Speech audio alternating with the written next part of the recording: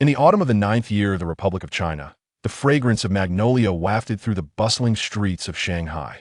Shen Lili, a young maiden from Suzhou's Wuxian countryside, fled from an unwanted marriage, clutching her suitcase as she sought refuge with her cousin Fu Chuntu, a detective at the central police station. By chance, she became involved in her first case and discovered her innate talent for solving mysteries. From that moment on, the duo embarked on a journey together, unraveling the dense fog that shrouded the Shanghai bund, navigating through the enigmatic events of that 9th year. With each case and sorrowful tale, Shen Lili gradually matured, ultimately becoming a renowned detective in the city. As the autumn of the 9th year approached, Fu Chuntu received an invitation to the press conference for the new film Butterfly Dream shattered by Wuxian Film Company. He had little fondness for such extravagant gatherings and tossed the invitation to his subordinate, Qi Ming, saying, "Aren't you a fan of Bai Meng Xiao? Hey, race your chance to meet your dream girl." Overjoyed, Qi Ming beamed, "Thank you, detective. You're so kind. Can I leave work early to prepare for the event?" Amused, Fu Chuntu replied, "Should I order you a bouquet of roses?" No. She prefers camellias. Zhou Zhirong likes roses, but I'm not her fan. Bai is more to my taste," Qi Ming exclaimed. "Always praising Bai. You're quite shameless," Fu Chuntu chuckled. "Now off you go." Qi Ming departed happily, just as the station chief, Zhang Yanhai, called out, "If you send a subordinate in your place to Huaxing, it would be a blatant insult to Huang Wenhua. The sponsorship from Huaxing supports the entire station. I know you dislike such occasions, but at your level, you must consider the greater good over personal preferences. Do you understand?" Fu Chuntu, ever bold, countered, "Next time, I promise I will attend. Is that satisfactory?" With that, he waved goodbye and slipped into his car. Moments later, a tall, young girl with a small suitcase rushed in, drawing the attention of the young officers in the station, who eagerly approached her, asking, "Who are you looking for?"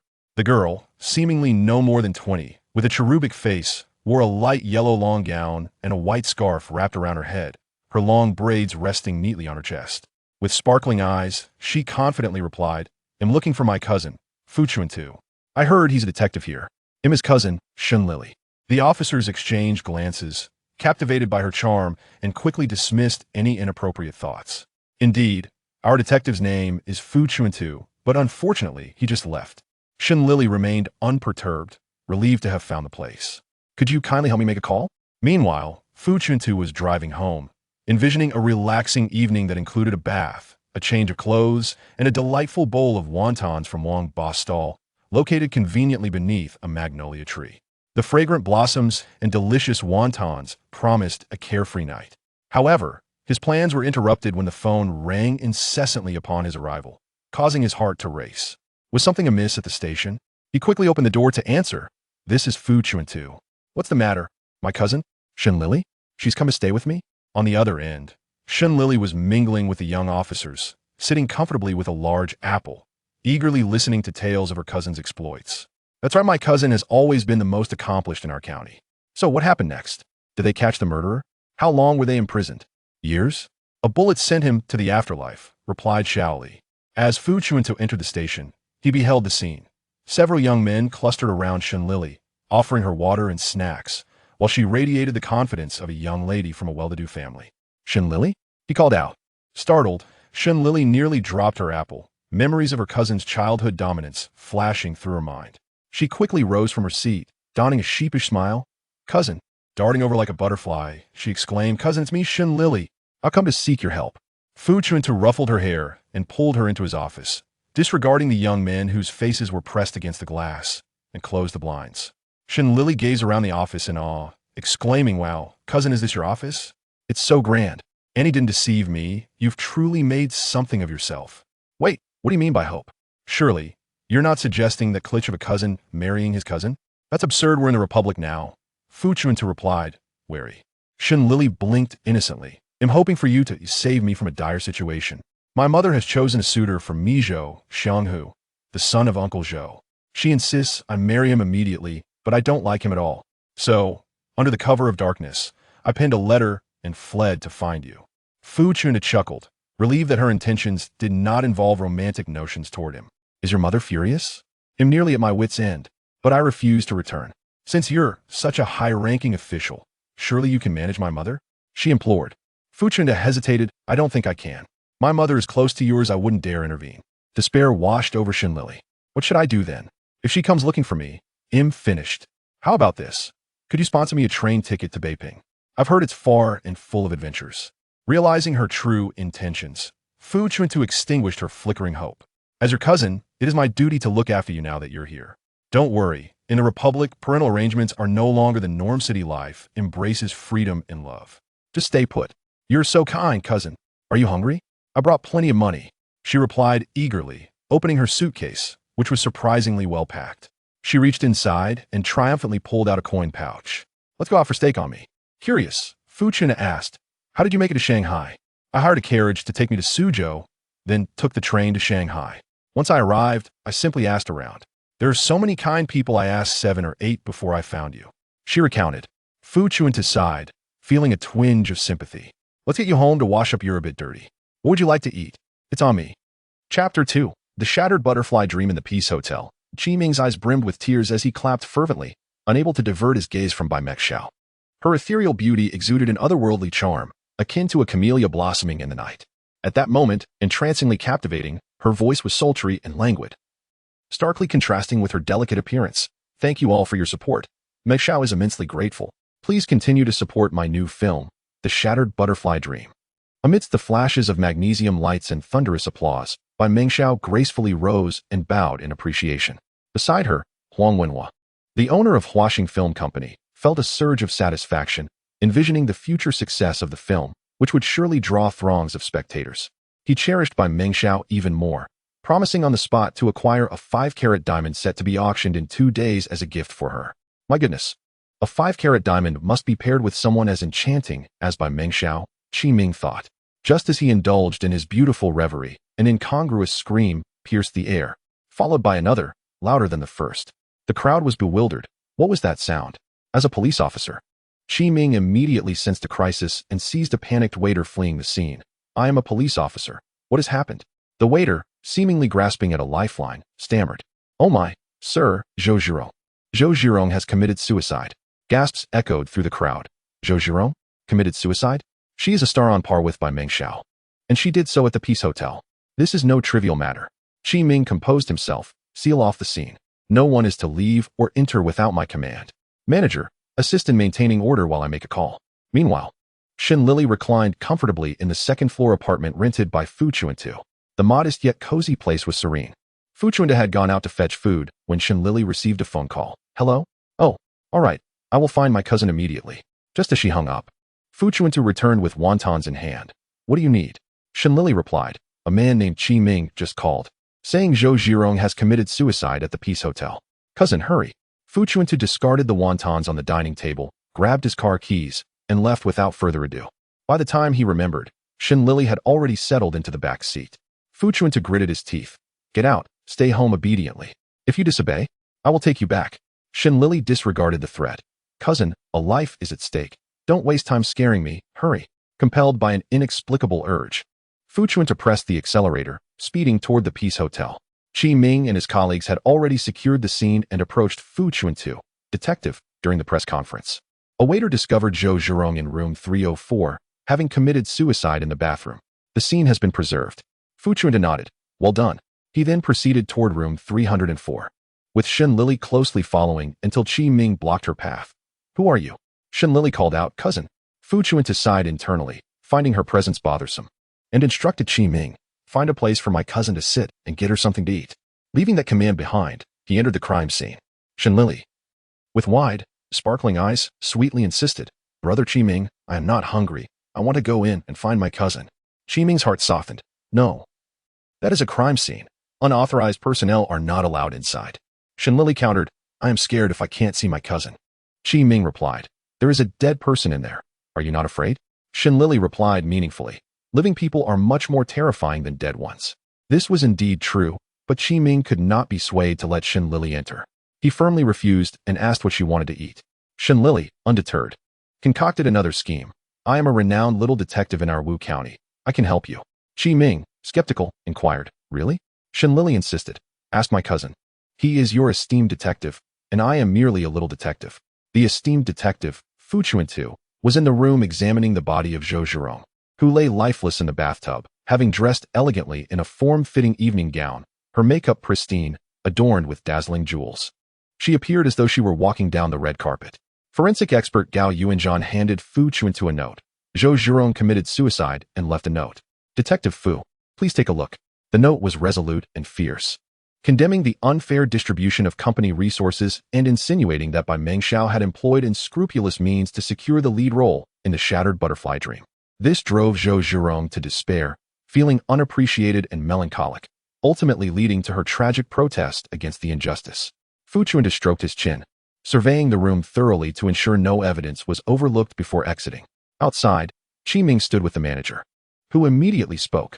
Miss Zhou made a reservation for the room herself and arrived in her own car, with no luggage. After entering, she ordered a meal and specifically instructed that a tailor from Linglong Clothing would come to deliver a dress, allowing the doorman to let her in directly. Since Miss Zhou is a celebrity, I shamelessly inquired further and learned she had a meeting that evening, while Huaxing Film Company had scheduled a press conference earlier that day. So I didn't think much of it. An hour later, the tailor arrived with an apprentice to deliver the clothing and left about 15 minutes thereafter. Then Miss Zhou instructed us that she wanted to rest and prepare for makeup, forbidding anyone from disturbing her. After that, she committed suicide. My heavens, what kind of situation is this? Who would dare stay in this room again? As Gao Yuanzhan and his team carried Zhou Zhurong's body out, Fu Chuntu greeted them before departing. Meanwhile, reporters downstairs were buzzing with excitement, their fingers glued to their camera shutter buttons. Upon the appearance of Zhou Zhurong's body, they surged forward, snapping photos in a frenzy. Shen Lili mingled among them and quickly befriended Fong shouting from the Milan Daily, who gasped, "My goodness! Was Zhou Zhurong this beautiful?" Fong shouting nodded vigorously. She is one of Huaxing's stars, her beauty rivaling Bai Mengxiao, and her acting skills are equally commendable. How could she have died? Shen Lili remarked, and on such a day, stealing the spotlight. Shouting, I suggest you abandon this story. Look at how everyone is crowding to take pictures. It's not an exclusive. You would be better off focusing on Bai Mengxiao. Fong Shouting's eyes widened in realization. You're right. When in doubt, cut ties. She promptly squeezed out of the crowd and headed toward the makeshift lounge covered in red cloth. However, just as Shen Lili lifted her foot to follow, she felt a resistance tugging at her braid, forcing her to halt. Fu Chuntu glared. I just forgot about you and was looking for you. Where are you going? Shen Lili grinned. Cousin, I was waiting for you here. Fu Chuntu was satisfied. The media surged forward, bombarding him with questions. Detective Fu, what is the cause of Zhou Zhurong's death? Is it really suicide? Is there a possibility of homicide or a love-related motive? Detective Fu, can the note be made public?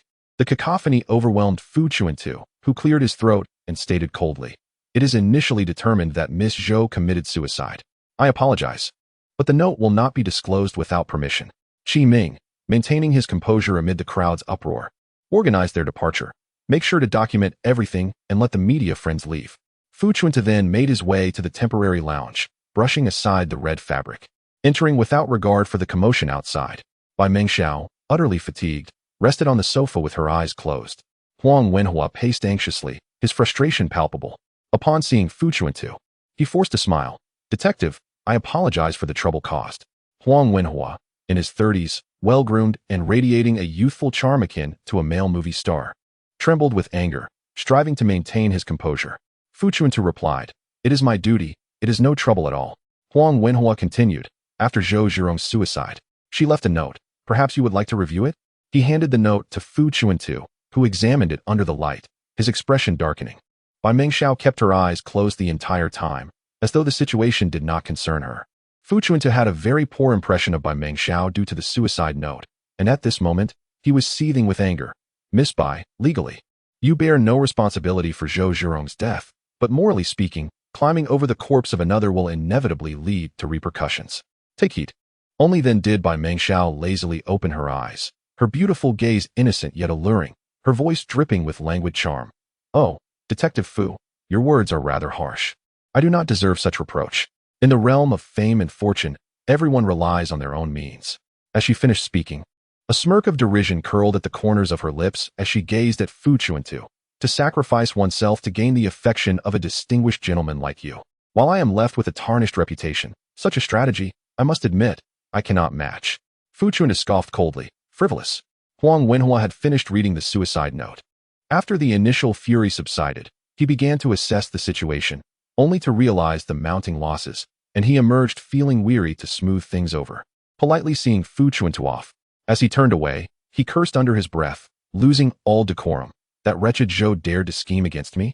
Why must she choose this night to die, when I was hoping to leverage this event for my next film's financing? She has ruined everything. Bai Mingxiao picked up the suicide note, glanced at it, and casually tossed it aside. She did it on purpose, dressing like that to die, stealing all the limelight. Director Huang, what do you plan to do? Huang Wenhua regained his composure. We'll hold a grand farewell party for her fans, inviting all the elites of Shanghai. Huh, that little wretch, even in death, she won't escape. If I don't extract every last bit of value from her, then I've wasted my life. Bai Mingxiao listened coldly. Meanwhile, Fu Chuntu could only take Shen Lili to the precinct to work overtime, as she insisted on accompanying him out of fear of ghosts after encountering a corpse. Fu Chuntu questioned whether taking in Shen Lili was a mistake, but soon he cast that thought aside and began to assess his cousin seriously. She was indeed quite intriguing and remarkably clever. According to his aunt, she had no love for studying, not because she couldn't learn, but because she simply disliked it. Instead, she was deeply engrossed in reading novels, often burning the midnight oil. Shen Lili fiddled with her fingers, seemingly nonchalant, yet eager to gossip. Cousin, is Huaxing Film Company really that impressive? Fu Chuntu replied. Yes, 8 years ago, after graduating from the police academy, I was assigned to the precinct for my first case, which was with Director Huang of Huaxing Film Company. At that time, Huaxing had yet to be established. He was a young performer in a southern opera troupe, who got into a turf war with a neighboring acrobatic troupe and got beaten up. I intervened to help, and we had no further contact. Later, I heard that the troupe disbanded, and he started a company, which became Huaxing. In 8 years, it rose to become the leading film company in Shanghai. A true industry giant. Shen Lili remarked, an inspiring story of a performer transforming into a boss. I like it. Cousin, may I introduce a friend to you? Fu Chuntu questioned. You just arrived in Shanghai. Where would you find friends? Shen Lili replied. A new acquaintance, Fong Shouting, a reporter from Milan Daily. Their paper is known for gossip, and she has plenty of information. Fu Chuntu urged, do share. Shen Lili stopped fiddling with her fingers and instead played with her braids. Huaxing Film Company has 3 strict rules written into their contracts. Female actors are not allowed to pursue romantic relationships on their own, must always be accompanied by 5 bodyguards, and if they wish to terminate their contracts, the penalty is astronomical. With these constraints, the 3 signed actresses, Bai Mingxiao, Zhou Zhirong, and Xia Meihan, compete fiercely for resources, leading to significant discord. Fong Shouting secretly informed me that the rivalry between the 2 main actresses is particularly intense. This summer, she even captured footage of Zhou Zhirong barging into Bai Mingxiao's villa to argue, shortly followed by Xia Meihan rushing in to mediate. Ultimately, Director Huang paid a hefty sum to suppress that story. Fu Chuntu, with empty hands, observed Shen Lili as she played with her hair.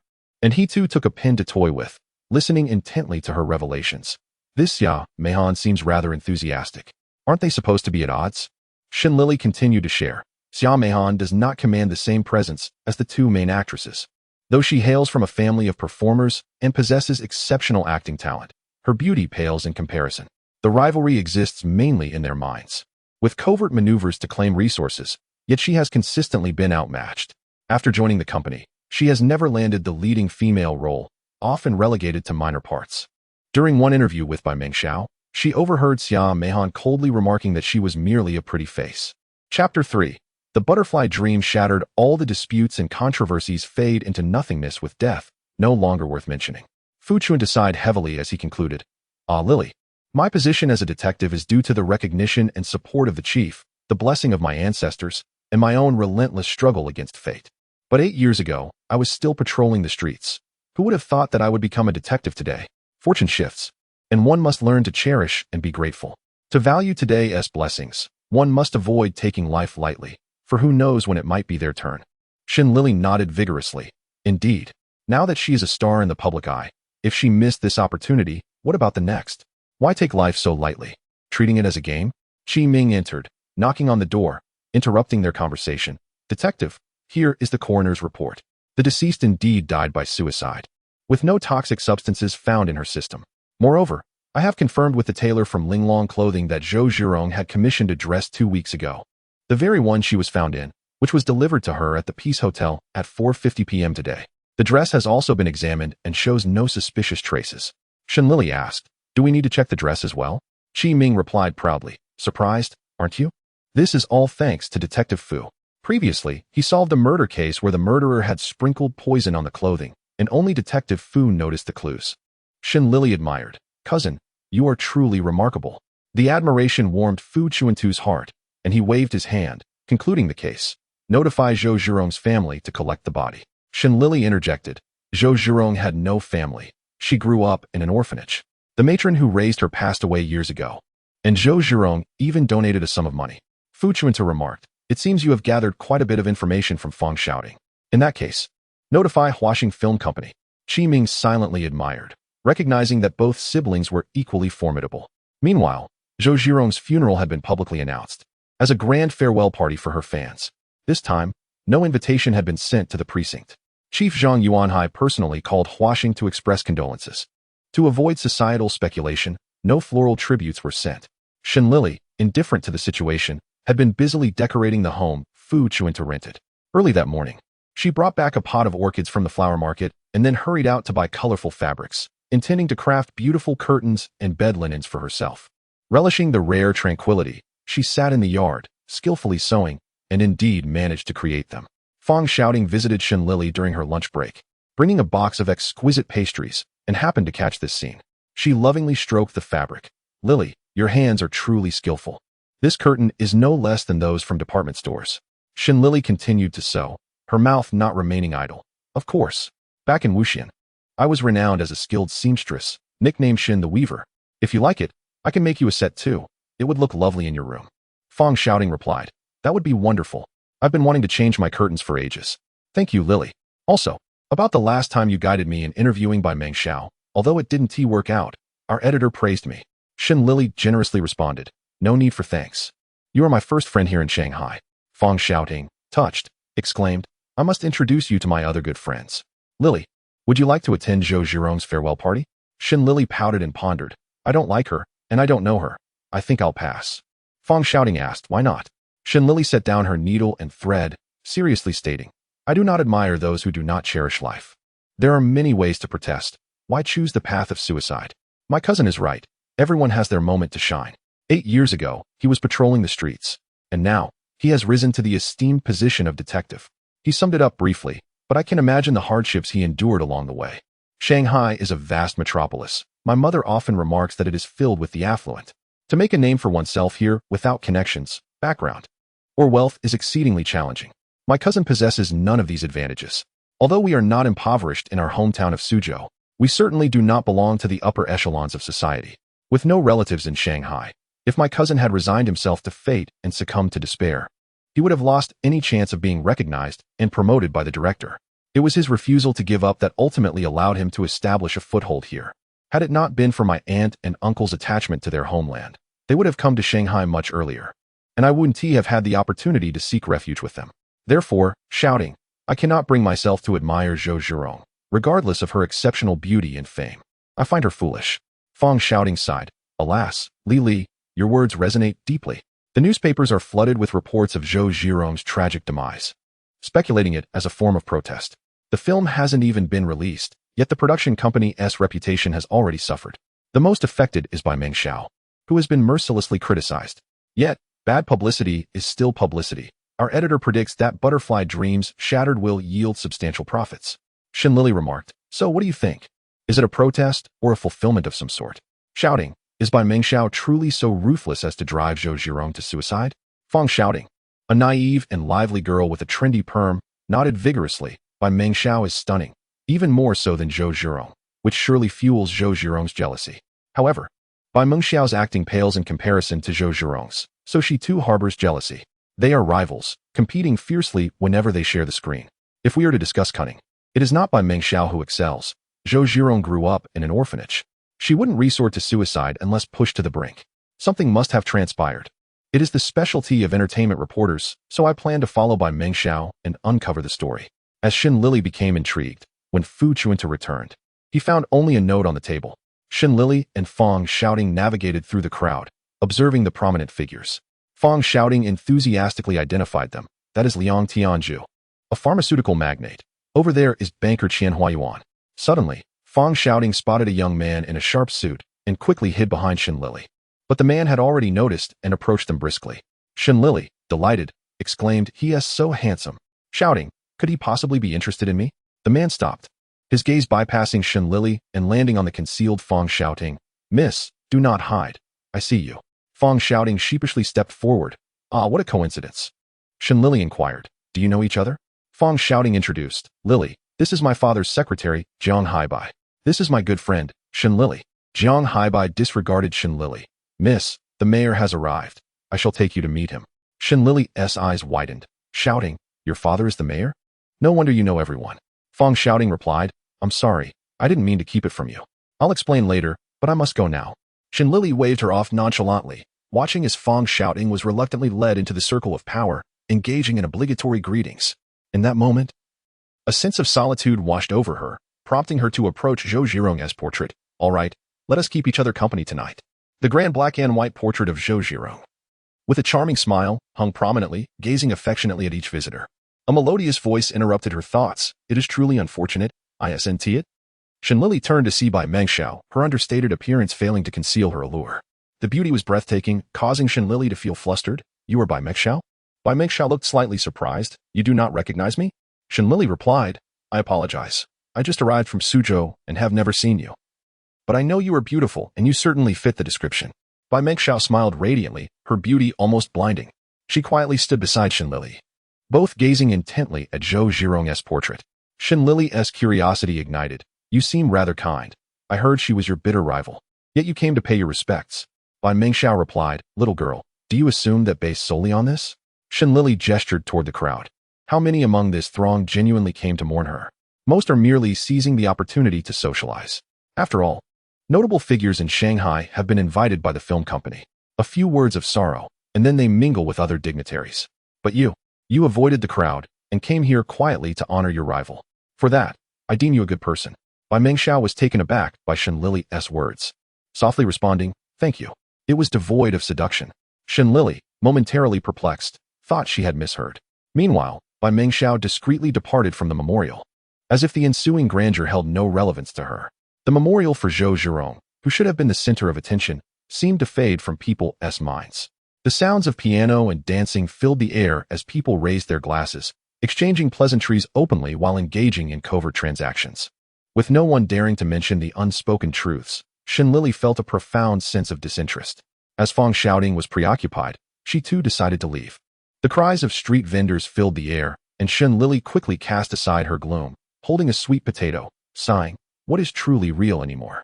Sweet potato, I suppose."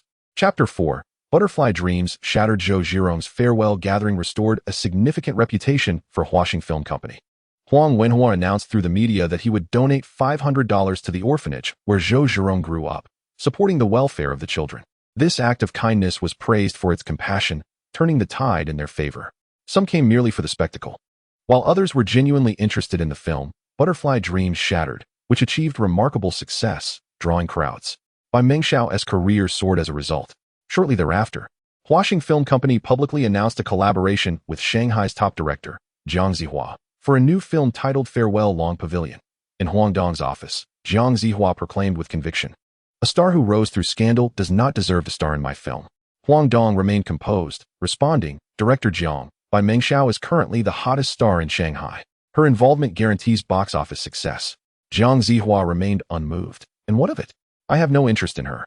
Huang Dong smiled politely, "Director, without Huaxing's investment, Farewell Long Pavilion cannot be produced."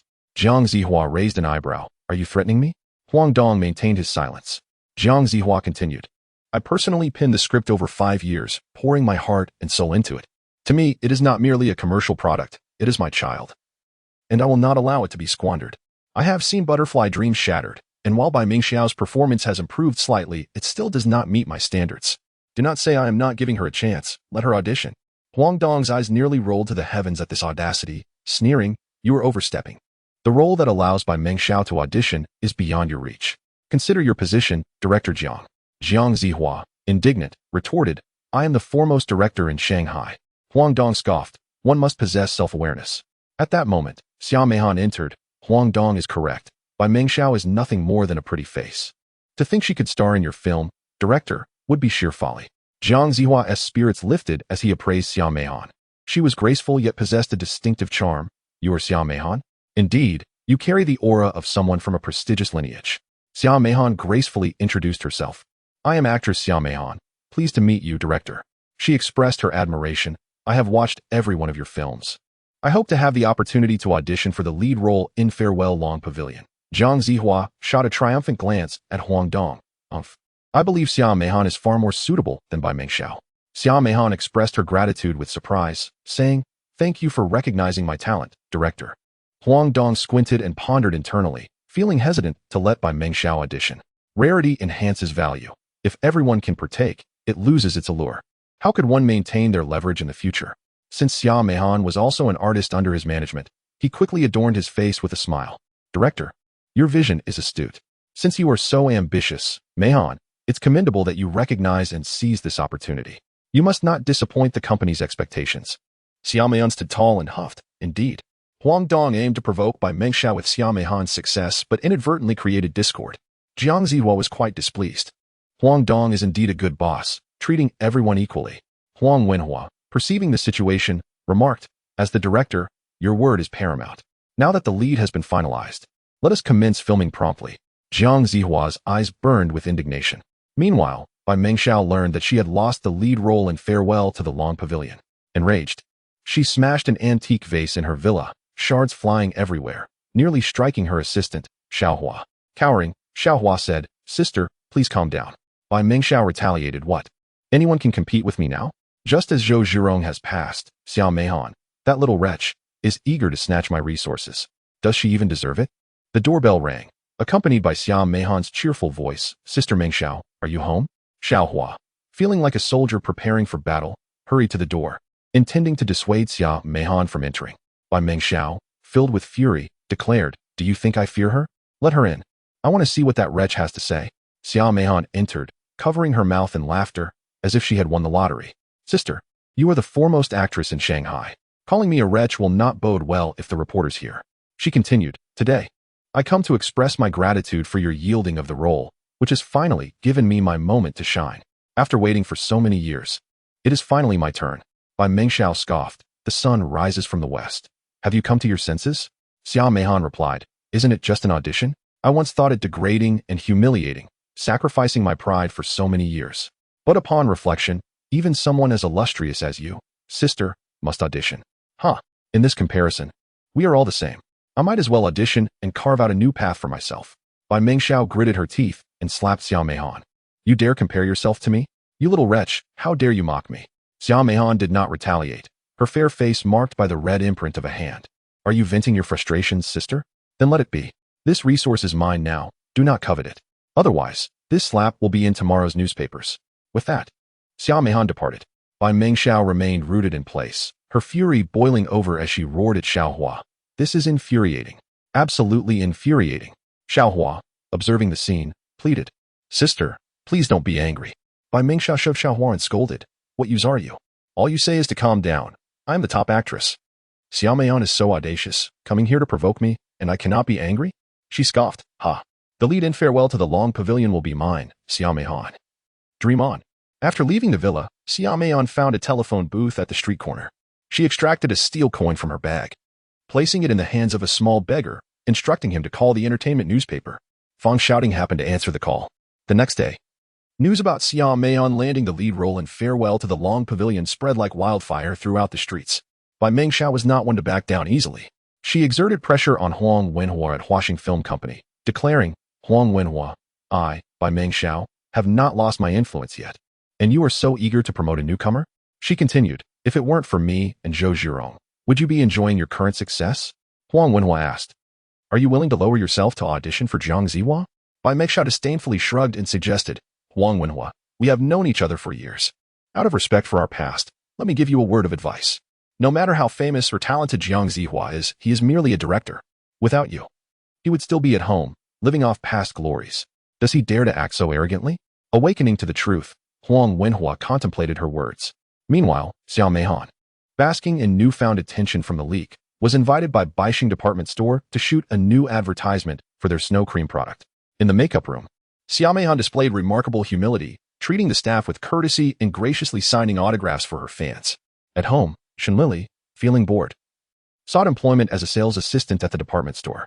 With her sweet demeanor and keen perception, she quickly won the manager's favor. Standing at the counter, She peeked towards the beauty section. Xiaomehan posed with the snow cream, pretending to scrutinize it, even unscrewing the lid to take a deep whiff, exclaiming, "So fragrant." Fang Xiaoding, momentarily taken aback, recognized Shen Lili, who was clad in the standard uniform, her signature two braids hanging gracefully. "Lili, is that really you? What brings you here?" Shen Lili responded, "It's me. I'm working as a sales assistant." Fang Xiaoding inquired, "Why did you leave last time without a word?" "I came to your house the next day, but your door was locked. I thought you had left Shanghai." Shen Lili replied, "Hee. The curtains I promised you are still unfinished. How could I leave without saying goodbye? My cousin is too busy, leaving me with nothing to do. A few days ago, I wandered into the department store, saw they were hiring, and applied. To my surprise, I got the job. Now I have to work too." Fang Xiaoding asked, "What are you selling?" Shen Lili proudly declared, "With my beauty, of course, I sell snow cream. This entire area is my responsibility." She continued, "Oh, you're here to interview Xiaomehan, right?" Fang Xiaoding confirmed, "Yes. There's a rumor she will star as the lead in Jiang Zihua's Farewell to the Long Pavilion." Shen Lili scoffed. "Is that something remarkable?" Fang Xiaoding responded, "It is. Jiang Zihua's last film was 5 years ago. I heard he has been reclusive, writing scripts. And Farewell to the Long Pavilion is a significant investment, even surpassing Butterfly Dreams Shattered. It's clear Xiaomehan is on the rise." Shen Lili questioned, "Does she possess any remarkable skills?" "I find her less appealing than Bai Mengxiao or Zhou Zhiro." Fang Xiaoding eagerly elaborated, "This touches on my expertise. Although Xiaomehan may lack beauty, she hails from a prestigious family in the opera scene. She signed with Wuxian Film Company 3 years ago, initially performing as a flower girl. Huang Wenhua soon invited her to guest star in a role, and before long, she was signed. However, her career had stagnated, and rumors circulated that she was suppressed by Erzhu. Yet, there was more beneath the surface." Shen Lili's curiosity piqued. "What's the inside story? Tell me." Fang Xiaoding whispered. "Our editor unearthed her past. Before signing, she had a childhood betrothal, a childhood sweetheart. Their families were well connected, but Huaxing has a strict rule against relationships among its artists, or they risk being shelved. The opera industry has suffered due to the film industry's impact, and despite Xiaomehan's noble lineage, she struggled to make ends meet, relying on her fiancé's support. Oh, and he is studying medicine. After signing, Huang Wenhua insisted she sever ties with him. We haven't captured her romance on camera, but I suspect it continued. Now, with this major production, I intend to interview her and uncover some insider information." Shen Lili listened intently. "Is there no freedom of choice? Must she remain trapped here?" Fang Xiaoding exclaimed, "Huaxing's breach of contract fees would be astronomical. Bai Mengxiao could never afford it. She is the most profitable actress. Consider this, Xiaomehan was previously unknown. She wouldn't dare." As their conversation unfolded, Xiaomehan concluded her shoot. Fang Xiaoding darted out like an arrow towards her. Shen Lili, too engrossed in the intrigue, failed to say goodbye, just as Jiang Zihua stood before the mayor's secretary, Jiang Haibai, inquiring, "Secretary Jiang, what brings you here?" Jiang Haibai looked down upon Jiang Zihua while maintaining a veneer of politeness. "The government is vigorously supporting the development of the film industry. Entertainment represents national peace and stability. The mayor places great importance on the play Farewell at the Long Pavilion. At Zhou Zhirong's farewell gathering, all the investors were looking to the mayor for direction. Today, I come on behalf of the mayor to inform Director Jiang that the role of the female lead must be offered to Miss Bai Mengxiao. As for the actress that the director admires, Miss Xiaomehan, she may be cast as the second female lead. Do you have any objections?" "Who would dare to object?" Jiang Zihua felt embarrassed and timid, quickly putting on a smiling face. "Of course, I have no objections. In fact, I prefer Bai Mengxiao. It was just that Xiaomehan recommended herself, and I was merely giving her a chance to audition for the sake of new talent. Mr. Huang, you can vouch for me. No contracts have been signed, and no scripts have been distributed, right?" Huang Wenhua, sensing the situation, assisted Jiang Zihua. "Yes. The consideration for Xiaomehan has not been finalized. Someone must be anxious, leaking information prematurely to solidify their position. Such rumors are completely unfounded." Chapter 5. Shattered Butterfly Dreams. Bai Mengxiao's performance in Shattered Butterfly Dreams was commendable. Before its release, Shen Lili managed to take a break and dragged Fu Chuntu to watch a screening. She was utterly enthralled. The acting was superb, as if it mirrored real-life events. Wasn't it said that Bai Mengxiao's acting was lacking? The film tells the story of a rural fisherwoman who endures humiliation and hardship to become a star. In the end, Bai Mengxiao walks the red carpet, her long hair cascading down, embodying the untold years of struggle, culminating in the film's conclusion. The theater was packed, and as the film drew to a close, an audible wave of emotion erupted. Shen Lili exited, wiping her tears and sighed. Being a woman is not easy. Cousin, you must treat your future sister-in-law well. Sob, sob, sob. From now on, I am Bai Mengxiao's fan. Who dares to slander her acting skills behind her back? Just watch me tear them apart. Shen Lili huffed, resembling a puffed-up cat. Fu Chuntu scoffed. Actors are the best at performing. You haven't seen her in person. She is entirely different from the star she portrays in the film. Shen Lili retorted. I have seen her. At Zhou Zhirong's funeral, she was quite nice. Fu Chuntu squinted, scrutinizing Shen Lili. You are young, yet your perspective seems skewed. Shen Lili pouted, about to retort, but before she could speak, the police vehicle screeched to a halt, and Qi Ming emerged from the driver's seat. Inspector, there's been an incident. Xia Meihan is causing a scene on the Huangpu River Bridge. As the autumn evening breeze swirled, Xia Meihan's scarf fluttered in her grasp as she sang the lament of Yuji, dancing amidst her sorrow, tears welling in her eyes. Below, the crowd was densely packed. Those who sensed her distress screamed in alarm at the slightest approach. Clear the way, clear the way. The bodyguards pushed through the throng, allowing Huang Wenhua to enter. He adopted a gentle demeanor and soothingly urged, Meihan, what kind of joke is this? Come down and return to the company with me. Xia Meihan turned a deaf ear, continuing her song, prompting Huang Wenhua to signal his bodyguards to apprehend her. Xia Meihan angrily pointed, Stop, don't come any closer. The crowd sensed the gravity of the situation. Oh my, she has lost her mind. Huang Wenhua suppressed his irritation. Meihan, please calm down. The choice for the lead role is determined by the director. My authority does not extend to that. Xia Meihan scoffed. The director clearly favors me. He said I was a perfect fit, yet he turned around and cast Bai Mengxiao instead. Huang Wenhua, why do you show favoritism? We are all actors in the company. Why treat me this way? I have waited for so long for my opportunity, and you malicious people have snatched it away from me. Now that I am at my wit's end, why do you feign concern? Shouldn't you be pleased to see me gone, making room for your old flame Bai Mengxiao? Huang Wenhua, suppressing his growing anger, continued to placate her. Meihan, that's not how it is. I treat all contract actors equally, providing each of you with the same opportunities. Each lead role is entrusted to the director to prevent any perception of bias on my part. Meihan, let us be fair. Did I snatch opportunities from you? Isn't it rather your pride, stemming from your prestigious lineage, that prevented you from auditioning, believing the director should cast you? Meihan, your talent is exceptional. If you persevere, you could rise to stardom, not inferior to Mengxiao or Zhirong. I had high hopes for you. Otherwise, why would I have signed you? Mr. Huang's reasoning is sound. Popular actresses naturally attract offers, while less well-known ones must seek their own opportunities. Indeed. Just because one hails from a prestigious background, it does not exempt them from hard work, does it? Xia Meihan, save your energy. Do you hear? The director has no interest in you. Your despair is unwarranted. Focus on your efforts and strive for your own success in the future. The nature of gratitude and resentment is complex. Whispers from all around reached Xia Meihan's ears, and in her despair, she covered her ears and screamed, No, that is not true. Huang Wenhua implored, Meihan, return with me. If you are willing to put in the effort, I am still willing to promote you. Starting with the second female lead, I can make that decision. Yes, yes. If the second lead shines, the next film might just be yours. No one rises to fame overnight. Those who do are but a rarity. Mr. Huang is truly benevolent. Xia Meihan is causing such a scene. Yet he is still willing to offer her the second lead. My daughter is no less attractive than Xia Meihan. Could she also have a chance to become a star? Enough. A male voice cut through the commotion. Fu Chuntu pushed through the crowd, stepping forward. Miss Xia, I am Inspector Fu Chuntu from the Central Police Department. Nothing in this world is worth sacrificing your life for. Please come down, and I will help you resolve this. Is that agreeable? Xia Meihan stared vacantly, a sorrowful smile gracing her lips. Life? I no longer wish to continue. Inspector Fu, please bear witness. Today, I, Xia Meihan, protest with my life against the unjust distribution of resources by Huaxing Film Company, rife with corruption. Huang Wenhua is a hypocritical charlatan. Shen Lili interjected. Did you hear what others are saying about you? Are you truly content? Xia Meihan remained indifferent. I will endure the scorn today, one day. I shall clear my name. Ha. I now realize my mistake. I should never have joined the company. Farewell. With that, Xia Meihan resolutely leaped into the river. Fu Chuntu dashed forward to catch her, grasping only the edge of her scarf, helplessly watching her plunge into the dark, swirling waters.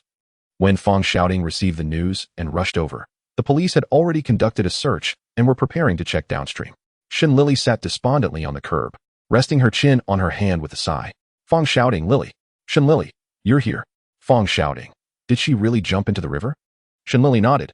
I saw with my own eyes as a vibrant life vanished before me. Fang Shouting also sat down. Lili. If I told you that Xiao Meihan's death is somewhat related to me, would you hate me? Shen Lili. Huh? Fang Shouting. At Zhou Zhirong's farewell.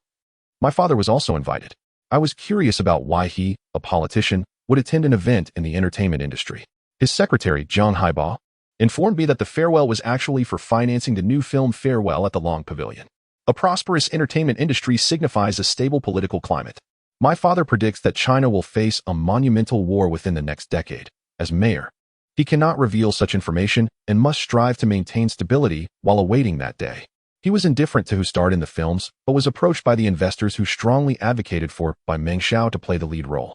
Since the investors hold significant influence, the role that should have belonged to Xiao Meihan was given to Bai Mengxiao, indirectly leading to Xiao Meihan's tragedy. Shen Lili, but how does this relate to you or your father? Although I hail from the countryside, I understand the intricacies involved. Bai Mengxiao is currently popular and guarantees box office success. If I were an investor, I would also choose the more reliable Bai Mengxiao. Xiao Meihan's demise is tragic. I am furious that she did not cherish her life, and I feel deep sorrow for such a young person. Fang Shouting. Is that truly how you feel? Shen Lili. Of course, so you need not blame yourself. If I, Xiao Meihan, cannot portray the leading lady, I shall take on the role of the second female lead. Like gold, I will eventually shine, for to earn the recognition of others, one must first possess intrinsic value. As long as I perform well and others take notice, it is only a matter of time before I ascend to the role of the leading lady. Who can guarantee that I will not attain fame? Just as no one can assure me that I will indeed become famous, the outcome remains uncertain. One must take a gamble, especially since I have already entered the game. Therefore, Shouting, remember this, my life, Shen Lili, will certainly not conclude in self-destruction. If I were to die, it would surely be murder. And you must seek justice with my cousin on my behalf. Fu Chuntu. Well said. He traversed the crowd, approaching from the riverside, his coat swaying gently in the night breeze, exuding an aura of determination. Lili, no matter the time, place, or circumstance, life is not worth sacrificing. Shen Lili, cousin. Oh, allow me to introduce my friend, Fang Shouting, a reporter from the entertainment news. Shouting, this is my cousin, Fu Chuntu, a detective from the Central Police Headquarters. Fang Shouting's heart raced, her cheeks flushed as she softly greeted, hello, Detective Fu. Fu Chuntu nodded, no body has been found. It appears to have been swept downstream with the current. The Huangpu River is vast, and the chances of survival are nearly non-existent. Shen Lili sighed, alas. Each has their own fate. The following day, the news of Xiao Meihan's tragic suicide by jumping into the river spread across Shanghai. Ironically, the day she garnered the most attention in her lifetime was the day after her demise. Shen Lili continued her work at the department store. But as she passed the counter where Xiao Meihan had once posed for posters, memories of the triumphant Xiao Meihan resurfaced. The reputation of Huaxing Film Company remained unscathed, bolstered by Huang Wenhua's commendable statements, inadvertently generating buzz for the film parting at the Long Pavilion. Chapter 6. The Shattered Butterfly Dream. The film parting at the Long Pavilion commenced quietly in Xishan. The autumn foliage was romantic, bathed in the golden hues of the setting sun, perfectly suited for such a poignant love story.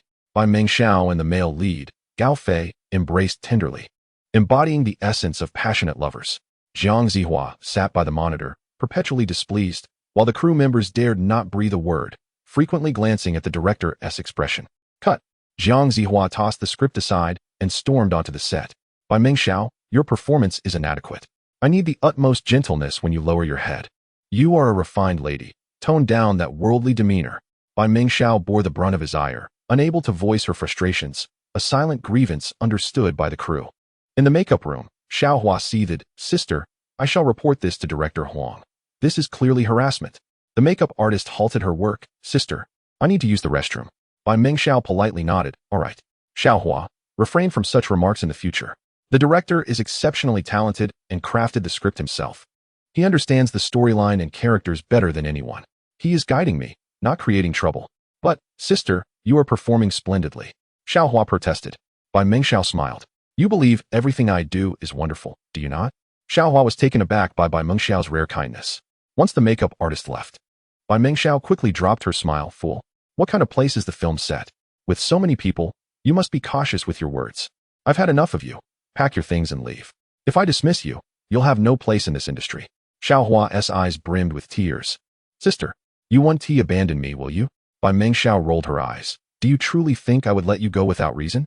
With that mouth of yours, you'll eventually be the death of me. You have an ailing mother, and your father is unkind. You must carve out your own path. What is it to serve others endlessly? After all, we shared a bond as master and servant. I have a shop on Shifei Road. I'll gift it to you. Your embroidery skills are commendable. You and your mother can run it together. It is, after all, your own livelihood. Xiaohua, I am most exasperated by your ineptitude and submissiveness. If you wish to leave, consider it a resignation. Should I dismiss you, you might as well exit this circle altogether. Xiaohua could hardly believe it. Sister, Bai Mengxiao interjected, enough. Spare me your tears. They only irritate me further. Do you want the shop or not?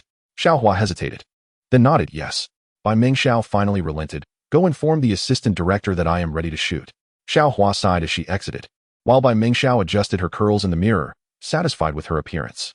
Before she could step out, Xiaohua returned with the assistant director. Sister, the assistant director says there's a sudden issue at the cliff scene. We have to clear away numerous boulders. Bai Mengxiao glanced at the sky outside. The assistant director quickly smiled. Sister, we will do our utmost to finish promptly. We will not exceed your time. Bai Mengxiao replied, must we have that cliff? Could we not switch to another hill? The assistant director explained, we did propose that to the director, but he insisted that the entire crew assists in the cleanup. Bai Mengxiao acknowledged, I appreciate your hard work. The assistant director sighed, to be honest. During the shooting of the Shattered Butterfly Dream, Director Wang treated our company's staff with great courtesy. Perhaps Director Jiang's reputation is larger? It's quite odd. We've come to understand the situation and empathize with you, but our voices are too small to matter. Bai Mengxiao felt touched.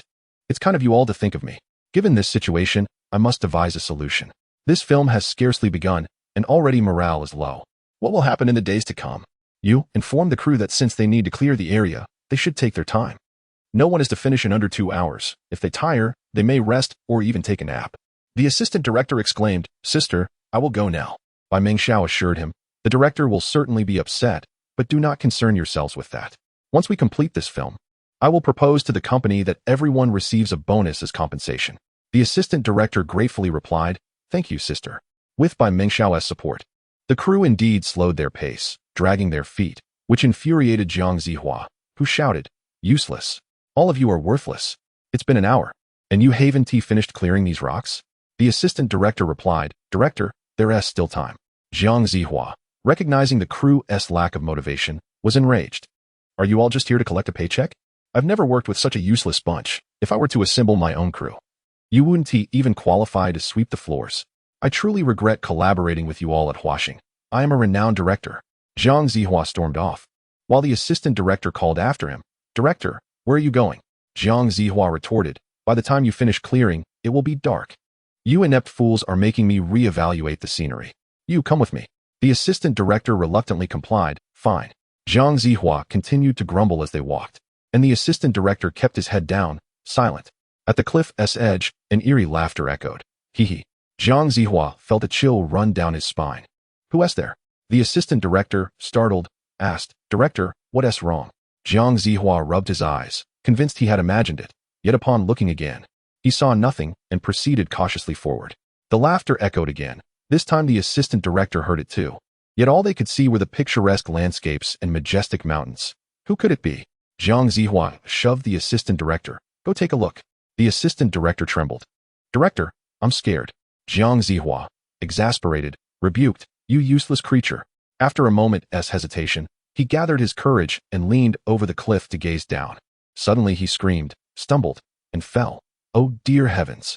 The assistant director, witnessing the scene, forgot to breathe. 3 seconds later, he cried out and rushed forward, grasping at the empty air where Jiang Zihua had just stood.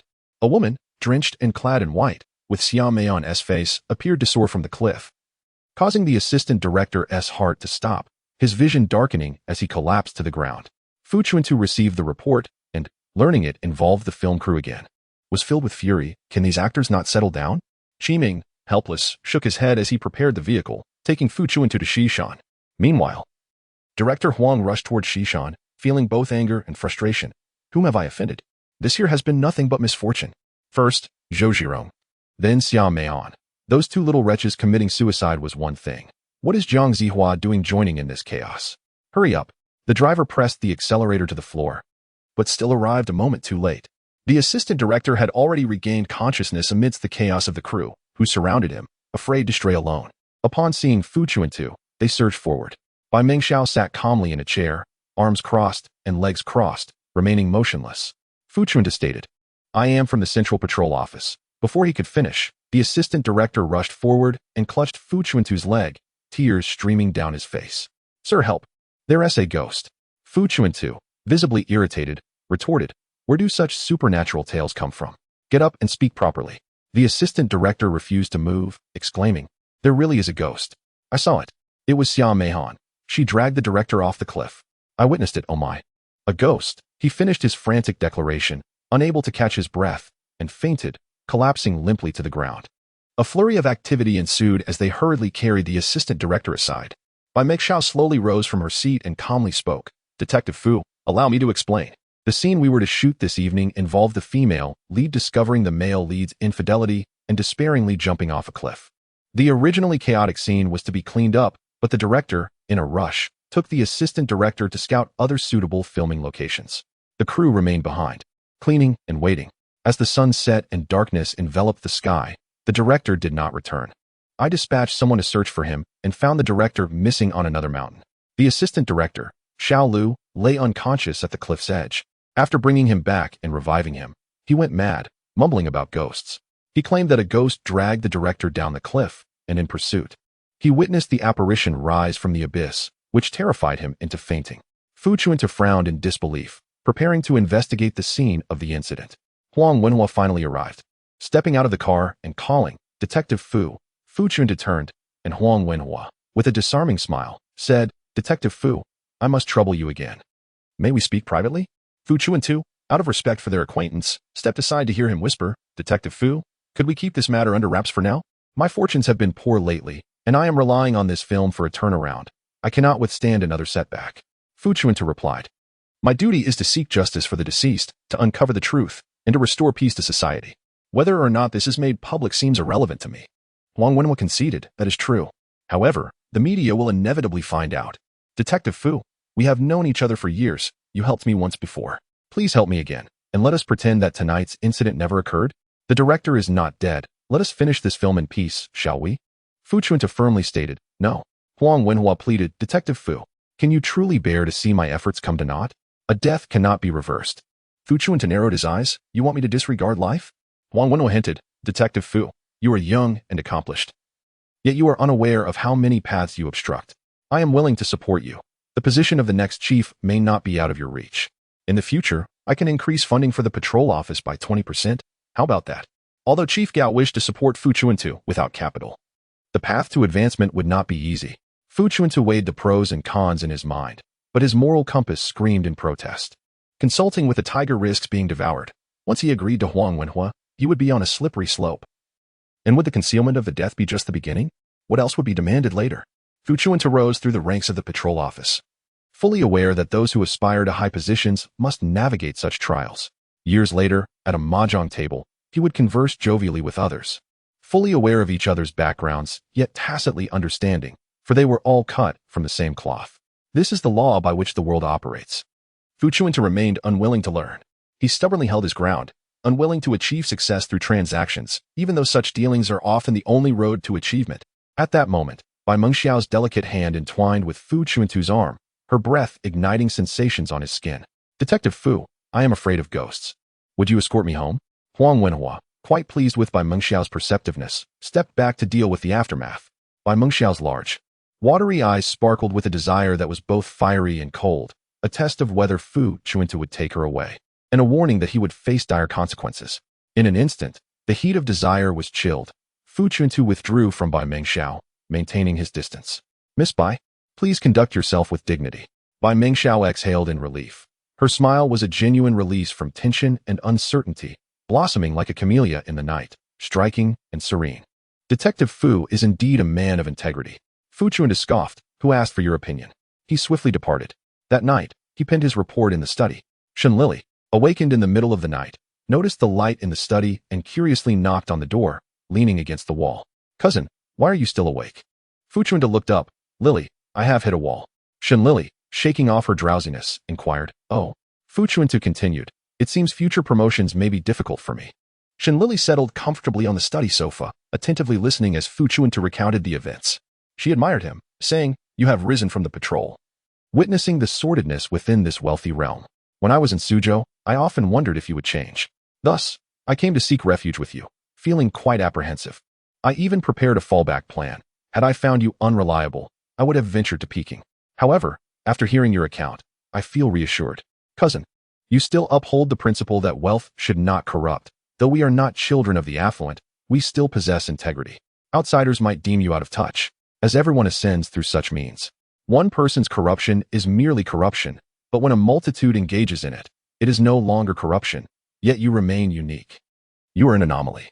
Fu Chuntu nodded. "Had it not been for my mentor's recognition, with my temperament, I might never have stood out." Shen Lili blinked her large eyes. "Cousin, one must learn to adapt. We are not the architects of the world's rules. We must navigate within the bounds of our conscience and prioritize self-preservation. Lay low until you are strong enough to dictate the rules." Fu Chuntu had not yet crashed into the wall when the chief intercepted him as usual, delivering a customary reprimand. In conclusion, he sighed, "Chuntu, your mentor truly cherishes you. Why choose the winding path when there is a shortcut?" Fu Chuntu replied, "Indeed, mentor." The chief set aside the report, gesturing dismissively, "Let this incident be forgotten. The film company will handle it." Fu Chuntu answered, "Understood." The chief queried, "Why are you so obedient today?" Fu Chuntu replied, "It is not within my power to influence. I can now act without guilt." The chief nodded, waving Fu Chuntu off, then picked up the phone to call the film company. Huang Wenhua, ever vigilant for news, paced anxiously, awaiting any updates from Fu Chuntu. When he received the call, his mood lightened, the weight on his heart lifted. Bai Mengxiao remarked, "It seems we can continue filming." Huang Wenhua leaned back comfortably in his office chair, fingers tapping the table in contemplation. "Of course we must film. Not only that, we must revitalize and enhance its value." Bai Mengxiao's cold gaze pierced through, a fire of resentment igniting within her chest. "Is it only fame and fortune that occupies your mind?" Huang Wenhua, seemingly oblivious, continued his calculations. "What?" Bai Mengxiao's fiery expression cooled as she replied, "The company signed a director a few years back named Mo Han. Do you recall?" Huang Wenhua asked, "What do you mean?" Bai Mengxiao proposed, "If we are to enhance its value, you should negotiate with Mo Han to take over the film's production. After it wraps, we can hold a press conference, stating that director Jiang Zihua discovered he was terminally ill during filming but insisted on completing the project until its conclusion. This will be his final work. I believe this will significantly boost the film's value. As for Mo Han, a generous hush fee should suffice." Huang Wenhua, intrigued, replied, "I will go speak with Mo Han immediately." Bai Mengxiao's plan proceeded smoothly. Mo Han, coerced and tempted by Huang Wenhua, agreed to take the helm, hoping to secure a better future for himself, having long felt overlooked in the company.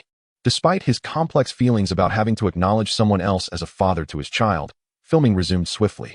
Bai Mengxiao offered intermittent gentle reassurances, soothing Mo Han's troubled heart. Chapter 7. The Shattered Butterfly Dream. Shen Lili was sweet-tongued, perceptive, and industrious, achieving excellent results. She received her first month's salary along with a bonus, generously inviting Fu Chuntu and Fong Shouting to dinner at a Western restaurant. Fu Chuntu sat uneasily in the exquisite Western restaurant, anxiously flipping through the menu. Aware of the establishment's high prices, Shen Lili, unfazed, patted her bulging pocket, proclaiming, "I have firmly established myself in Shanghai, and my pockets are filled with cash. Cousin, you need not worry. I would never let you end up washing dishes here." At that moment, Fong Shouting, elegantly adorned and sporting fashionable permed hair, approached gracefully. Shen Lili, adjusting her two long braids, curiously inquired, "Did you perm your hair?" Fong Shouting shyly glanced at Fu Chuntu and nodded. "This is to celebrate Lily's newfound wealth. A bit of ceremony." Shen Lili giggled. "Thank you. You look wonderful." Fong Shouting offered, "Shall I take you to get one too?" Shen Lili shook her head. "Oh no. I cherish my long braids too much. I've nurtured them for quite some time and can't bear to part with them." Fong Shouting agreed. "Indeed, they suit you well." Shen Lili then asked, "How have you been lately?" Fong Shouting replied, Same old, same old. No exciting news to uncover. Currently, the talk of the town is the film The Parting at the Long Pavilion, but the crew is tightly sealed off, keeping everything under wraps." Shen Lili cast a guilty glance at Fu Chuntu, who shot her a warning look, prompting her to nod in understanding. "A major production must maintain its air of mystery," she remarked. "Let's just order." In stark contrast to the three's cheerful dining, Mo Han was seething with anger. As he delved deeper into the film, countless creative ideas sprang forth in his mind, fueling his frustration. How could the film he painstakingly crafted bear no trace of his name? Bai Mengxiao drifted by, leaving a lingering fragrance of camellia. How he longed to be associated with her. Yet, that dream felt unattainable. The only course of action for Mo Han was to ensure the film's excellence. If he couldn't share a ride with her, he would send her on the express bus to success. As winter descended upon Shanghai, the parting at the Long Pavilion announced its wrap-up. Amidst laughter and joy, the film faced numerous trials, yet fortune smiled upon them, bestowing a talented and gentle director. Mo Han relished the adoration of the crew, savoring the genuine sensation of being a director. Bai Mengxiao approached, expressing, "Director, you have worked hard." Mo Han, taken aback, replied, "Not at all, Miss Bai. You have worked hard too." She smiled warmly. "It is my honor to collaborate with you. Will I have the chance to star in your film?" Mo Han eagerly responded, "Of course, as long as Huang Wenhua fulfills his promise." After the deal was sealed, he fervently hoped for resources to direct independently and envisioned casting Bai Mengxiao as the leading lady in every project. He earnestly wished for Huang Wenhua to uphold his word. Mo Han nodded firmly. "I will tailor a role just for you, Miss Bai." Her eyes lit up with delight. "I will await your creation." As she gracefully departed, akin to a celestial being returning to the heavens, Mo Han felt a profound sense of loss. This chapter of his journey had come to an end. Mo Han spent a restless night and arrived early the next day at Wuxian Film Company, prepared to discuss the fulfillment of Huang Wenhua's promises. However, he overheard a conversation between Huang Wenhua and Bai Mengxiao outside the door, sending chills down his spine. Huang Wenhua remarked, "That young man is indeed exceptionally talented." Bai Mengxiao responded, "Mo Han has immense potential and is worth nurturing." Huang Wenhua shook his head. "Unfortunately, his timing is off. One cannot fully satisfy a person's appetite. Once he spreads his wings, this leverage may become a means for him to threaten me. After much contemplation, I can only continue to keep him at bay. Those who are unlikely to succeed will not pose a threat." Bai Mengxiao lamented, "Isn't that disheartening?" Huang Wenhua scoffed, "He's just a mere director. If he feels disheartened, so be it. What does it matter?" Bai Mengxiao lowered her gaze and sighed. Outside, Mo Han felt as if he had emerged from a freezer, shivering and hunched over as he staggered away. On Zaifi Road, bustling crowds and traffic proclaimed the opulence of this grand city of the Republic. He reminisced about his initial aspirations upon arriving in Shanghai. When did they transform into disdain and despair? He could not pinpoint the moment. Aimlessly, he wandered, mourning the end of his connection with Bai Mengxiao and resenting his own naivety, fortuitously finding himself outside the Peace Hotel. In the next instant, he made a resolute decision to enter. Inside the Peace Hotel, Fong shouting dragged Shen Lili into the social scene, announcing, "Lili, let me introduce you to some potential clients." The woman in a dark qipao was Sun Tsuaping, wife of textile magnate Gu Xiaowan. The one adorned like a walking jewelry store was Lin Meifeng, wife of jewelry tycoon Xiao Binli.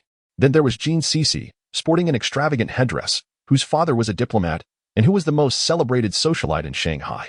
Shen Lili inquired, "And what about you? Your father is the mayor." Fong shouting blushed, "I don't quite measure up. Jean Cece is not only more beautiful, but also more astute. She knows how to navigate social situations. My father praises her often."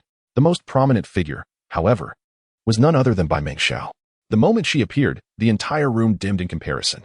Tonight, she resembled a mermaid emerging ashore. Clad in a fitted black strapless mermaid gown, accentuated by striking pink silk gloves adorned with 5-carat diamonds that sparkled under the lights. "Ladies and gentlemen, thank you for attending the press conference for Wuxian Film Company's new movie The Parting at the Long Pavilion. Now, let us welcome our leading lady, Miss Bai Mengxiao, our leading man, Mr. Gao Fei, and director Jiang Ziwa." As the host introduced them, Bai Mengxiao elegantly took Gao Fei's arm and stepped onto the stage. However, director Jiang Zihua was noticeably absent. The crowd grew puzzled, and just then, Huang Wenhua rushed in from outside, looking disheveled and sorrowful. "Apologies for interrupting everyone," he announced, his voice trembling. "I bring tragic news. Director Jiang Zihua has passed away."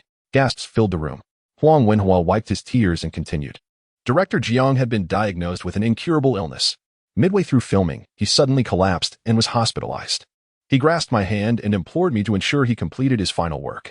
He dedicated 5 years to this script, and we cannot abandon it now, leaving him with regrets at the end of his life.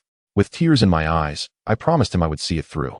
Unfortunately, on the very day of wrapping, his condition worsened, and despite our efforts, he did not survive. This was meant to be his grand achievement. Among the crowd, only Shen Lili remained composed. Observing the performance with a discerning eye, recognizing the theatrics at play, Huang Wenhua was once an actor, wasn't he? She recalled Fu Chuntu's remark about actors being the best at acting, and couldn't help but scoff. "Humph." Fong shouting queried, "Lili, what was that for?" Shen Lili replied, "Nothing." Fong shouting, as a member of the press, posed a question. Mr. Huang, did director Zhang leave any last words? Huang Wenhua responded. He wished for his final work to be appreciated by all. This is his last mark on the world. The crowd echoed their support. We will surely support the parting at the Long Pavilion. Miss Bai, could you share your impressions of the director? Suddenly, as Bai Mengxiao was mentioned, Shen Lili noticed her gaze lingering on a specific spot, a disheveled young man standing quietly in the corner. Bai Mengxiao spoke. He is the most talented and imaginative man I have ever encountered. The film we collaborated on is a beautiful fantasy that I will cherish for a lifetime. As the dream shattered and reality set in, they would never cross paths again, leaving Bai Mengxiao heartbroken. The man in the corner, as if awakening from a dream, trembled uncontrollably. He realized that Bai Mengxiao's high praise was directed at him. Mo Han, overwhelmed with emotion, rushed forward, declaring, "No, this film is mine." As he shouted, a weight lifted from him, and he pushed through the astonished crowd, disregarding Huang Wenhua's warnings as he approached Bai Mengxiao, exclaiming, Zhang Zihua did not die of his illness. He fell to his death. Gasps filled the room as revelations unfolded. Huang Wenhua, you deceived me. You promised that if I took over Zhang Zihua's film, you would provide me with resources to direct independently. You tricked me into being a ghost director without fulfilling your end of the bargain. You are a despicable scoundrel. Friends in the media, the parting at the Long Pavilion is my work, Mo Han's. Everyone remembers, I am Mo Han.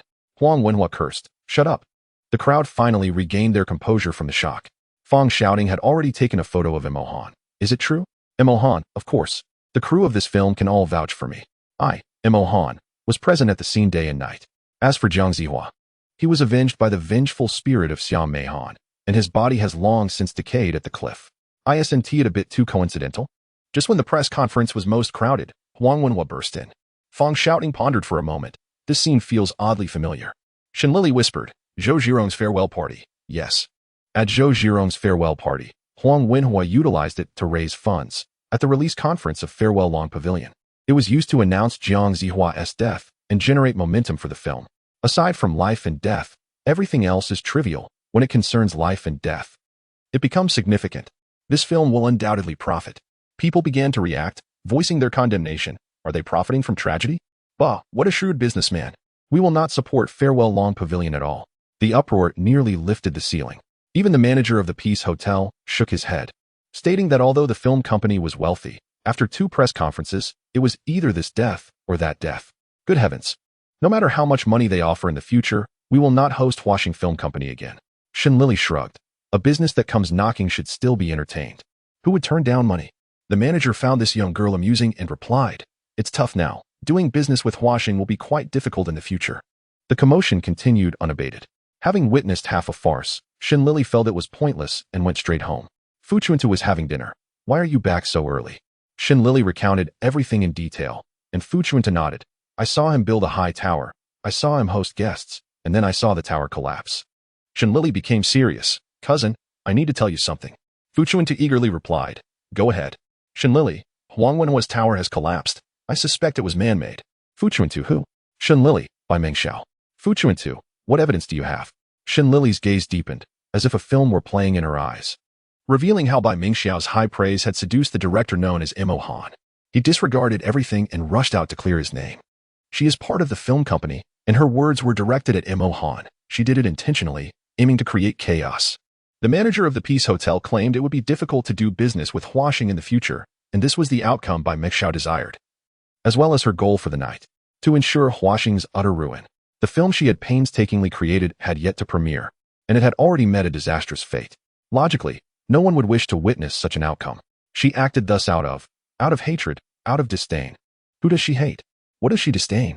Shen Lili's words aroused Fu Chuntu's suspicion. He stroked the stubble on his chin as thoughts swirled in his mind. Eventually reaching a conclusion, she hates the film company. She is even willing to sacrifice her own career, even if it means mutual destruction. Lili, are you certain? Shen Lili affirmed, of course. I am a fan of Bai Mengxiao. I pay attention to her every move. Fu Chuntu extrapolated. Zhou Zhirong committed suicide by wrist cutting. Xiao Meihan jumped into the river to end her life. Zhang Zihua fell to his death from a cliff, and today's press conference caused a tremendous uproar. If this were a conspiracy, this woman, her schemes are appalling. To calculate human lives so precisely, it's chilling to contemplate. Before the goosebumps could fade, the next day's entertainment newspaper sales skyrocketed. Fang shouting had been answering calls since morning, The stock market saw Wuxian's shares plummet. The building is about to collapse. And Huang Wenhua was extremely anxious, trying to calm himself. Steady, steady, there is still hope for a turnaround. Soon, that hope was shattered. Fans connected Jiang Zihua's accident to Xia Meihan, and Xia Meihan's fans blamed by Meng Xiao for their idol's suicide. The once-forgotten name of Zhou Zhirong resurfaced in the public eye, leading to suspicions about her suicide protest at the Butterfly Dream Shattered press conference. Perhaps also linked to Bai Meng Xiao. It seemed someone was fanning the flames, and rumors escalated. Claiming Bai Meng Xiao was the root cause of the tragedies involving the director and 2 actors. Bai Meng Xiao had been hiding away in her villa, avoiding the public. Fans began to unfollow her, and along with Zhou Zhirong, Xia Meihan, and Jiang Zihua's fans, they accused Bai Meng Xiao of being as venomous as a viper, clamoring for her to exit the film industry. Bai Meng Xiao's reputation was in tatters. She stood at the window of her villa, observing the crowd blocking her door. Her expression complex, betraying no emotion. Fang Xiaoting, as a dedicated and qualified entertainment reporter, along with her colleagues, was stationed at the entrance from dawn till dusk, solely for the sake of breaking news. Shen Lili came to deliver food, sitting on the curb with Fang Xiaoting, who was devouring her meal. Lily, your cooking is really good. I was starving. Shen Lili, aren't you being too honest? If she doesn't come out for a day. Do you not eat or drink for that entire time? Fang Xiaoting, the editor-in-chief has issued a military order. We must strike while the iron is hot. Determined to make our newspaper the best in Shanghai. Shen Lili, shouting, does Bai Meng Xiao have an assistant? Fang Xiaoting, not anymore. Her previous assistant, I heard, has resigned. I inquired, but it seems she is not assisting any other stars, and her whereabouts are now unknown. Shen Lili, if you need to find someone, we should utilize the police's resources. Just wait. Once I find her former assistant, I'll accompany you for the interview. Fang Xiaoting expressed her gratitude. Really? Thank you, Lily. You're the best. And, please trouble Detective Fu as well. Chapter 8. Butterfly Dream Shattered. 8. Tang Xiaohua's tailor shop was bustling with business, and both mother and daughter radiated hope for the future. After sending off the last customer, Tang Xiaohua called out, Mom, we're about to close. Just a moment. A car stopped in front of the tailor shop, and Fang Xiaoting and Shen Lili stepped out. Tang Xiaohua recognized Fang Xiaoting. It's you? Fang Xiaoting, we meet again. Xiaohua, may I interview you? Tang Xiaohua, what do you want to interview about? Shen Lili, hello. I'm reporter Fang's assistant. Shall we go inside to talk? Tang Xiaohua stepped aside, inviting them into the room. Shen Lili surveyed the place. Isn't the rent in this area quite high? Tang Xiaohua poured 2 cups of water and placed them on the table. Are you trying to understand Bai Meng Xiao through me? Fang Xiaoting, you know. Bai Meng Xiao has been in the news recently. Tang Xiaohua sighed. After a moment of hesitation, she said, she can be considered a good person. I was hired by Wuxian Film Company as an assistant assigned to Bai Meng Xiao. At first, she was quite unfriendly to me, very demanding, always nitpicking, hoping I would leave. I resented her, but I needed this job. My father favored boys over girls, often resorting to violence against us. If I lost this job, I would surely be sold off. So I endured. Eventually, she began to lower her guard around me. Though her attitude remained unkind, I could sense that she was kind-hearted. Once, when my father came to demand money from me, I was on the verge of being beaten to death. And she arrived with bodyguards to give my father a severe lesson. Xiaohua, can't you stand up for yourself? My assistant is being bullied like this. And you don't know how to fight back? You treat him like a father, while he treats you like a daughter. Tang Xiaohua, bruised all over, squatted in a corner, crying. Bai Meng Xiao, hands on her hips, lamented her misfortune and scolded her for not being more assertive. Her words growing increasingly fierce. If it weren't for me, you wouldn't be alive, understand? If you want to be my assistant, stand up for yourself. Whoever bullies you, you bully them back. Did you hear me? Bai Meng Xiao pulled Tang Xiaohua up. Look me in the eyes. Xiaohua, don't you hate it? It was a provocation. And it finally struck a chord with Tang Xiaohua, who nodded. I hate it. Bai Meng Xiao smiled in satisfaction, gripping Tang Xiaohua's shoulders, forcing her to witness the bodyguards fiercely beating her father. Hate it. Learn how to do it. Next time he hits you, hit him back, just like this. Don't fear retribution. When you go to the Hall of Yama, you will have your reasons to speak with the messengers of death. Do you remember? After this incident, despite her attitude remaining the same, I no longer resented her. I regarded her as my benefactor. Yet a benefactor always keeps their guard up against me. I cannot enter her heart. She does not trust me. Over time, I grew indifferent. I simply felt grateful for her, even though she is fierce, entangled in rivalries with Zhou Zhirong and Xia Meihan, and despite the public gossip about her, I still appreciate her. This shop was a gift from her. She said that the weak would be bullied, and only with confidence could one be respected. Although she still cursed on the day she dismissed me, I understood that this was her support for me.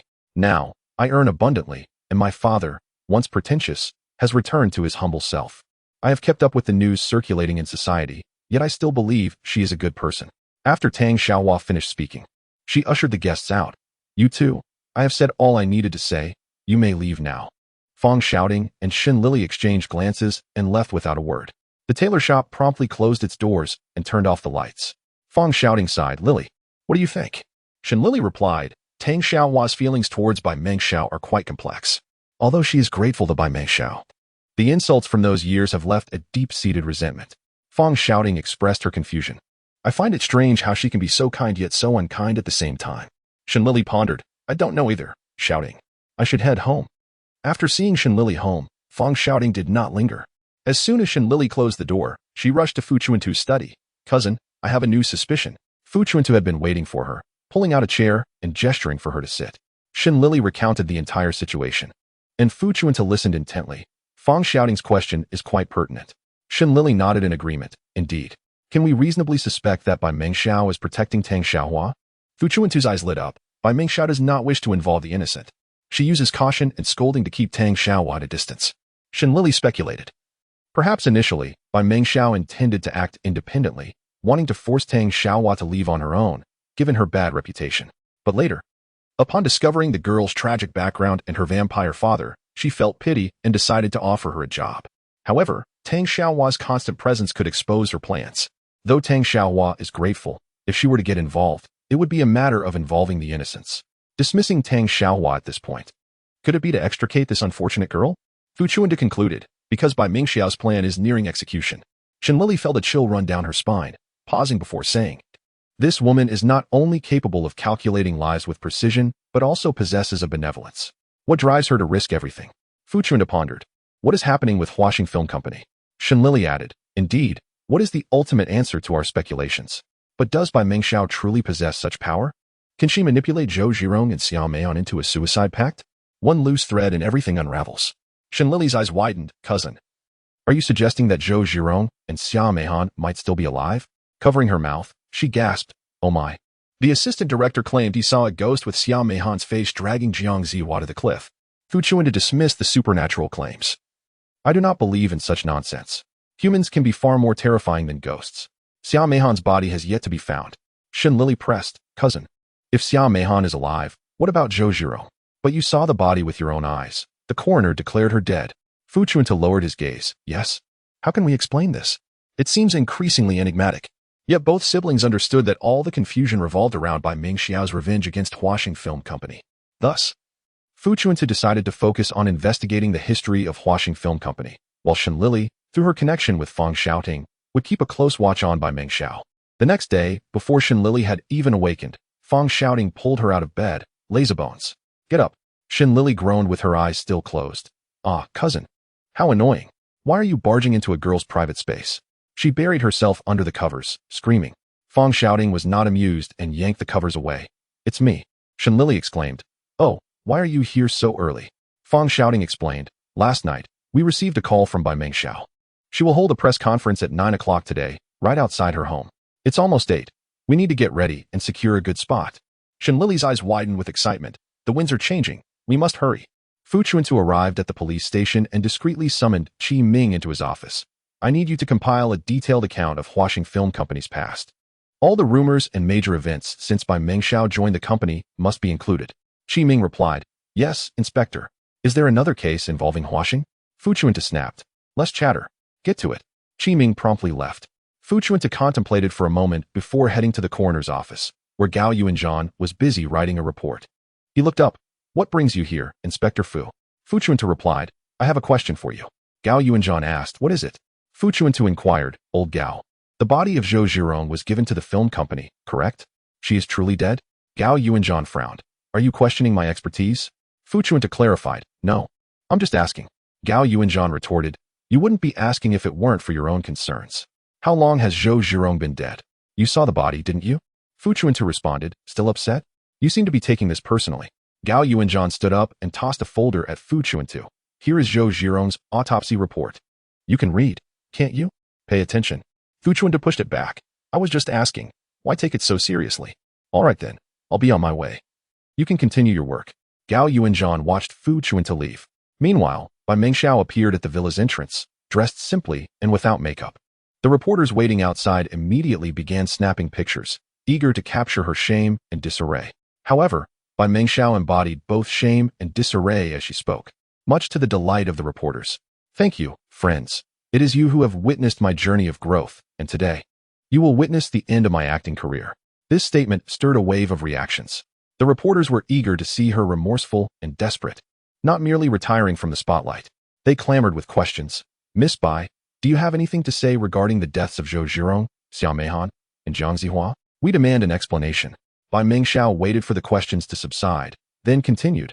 From this day forward, I announce my retirement from acting, permanently. After speaking, she pushed through the crowd and got into her car.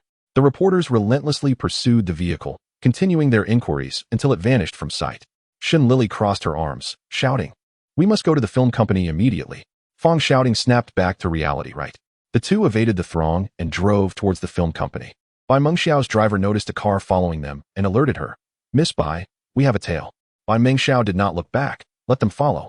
It is of no concern. Inside the film company, Huang Wenhua was in a state of distress, desperately trying to calm the lawyer's anxieties. The sweat beating on his forehead was a testament to the pressure he was under. Please, everyone, remain calm. Huaxing has not reached its limit. There is still room for recovery. Once the storm passes, we can schedule a premiere. After dismissing a group of lawyers, he finally sat down to catch his breath, only to be interrupted by Jiang Haiba's arrival. Huang Wenhua quickly stood to greet him. Secretary Jiang, you are here. Jiang Haiba coldly reprimanded. Huang, you have disappointed the mayor's expectations. Huang Wenhua replied, I will handle this matter properly. Jiang Haiba scoffed, handle it properly? Bai Mengxiao is already disgraced. It will be difficult for her to make a comeback. Huang Wenhua countered, that is not true. Which popular actress hasn't faced both praise and criticism? This is the nature of the entertainment industry. Once the uproar subsides, she will still be in the spotlight. I have confidence in this. Please, Secretary Jiang, speak favorably of me before the mayor. Jiang Haiba dismissed him with a snort. According to the contractual agreement, due to your actions, you will owe me fivefold compensation for the losses. Remember that. Jiang Haiba turned to leave and brushed past Bai Mengxiao. Bai Mengxiao nodded politely. Secretary Jiang. Jiang Haiba ignored her and got into his car. Huang Wenhua, hearing the commotion, chased after her. Mengxiao, you arrived just in time.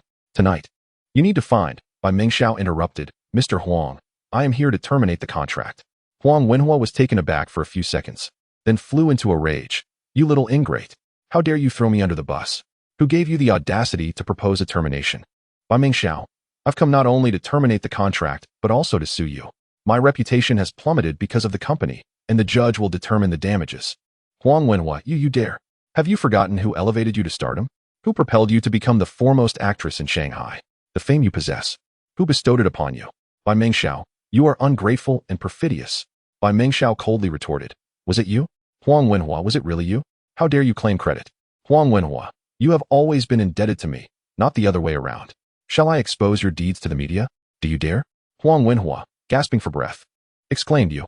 Bai Mengxiao, catching sight of Fang shouting lurking in the corner, deliberately revealed her face. Let's terminate the contract amicably, as acquaintances. Huang Wenhua pursued, retorting, you wish to terminate? Very well, according to the contract, prepare the penalty for breach of contract. Bai Mengxiao, do you think you can easily escape my control? You're deluding yourself. In life, you are a member of Huaxing. In death, I will exploit your worth as a ghost of Huaxing. Bai Mengxiao, with tears in her eyes, inquired, Mr. Huang, is it impossible to show any sentiment? Huang Wenhua roared. Ha ha ha, sentiment? When you proposed termination, where was your sentiment? I can be sentimental. Go. Audition. With your skills, you can surely help Huaxing overcome this crisis and rise again. Bai Mengxiao, you are the most celebrated beauty in Shanghai. Your allure is unparalleled. I believe in you. Bai Mengxiao closed her eyes, a scornful snort escaping her nostrils. Huang Wenhua, you are no man. Bai Mengxiao departed, crestfallen. Nearby, the concealed Fang shouting was beside herself with fury, her anger reaching a fever pitch. This Huang Wenhua is utterly depraved and unworthy of being human. To say in life, you are a member of Huaxing. In death, I will exploit your worth as a ghost of Huaxing. Shen Lili chimed in. Bai Mengxiao is right. He is no man. Fang shouting, her sense of justice ignited, declared, I will expose his true colors. I will let the public see the real, vile face of this acclaimed Shanghai film tycoon. Without hesitation, the evening paper once again detonated Shanghai's already turbulent night, overshadowing even the most extravagant pleasures of the paramount. Dancers gathered to discuss. First, by Meng Xiao's retirement. Second, Huang Wenhua of Huaxing Film Company coerced by Meng Xiao. The hotel manager's prediction had come true. They could no longer do business with Huaxing. Sure enough, Huaxing's stock plummeted further, with shares dumped at rock bottom. The next morning, the investors' lawyers arrived together, adding insult to injury. Jiang Haiba, departing from the municipal government, delivered a penalty notice. Furthermore, Jiang Haiba, a private investor in farewell at the pavilion and a shareholder, brought some underworld figures, slamming the contract on the table. According to the contractual betting agreement, due to your causing losses to our side, you are required to compensate 5 times the investment. Now, I demand that you fulfill the contract. Otherwise, forfeit an arm or a leg. In the end, Huang Wenhua, recognizing reality, requested 3 days to raise funds to compensate the shareholders for their losses. That night, in the study, Fu Chuntu and Shen Lili, as usual, reviewed the compiled information. He informed Shen Lili of Huaxing's past.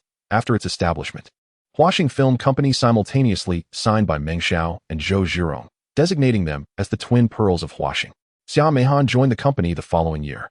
Subsequently, the company did not sign any other actresses but instead fostered a group of behind-the-scenes staff. Huaxing had an excellent reputation, with no reports of tax evasion or extortion. On the contrary, it paid substantial public relations fees annually to maintain its image. The most chaotic aspect was the infighting among the actresses, which began after Huaxing started to gain traction and intensified as Huaxing grew, never ceasing. Shen Lili inquired, over the years, has Huaxing had no mortal enemies? Fu Chuntu selected a list. Huaxing seemed divinely aided. These mortal enemies were no match for Huaxing. Somewhat bankrupt, while others barely survived. Shen Lili remarked, Mr. Huang truly has the skills to attract investment from so many dignitaries. Fu Chuntu, Huang Wenhua transformed from an actor to a film tycoon. He is capable. Shen Lili felt a chill. Cousin. Fu Chuntu, what's wrong? Shen Lili, clutching her chest, suppressed her nausea, trembling. Fu Chuntu, are you unwell? What is the human heart? Can human nature be fathomed? As the saying goes, only the sun and the human heart cannot be directly gazed upon. It is easy to paint the face, but difficult to paint the heart. She seemed to see Zhou Zhirong, Xia Meihan, and by Meng Xiao, their brilliant futures extinguished in Huaxing's dark sky. The inferior displacing the superior. Huang Wenhua is unworthy of being human. Fu Chuntu's concern echoed, Lili? What's wrong? Don't scare your cousin.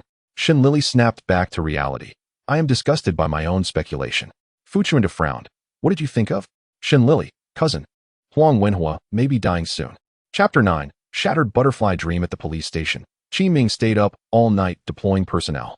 One team, disguised, went to Huang Wenhua's residence to provide protection, while another, disguised as vendors, kept watch outside Huaxing Film Company. After Fu Chuntu reported, the commissioner did not intervene. The mayor's order had sealed Huaxing's fate. Also watching Huang Wenhua were various debt-collecting forces. He seemed resigned, selling properties and valuable paintings and jewelry, as if fully prepared to repay his debts. The buzz gradually subsided, and the public's attention returned to daily necessities. Then, a new piece of news broke. A decaying female corpse was retrieved from the Huangpu River, suspected to be the deceased actress Xia Meihan. The body was unrecognizable, discovered by women washing clothes downstream, who promptly reported it to the police. Gao Yuanzhan confirmed the identification by comparing Xia Meihan's basic information, height, physique, clothing, and hair length. It could be considered Xia Meihan. Fu Chuntu. Qi Ming. I remember Huaxing Film Company provided annual physical examinations for its actresses. Qi Ming. Yes, at Guangxi Hospital. Fu Chuntu. Go to Guangxi Hospital. I remember Xia Meihan had a rare blood type. Gao Yuanzhan nodded. I can. I'll go back and test the corpse's blood type. Lao Fu. I'll go first. Fu Chuntu offered his gratitude and let Gao Yuanzhan leave. Qi Ming glanced at the corpse with disdain. My God. Forensic science is not for everyone. To remain calm and composed upon seeing this scene, Fu Chuntu watched Gao Yuanzhan's departing figure and asked Qi Ming. Gao Yuanzhan graduated from medical school. Why didn't he join Guangxi Hospital? Qi Ming. The doctors at Guangxi Hospital don't get as good treatment as we do at the police station. Inspector, when Huaxing was thriving, the annual sponsorship was substantial. Alas, I don't know if we'll have it anymore. Fu Chuntu. I remember Gao Yuanzhan is a local. He doesn't need to rent a house, and his living expenses aren't high. What do his parents do? Qi Ming. I haven't heard the coroner mention it. Fu Chuntu. All right, you go to Guangxi Hospital. Soon, Qi Ming returned with the report. Xia Meihan indeed had a rare blood type, and Gao Yuanzhan's report matched it.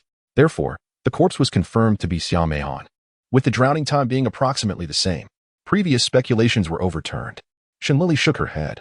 I still feel something is strange. At dinner, the siblings were eating. Shen Lili, with her cheeks puffed out, said suspiciously, Fu Chuntu, do you think the timing of Xia Meihan's body being found is too coincidental? Shen Lili's eyes lit up. Yes, that's it. It's like they're deliberately, forcibly, telling us that Xia Meihan is dead, and we have to believe it. Do you feel that way? Fu Chuntu pondered and nodded. It seems Gao Yuanzhan needs to be investigated. Shen Lili put down her chopsticks, let her imagination run wild. And her big eyes darted around, full of conjectures. Fu Chuntu, amused by her expressions, cleared his throat. Stop thinking about it. Eat first. Bai Mengxiao also ordered food. Looking out the window, Bai Mengxiao was dining elegantly in the restaurant before going to the study on the second floor. The police station near her house, seeing her movements, gradually relaxed their vigilance. Until late at night, her silhouette was still active in the study, sometimes standing up and pacing, sometimes poring over documents. Helpless and wide awake, Shen Lili tossed and turned in her bed, her anxiety mounting with each passing moment. Eventually, she threw on her clothes and rose, only to find Fu Chuntu equally sleepless, brooding in his study.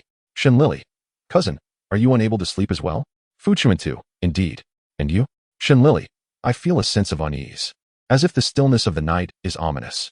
Perhaps we should retrace our steps together? Fu Chuntu, also in need of another perspective, nodded in agreement. In the study, Shen Lili approached a small blackboard, a piece of chalk in her hand. She paused, unable to find a starting point. Oh dear, what is happening? My mind is so muddled. I feel like I know something, but I can't quite grasp what it is. Fu Chuntu sighed, leaning back in his chair and massaging his temples. Shen Lili, it all began with Bai Mengxiao's resentment towards Wuxian Film Company. She devised a scheme to exact revenge upon them. The plan unfolded as follows. First, Zhou Zhirong's death was used as a catalyst. At the press conference for Shattered Butterfly Dream, Zhou Zhirong committed suicide. The coroner, Gao Yuanzhan, concluded that the cause of death was wrist slitting. You witnessed the body yourself, cousin. Since Zhou Zhirong had no family, having grown up in an orphanage, and her caretaker had also passed away, Wuxian Film Company was entrusted with handling the funeral arrangements. At Zhou Zhirong's farewell, Huang Wenhua seized the opportunity to court investors, securing substantial funding and partnering with Jiang Zihua, Shanghai's premier director, to produce the film Farewell Pavilion. Bai Mengxiao and Xia Meihan were chosen as the leading actresses. Fang Shouting informed me that the actresses within the company were engaged in fierce competition. Xia Meihan publicly announced that she had been cast as the lead, which I believe is plausible, perhaps because Jiang Zihua had promised her the role. However, the investors disagreed, snatching the lead role from Xia Meihan and bestowing it upon Bai Mengxiao. This incensed Xia Meihan, leading to her apparent suicide by jumping into the river that day. Subsequently, during the film's production, the assistant director claimed that a ghost had dragged Jiang Zihua off a cliff. There are two possibilities. Either Xia Meihan's spirit, unable to find peace, sought revenge upon Jiang Zihua, or Xia Meihan never actually died.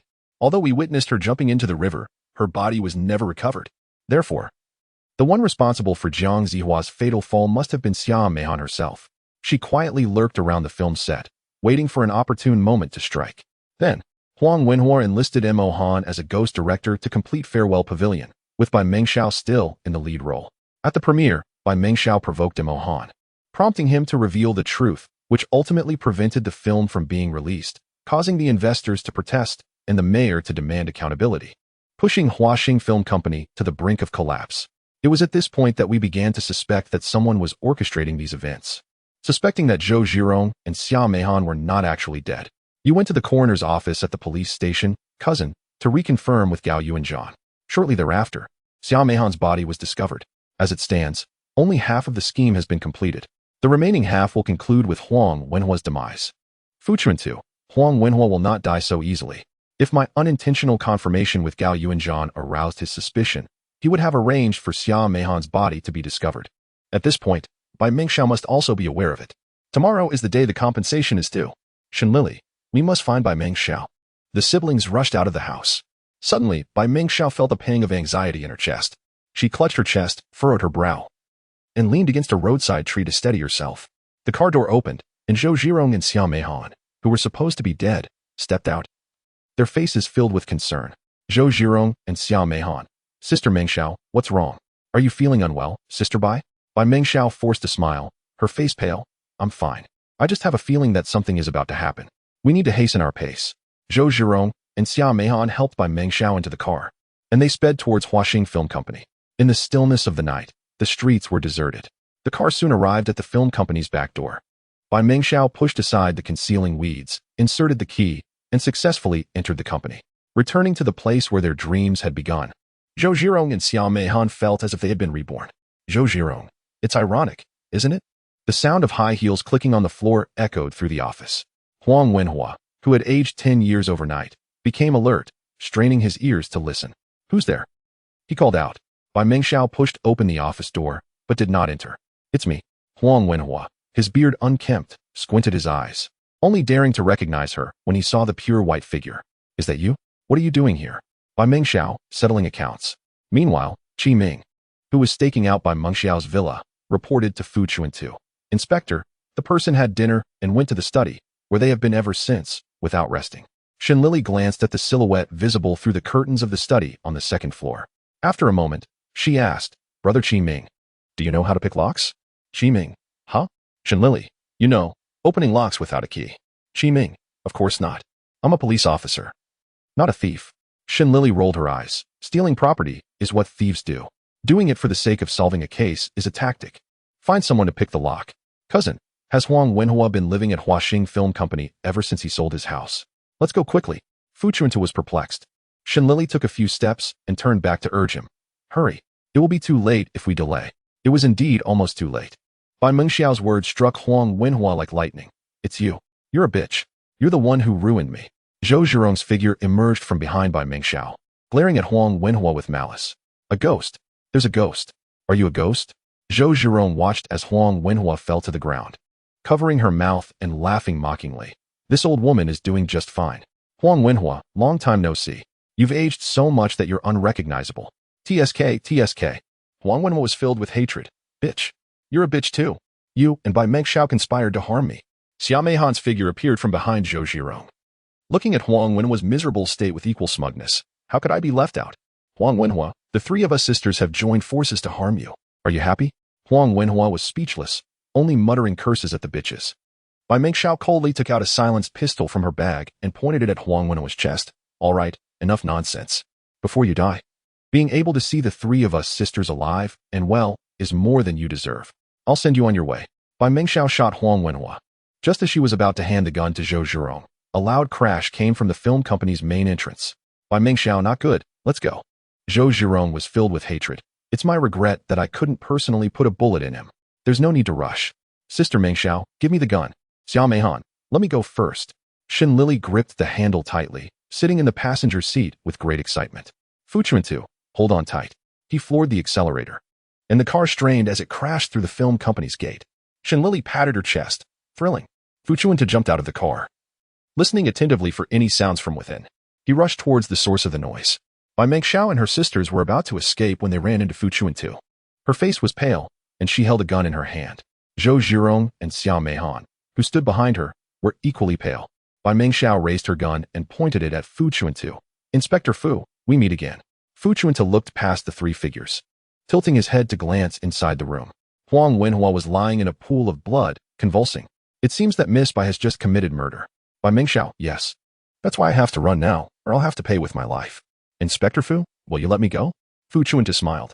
Is that even possible? Shen Lili ran in with the plainclothes police officers. When she saw the three sisters, she excitedly covered her mouth and exclaimed, What did I tell you? What did I tell you? They're not dead, just as I suspected. Bai Mengxiao recognized her. It's you? Shen Lili greeted her. Hi, Miss Bai. You still remember me. My name is Shen Lili. Bai Mengxiao, realizing that all was lost, took a few steps back, entering the room. She did not lower the gun, threateningly negotiating. Inspector Fu, I can tell you anything you want to know. Do you dare to come in? Fu Chuntu was about to step forward, but Shen Lili grabbed his sleeve. Cousin Fu Chuntu, no? Shen Lili, I'm the most well-known fighter in Wuxian. Last time, I was a famous detective, which I could barely pass off, but this time, being a famous fighter is a complete lie. Fu Chuntu refused righteously, shaking off Shen Lili without explanation and entering the room. In the instant the door closed, Shen Lili forced her way in as well. He gritted his teeth. Shen Lili. Shen Lili playfully winked. then turned to Bai Mingxiao with righteous indignation. Miss Bai, I don't think Huang Wenhua is dead yet. Shall we try a different approach? A single death only resolves the immediate grudge, which is rather unsatisfying. It would be better to spare his life, since he's already lost his glory. His remaining years of poverty and destitution would be far more agonizing, wouldn't they? Zhou Zhirong and Xia Meihan exchanged glances, awaiting Bai Mingxiao's response. Bai Mingxiao smiled, her sanguinary allure captivating. You little girl. I found you intriguing from the moment I met you. It seems I was right. Then, I have a condition as well. Inspector Fu, I was the one who fired the gun tonight. I take responsibility for my actions and don't want to implicate the innocent. My two sisters here have clean hands. They are also considered dead to the outside world. Why not do a good deed and let them take Huang Wenhua out of here? Zhou Zhirong and Xia Meihan paled. Sister Mingxiao. Bai Mingxiao commanded. Silence. Do as I say. Understood? Inspector Fu? Zhou Zhirong and Xia Meihan were in tears. Fu Chuntu demurred. I'm afraid I cannot accede to Miss Bai's proposition. Shen Lili interjected. They are suspected of murdering Jiang Zihua and cannot be allowed to leave. Miss Bai, I am quite strong. How about I carry Huang Wenhua to the entrance and toss him out? Bai Mingxiao said coldly. I'll say it again. Either you let my sisters take him away and set them free, or Huang Wenhua dies. Chapter 10. Shattered Butterfly Dream 18 years prior, by Mingxiao. Harboring dreams of cinematic stardom, journeyed from her hometown of Zhuji to Shanghai. Initially, she worked as an extra in film crews. Due to her innate beauty, directors and film company owners frequently hinted at the possibility of exchanging favors for opportunities. Bai Mingxiao adamantly refused, resulting in her expulsion from the crew. Soon, she was on the verge of being unable to pay her rent. Bai Mingxiao wandered aimlessly through Shanghai, clutching her luggage. The Shanghai she had arrived in was not the same as the Shanghai others experienced. Amidst this extreme opulence, she was lost and uncertain of her path. It was at this juncture that she encountered Huang Wenhua, who was in a similar predicament. That day, he had been vying for a performance spot with a neighboring acrobat troupe and had been brutally beaten for it. Despite this, he refused to yield. Bai Mingxiao reported the incident, and a handsome young constable swiftly intervened, departing without leaving his name. Huang Wenhua limped over to Bai Mingxiao. Did you call the police for me? Bai Mingxiao nodded. Huang Wenhua said, Thank you. I see you're carrying luggage. Are you looking for someone? I can assist you. Bai Mingxiao demurred. I'm not looking for anyone. I came to Shanghai to become an actress, but I was just kicked out of the film crew. I haven't found a place to stay yet. Are you all right? Huang Wenhua inquired. What's your name? Bai Mingxiao replied. My name is Bai Mingxiao. Huang Wenhua committed the name to memory. He pulled out a key from his pocket and handed it to Bai Mingxiao. Go to my place and settle in for now. I have performances for the next few days, but I'll be back in a few days, and we can have a proper conversation. Do you have any money on you? Bai Mingxiao nodded. I have a little left. Huang Wenhua produced $2 silver, hesitated, then pressed them into Bai Mingxiao's hand. Here, spend it sparingly. Bai Mingxiao settled in. Huang Wenhua was a young male performer in a non-opera troupe. Bai Mingxiao saw his performance photos, full of vigor and spirit. A few days later, he returned, but he was utterly despondent. Due to the dismal earnings from the recent performance, the troupe was on the verge of disbanding. Huang Wenhua gazed at her, saying, Bai Mingxiao, you are truly beautiful. Let's collaborate. I want to start a film company. I want to make a fortune. And you will be the leading lady. No one will ever be able to bully us again. Without delay, Huang Wenhua acted on his words. He named the company Huaxing, used all his savings to purchase a script, and sought investment everywhere. The tycoons looked down on him, humiliated him, mocked him, ignored him, and flirted with him, but he endured it all, refusing to give up. Gu Xiaohuan, a textile magnate, arrogantly inquired, Why should I invest in you? What can you offer me? Gu Xiaohuan was fond of beautiful women. He thought of Bai Mingxiao, that was the beginning of her nightmare. And it completely eroded her gratitude towards him. He took her to social events and laced her drink with drugs. Gu Xiaohuan violated her. Upon awakening, she was devastated and frantically screamed at Huang Wenhua, who looked at her with shame and said, Mingxiao, one must make sacrifices to gain something. You are already the leading lady. He swore to her that it would only happen once. She believed him. After the film began production, he indeed protected her. The director dared not do anything to her. After the film was released, she achieved her long-awaited breakthrough. They danced, opened champagne, and were filled with hope for the future. He pointed to the highest spot. Mingxiao, one day, we will stand there. Now that the company was on the right track, it desperately needed a constant stream of films to gain fame. You must work hard, not only you, but we must make money and have more cash cows. Zhirong has signed in. Although she joined the company later than her, she protected her. She said, I grew up in an orphanage, and no one has ever been able to bully me or the people I protect. They got along very well.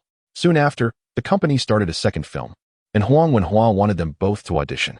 They naively thought that an audition was just an audition, so they dressed up beautifully and went to the audition. Haha. Do you know what the audition was? We were like commodities, standing naked in front of powerful people, being picked and chosen. They were furious. Both she and Ji Rong refused to comply.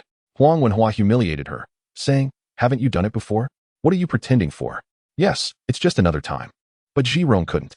She took the initiative to stand up.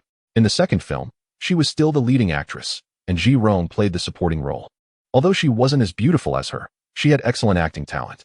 With that role, she became popular. 2 films in a row produced 2 actresses. Huang Wenhua tasted the sweetness.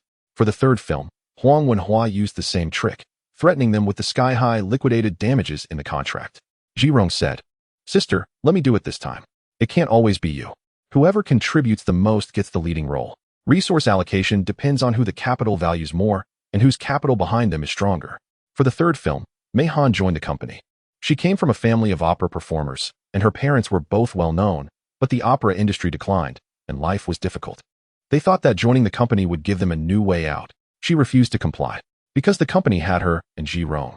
Mei Han wasn't afraid of Huang Wenhua, so she was just shelved. But as an actress, if you don't film, you don't get paid. So, whether they were as popular as her and Ji Rong, or as unpopular as Mei Han, they all lived in dire straits. Finally, they couldn't take it anymore. They devised a plan. Shen Lili understood everything she heard here. She looked at Bai Meng Xiao sadly. The company was afraid that you wouldn't listen. So they assigned you assistants and bodyguards, ostensibly to take care of and protect you, but in reality to monitor you.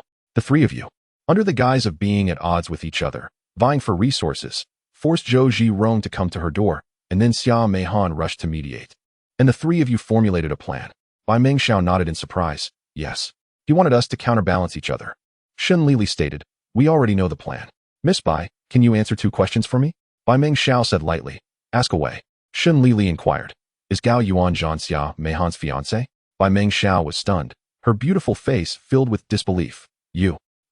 Shen Lili shrugged. Glancing at Fu Chuntu, who was equally shocked and had been silently acting as a wallflower. "It seems Miss Bai is still concealing something from us." The reason why Xia Mei Han was shelved wasn't just because she refused to audition. Shen Lili uttered the 2 words with gritted teeth. From then on, she could no longer look at the word audition directly and continued. More because Xia Mei Han had a childhood sweetheart fiancé. The company stipulates that actresses cannot be in relationships. Fu Chuntu exclaimed, "No wonder. Gao Yuanzhan would give up his respectable position as a doctor at Guangxi Eye Hospital to come to the police station for a higher salary. Without his help, how could the body have been concealed? Zhou Ji Rong is an actress, and actors are best at acting. It's easy to get special cosmetics for filming. First, make scars on her wrists, fill the bathtub with blood, and lie in it, playing a dead person." Gao Yuanzhan announced the results. The body was sent back, and the death escape was completed. Shen Lili, the second question. The deputy director of the crew said that he saw a female ghost flying up from the cliff. Bai Meng Xiao regained her composure, her eyes resolute. "It was me. I scattered stones all over the original site and deliberately damaged the shooting scene. The purpose was to guide Jiang Zihua to see the new scene. I dismissed Xiaohua. While the crew members were tidying up, I took advantage of the set's crane to portray a female ghost. Due to the makeup and the cover of night, Jiang Zihua saw me and, in a state of panic, fell off the cliff. No. The door was pushed open by Xia Mei Han and Zhou Zhirong, both standing at the entrance with tears streaming down their faces.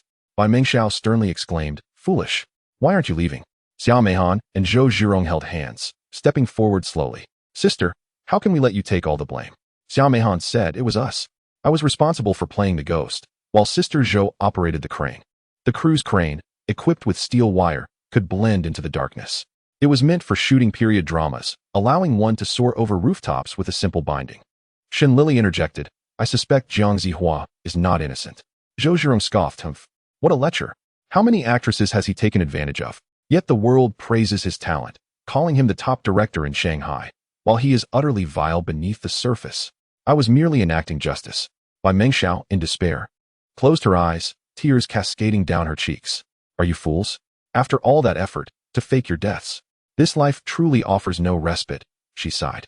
Shanghai announced the arrival of winter with a downpour. Since returning from the film company, Shen Lili had been despondent, though she feigned indifference, diligently serving every customer. The manager had long been displeased with her numerous absences, yet he could never pin down a mistake. Until one day, socialite Jean Cici sought a refund from the department store due to an allergic reaction to a newly launched cream. Finally, he seized the opportunity to berate her. Shen Lili, if you no longer wish to work, just leave. I've never seen a lowly worker behave like a spoiled heiress, taking time off at will, thinking her good performance grants her immunity. Do you not understand how precious Miss Jean is? Why did you sell her that cream? Shen Lili kept her head lowered, not uttering a word. The manager's anger intensified as he continued. Shen Lili, are you deaf?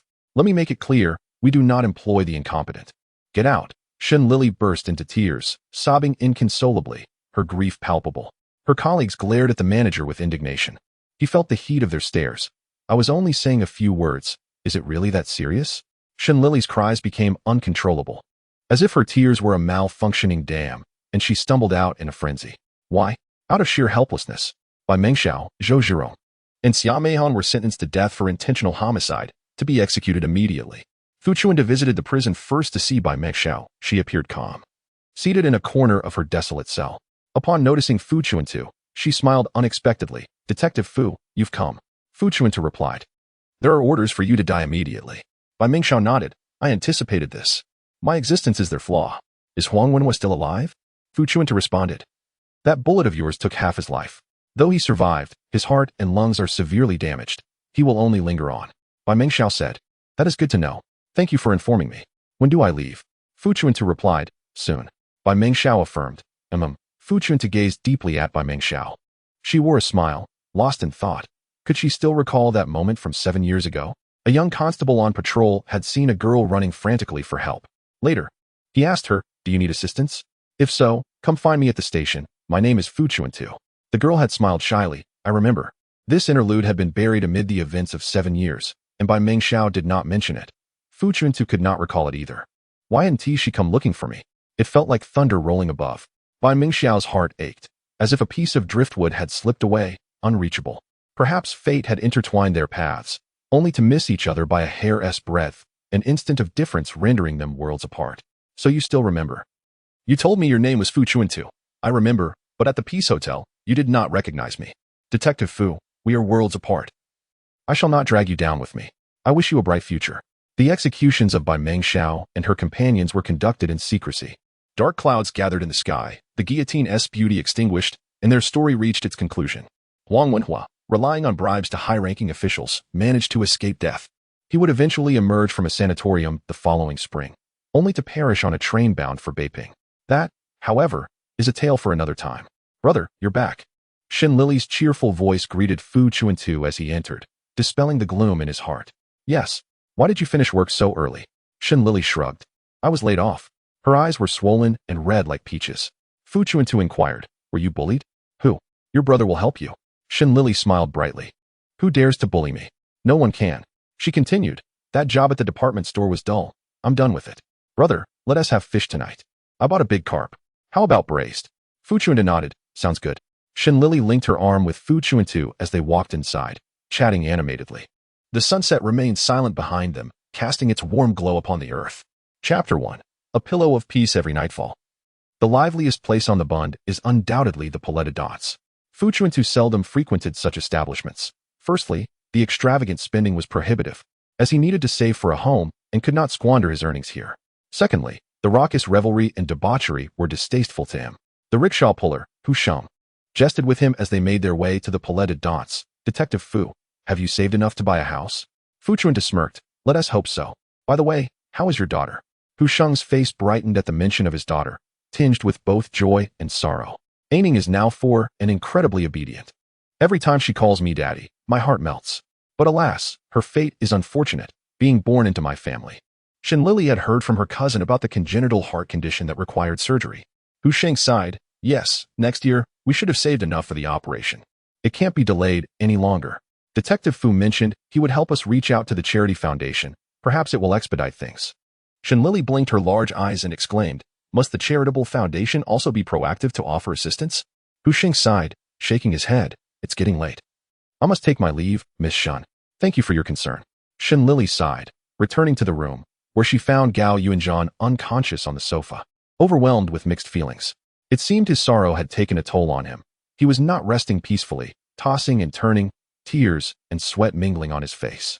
Fu Chuntu entered the house, and Shen Lili, hands on her hips, exclaimed in exasperation, "Cousin, you truly know how to create trouble for me." Fu Chuntu replied, "Alas. Where is he?" Shen Lili plopped down on a chair. After a ruckus, he finally fell asleep. "Cousin, this won't do. Relying on you to bring him back every day is not a solution. He disappears every morning. Does he spend the whole day at the nightclub?" Fu Chuntu had rescued Gao Yuanzhan 7 days prior. After the death of his loved ones, Gao Yuanzhan had wept outside the execution ground and then vanished. Fu Chuntu had discovered him at a desolate graveyard, contemplating suicide. "Are you willing to die?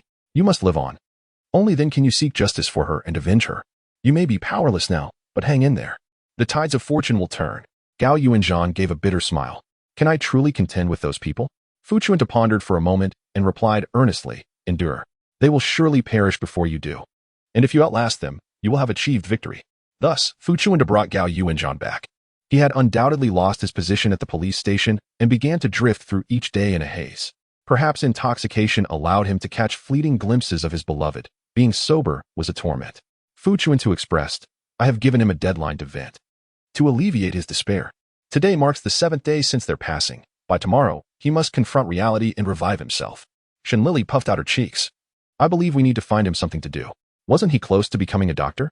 Since he can no longer serve as a forensic expert at the police station, why not let him try again at a hospital? Keeping busy will prevent him from brooding." Speaking of doctors, she suddenly remembered, "By the way, cousin, what is the charitable foundation associated with Hu Xing's daughter, and Ning?" Fu Chuntu explained. The Charitable Foundation is a government-initiated, privately funded organization aimed at providing assistance. Though it is government-sponsored, it is still managed by a group of businessmen. The current president is Jin Feiyu, the brother of the prominent socialite Jin Cixi. The Jin family is an old aristocracy that values propriety. Jin Feiyu was favored by the elder Jin and raised with great care. However, I have heard that the elder Jin is quite strict, and Jin Feiyu has inherited this sternness. Each year, families in need submit applications to the foundation, which are then investigated by designated personnel. Only those who meet the criteria receive funding. Shen Lili nodded. "I understand. The investigation process takes a long time, doesn't it? And there's a queue, right?" Fu Chuntu confirmed. "People can wait, but can a patient afford to wait?" Sigh. For in Ning's situation, the foundation is practically useless. She was born with a heart condition, and for years, her parents have worked tirelessly to cover her medical expenses, barely keeping her alive. If this continues, I fear, their years of existence seem to be nothing but a sigh. Shen Lili resolved to assist them. "Cousin, since you've promised to help, you can't just talk about it. You must visit the charitable foundation tomorrow. As for Gao Yuanzhan, leave him to me. I will certainly help him regain consciousness." Fu Chuntu recognized once more that taking in Shen Lili was an exceedingly wise decision. The next day, Gao Yuanzhan awoke from his drunken stupor, intending to remain incognito. But this time he was caught off guard. Shen Lili had set up a chair at the doorway, crossing her legs, appearing quite formidable. "Awake?" Gao Yuanzhan grunted. "Step aside." Shen Lili replied, "Ah, good. You know how to respond now. Let us settle the accounts." "What accounts?" he asked. Shen Lili laughed in indignation, counting on her fingers. "You've stayed at my cousin's place for 7 days. You can't escape rent. My cousin has been fetching you from the nightclub each night, paying for your drinks. Those must be repaid too. Hu Sheng consistently brings you back. You owe him transportation fees as well. And then there's me. You caused chaos when drunk, making a mess, and I selflessly took care of you. A nanny would at least get paid for such work." Gao Yuanzhan awkwardly patted his empty pockets, mumbling, "I'll owe you for now." Shen Lili was not having it. "You think it's that simple? If you have no money, you'll work to pay off your debt. Clean up and get to work. There's a patient, a 4-year-old with congenital heart disease. Do you have a solution?" Gao Yuanzhan was left speechless. Meanwhile, Fu Chuntu made a special trip to the charitable foundation and met Jin Feiyu. The man, appearing around 25, was meticulous in his demeanor, much like his well-groomed hair. Sitting in the reception area, he replied earnestly, "Detective Fu, you have a kind heart. I will ensure that someone verifies the situation. If the circumstances are as stated, I will certainly make arrangements." Fu Chuntu's first impression was that this young man was imbued with a sense of lifelessness, despite his elegant appearance. Reminiscent of a well-tended potted plant that lacked vitality compared to the wild growth of weeds outside. Fu Chuntu was displeased. "Thank you, Mr. Jin. Please ensure that this matter is not neglected. Lives are at stake." Jin Feiyu understood and immediately summoned a staff member to arrange a visit. The staff arrived at Hu Sheng's home later than intended. Hu Sheng was out earning a living, leaving his wife Xian Lei to care for their daughter and Ning. The 4-year-old girl was a delicate beauty, resembling her mother. Shen Lili praised, Sister Xian Lei, you are truly lovely. Hu Sheng is fortunate. Xian Lei blushed. Touching her unadorned face, I hardly deserve to be called sister by Miss Shen. Just call me Xiao. Shen Lili replied, I am no heiress. I come from Suzhou, Wu County, and am not particularly affluent. My parents run a small silk business, and we manage just fine. Such formalities are unnecessary. Besides, I have grown fond of little Ning. The child, lying quietly, allowed Gao Yuanzhan to examine her. She seemed accustomed to the process, cooperating throughout. Uncle, have you been drinking? And Ning asked. Gao Yuanzhan responded, did the smell linger? And Ning, resembling a snow-white confection, advised, Uncle should drink less. Take care of your health. Don't end up like me. Hearing the child's innocent concern, Xian Lei's eyes brimmed with tears. My poor daughter, Shen Lili comforted, Sister, do not be disheartened. When one reaches the end of the road, hope may still emerge from the shadows. Dr. Gao is capable. Moreover, my cousin has promised to engage with the charitable foundation. With more people, we will find a way. Xian Lei was touched and expressed her gratitude. Chapter 2. A pillow of peace under the locust tree. Southern Jiangsu rarely sees snow. The winter is merely damp and cold, yet the evergreens stand proudly, unwavering. Gao Yuanzhan and Shen Lili sat at a wonton stall at the alley's mouth, savoring steaming wontons while discussing Ning's condition. Gao Yuanzhan shook his head. We must expedite the surgery, otherwise it will be a matter of spring next year. Shen Lili gasped, unable to accept that the delicate, lovely girl might be taken by illness. With a heavy heart, she asked, after the surgery, can she recover to be like us? To have a heart that beats steadily, never ceasing until old age? Gao Yuanzhan glanced at her and replied candidly, Ning's heart is different from others. Even if the surgery is successful, she will require careful maintenance and should not be overly stressed. My current concern is the surgery's success. It will not be easy. Can you perform it? Shen Lili inquired. My confidence is only 50%. If my teacher assists me, the success rate could rise to 70%. However, I am not a fully qualified doctor, he admitted. Shen Lili recalled, I heard you were once accepted by Guangxi Hospital. Why not return? Gao Yuanzhan replied, is the hospital yours? I have already declined once, to re-enter. I would need to undergo another assessment. Can Ning wait for that? However, I do have an acquaintance with the director of Guangxi Hospital. If I could persuade him to operate personally, our chances would improve. That's a start. We just need to secure the surgery fee. Just then, Jin Feiyu emerged from a car, carrying the surgery fee as he sought out Hu Sheng's home. His attendant knocked on the door. Excuse me, is this the residence of Xiao Hu Sheng? Xian Lei responded softly, lifting the curtain as she emerged from the kitchen. Jin Feiyu was taken aback by Xian Lei's beauty. Could such exquisite grace truly exist in such a poverty-stricken area? He spoke slowly. I am Jin Feiyu, the president of the Charity Foundation. I received an application for assistance from Xiao Anning and came to see for myself. Xian Lei, filled with joy, hurriedly invited Jin Feiyu and his entourage inside, saying, My husband is out working. I will go find him. Please, make yourselves comfortable. Generously, she retrieved some tea from the cupboard, saving it for guests alone. She prepared it swiftly and served it to Jin Feiyu before loosening her apron and stepping outside. Anning, hiding within, peered through the door curiously. Jin Feiyu waved at her. Are you Xiao Anning? Come here. After a moment's hesitation, Anning approached obediently, greeting him. Hello, uncle. Jin Feiyu gently stroked Anning's cheek, responding with a soft hum. Does your mother treat you well? Anning's eyes sparkled. Mother loves me the most. Jin Feiyu inquired further, and your father? Anning replied eagerly. Father loves me too. Jin Feiyu expressed satisfaction, yet his haughty and disdainful gaze made Anning shiver. She stepped back, lowering her head to stare at her toes, falling silent. Hu Sheng rushed back. Taking Xian Lei's hand, the couple appeared deeply affectionate. Jin Feiyu squinted his eyes, resembling a serpent scrutinizing its prey, exuding a sense of danger. Anning felt genuine fear towards this seemingly polite uncle and ran to her parents, Daddy, Mommy. In just a few steps, she began to gasp for breath. Her fair face flushed red, prompting Xian Lei to quickly retrieve medicine for Anning and hold her close. Hu Sheng, rubbing his hands nervously, bowed. Greetings, young Master Jin. Jin Feiyu replied coldly, You are Xiao Anning's father, Xiao Hu Sheng? This morning, Inspector Fu Chuntu personally came to brief me on your circumstances. This child appears to be in dire straits. We must arrange for surgery promptly. A servant named Fu pulled a contract from his bag and handed it to Hu Sheng. Jin Feiyu continued. I will arrange for doctors at Guangxi Hospital to examine Anning and devise a plan. The surgical cost will be sponsored by the Charity Foundation. Here is the contract. Hu Sheng accepted it with both hands, as if grasping his daughter's hope for survival, his nose tinged with emotion, Thank you, young Master Jin. You have granted us a new lease on life. Jin Feiyu replied curtly, wait for further instructions. Hu Xing asked, may I inquire how long this process will take? Jin Feiyu's gaze drifted past Xian Lei. The Foundation must follow procedures. You may come to inquire frequently. Hu Sheng hastily bid farewell to Jin Feiyu, ensuring everything was in order at home, then went to buy dragon beard candy to bring to Inspector Fu Chuntu, expressing his deepest gratitude. However, Fu Chuntu was not home. He was received by Shen Lili. So soon? That's wonderful. Anning is saved. Hu Xing exclaimed. Indeed, he replied. Thanks to Inspector Fu, Miss Shen, and Dr. Gao. As Xian Lei has informed me, Gao Yuanzhan interjected, no need for such gratitude. I Haven Tea contributed much.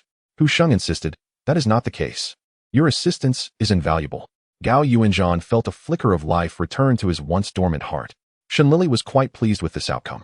Later that evening, when Fu Chuntu returned from work, Gao Yuanzhan and he conversed for quite a while in the study. The next day, Gao Yuanzhan decided to reapply for the examination at Guangxi Hospital.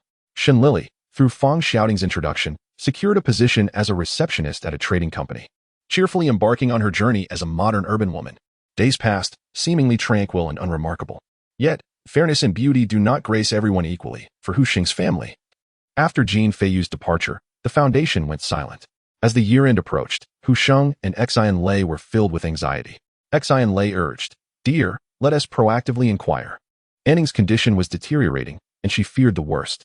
Hu Sheng slapped his thigh, all right. As he waited at the Charity Foundation until nightfall, he saw no sign of Jin Feiyu, but encountered the same servant, a Fu, who merely repeated the instruction to wait. Hu Sheng, like an ant on a hot stove, felt restless and returned home dejectedly. Xian Lei approached him. How did it go? Hu Sheng sighed deeply.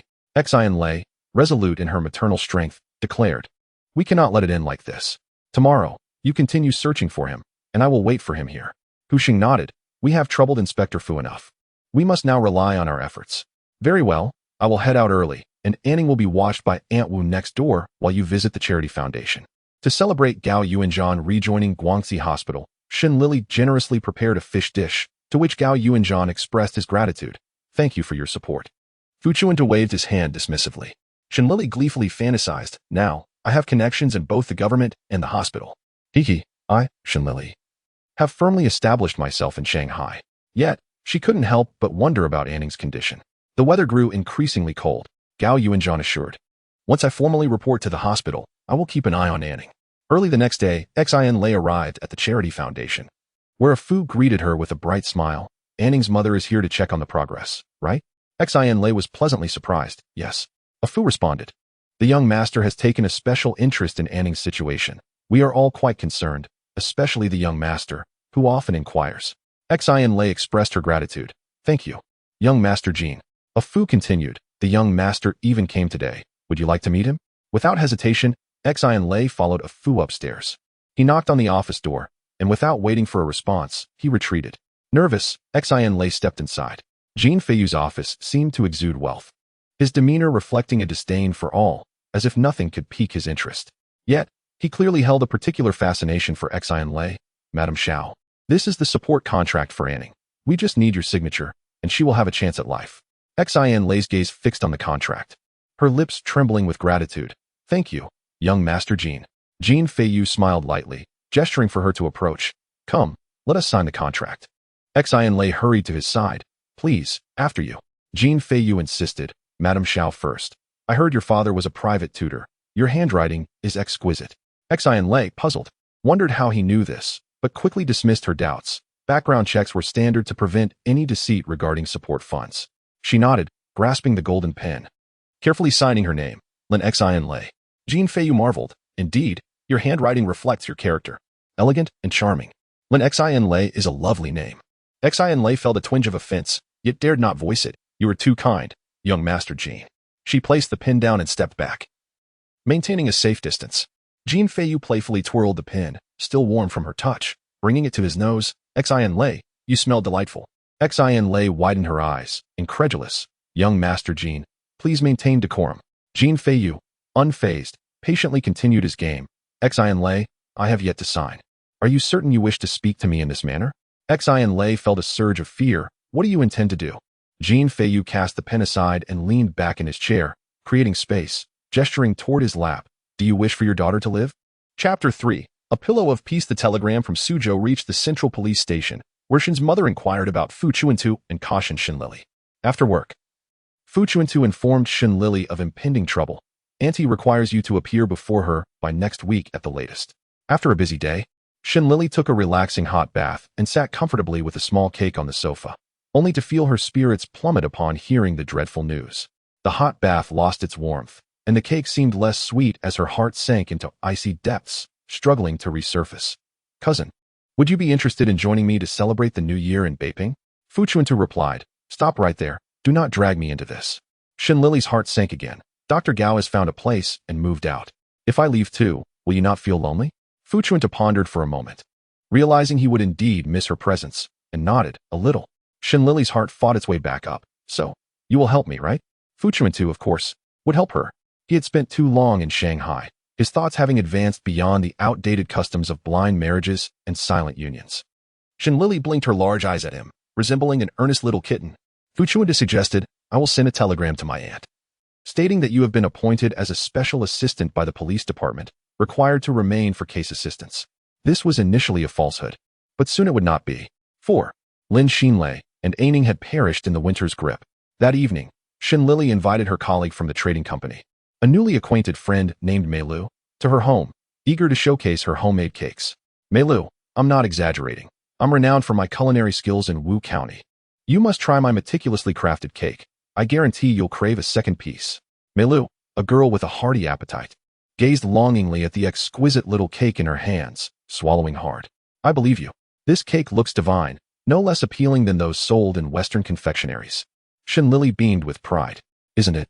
Before the company breaks for the holidays, I'm planning a party and will invite you. I'll introduce you to my dear friend Fang Xiaoding, a reporter for the Milan Daily. I'm certain you two will become fast friends. With crumbs on her lips, Mei Lu eagerly nodded. Delicious. If there's enough cake, I will definitely come. Shen Lili was in high spirits until she heard the door open and peeked into the yard.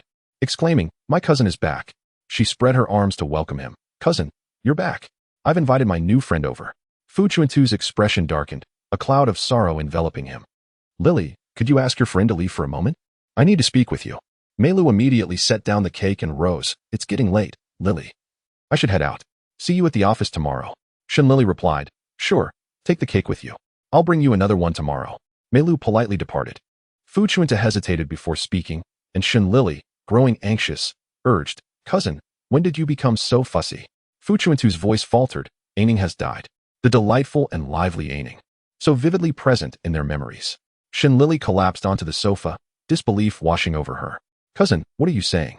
Fu Chuntu continued, before leaving work. Gao Yuanzhan called my office to inform me. Just as he mentioned, Gao Yuanzhan arrived, and with a heavy sigh, Shen Lili rushed forward. Dr. Gao, you've come just in time. What about Aining? Gao Yuanzhan nodded regretfully. Shen Lili broke down in tears. She was only 4. So adorable. So well-behaved. Fu Chuntu asked, what brings you here? Gao Yuanzhan replied, I came to talk to you. Fu Chuntu inquired, what do you suspect? Gao Yuanzhan affirmed with a nod. At this, Shen Lili covered her mouth, stifling her sobs, forcing herself to calm down as she quietly took a seat, hoping for Gao Yuanzhan to speak. He explained, Aining's surgery was performed by the director himself, with me assisting. The operation was incredibly successful. He emphasized the word successful. Yet, this conveyed an unspoken truth that resonated deeply. Fu Chuntu was alert. An unexpected infection post-surgery is indeed peculiar, isn't it? Gao Yuanzhan confirmed, exactly. Though Aining had a heart condition, the Shao family doted on her, maintaining her health well. Logically, this issue shouldn't have arisen. Old Fu, I'll confide in you. There is something amiss at Guangxi Hospital. The director is suspect. I raised my concerns, but was warned to mind my own business. Shen Lili's eyes widened in anger. It's a conspiracy. Someone has harmed Aining. Fu Chuntu urged, Lili, stay calm. Gao Yuanzhan aligned with Shen Lili's suspicions, adding, Aining awoke once post-surgery. I asked her if she felt unwell, aside from the pain from her wounds. She seemed fine. Just a few hours later, she was gone. How can one not suspect foul play? Shen Lili and Fu Chuntu shared disbelief. Yet they were aware that without evidence, claims were futile. Shen Lili declared furiously, Evidence? Very well, if there is none, we shall seek it. Dr. Gao, if you remember who helped you in your moment of despair, please return the favor. You must find a way to see Aining's body, to uncover the truth behind her death. Cousin, Where are Hu Sheng and Shen Lili? Shen Lili's voice trembled at the mention of the latter. Gao Yuanzhan silently agreed. Fu Chuntu replied, I haven't seen them since Aining's surgery. Gao Yuanzhan added, after Aining was admitted, Xiao Huxing stopped his work to care for her. Lin Shen Lili, she rarely appeared, and when she did, she seemed exhausted. I spoke with her once and noticed her distracted demeanor. Later, Hu Sheng mentioned that his wife had taken a job tutoring a young master from a wealthy family, perhaps due to financial strain. The recovery and future care for Aining will be quite costly, and that job pays better than his previous work, leaving Hu Sheng to care for Aining at the hospital. Shen Lili suggested, let us go visit Hu Sheng and Shen Lili. Misfortune seems to target those already burdened with sorrow. Aining was gone, and now Shen Lili too. The Xiao family lay in ruins. As Fu Chuntu and Shen Lili pushed open the courtyard door, they found Hu Sheng kneeling before Lin Shen Li's lifeless body, weeping inconsolably. Neighbors had gathered, trying to comfort him. Shen Lili gasped, what happened? Brother Hu Sheng, Shen Lili? Hu Sheng, lost in grief, barely managed to utter, Detective Fu, Miss Shen. You have come. Fu Chuntu's heart twisted painfully at his words, furrowing his brow as he helped Hu Sheng to his feet. Speak to me. What transpired? Hu Sheng shook his head, unable to articulate his pain. Mrs. Wu, a neighbor, lamented, oh, Detective Fu, the Xiao family has suffered greatly. Even fortune tellers shake their heads in dismay, lamenting that heaven has closed its eyes. Please don't blame Hu Sheng. He is heartbroken. Their daughter lies cold in the hospital, and his wife could not bear the grief, taking her own life. When Hu Sheng returned, he found this terrible scene.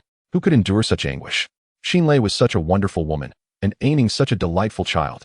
Mrs. Wu wiped her tears and turned away to weep quietly. Shen Lili leaned against the doorframe, recalling her first encounter with Shen Lili and Aining. Aining with her adorable twin buns, resembling a doll from a folk painting. Her skin a rosy hue that made one want to pinch her cheeks. Shen Lili was beautiful, yet modest, her heart and eyes solely focused on her daughter and family. Shen Lili had never seen any other thought reflected in her gaze. One of the girls shyly took Shen Lili's hand, Sister Lili. After calling her name, she squinted her eyes and giggled. Another girl, kind and lovely, respectfully said, Miss Shen, thank you. Shen Lili's vision blurred, and she nearly fainted. Steadying herself against the doorframe before asking, Brother Hu Sheng, when you returned from the hospital, Shen Lili had already hanged herself? Fu Chuntu instinctively pressed, Hu Sheng, when Aining died. You were at the hospital. Where was Shen Lili? How did she learn of Aining's death? Did someone inform her? Hu Shen shook his head. Today was Aining's surgery. Shen Lili said she couldn't take leave. The young master from the wealthy family was demanding and unruly. She promised to come to the hospital as soon as she finished. I waited, but she never arrived. After Aining passed, I rushed back to inform her, only to find her hanging from the rafters.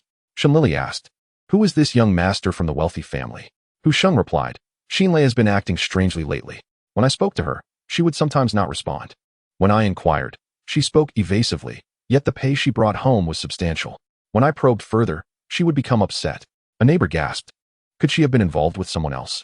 Shen Lili and Fu Chuntu shot the neighbor a fierce glare, urging him to silence. Hu Sheng, struggling against his grief, shouted angrily, Shen Lili was the most devoted wife. How dare you slander her? I'll not tolerate this.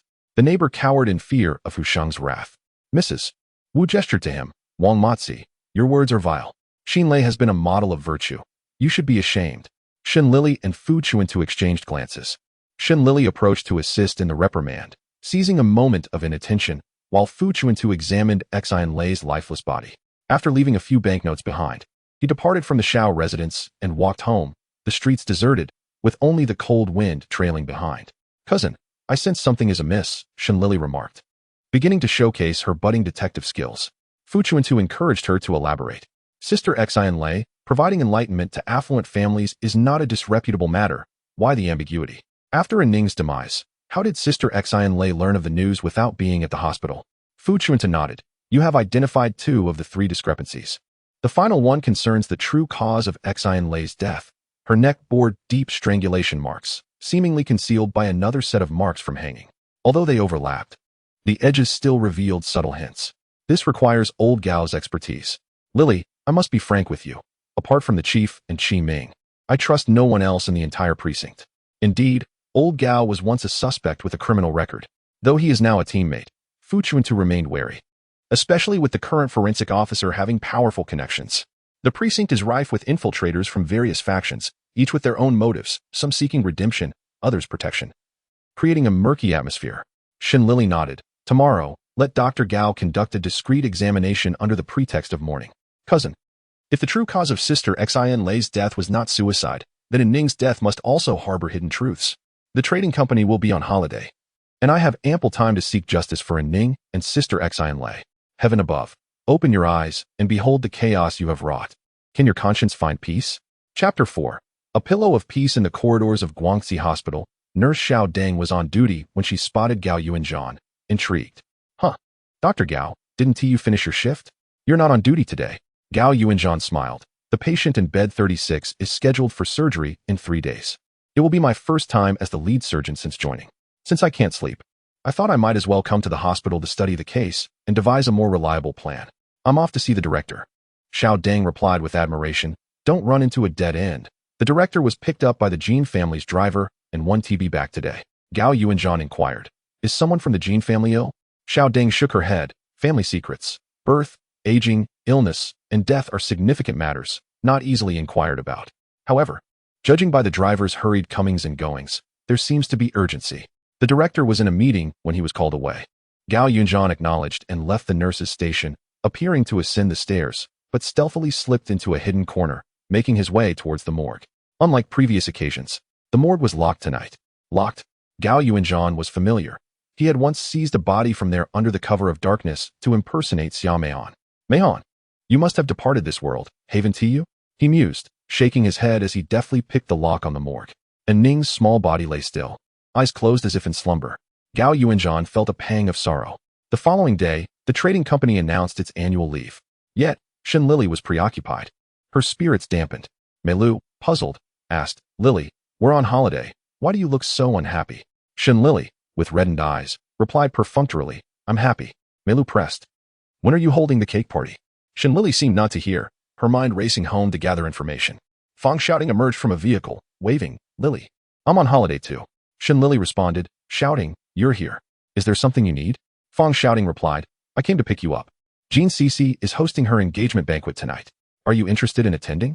By the way, how will you spend your holiday? Are you returning to Suzhou? Or would you like to go out with me? I'll treat you. Let us go to Guangzhou. Shen Lili inquired Jean Cici. Is she Jean Feiyu's sister? Fang Shouting nodded yes. Shen Lili's interest piqued. I'll go. Meilu, will you join? The girl named Meilu appeared uneasy. A sense of awkwardness and tension enveloping her as she hastily declined. I want to go. The Xiao family has fallen, while the Jin family thrives. It's truly ironic. As Fang Shouting escorted Shen Lili to the opulent engagement banquet, Fu Chuntu and Gao Yuanzhan attended Lin Xin Lei's funeral. Lin Xin Lei lay in her coffin, her neck marked in hues of purple, forever unable to close her eyes. The casket was not of the highest quality, yet it was the best that a modest family could afford. As Fu Chuntu conversed with Hu Sheng, Gao Yuanzhan observed Lin Xin Lei's appearance. Xin Lei, you had a difficult fate. Your mother-in-law passed early, and your father-in-law relied on teaching for a meager income. I was neighbors with Xin Lei. We were childhood friends. When her father fell gravely ill, he entrusted Xin Lei to my family, and the following year, we wed. Xin Lei was renowned for her beauty, yet she was also knowledgeable and kind-hearted. After marrying me, she devoted herself to supporting our family. Though we lived modestly and never experienced wealth, she never complained. And we never quarreled. Alas, she is gone. What am I to do? And Ning is gone too. Detective Fu, my life feels at an end. I see no hope. As Fu Chuntu listened, he remained vigilant of Gao Yuanzhan's actions behind him, unable to afford distraction, truly multitasking. He pulled Hu Sheng closer and whispered, Hu Sheng, I once heard the elders in my hometown say that true death occurs when no one in the world remembers or cares for a person, leading to a complete dissipation of the soul. Conversely, if someone continues to remember and cherish them, it does not signify true death. Therefore, you must gather your strength. You are still young, and you must live on for Xin Lei and in Ning. Wouldn't you agree? Hu Sheng's heart began to revive. Really? Fu Chuntu spoke earnestly. While the tale of the elder was fabricated, the principle held true. He affirmed with conviction, of course. Amidst the mingling of cups, Shen Lili pulled Fang Shouting aside, asking, why haven't I seen Jean Feiyu? Fang Shouting immediately connected the dots. Lili, could it be? Shen Lili replied, huh? Fang Shouting, as if solving a mystery, urged, confess honestly, when did you encounter Jean Feiyu without my knowledge? Have you secretly harbored feelings for him? Lili, although Jean Feiyu is handsome, he is exceedingly rigid, utterly dull, resembling his grandfather. You are so lively, marrying him would be stifling. Trust me, when my father arranged a match with Jean Feiyu, Just the thought terrified me, prompting me to flee without even closing the car door, urging the driver to speed away. Shen Lili, bewildered, exclaimed, "What are you imagining? I've never even met Jin Feiyu." Fang shouting countered, "Then how do you know he hasn't come?" Shen Lili proudly pointed to her head, "I'm clever. You see, I've told you, I'm renowned for my wit in Wu County, particularly skilled in observation. As the eldest son of the Jin family, he would undoubtedly attend his sister's engagement as a representative of the new generation. However, look around. Only the Jin patriarch and his parents are mingling, which clearly indicates he is absent." Fang shouting gasped, "Wow, you truly are the famed little detective of Wu County." Indeed, indeed. Jin Feiyu is ill, reportedly quite seriously, and unable to attend. Even the director of Guangxi Hospital personally intervened. Shen Lili remarked, "Oh, a sickly individual, is he?" Shouting retorted, "Worry about yourself." At that moment, Jinhui Guangxue gracefully approached, warmly greeting Fang Shouting's parents nearby.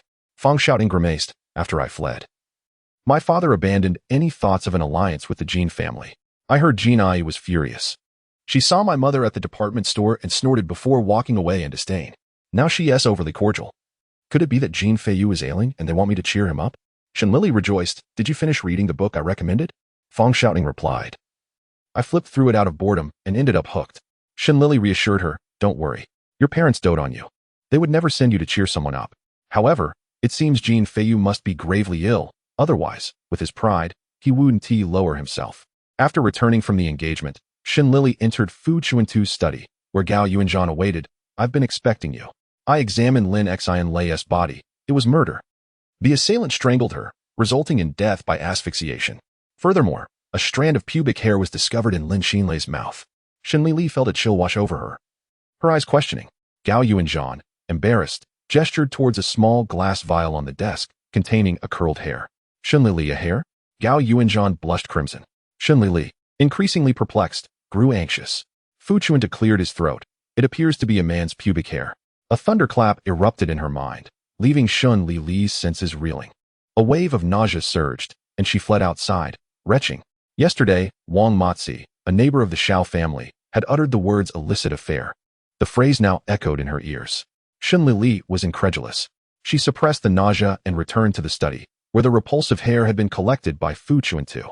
Shen Lili, Dr. Gao Anning's death. Gao Yuanzhan, earnest and indignant, declared, "The Guangxi Hospital morgue is never locked. But Anning's body was specifically secured. I infiltrated the morgue, drew a vial of Anning's blood, and upon analysis, discovered an excessive amount of morphine. The successive revelations left her devastated." Shen Lili, can you share your insights with me? Fu Chuntu rose and approached the small blackboard, writing with chalk. Existing discoveries. 1. Anning was injected with an overdose of morphine. 2. Lin Xinlei was strangled and then staged as a suicide by hanging. 3. A hair, suspected to be male pubic hair, was found on Lin Xinlei's corpse. In summary, I suspect. He hesitated to voice his suspicions, deeming it disrespectful to the deceased and a dishonor to the honest Hu Sheng. Thus, Fu Chuntu remained silent, unsure how to proceed. Shen Lili, supporting her forehead, curled up on the sofa, squinting, and enunciated. Inquire with Wang Matzi about what he witnessed and knows. It may hold the key to finding the true culprit. Cousin, will you report this case to the police? Shen Lili and Gao Yuanzhan fixed their gazes on Fu Chuntu's back. Sensing their earnest expectations, Fu Chuntu shook his head. No, he had been deeply wounded. A woman of unparalleled beauty had once graced his life, leaving a fleeting memory. Shen Lili was unaware. But Gao Yuanzhan knew that he loathed the darkness of this era and distrusted the so-called law. Fu Chuntu aspired to ascend to the highest position, to rectify the wrongs. He wondered if it was achievable in his lifetime. If not, he would use his power during his ascent to make a difference. He cared not for imperial power or aristocratic wealth. If he could not confront them directly, he would resort to subterfuge. Chapter 5. A fleeting dream. Wang Matzi, uneducated and indolent, had spent his life freeloading and loafing around. He wandered the streets aimlessly. Fu Chuntu easily located him. At that moment, Wang Matzi was squatting at a cricket vendor's stall, meticulously selecting a cricket. "Old man, can you give me a discount?" The old man reluctantly shook his head, retorting indignantly, "Wang Matzi, you've been haggling with me all morning, practically asking for it for free. Are you not ashamed to bully an old man? No, $1 silver, and not a penny less." Wang Matzi clicked his tongue and, with a glint in his eye, devised a plan. Taking advantage of the old man's inattention, he snatched the cricket cage and prepared to flee. Fu Chuntu, observing from behind, tripped him, causing Wang Matzi to land heavily on his backside. Ouch, my heavens. Who was the imbecile who tripped me? Fu Chuntu crouched down, raising an eyebrow at him. Wang Matzi, recognizing him, quickly forced a smile, feigning innocence. Ah, Inspector Fu. Fu Chuntu grabbed Wang Matzi and the cricket, shoving them into the car. Theft. Let's go.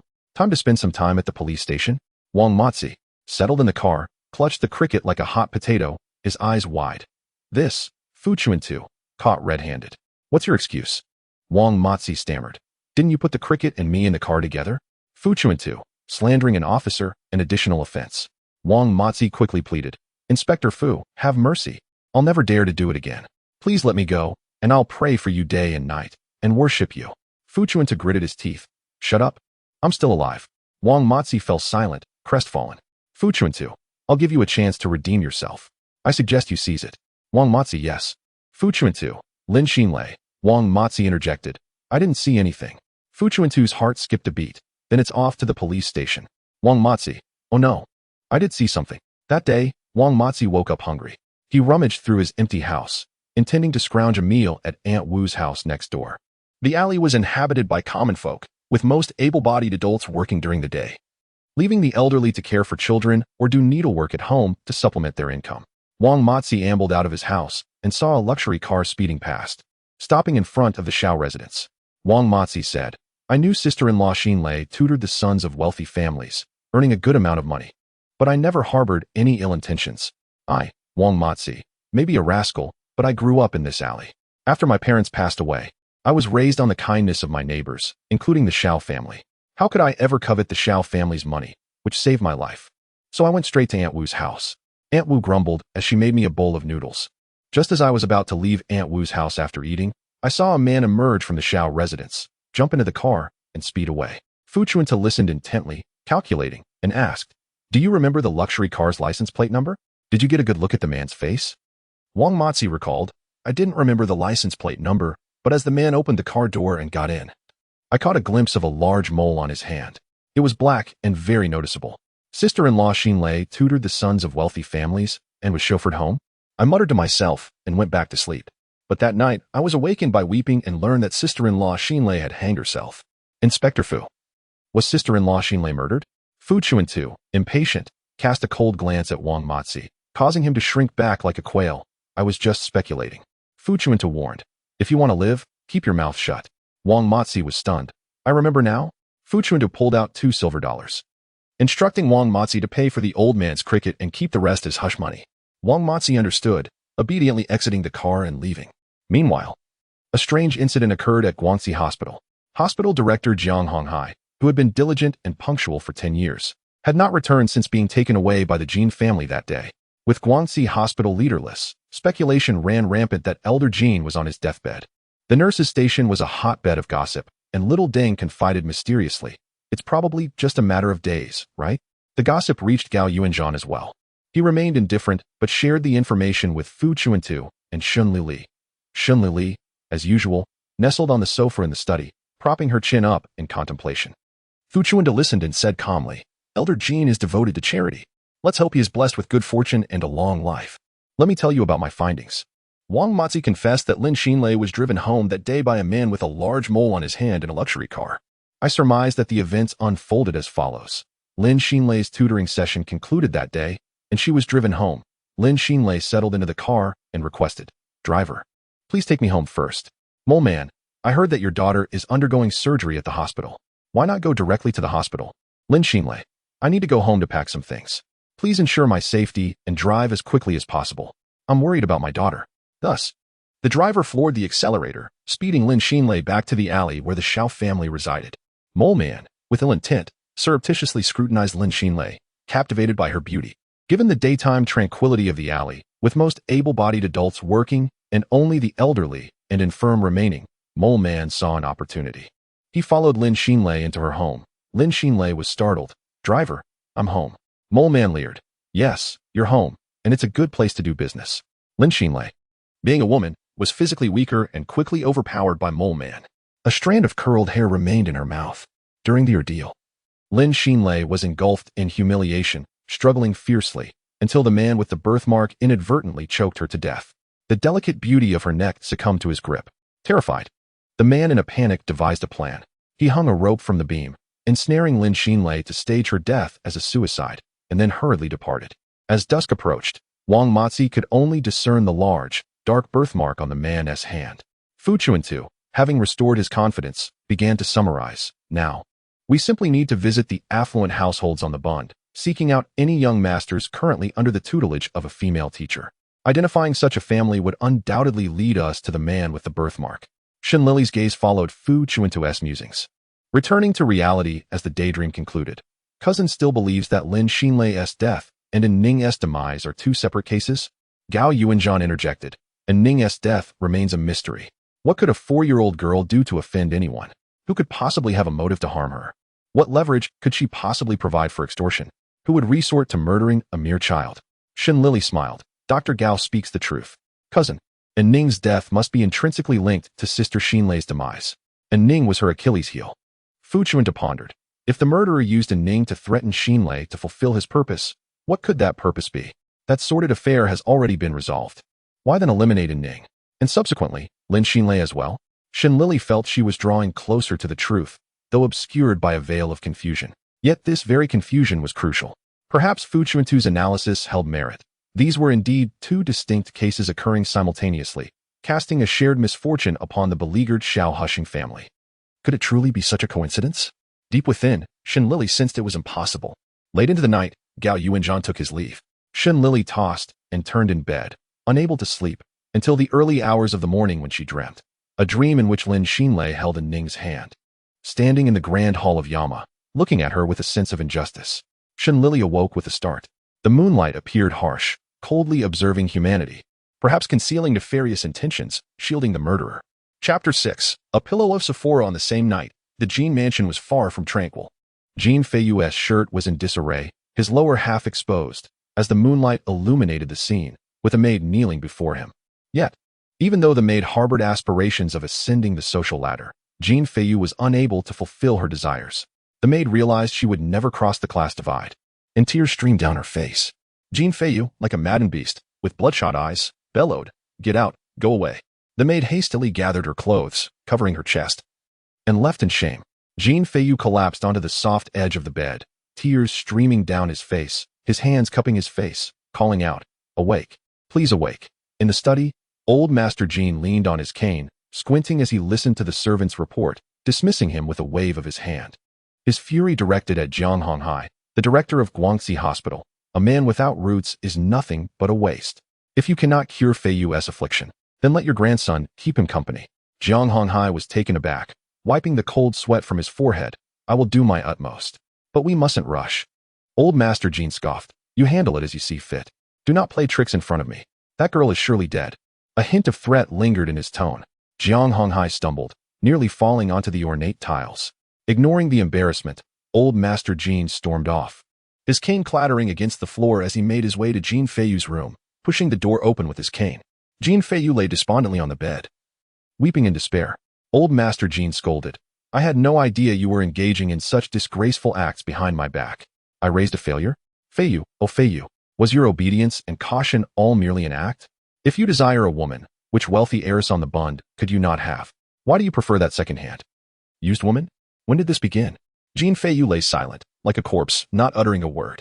Old Master Jin's anger escalated, especially upon noticing the delicate figure of Jin Feiyu, nearly causing him to collapse. "What an abomination! Your father, though talented, has lost his moral compass. I do not acknowledge those bastards he fathered outside. All my efforts were invested in you, my legitimate grandson, and this is how you repay me? For over 20 years. You've pretended to be obedient and wise. I genuinely believe the ancestors were smiling upon us, that the Jin family's legacy could shine forth. How foolish." As the year-end approached, Fang Shouting visited the Fu residence for a farewell, gifting Shen Lili a white fox fur scarf. "Tomorrow, I'm going to Lingyin Temple in Hangzhou with my mother for a short stay. Aren't you coming with me?" Shen Lili stroked the soft fox fur. "Your family and the Jin family are pairing up for the new year. What would I be doing tagging along? I'd rather quietly stay in the city and wait for your return." Fang Shouting scoffed. "My mother is bewitched, completely forgetting the previous antics of Aunt Jean." Shen Lili sighed. "There are no eternal enemies, only eternal interests." Fang Shouting replied. "Stop with the sarcasm. I came to ask you for help.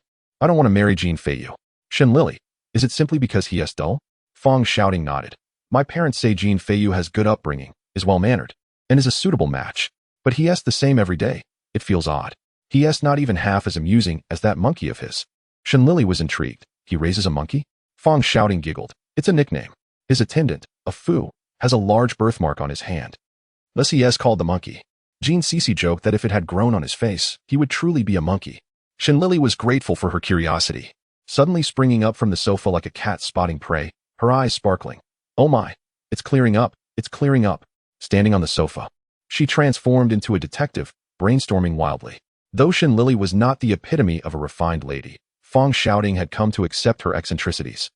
Yet was still somewhat taken aback. Lily, should you not come down first? Shen Lili disregarded her concerns, growing more excited. Yes, it all fits. Jin Feiyu is the president of a charitable foundation, supporting Ning's heart surgery. That day, Jin Feiyu's attendant, a Fu, brought Lin Xinlei home, and soon after, she died. Ning also perished. Jin Feiyu is ill. What illness? Unknown. The director of Guangxi Hospital has been personally attending to him. Residing in the Jin mansion for days. That strand of hair, could it be? My heavens. My heavens. Shen Lili felt a chill run through her. Her legs weakening as she nearly fell from the sofa. Fang Xiaoting quickly caught her. Lily, you scare me to death. Shen Lili grasped Fang Xiaoting's arm, pleading, oh Xiaoting. Beautiful Xiaoting, take me along. I want to visit Hangzhou too. I've never been there. The scenery of Westlake is breathtaking. It's heavenly. Quickly. Let us pack and go. Fang Xiaoting fluttered her eyelashes. I meant for you to think of a way to keep me here, not to drag yourself along. Shen Lili pondered for a moment, then pulled Fang Xiaoting to sit down. Xiaoting, you know I grew up in the countryside of Suzhou, never leaving our Wu County. The farthest I've been is Shanghai. Oh, how I long to see the world while I'm still young. You are the daughter of a wealthy family. While I am but a small-town girl, our fates are different. Alas, I shan't go. I'll remain here, living a simple life. Fang Xiaoting hurriedly agreed. All right. I'll take you, I will. But, as a girl, your departure might worry Detective Fu, right? Shen Lili, who said I'm going alone? That night, in the study, Fu Chuntu was astonished as he listened to Shen Lili's conjectures, feeling a chill run down his spine. So, you suspect Jin Feiyu is connected to Lin Xinlei's death? This trip to Hangzhou is to uncover the links between Ning and this case. Shen Lili affirmed. Of course, not just me, but you too, cousin. I suspect Jin Feiyu is in dire straits. It's up to you to verify. Fu Chuntu's face flushed crimson. You, a young lady, dare to speak such things? And what exactly am I supposed to verify? How could I determine if Jin Feiyu is fit or not? Though, there may be a way.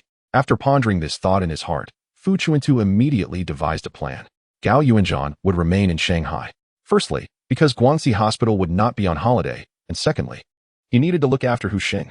After experiencing the loss of his wife and daughter, Xiao Hu Sheng had yet to recover from the blow. Living each day as if he were a mere specter, this sight stirred a sense of unease in onlookers. Although neighbors kept a watchful eye on him to prevent any foolish actions, should a crisis arise, the hospital would need to be prepared. Before embarking on their journey, Shen Lili and Fu Chuntu paid a visit to Hu Sheng's home. Shen Lili hesitated to enter, as doing so would evoke memories of a dream. Lin Xinlei holding Ning, looking at her with a mix of grievance and pleading. I understand your grievances. You wish for my cousin and me to seek justice for you, don't you? Rest assured. Shen Lili resolved silently, resolutely boarding the train to Hangzhou. The journey was quite entertaining. She produced a large apple and then a package of candied chestnuts, regaling Fang Xiaoting and her mother with tales of her escape from marriage in Suzhou to Shanghai, making them feel as if they were present at the scene. At a crucial moment, she exaggerated the atmosphere, recounting how she nearly fell victim to a swindler. Fu Chuntu widened his eyes in surprise, having been unaware that such an event occurred during his cousin's flight.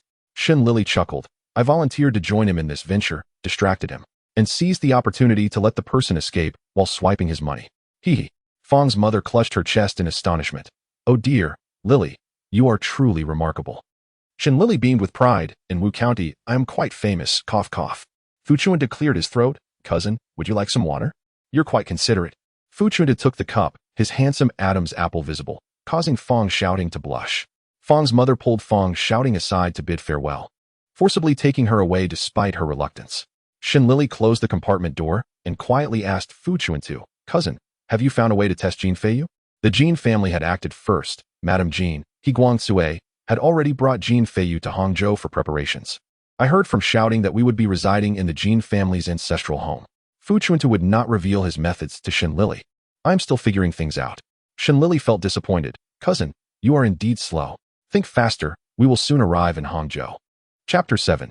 A Pillow of Peace. Jean Feiyu's complexion was pale. Following Madame Jean Guangcue, Jean Fu Guang wore a stern expression, maintaining a facade of intimacy as he clung to his arm. Guangcue wore a smile. Please remember, in the old residence, I am the only Mrs. Jean, your legitimate wife, and the mother of your legitimate son. Jean Fu Guang snorted coldly. The train arrived at the station. Madame Fong, holding on to Mayor Fong, was the first to disembark, followed by Fong Shouting and Secretary Jiang Haibai. Next came Fu Chuntu and Shen Lili. Guangcue greeted them warmly. Mayor Fong, Madame Fong, I hope your journey was smooth. Mayor Fong replied, everything went well. Guangcue waved her hand, summoning Jean Feiyu, who approached politely. Mayor Fong, Madame Fong, and Miss Fong. Fong Shouting responded with a lackluster greeting. She introduced, this is Detective Fu Chuntu from the Central Police Headquarters, along with his sister, my close friend Shen Lili. I hope you don't mind our company. Jean Feiyu replied, of course. Shen Lili's first impression of Jean Feiyu was of a young man shrouded in a heavy gloom, elegant, yet decaying. An indescribable feeling caused her to dislike him immensely. However, his polite demeanor left no room for criticism, and she plastered a smile on her face. Pardon the intrusion. Fu Chuntu echoed, apologies for the disturbance. The Jean family hailed from Hangzhou, once prosperous but with dwindling descendants. A fortune teller had predicted that Hangzhou would not thrive for the Jean clan, prompting the patriarch to relocate to Shanghai in pursuit of fortune, inadvertently becoming a wealthy tycoon on the Shanghai bond. Wealth multiplied, and they managed to have 2 children, a son and a daughter, both looking like refined and charming gems. Thus, their lineage was deemed somewhat plentiful. Indeed, they were affluent. The ancestral home spanned 10 acres, stretching beyond sight. Fu Chuntu and Shen Lili were assigned separate courtyards, attended by servants. In the evening, a lavish welcoming banquet commenced, with the male host, Jean Fu Guang, raising a toast. Shen Lili had little interest in listening. Her small bundle of snacks had been entirely consumed, leaving her stomach grumbling. At long last, when it was time to eat, she elegantly took small bites, momentarily matching Fong Shouting's decorum. To Fu Chuntu's satisfaction, at last, she resembles a proper lady. He picked up a knife and fork, casting occasional glances at Jean Feiyu. His pallor suggested he had recently recovered from an illness. Yet his robust demeanor and articulate speech impressed Fong's parents. However, Fong Shouting was not pleased. In Shen Lili's room, she lay on the bed, sighing. This is what they call a prestigious family. Even the youngest offspring are groomed to be astute individuals, following rules and conventions. Shen Lili could not comprehend. Isn't that a good thing? Fong Shouting rested her chin on her hand. Lili, do you know why I like you? Because you possess an air of novelty about you, a sense of unpredictability. I cannot foresee what will happen to you tomorrow or the day after. But Jean Feiyu is different. I can clearly envision his future, mutual respect and distance. He will inherit the family business, repeating the lives of his father and grandfather. Meanwhile, I will be like Madame Jean, waiting for Jean Feiyu to return home, day after day, month after month, year after year, for a lifetime. Shen Lili replied, it is due to our differing backgrounds. You were born into the family of the mayor of Shanghai, while I came from the backyard of a silk shop in Wu County, which destined our lives to diverge. You enjoy the splendor and must bear its weight, whereas I could never marry into a wealthy family in Shanghai. Perhaps I will find a man with whom I share a genuine connection, even if he is not exceedingly wealthy, but I will have my freedom. Such discontent. I envy you. You envy me. Alas. After finishing her thoughts, Shen Lili carelessly clambered onto the bed, tucked herself in, and said, shouting, I still hope you find a man who is both wealthy and one you truly like. Shen Lili soon felt drowsy. A sleepless night passed. The next morning, as the Jean family's grand estate began its daily routine, a figure stealthily slipped into Jean Feiyu's room, carefully lifting the covers to observe his physical state. Soft and feeble. Meanwhile, she had already begun her daily morning stretches. Fu Chuntu squinted, covering himself with the blanket, quietly leaving Jean Feiyu's room. Breakfast was served separately. Fong Shouting had already been summoned by her mother to converse with Guangcue. Shen Lili yawned as she rose, opening the window, only to hear a voice from outside. Lili? Shen Lili quickly dressed and opened the door. Cousin? So early. Fu Chuntu stepped inside, his chilly body warming in the room's heat as he held a cup of hot water and remarked, you guessed it right. Jean Feiyu is unwell. Huh, did you find out so soon? Shen Lili reached for a book she had read, prepared to revisit the self-sacrificing plot in her mind, only to receive a light smack on the head from Fu Chuntu. What nonsense are you thinking about? Your eyes are darting all over. Shen Lili rubbed her head. It's so annoying. Fu Chuntu scolded. Channel your imagination into something productive. Just as Shen Lili was about to analyze, a servant knocked on the door. Miss Shen, are you awake? Breakfast is ready. I'm awake. Cousin, let us eat something first. The ladies and female guests had breakfast in the garden's warm greenhouse. He Guangzue, Madame Fong, and Fong Shouting were enjoying themselves, savoring delicious food while admiring the blooming flowers. The more He Guangzue looked at Fong Shouting, the more satisfied she became. Shouting is wonderful. Not only beautiful, but capable too. I hear she is highly regarded by the president of the Milan Daily. Praises flowed freely, deepening the crow's feet around Madame Fong's eyes. While Fong Shouting shyly lowered her head, Madame Fong, keenly aware of the situation, reciprocated with flattery towards Jean Feiyu. Feiyu is a fine young man, hailing from a prestigious family, yet devoid of any debauched airs. He is a virtuous child, committed to charity, with a bright future ahead. As mutual compliments continued, He Guangzue and Madame Fong exchanged glances, confirming their intentions and decisions. Fong Shouting felt dizzy, and by the time she sensed something was amiss, it seemed too late. He Guangzue was already eagerly proposing. In my opinion, a match made in heaven cannot be delayed.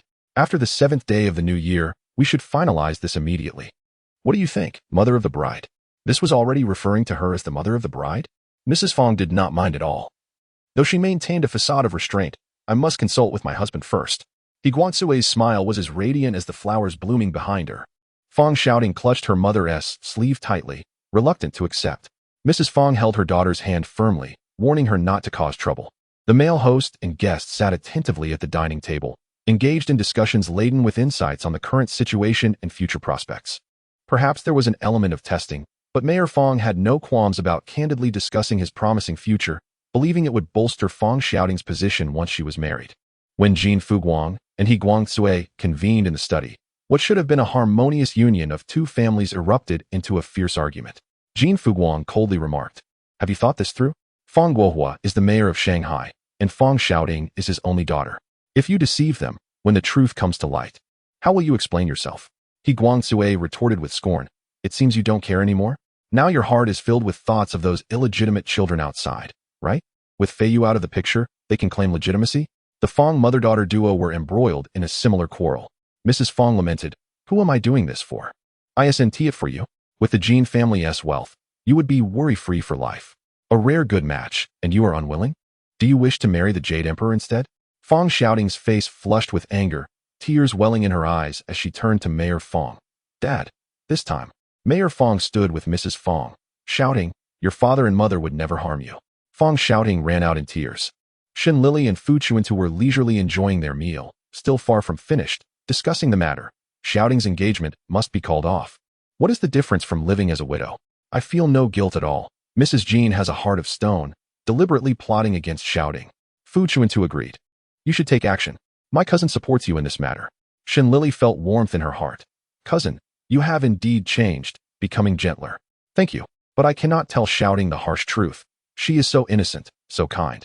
Such evil matters should not fall upon her." Fong Shouting burst through the door. "Lili, what are you hiding from me?" Shen Lili was startled. "Ah, Shouting, when did you arrive?" Fong Shouting demanded. "Don't evade me. Tell me honestly. What evil thing must be concealed from me?" Shen Lili and Fu Chuntu exchanged a glance, silently questioning Fong Shouting. "Can I trust you?" Fong Shouting replied solemnly, "Of course." The story began with sister-in-law Xiaolei from the Shao family and her daughter Ning. While there was no direct evidence, it was merely conjecture on their part. Ning suffered from congenital heart disease, and the surgery required a substantial sum of money. Her father, Husheng, and mother, Xiaolei, never abandoned her, working tirelessly to save for the operation. Her cousin wanted to help and went to the charity foundation, personally presenting Ning's situation to Jin Feiyu. Jin Feiyu, along with his attendant Afu, visited the Shao family, becoming infatuated with the beautiful Xiaolei, using the promise of funding Ning's surgery to coerce Xiaolei into submission. Xiaolei, devoted to her daughter, endured humiliation and agreed, but one act led to another, and eventually, the repeated humiliations became unbearable for her. After Ning's surgery, in a moment of desperation, she bit Jin Feiyu. Enraged, Jin Feiyu strangled Xiaolei and ordered Afu to kill Ning at Guangxi Hospital, subsequently instructing Afu to return Xiaolei's body to the Shao family, fabricating a story of Ning's failed surgery leading to her mother's despair and suicide. Afterward, Jin Feiyu feigned illness, and the director of Guangxi Hospital, Jiang Honghai, treated him at home. Jean Feiyu could not remain humane, as this meant a future devoid of hope. Fearing that Jean Feiyu would be abandoned by the family Madame Jean, he Guangzue offered a bitter smile. I have wronged my Feiyu. From a young age, he was taken away from my side, raised under the direct guidance of the old master. My thoughts were consumed by my husband's diplomatic career. In the blink of an eye, he has grown up, treating me with excessive politeness but lacking intimacy. I understand he wishes to draw closer to me. Yet what? It cannot be articulated. It can only be fabricated. Madame Jean lamented. I have been poisoned by the rigid customs of our aristocratic family. Henceforth, I hope shouting can be sensitive and understanding, compensating for the void Feiyu has experienced. Madame Fong sighed.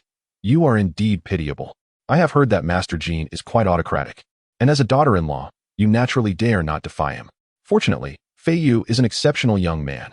Rest assured, brighter days lie ahead. From this point, Jean Feiyu and Fong Shouting formally established their romantic relationship. After the 7th day of the new year, Shen Lili and Fu Chuntu took their leave from the Jean family estate. A tragic event unfolded in Shanghai. Hu Sheng succumbed to the shadows of despair, taking an overdose of sleeping pills. The loss of his wife and daughter engulfed him like a torrential downpour, drowning his heart, with humanity submerged. He felt no need to continue living. Gao Yuanzhan was saved in time. Although he survived, he spent his days in the hospital, staring blankly at the ceiling. Shen Lili and Fu Chuntu visited him, first meeting with Gao Yuanzhan. Upon learning the details, Gao Yuanzhan was primarily concerned about whether Hu Xing would be able to accept the truth of his circumstances. Fu Chuntu remarked, perhaps this revelation will serve as a catalyst for him to regain his strength. Fong Shouting unearthed some information, but for the time being, it could not be disclosed to him. Old Gao, keep a close watch. He should remain hospitalized for now. Gao Yuanzhan replied, I understand. Fu Chuntu then revealed his true intention. Could you procure a hallucinogenic substance? Gao Yuanzhan responded, I can manage that. Though some of the required ingredients are rather difficult to obtain, being contraband, perhaps the black market could yield results. However, there is a type of mushroom from Yunnan that temporarily numbs the nerves and induces hallucinations. In the old residence of Hangzhou, the bond between Fong Shouting and Jean Feiyu grew increasingly intimate, eagerly awaiting their return to Shanghai for an engagement after the 15th day of ancestor worship. Fong Shouting frequently corresponded with Shen Lili to report on her romantic status. Since learning that Shen Lili had persuaded Fong Shouting to pursue her affections, Fong's mother had developed a fondness for Shen Lili, allowing Fong Shouting to maintain her connection with her. Whoever said that country folk are coarse? Shen Lili may be unrefined in trivial matters, yet she possesses a keen understanding of the greater picture. Just observe how gracefully she conducts herself at the dining table. Madame Fong thought to herself, it is well. A young lady ought to have a close friend. Since you dislike those high society debutantes, so be it. Happiness is what matters most. Fong Shouting obediently responded and retreated to her room, where she opened the letter, read it, and then burned it in contemplation, resolved to stroll through the streets. Naturally, Jean Feiyu was to accompany her, though this time he declined. She discreetly instructed Jiang Haibai, Secretary Jiang, I have a task for you. Please assess Jean Feiyu's health. I hope he is not an invalid. Jiang Haibai replied, Miss, what if I inadvertently offend young Master Jean? Fong Shouting assured him, promising to bear the consequences, then evaded 2 potential threats and slipped out of the estate. Later, she found the desired mushroom at a store. Young man, is this mushroom genuinely sourced from Yunnan? Do not deceive me. The sales clerk flashed a bright smile. Miss, our boss is indeed from Yunnan, specializing in local specialties. We guarantee authenticity. Is this mushroom prepared the same way as ordinary mushrooms? It is quite delicious, but it must be cooked thoroughly. Raw consumption is prohibited. Fong Shouting scoffed. You need not remind me that raw mushrooms are inedible. Very well. I shall take some to taste. She also purchased a few bottles of Yunnan floral essence for her skincare regimen, settled her bill, and departed. That night, she took action. Fong Shouting personally prepared a bowl of soup for Jean Feiyu, ensuring that the mushrooms were uncooked before extinguishing the flame. Instructing a servant to serve it, do not inform your young master that it was I who prepared it. If he dislikes it, simply retrieve it. The servant, astute, joyfully delivered the soup to Jean Feiyu, who was in his study, grappling with feelings of resentment, hope, and despair in a relentless cycle. Young master, the kitchen has prepared some soup for you, to ease your hunger. Jean Feiyu dressed himself. Come in. The servant placed the bowl down and assisted Jean Feiyu in washing his hands. Awaiting his first sip, Jean Feiyu took a spoonful. This soup seems different from usual. The servant replied, Please taste it and let me know your thoughts. Jean Feiyu, unimpressed, remarked, mediocre. This cook can be dismissed. He cast aside the spoon, refusing to sample further. The servant, anxious, said, "Young master, this soup was personally made by Miss Fong. She is awaiting my feedback." Upon hearing this, Jean Feiyu's heart grew cold. She was no different from any ordinary young lady, engaging in such trivial antics. He resumed eating. Savoring every bite, take it back and inform Miss Fong that it is quite palatable. I enjoyed it. With that, he waved the servant away. Fong shouting, timing her actions, hid around the corner and watched as the servant exited with the bowl. She approached Jean Feiyu's room and knocked. "Young Master Jean." "What is it?" "Young Master, I have come to see you." Jean Feiyu, irritated, rose to open the door. As he took a few steps, a sudden wave of dizziness overcame him, blurring his vision. "Who are you?" From behind the door, Fong shouting announced, "Young Master Jean, cannot even recognize my voice? It is Lin Xinlei." Suddenly, Jean Feiyu staggered forward, his heart racing. As he rushed to open the door, only to find no one there, a woman's silhouette was retreating towards the main hall. "Lin Xinlei, how dare you return?" Jean Feiyu pursued her relentlessly. In the main hall, servants were setting the dinner table when they witnessed Jean Feiyu, disoriented, burst in, shouting, "Lin Xinlei? Where are you?" "Who?"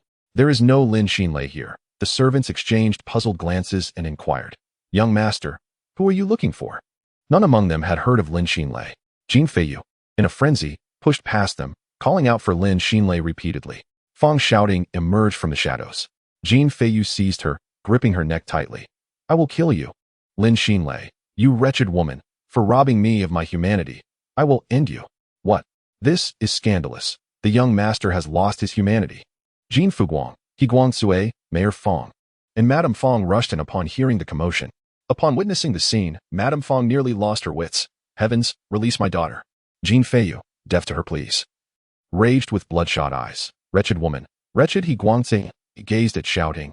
Tinger. Fong Shouting's heart blossomed with joy. It was truly a pity that Shen Lili did not pursue a career as a director, having taken it upon herself to assume the role of screenwriter, with the scenes unfolding precisely as she had crafted them. Thus, Fong Shouting continued, her face betraying sadness. I don't know anymore." She resolved that if Shen Lili were to become a director, she must vie for the leading role. Tears flowed freely. Was this not a gift? It turned out she possessed a talent for acting. The performance was splendid. Fong Shouting covered her face, heartbroken, and ran out, sobbing.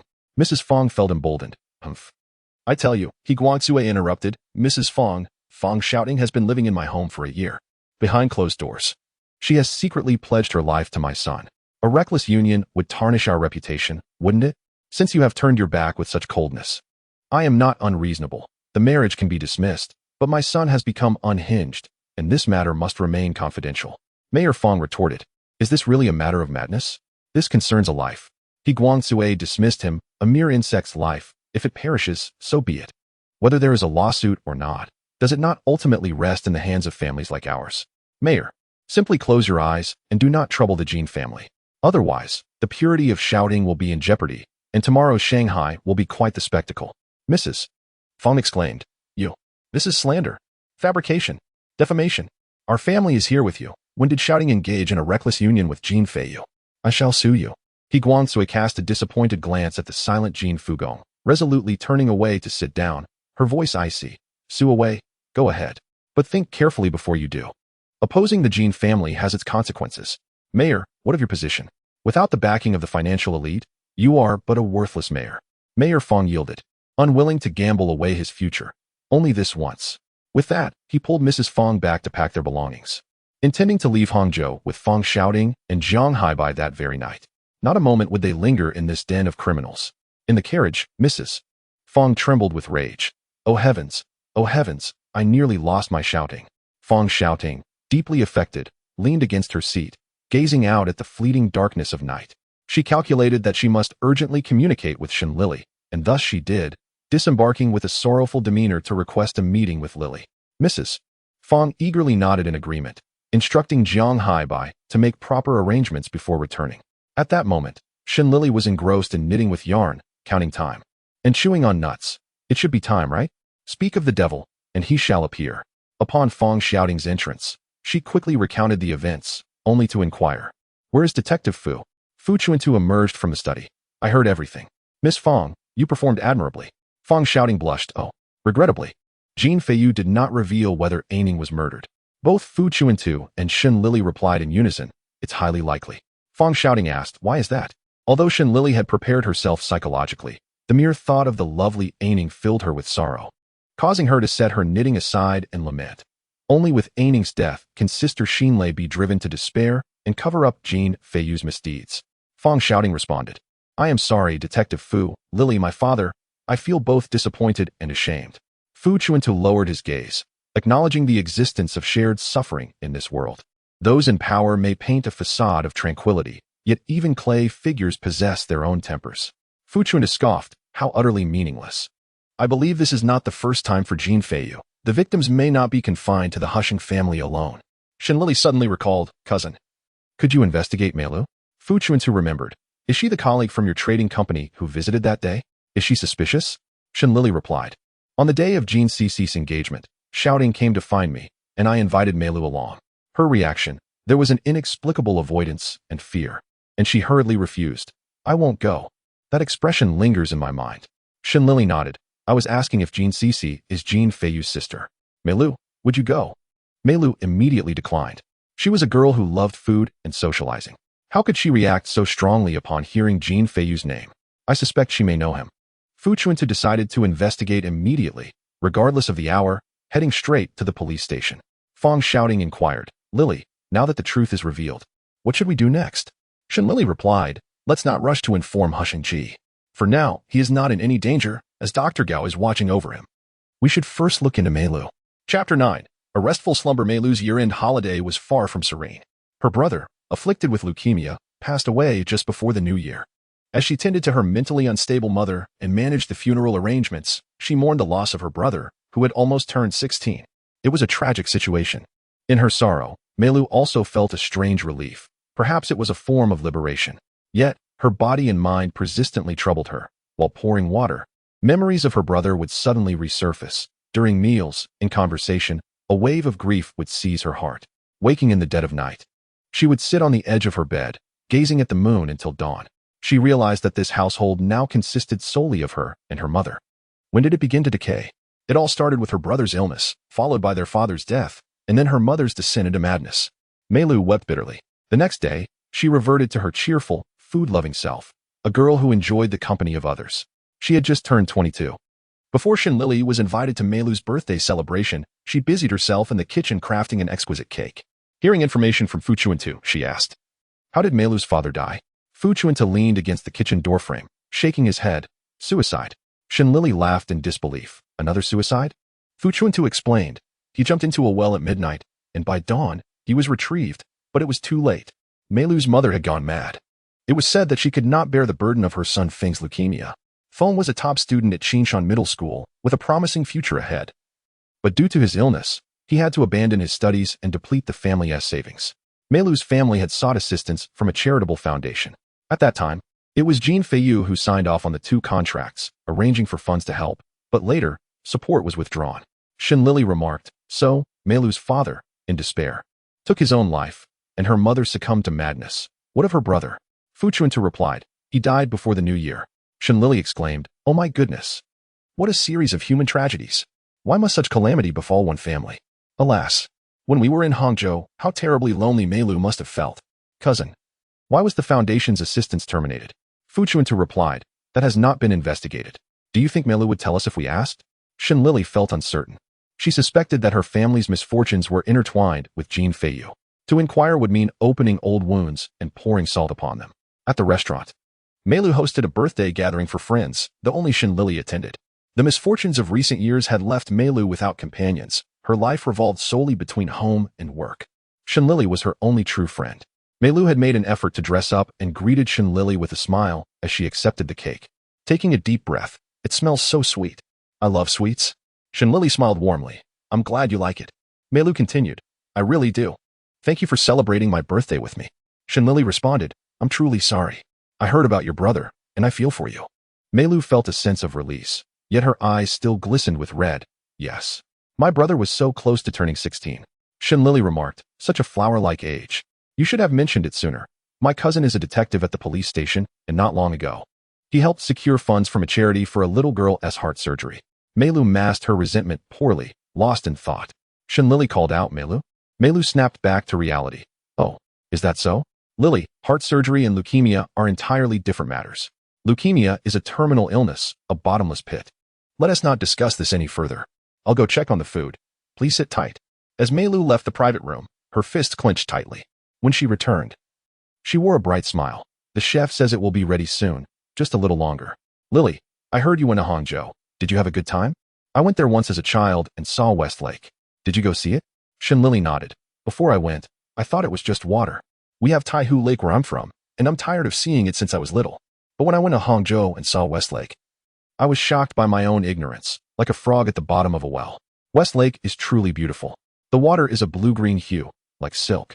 Meilu smiled. To compare Westlake to Shishir is an unparalleled beauty. Shen Lili abruptly said, Meilu, do you hate Jean Feiyu? Meilu's smile froze. Lily, why do you ask that? Shen Lili, my cousin is a detective in the police station. Meilu became alert and defensive. What do you want to say? Shen Lili, in the south of the city, there's a couple. The husband runs a mountain goods store, and the wife is a teacher at a girls' middle school. They have a son and a daughter, the daughter being 6 years older than the son.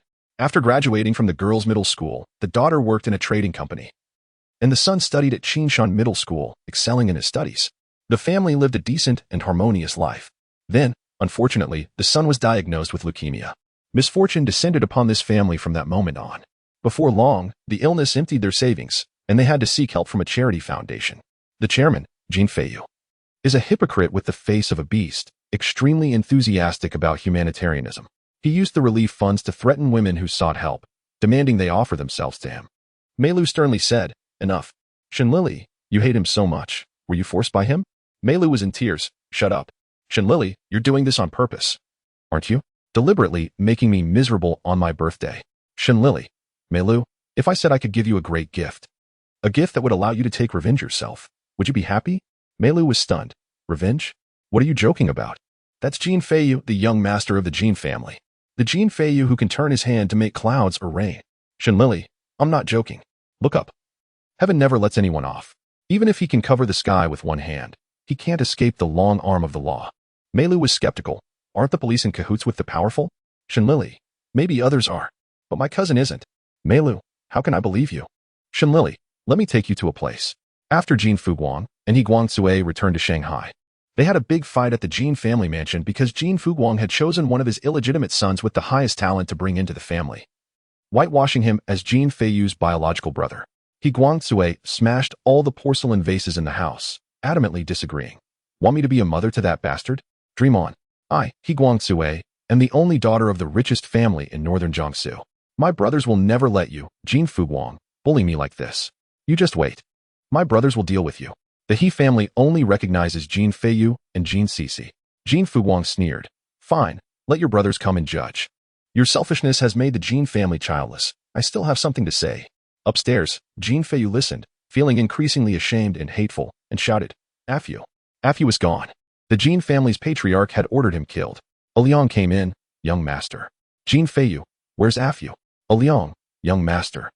Afu went back to his hometown to visit relatives before the new year and never returned. He sent a message a while ago to resign. And the patriarch has already agreed. Jean Feiyu, I haven't fallen yet, and everyone is already eager to take advantage. Go tell my father that if he doesn't want his scandals to be known all over Shanghai, he should kick that bastard out. Unlike the chaos in the Jean family, Hushing in the hospital had recovered. Although he was still silent, he no longer sought death. Meilu, what did you bring me here for? Looking through the small window of the ward door, Shen Lili pointed. Jean Feiyu ruined his family. He tried to kill himself and was just saved. Meilu frowned. It's Jean Feiyu again. Can you really provide us with a chance to take revenge ourselves? Fu Chuntu walked over. Of course, it's true. Meilu suspiciously sized up Fu Chuntu, seeing his extraordinary demeanor and determining he was no ordinary person, exuding righteousness. So Meilu let down her guard. Okay, I believe you. That was 4 years ago. My younger brother, Hufeng, was still studying at Qingshan Middle School. One day after school, he suddenly had a nosebleed that wouldn't stop. After several visits to the hospital, he was diagnosed with leukemia. My parents sought help from the charity foundation, which was the beginning of the misfortune. Jean Feiyu is a pervert. He seems to have a special fetish. He doesn't love young girls. He loves married women, especially mothers. My mother had some beauty, and because the family was wealthy, she was well maintained, so Jean Feiyu took a fancy to her. He demanded that my mother offer herself to him. Otherwise, My brother's aid would be delayed forever, put on a waiting list. My mother was unwilling, but after half a year, the family's savings were emptied by the hospital. And even my salary couldn't make up for it. My mother, behind my father's back, agreed to the deal with Jean Feiyu. Soon, my brother's aid money was approved. We thought everything was hopeful, but little did we know it was my mother's sacrifice that had bought it. The day the truth came out, Jean Feiyu, in order to provoke, in my parents' room, forced. My father came home in the middle of it and saw it with his own eyes. Jean Feiyu. He even humiliated my father. Jean Feiyu buttoned up his clothes, coldly glancing at Meilu's father. Useless man, you don't even have the money to treat your own son. You can only rely on your woman to sell herself? Aren't you ashamed? Ha ha ha ha, the taste is just SOSO. Jean Feiyu laughed and left. Meilu's mother was filled with shame. Husband, Meilu's father was incredulous. Is it true? Huffing's aid money was approved like this? Meilu's mother cried, just cried. Meilu's father got the answer, staggered, and left home distraught. Then, while Meilu was working at the company, the neighbor Xiaohu suddenly ran to find her. Sister Meilu. Are you there? Meilu got up from her seat. Xiaohu? Why are you here? Xiaohu, uncle. He had a fight with Auntie. And Auntie is crying her heart out at home. Meilu hurriedly asked for leave and went home. But her mother just cried, refusing to say anything. Meilu finally comforted her mother and waited all night. But her father didn't come back. The next morning, someone went to draw water and found her father's body in the well. A scream pierced the sky, waking Meilu's mother. Meilu's mother, Meilu, is it your father? Meilu got up, rubbing her eyes. Mom, don't be alarmed. I'll go take a look. After all, a couple is of one heart. It was indeed a dead person. Meilu's mother went crazy, completely crazy, forever crazy. The third bad news came at the same time. The charity foundation stopped helping Huffing. Meilu stormed to their door. Jean Feiyu, you killed my father, drove my mother crazy, and now you want my brother to die?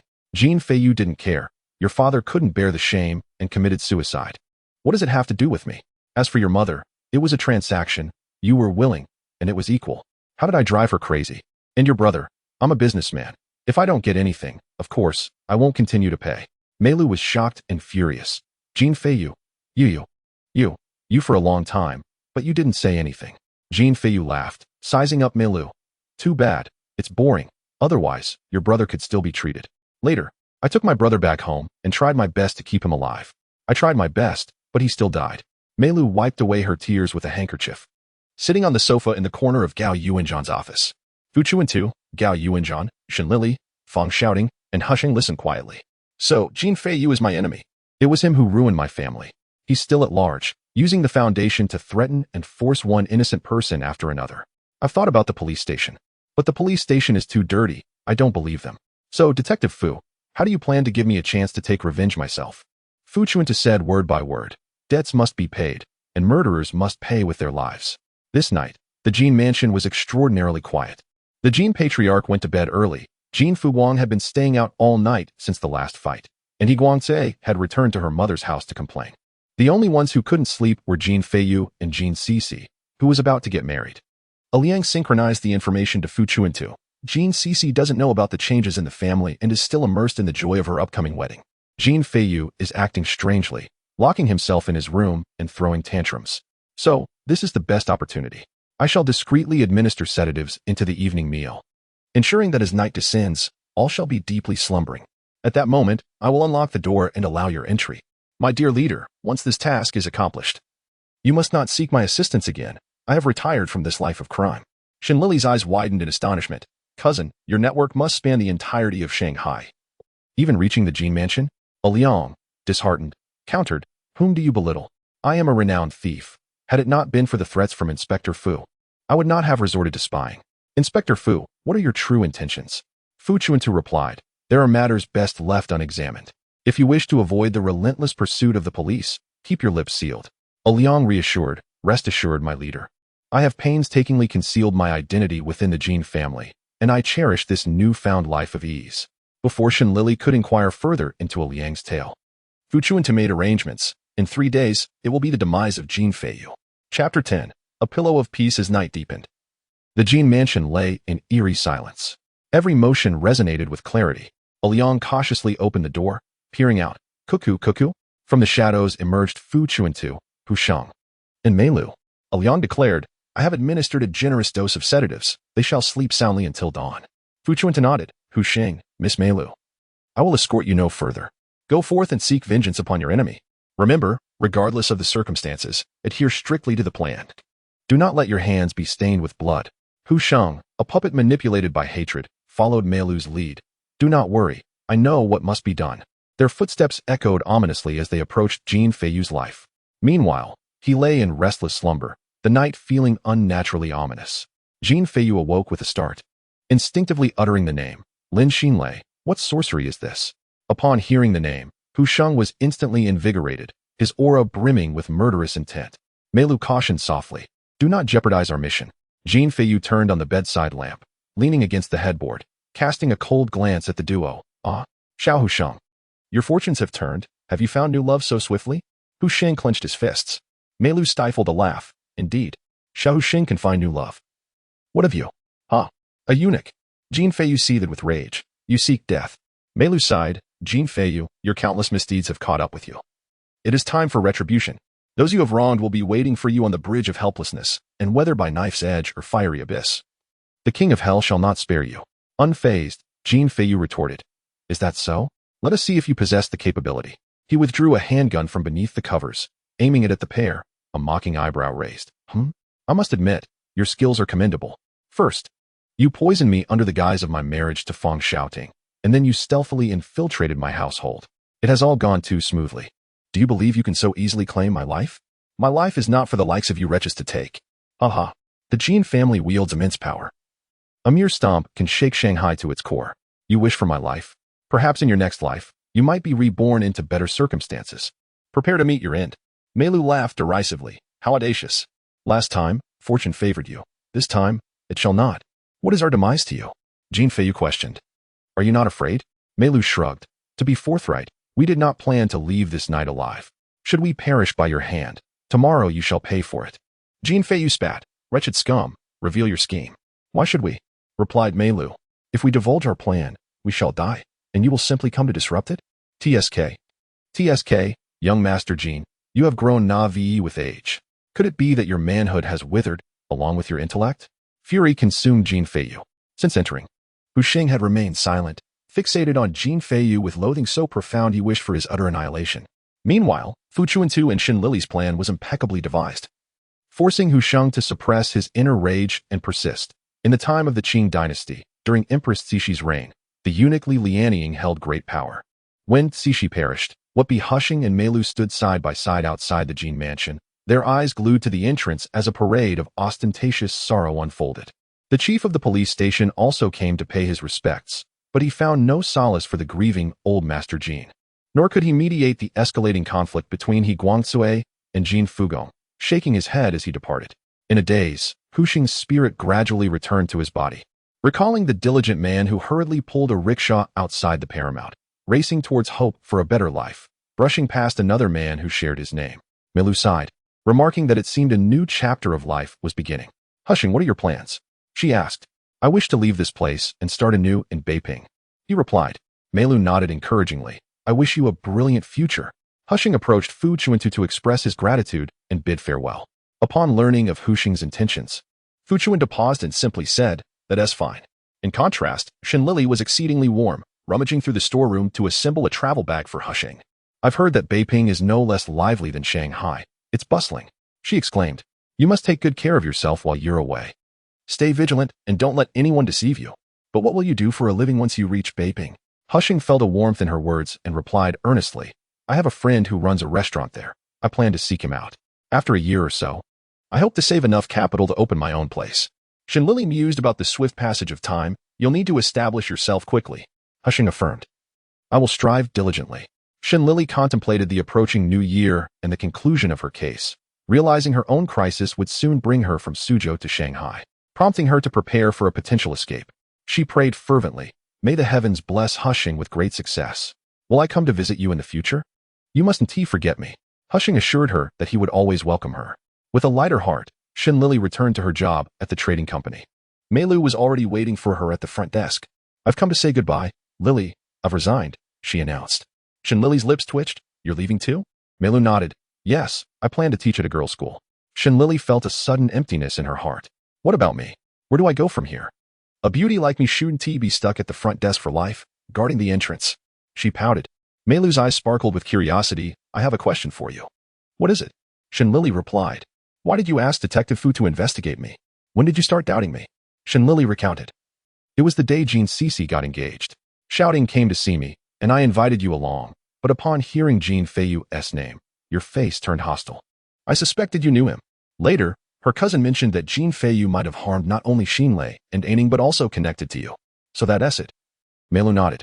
Your intuition is quite sharp. I think you have the potential to be a detective. Really? Detectives earn a decent living. I believe I could be one. I excel at piecing together the truth from small clues. Once I make my fortune, I want to need to go to Beiping. I'll stay in Shanghai and become a wealthy woman, marrying a mysterious handsome man. Meanwhile, Detective Fu Chuntu received news that Huang Wenhua had died on the train to Beiping. Chapter 1. The Death of Huang Wenhua. His demise was unregrettable, executed with ruthless efficiency by those who sought his life. Hushing had been on that very train and informed Fu Chuntu that, as soon as they left Shanghai, Huang Wenhua was shot in his compartment. The implications were staggering. It became clear that the best course of action was to dismiss the matter entirely. The chief praised Fu Chuntu for his growing acumen and boundless potential. Subsequently, a local business association offered to sponsor the police station annually to maintain peace in Shanghai, resulting in a salary increase for Fu Chuntu. Upon hearing this news, Shen Lili's eyes sparkled with intrigue. Cousin, I have a friend who wishes to join the police force. Do you think that's feasible? The phrase a friend often referred to oneself. Fu Chuntu saw through a ruse, so the trading company has let you go? Shen Lili retorted indignantly. Of course not. I've been doing well at the front desk. My boss even called me a lucky charm.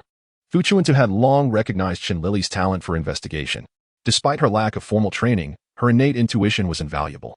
However, the police station was fraught with corruption, and Fu Chuntu hesitated to expose her to such an environment. He probed, is it because Melu has left that you're feeling discontent? Shen Lili shook her head. I've made a few friends in Shanghai over the past 6 months.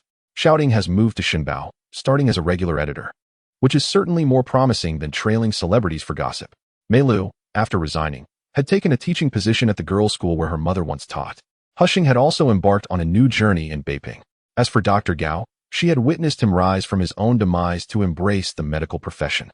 Each of them was forging ahead towards their futures. What about me? I cannot remain at the front desk forever. There is no future in that.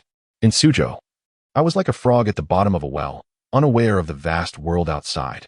But now, in Shanghai, the largest city of the Republic, I can accommodate both tigers and ants alike. If I choose the right path, the tides will turn, and perhaps in 10 years, my name, Shen Lili, will resonate throughout Shanghai.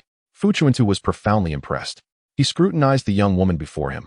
6 months prior, she had arrived at the police station, disheveled and burdened with luggage. Now, her long braids had unfurled, her lustrous hair cascading down her back, clad in the latest city fashions. In a moment of confusion, Fu Chuntu almost failed to recognize her. Is that you, Shen Lili? The carefree girl who only indulged in pleasures? Is it truly you? Fu Chuntu chuckled to himself, realizing the absurdity of his question. He then conceived a compromise. While the police force had never employed female officers, there existed a position called special consultant, which involved hiring capable detectives to assist in investigations. There was no official designation or salary, but there would be bonuses.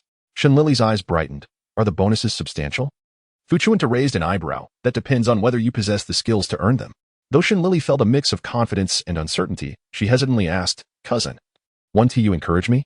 Fu Chuntu replied, I've already advocated for your abilities. Is that not enough? If I were to guarantee that there isn't a case you can't solve, and I'm proven wrong, it would be quite the joke for me as a detective. Shen Lili considered this. That makes sense. So when do I start? Fu Chuntu stroked his chin in thought. You can begin immediately. That morning, the police station received a report from Pei Tianyu, the manager of HSBC. His wife, Zhou Ruxin, had been kidnapped, and the abductors demanded a ransom of 20 gold bars. Shen Lili was incredulous. How could a bank manager possibly have 20 gold bars? Fu Chuntu replied with a smirk. Perhaps Pei Tianyu is the scion of a wealthy family. Shen Lili scoffed. A wealthy heir as a bank manager? What nonsense. The kidnappers know that the only way Pei Tianyu could acquire such funds is by breaking into the bank's vault. He is not foolish enough to jeopardize his wife's safety by taking such a risk. He must have come to you for help.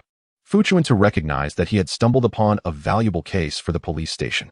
Indeed, this is the only solution Pei Tianyu could conceive, and it aligns perfectly with the kidnappers' intentions. If the vault is breached, clients will hold the bank accountable. However, Pei Tianyu understands that should he proceed down this path, He and Zhou Ruxin would become scapegoats for the kidnappers. Shen Lili suddenly realized, so this is my test? Under the moonlit night. In a desolate film studio in the Western Hills, a dilapidated building stood. Zhou Ruxin, groggy from anesthesia, struggled to open her eyes. Can you? She murmured. But the scene before her was not her cozy home. Instead, it was chaos, with cobwebs thickly woven and the sound of scurrying rats echoing around her. Fear gripped her as she called out, "Where am I? Can you? Where are you?" She vividly remembered lying in the softness of her bed, enveloped in her husband Pei Tianyu's strong embrace just the night before. Zhou Ruxin attempted to rise, but soon realized her hands and feet were bound by chains. With a creak, the door opened, revealing a figure cloaked in a voluminous robe, their face obscured. The voice was indistinguishable in gender. "Do not waste your efforts. Wait for your husband to gather the ransom to rescue you." Zhou Ruxin struggled and demanded, "Who are you?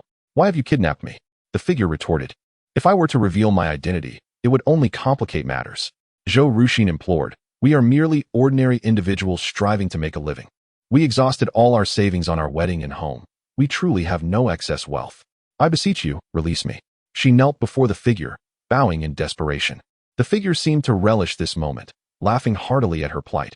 "What has become of your pride, Zhou Ruxin? Where is your dignity?" Zhou Ruxin paused, sensing that the figure bore a resemblance to someone she knew. She strained to discern their identity. You are." The figure momentarily faltered, an aura of menace enveloping them, sending chills down Zhou Ruxin's spine as she curled into a ball. The figure fell silent, snorted, and swept away in disdain. Meanwhile, in Pei Tianyu's home, Qi Ming sat on the sofa, stifling yawns but fixated on the phone. Pei Tianyu was restless, his speech laced with anxiety, even fervently praying. "May the Bodhisattva bless. Let Xinru return safely." Fu Chuntu arrived with Shen Lili to knock on the door. Qi Ming, alert and hand hovering near his waist, cautiously escorted Pei Tianyu to answer. Shen Lili peeked in, greeting, "Hi, Brother Qi, Brother Zhao, long time no see." Her radiant smile eased the tension for Qi Ming and Zhao. Zhao, surprised, remarked, "Isn't this Miss Shen, the cousin of Detective Fu?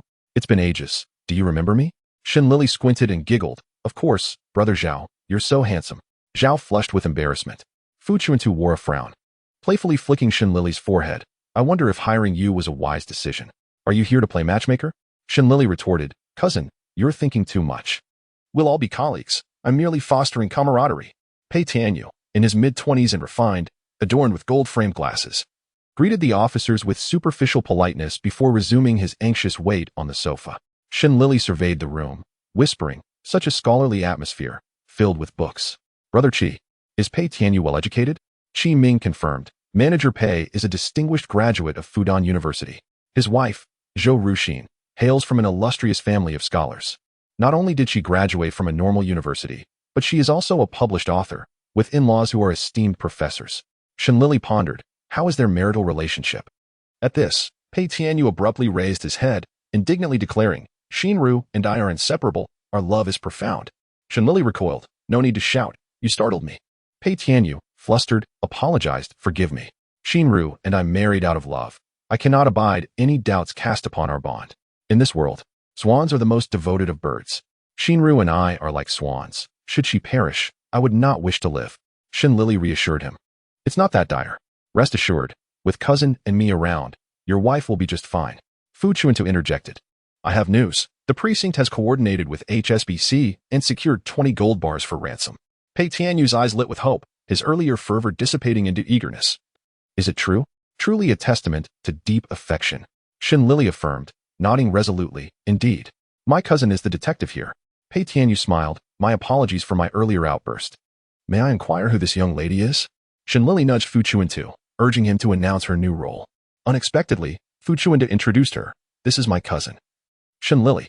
What about my special advisor?" Shen Lili pressed. "You should officially announce it in front of your subordinates at the precinct. I'm counting on a handsome bonus to lead a life of happiness." Shen Lili narrowed her eyes, glaring at Fu Chuntu, conveying a silent warning. Just then, the phone rang. Ignoring Shen Lili, Pei Tianyu answered the call at Fu Chuntu's gesture. "Hello?" The voice remained ambiguous. Fu Chuntu picked up another phone, having prearranged the connection with the telecom company. He attempted to discern the speaker's gender, but the individual was alert and curt. "Is the ransom ready?" Pei Tianyu replied. "It's ready. 20 gold bars, all prepared." "What of Xinru?" The voice responded. "Rest assured. Money is plentiful, and the person is safe. Conversely, consider your own situation. Pei Tianyu insisted, I demand to speak with Xinru. I need to hear her voice. After a brief pause, a familiar trembling voice came through. Tianyu. Pei Tianyu's eyes welled with tears. Xinru. It's me, Tianyu. Are you all right? Wait for me. I'll come to rescue you tomorrow. The ambiguous voice responded. Tomorrow at 5 in the morning, deliver the gold bars to the second trash bin on Shifa Road. Pei Tianyu glanced at Fu Chuntu. Receiving a nod, he promptly affirmed. I will comply with your instructions. I demand you ensure Xinru's safety. The call ended abruptly. Pei Tianyu sagged onto the sofa. Relief washing over him like rain after a storm, tears falling silently. Shen Lili handed him a tissue. Manager Pei, how did Xinru get kidnapped? Pei Tianyu accepted the tissue. Thank you. Last night, I returned home as usual after work. Xinru had prepared dinner. We dined together, took a walk, and then went to bed. Just as we always do. When I awoke, she was gone, and the kidnapper called, demanding 20 gold bars for her release. Pei Tianyu chuckled bitterly. 20 gold bars? Even if I emptied our savings, it wouldn't suffice. My only option is the bank safe. The thought made me break into a cold sweat, and I hurried to report it. If the kidnapper learns I've alerted the authorities, they might harm Xinru. Yet, if I don't report it and the bank discovers the safe is robbed, they will also notify the police, leaving Xinru with no chance of survival. Since the kidnapper has implicated both Xinru and me, seeking help from the precinct is my best option. There might still be a glimmer of hope. Fu Chuntu remarked. You're quite astute. He glanced at his watch and quickly devised a plan. There are 6 hours until the exchange. Get some rest. When you wake, I will have the gold bars ready, and you will follow the kidnapper south instructions to Shifa Road. The rest will be handled by the precinct. You can stay home and await Zhou Ruxin's return. Pei Tianyu insisted, I must be involved in the rescue. Detective Fu, please understand a husband's urgency. Xinru is timid, and I cannot help but worry. I assure you, I will fully comply with the precinct's arrangements. I beg you. Pei Tianyu was on the verge of tears. Shen Lili thought this, but she did not mock him. Who could deride a husband so deeply in love? Chapter 2. In death, there is no other. Under the moonlight, Fu Chuntu and Shen Lili strolled home. She remained pensive, prompting Fu Chuntu to inquire. What weighs on our great detective, Miss Shen, that you appear so empty-handed and burdened? Shen Lili's eyes brightened as she dashed into a patisserie, spending money with abandon. Fu Chuntu stood dumbfounded, thinking, I expected an intriguing story. It turns out you were merely contemplating dinner. Such a foodie. But you mustn't eat? He teased. That is not an option. I'll feast heartily and then collapse into bed, only to be startled awake by the sound of the door creaking as you tiptoe inside. As Shen Lili crept in, she quietly entered, her movements delicate.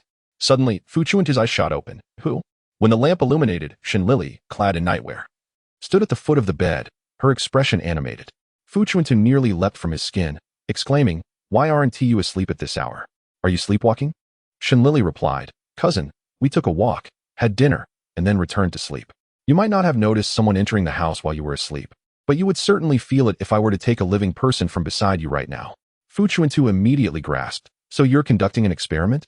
Your implication suggests that while individuals may sleep soundly, it is implausible for them to remain utterly oblivious to the approach of danger. This is an innate protective mechanism of the human body. Unless, of course, one is not sleeping normally. Shen Lili remarked, Indeed. Pei Feiyu and Zhou Ruxin were drugged and fell into a deep slumber, completely unaware as the kidnappers entered their home to carry out the abduction. The image of Pei Feiyu's reddened eyes flashed before her. She truly wished to refrain from suspicion, yet having witnessed so much betrayal. Shen Lili pondered. The kidnappers must have targeted Pei Feiyu early on, administering the drug during their dinner. However, that dinner was prepared by Zhou Ruxin. Surely it was an accident? Or perhaps, they took advantage of their slumber to administer a sedative? Shen Lili refused to make excuses for others unless she was unwilling to suspect that individual. Fu Chuntu observed, Lili, you have your own life, and you will navigate every chapter that belongs to you. The experiences along the way are merely scenery. A simple acknowledgement suffices. Those experiences are part of another's life. Do not allow them to influence or alter your own. Shen Lili felt profoundly moved. With a sudden realization, she nodded. I will remember that. Hence, cousin, regarding Zhou Ruxin's abduction from her home, aside from the possibility I just mentioned, there exists another. Pei Feiyu may have been involved in the kidnapping. In the kitchen, Pei Feiyu crushed sleeping pills and mixed them into milk, kindly offering it to Zhou Ruxin. How goes the completion of your novel? Do not overexert yourself. Zhou Ruxin smiled sweetly. It's nearly finished. Pei Feiyu urged. Here, drink this milk and enjoy a good night's sleep. Trusting him completely, Zhou Ruxin accepted the milk and drank it in one go, nestling into Pei Feiyu's embrace, soon finding a comfortable position to drift into slumber. In the dead of night, a knock echoed. Pei Feiyu swiftly pushed Zhou Ruxin aside and hurried to open the door. A shadowy figure slipped inside. All went smoothly. Pei Feiyu cast a cold glance towards the bedroom, assuring, "Everything is in order. Take her away. Be cautious. Do not let anyone discover." Unbeknownst to Zhou Ruxin, she was being abducted from her home, her lips still adorned with a sweet smile. As dawn broke, Pei Feiyu reached out, feeling the cold emptiness beside him, calling out, "Ruxin?" The response came in the form of the fateful phone call that marked the beginning of calamity, notifying him to prepare the ransom. Pei Feiyu was taken aback, promptly reporting to the police station. "Hello? I am Pei Feiyu, the manager of HSBC. My wife has been kidnapped, and I need to file a report." Upon reaching this conclusion, Shen Lili opened her eyes. Fu Chuntu leaned against the headboard, listening intently. This possibility is unlikely. If Pei Feiyu conspired with the kidnappers to abduct Zhou Ruxin, he would not willingly divulge any thoughts of prying open the HSBC vault. Such funds could easily be discreetly taken advantage of through his position. He fears becoming a scapegoat along with his wife, which is why he sought help from the police. Such convolutions are indeed unnecessary. Shen Lili exhaled deeply, followed by a yawn. Just as she was about to return to her room, a thought struck her, and she turned back. "Cousin." Fu Chuntu, having just closed his eyes, opened them again. "What now?" Shen Lili teased. "Why not publicly announce my elevated, sophisticated new profession in front of your subordinates?" Fu Chuntu responded logically. "The first case was merely a stroke of luck on your part, and for the second case, we did not report it to the police. If I were to involve you now, it would inevitably lead to a surge of nepotism, considering that even Director Fu engages in such practices. So, I plan to temporarily assign you to this case without official recognition, and later, I will rightfully credit you to the police." Shen Lili was satisfied and went to sleep. However, just 2 hours later, Fu Chuntu roused her. Qi Ming had already arrived with the gold bars, waiting downstairs. Fu Chuntu instructed, "You have 5 minutes. Make haste." Shen Lili groggily turned over, mechanically preparing herself. Fu Chuntu hurried downstairs, inquiring, "Is everything foolproof?" Qi Ming assured, 20 gold bars, still warm. The brothers are well hidden. As soon as the garbage truck arrives, or if anyone suspicious approaches the second garbage bin on Xiaofei Road, we will follow. Fu Chuntu cautioned, "Exercise caution. Change personnel tracking on every segment, leaving markers along the way. Do not alert the kidnappers. We must prevent them from silencing the hostage. To dare to kidnap under my nose, I shall dismantle their lair." Meanwhile, Pei Tianyu had not slept all night, eagerly awaiting Fu Chuntu to deliver the gold bars. As a vehicle's headlights illuminated, it appeared that a car had indeed parked downstairs. Pei Tianyu dashed to the window, his heart leaping with joy as he rushed downstairs. "Director Fu." Fu Chuntu handed over the box of gold bars. "Once you have set them down, return the way you came. Our people will be waiting for you at the corner. The plan is to remain still, following the kidnappers who come to collect. We aim not only to rescue the hostage, but also to dismantle their base." Pei Feiyu was taken aback. "Is this an organization?" Fu Chuntu replied candidly. "Do you not find it strange? They abducted someone right from your home while you slept soundly, completely unaware. Is that even possible? Without an organization and premeditation, how could such a feat be accomplished?"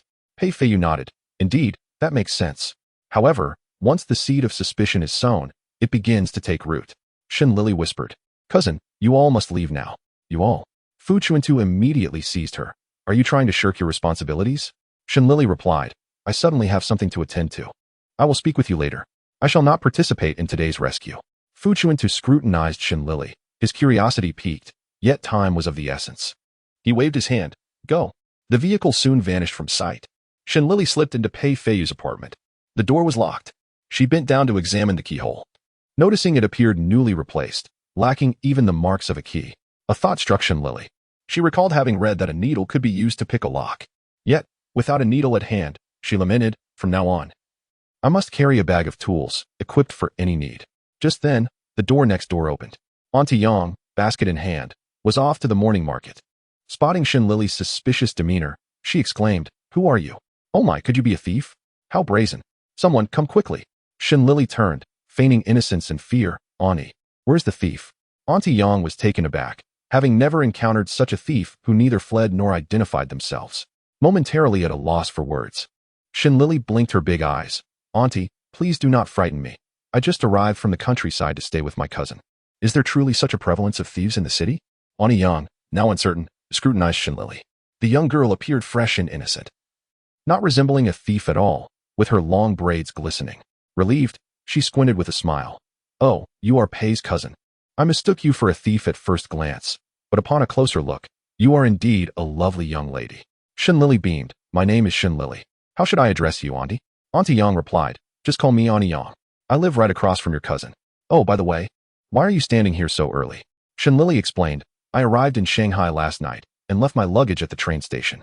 I wandered all night to find this place, but it seems no one is home at my cousin's. I knocked, but there was no response. Auntie Yang, ever helpful, said. You must be hungry, dear. You look too weak to even knock on the door. The soundproofing in our apartment isn't great, even though I'm old. I didn't hear you knock, let alone your cousin. Auntie Yang stepped forward, pushing past Shen Lili, and knocked heavily on the door, exclaiming, Oh dear, I was delayed by you. There's a doorbell, you know. Shen Lili shrugged. Indeed, it seems no one is home. I suppose I will wait here. Auntie Yang, may I ask how well my cousin and sister-in-law get along?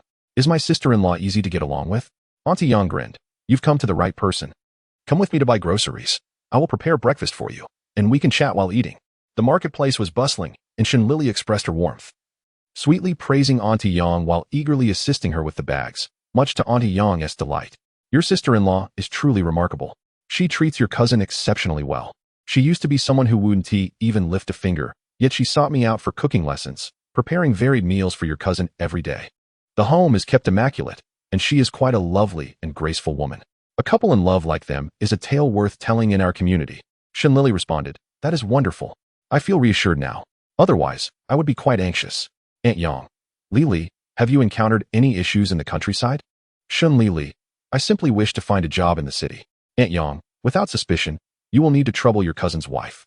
Her family is quite capable. Both her parents are highly educated, and their connections are broader than the Huangpu River. One piece of advice. When you arrive, be perceptive, win over your cousin's wife, and everything will go smoothly. Your cousin's job was also secured through her family's connections. Shen Lili, what? My cousin is the manager at HSBC. Aunt Yang, is it so easy to enter HSBC? Without your cousin's wife's assistance, how could that happen? Even a Fudan University graduate needs a benefactor to uplift them from humble beginnings. Shen Lili, I will remember this. I will never go against my sister-in-law. If my cousin dares to wrong her, I will certainly support my sister-in-law. Aunt Yang, satisfied. That might be a bit extreme. Your cousin is a good man. Oh, these farm-fresh eggs look delightful. How much are they? As Shen Lili followed behind, she absorbed Aunt Yang's words. Feeling reassured, she reflected on Pei Tianyu, who, despite his humble origins, was exceptionally intelligent. After graduating from Fudan University, he leveraged his wife, Zhou Ruxin's family connections to secure a position at HSBC. However, he remained grateful and treated his wife with utmost care. This realization filled Shen Lili with shame. She had even doubted Pei Tianyu's sincerity. There are indeed many good men in this world. Figures like Huang Wenhua and Jin Feiyu are mere exceptions. Just as her heart settled, Shen Lili's comfortable sigh was abruptly halted. According to the plan, after Pei Tianyu discarded the gold bars into the second trash bin on Xinfei Road, he met up with the police and quietly observed from a distance. Only the garbage truck, working in the early morning, arrived. The police tracked it to an outer garbage recycling station, closely monitoring the activity until they nearly crushed the gold bars, prompting a desperate rush to salvage the fortune. Frustration swiftly followed. When Fu Chuntu returned to the apartment with a disheartened Pei Tianyu, Shen Lili was at Aunt Yang's home, engaged in lively conversation. Hearing the commotion, she bid farewell to Aunt Yang. Upon entering Pei Tianyu's home, the kidnapper's phone call came in rapid succession. Do you dare to report to the police? Huh. At the Shishan film base, prepare to collect Zhou Ruxin's body. Chapter 3. The death of a flower. The police vehicle sped forward, stirring up clouds of dust. Silence filled the car, save for Pei Tianyu, who wept, heartbroken. Unable to contain her curiosity, Shen Lili whispered, Cousin, were you discovered? Fu Chuntu shook his head in denial. Shen Lili, hitting the nail on the head. Then there must be a traitor among us who leaked the plan. This whispered exchange piqued Fu Chuntu's vigilance. It could not be between him and Shen Lili, and Pei Tianyu desperately hoped for a successful rescue. Could the mole be from the police? Such a notion felt like a betrayal of their very existence. Pei Tianyu's sorrow echoed in their ears. And Fu Chuntu comforted him. Perhaps we still have time. At those words, Pei Tianyu abruptly ceased his weeping, filled with hopeful self-reassurance. Yes, that's right. The Shishan film base fell into desolation with the decline of Huaxing Film Company, eerily empty. Pei Tianyu stumbled out of the car. Rushing to the location the kidnapper had specified, Zhou Ruxin lay on the cold ground, barely clinging to life, awaiting her demise. Her last breath seemed to be solely for the sake of waiting for her husband, as she called out with endless words, Tianyu, Tianyu. Zhou Ruxin's abdomen was pierced by a dagger, splitting her youthful spirit in two. Pei Tianyu gasped, collapsing beside her. Shen Lili, horrified, shouted, Quick! Get her to the hospital. Zhou Ruxin shook her head. Pei Tianyu cradled her in his arms, tears streaming down his face. Ruxin, I will take you to the hospital. It's not too late. Zhou Ruxin, in despair, replied, It's too late. Tianyu, our fate in this life is fleeting, in the next life. Let us reunite with our wishes fulfilled. We will meet again in the next life. You must live well, eat well, promise me? Pei Tianyu insisted. No, Ruxin, you cannot die. Without you, what meaning does my life hold? Zhou Ruxin suddenly became agitated, seemingly summoning the last of her strength. You must live for me. Care for my parents. Tianyu, if I am gone. Dad, Mom. Shen Lili turned away in grief, burying her face in Fu Chuntu's embrace, sobbing. This woman, whom they spoke of with such admiration earlier, in her final moments, still thought of her loved ones before departing from this world. Zhou Ruxin's funeral was attended by Fu Chuntu and Shen Lili, witnessing her parents, aged overnight. Their hair white, but radiating a dignified aura. They expressed their gratitude to Fu Chuntu. Thank you, Detective Fu, for your rescue. Fu Chuntu replied, Please accept my condolences. The police will not cease until the true culprit is apprehended. We must ensure justice for the deceased. His words were sincere. Following that day, Fu Chuntu began investigating the mole within the department. The chief, upon hearing the report, fell silent for a long moment before affirmatively stating, Proceed discreetly. If the mole has someone backing them, our police force may not be able to combat it. There are many ways to eliminate a mole, as long as it's done stealthily. This was the chief's greatest concession. Fu Chuntu nodded in agreement, feeling a sense of encouragement from the chief's trust. The chief patted Fu Chuntu's shoulder, speaking earnestly. Chuntu, you have matured and have become more gentle in your approach to handling matters. In the future, this position will be yours for a longer duration. Was there a spark of excitement? Certainly. Fu Chuntu responded. Thank you for your guidance, Chief. Spring arrived. Shen Lili and Fong Shouting planned to visit the flower and bird market, returning with a pot of daisies to replant in the yard. My detective career has been short-lived, but that's all right. It's better to have missed a betrayal than to suffer heartache. Fong Shouting sighed. Lili, you are truly kind. Leaning on her chin, she gazed at the blooming life in the yard, counting white camellias, red roses, gardenias, daisies. It's a pity that the beauty is gone. Shen Lili corrected her. They are still vividly alive. Fong Shouting smiled knowingly, nodding. Yes, you are right, Lili. I hope Pei Tianyu can recover soon. He should learn from Dr. Gao. Pei Tianyu's days were arduous. He worked during the day and visited his in-laws in the evenings. Sitting quietly in Zhou Ruxin's boudoir, inhaling her lingering scent, as if she were still by his side, Zhou's parents observed with heavy hearts. Lamenting, seeing Tianyu like this pains me. I worry he might take a drastic step. Zhou's mother, even more sorrowful, remarked. Ruxin was unfortunate. We cannot hold Tianyu back. He is a good boy and still so young. After reaching a consensus, on this day, Pei Tianyu followed his usual routine of visiting his mother-in-law's home after work. As he prepared to leave, his father-in-law called out to him, Tianyu, your parents have something to discuss with you. Pei Tianyu replied, I'm listening, Dad. His in-laws exchanged glances, and his mother-in-law's eyes glistened with tears. His father-in-law sighed and began, a son-in-law is like a son. With Ruxin gone, you are our son now. Pei Tianyu was moved, yes. His father-in-law continued, you are still young and must look forward. When you meet someone who understands you, someone suitable, your parents will support you. Tianyu, you cannot remain in this state of sorrow. Liang Quan, a shareholder at HSBC, is my student. I will introduce you to him. So you can advance in your career and keep busy, which will help to distract your thoughts. Pei Tianyu wept. I cannot control myself. Dad, I miss Ruxin so much. His mother-in-law covered her mouth, stifling her sobs. His father-in-law felt a lump in his throat, patting Pei Tianyu on the shoulder before retreating with his wife to their bedroom. The next day, Mei Lu called to invite Shen Lili for lunch by the Huangpu River. Shen Lili was thriving at the trade company, well-liked by her colleagues who often found excuses to chat with her at the front desk. However, the boss was stingy and refused to raise her salary. Pouting, Shen Lili strolled along the riverside with Mei Lu, venting her frustrations. Mei Lu listened quietly. Oh dear, I feel embarrassed to share this, but I passed the teacher assessment at the girls' high school. I am now officially a public school teacher. Shen Lili exclaimed. Oh my. Meilu, how impressive. I heard there was a formidable competitor in this assessment. What was her name? Did you defeat her? Meilu. Her name is Qin Suian, a remarkably talented woman. Yet she is rather difficult to interact with.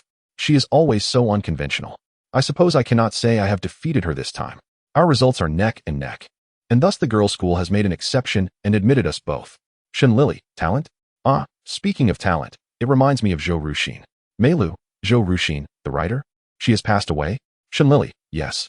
Due to the severity of the incident, the authorities feared it would disrupt social stability.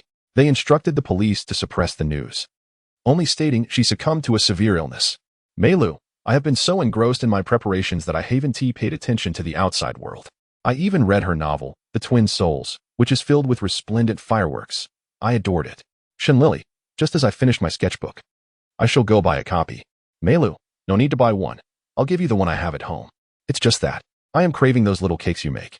You have no idea. During my preparations, I was living on the barest of sustenance, and I vowed that once I succeeded, I would indulge in your delightful cakes and gain 5 pounds. Shen Lili laughed heartily. That's easy. Come to my house tonight, and I'll invite shouting as well. Let us have a gathering.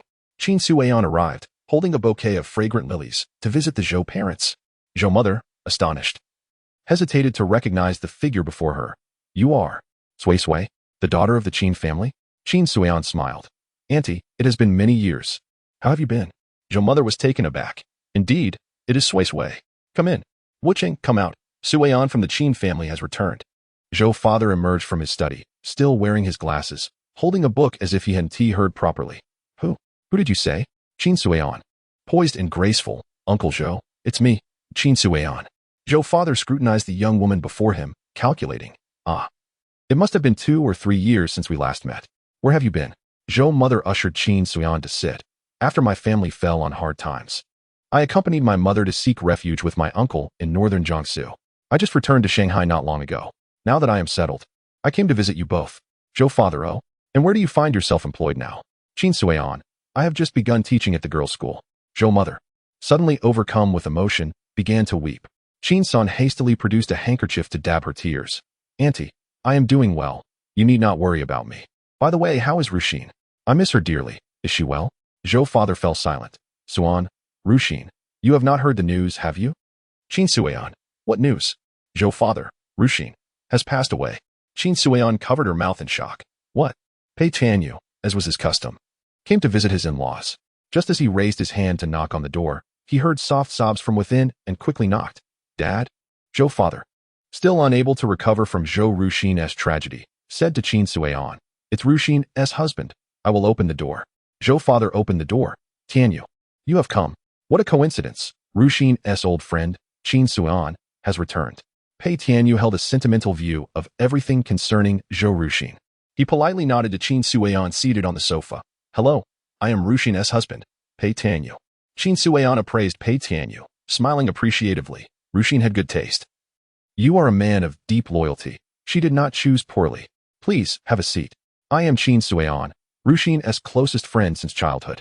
I recently returned to Shanghai from northern Jiangsu and am now a teacher at the girls' school. Pei Tianyu nodded. I work as an administrative supervisor at HSBC.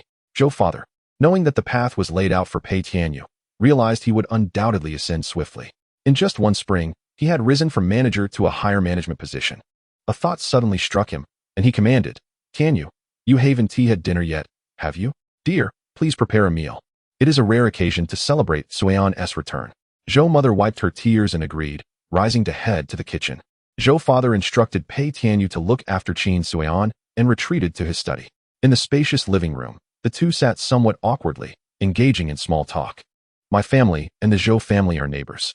Ruxin and I were childhood friends, but years ago, my father went bankrupt due to stock market failures and took his own life with sleeping pills. My mother and I returned to my maternal uncle's home. I did not attend your wedding and never expected our next meeting would be in such dire circumstances. Zhou Ruxin's visage and laughter seemed as vivid as yesterday, as if her life had been unmarred, her smile open and sincere. Memories of Zhou Ruxin's laughter, whether boisterous or gentle, filled her mind. Beyond that, she seemed devoid of other emotions. Qin Suian came to her senses, murmuring to herself.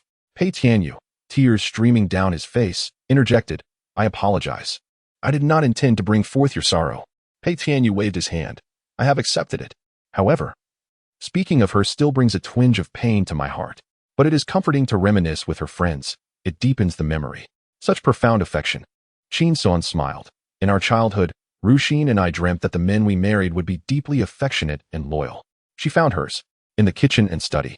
They listened to the conversation from the living room, feeling both comforted and bittersweet. The dinner was a joyous occasion, and Qin Suan's arrival dissipated the shadows that had lingered over the Zhou household. As they parted ways, Pei Tianyu, at Zhou father's request, escorted Qin Suan home. Zhou mother felt a mix of unhappiness and joy, her emotions tumultuous. Suan has grown up before our eyes. Though we lost touch for some years, we still know each other well. It is unfortunate that Wuxian did not have this fortune. Let it be for Suan. I wonder, will Wuxian in the heavens resent us? Zhou father, Wuxian was a magnanimous child. Chapter 4. The death of it all. Meilu, having indulged in delicious cakes at Shen Lili as previously, began visiting frequently with gifts in hand. Fong Shouting and Gao Yuanzhan also appeared occasionally at Fu Chuntu's apartment. Shen Lili finished work on Friday, went to the market, and stocked the kitchen to capacity. When Fu Chuntu returned home, he was taken aback. What's with all the supplies? Shen Lili wiped her sweat. The heat just hit us, and we won't have the time to keep running to the market. I'm preparing some non-perishable items. Don't let the quantity fool you. We often have guests. Fu Chuntu. Humph. I need to ask them for money then. Just then, Meilu arrived. Beaming as she greeted Fu Chuntu. Detective Fu, who owes you money? Fu Chuntu turned beet red, saying nothing as he retreated to the study. Shen Lili linked arms with Meilu. Come, tell me, have you adapted to teaching this week? Are there any pure and handsome young scholars calling you teacher Meilu? Meilu could hardly believe it. This is a girls' school. Shen Lili, embarrassed. I forgot. Meilu promptly pulled the twin souls from her bag and thrust it into Shen Lili's hands. The book I promised you is finally here. I keep forgetting to bring it. Shen Lili admired the nearly new novel, clearly cherished by Meilu. The cover depicted two women as silhouettes, prominently featuring the author Zhou Wuxian's name. Meilu, it's quite remarkable. I feel as though the other female protagonist, Lulu, bears a striking resemblance to our own Qin Suan.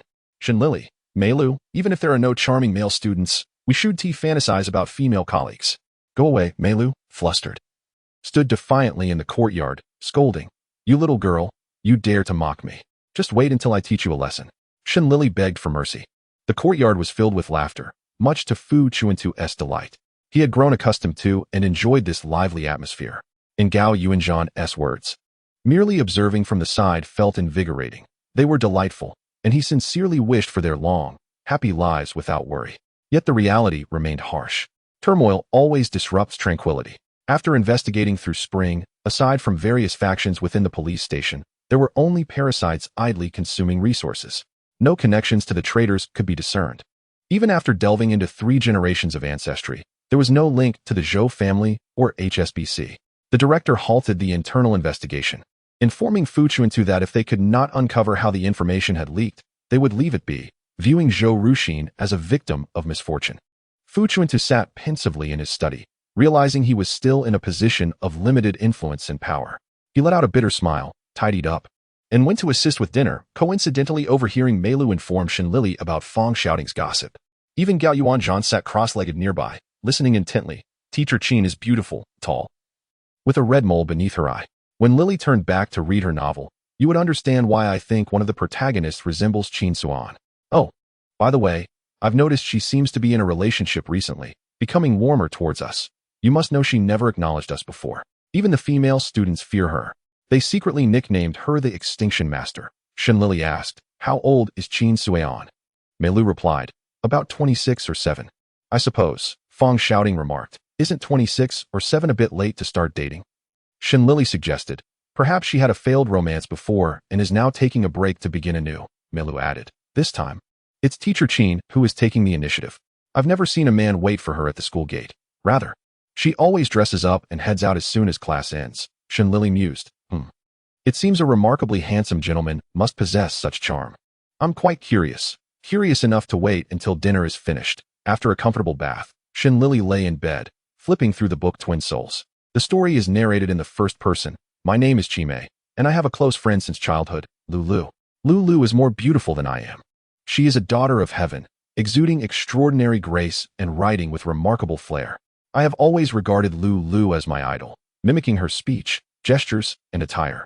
Yet I could never replicate the captivating red mole at the corner of her eye that effortlessly radiates her enchanting charm. I do not envy Lulu, after all. Her background is not as privileged as mine. My parents are wealthy, while Lulu hails from a slum. Her father dedicated his life to becoming prosperous, dreaming of one day leaping over the Dragon Gate. Shen Lili spent the entire night absorbed in her novel, only to awaken late the next day, forgetting to seek Aunt Yang's guidance on how to prepare dove soup. At that moment, Aunt Yang was peering through the door crack. Observing Qin San being politely rejected by Pei Tianyu. "Miss Qin, please do not come again. We are not suited for each other." Qin San remained undeterred. "Our union is widely supported, even by Uncle Zhou and Aunt Zhou. Why must you keep me at arm's length? Pei Tianyu, do you not like me?" Pei Tianyu was left speechless. Aunt Yang clucked her tongue, later chattering to Shen Lili in the afternoon while she prepared the doves. "Has Manager Pei developed feelings?" "Not yet. He is a sentimental man. However, that Miss Qin often seeks him out, and I've noticed that young Pei maintains decorum. Nevertheless, it's only a matter of time. A woman pursuing a man is merely a thin veil, especially with the backing of her former in-laws. Perhaps soon, there will be wedding bells next door." Shen Lili pondered. "Miss Qin? Pursuing Pei Tianyu? How familiar that sounds. It must be the gossip Mei Lu mentioned earlier. What a coincidence." Shen Lili mused, continuing to focus intently on her dove soup. Truly, Aunt Yang is quite a talent, akin to a seer, always hitting the nail on the head.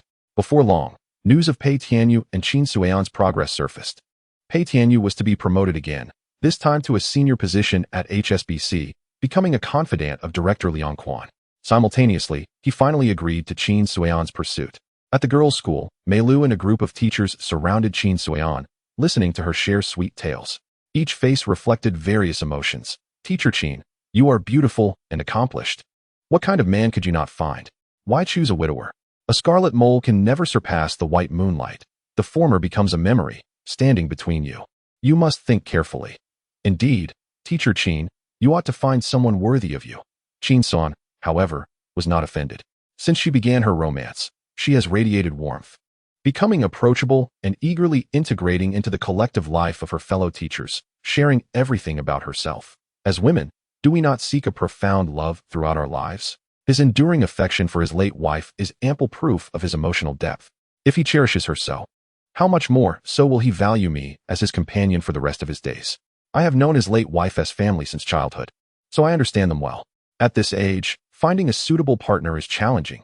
As long as his character is commendable, I can accept the rest. The others listened, seemingly in agreement. Indeed, in this day and age, good men are rare creatures. Qin San smiled contentedly. "I tend to be lazy by nature, since someone has already validated him. Why not embrace it? I am content." Mei Lu, awakened to a new understanding, realized she was prepared to remain unmarried for life. She harbored a deep-seated wariness towards men. But if there was already a companion to vouch for him, what luck to seize. With this thought, Mei Lu began to envy Qin Suian. With a sigh of relief, she remarked, "Teacher Qin, your words are so insightful. You've opened a grand door to a new world for me." Meanwhile, Shen Lili was utterly absorbed in Twin Souls, unable to comprehend why such a masterpiece had not captured the hearts of many. Surely, heaven must envy Zhou Ruxin's talent, reclaiming her to write novels for itself. What a pity, truly a pity. It also served as a wake-up call. I must achieve something in my lifetime to proclaim to the world, I, Shen Lili, have arrived. May heaven bless me with longevity, lest I meet the same fate as Zhou Ruxin, who left this world before achieving her fame. After muttering to herself, Shen Lili continued reading. Reaching Chimei's narration, Lulu has fallen in love. During the season of blossoming grass and singing birds, she donned a light yellow gown, stepping lightly into Wu Hai's embrace. Wu Hai is an elegant man, smiling at Lulu, his lips curving into a beautiful arc, rendering the entire world dim in comparison. My life has been painted with vibrant colors. I wish to claim this brilliance for myself, selfishly keeping it within my existence. This is my sole betrayal towards Lulu. We share a sisterly bond. She has never held her superiority over me, yet my insecurities led me to covet her love. But men are so captivating. I became infatuated, subconsciously seeking encounters with Wu Hai. I despised that he spoke of Lulu in nearly every other sentence. I resigned myself and began to distance myself from them. Lulu, too, became too busy to seek me out. I was preoccupied with my studies and career. I intended to remain at my alma mater to teach. Yet in fleeting moments of pause, Wu Hai's presence would often flicker before my eyes. I admit this was my unreciprocated love, leaving an indelible mark upon me. Later, I heard that Lu Lu married Wu Hai. Lu Lu's father did not attend the wedding. He had hoped his daughter would ascend the social ladder, bringing his business prosperity. Yet, Wu Hai was an orphan raised by his aunt, devoid of any prospects. But did it matter? Lu Lu and Wu Hai found happiness together, leading a simple, genuine life. I have not seen them since. Fu Chuntu returned home under the moonlight after work, noticing Shen Lili curled up asleep on the living room sofa. A single lamp illuminating the space, a novel still held in her hands. How did she fall asleep here? Fu Chuntu gently roused her, informing her that she need not wait for him anymore. If she felt tired, she should go to sleep directly. This period may not see me coming home early. Shen Lili rubbed her eyes. Cousin, what happened? Fu Chuntu replied. There was a theft at the museum. Exhibits were mysteriously stolen. We need to work overtime. Shen Lili responded. Oh, should I help? Fu Chuntu chuckled. No need. The suspects have already been identified.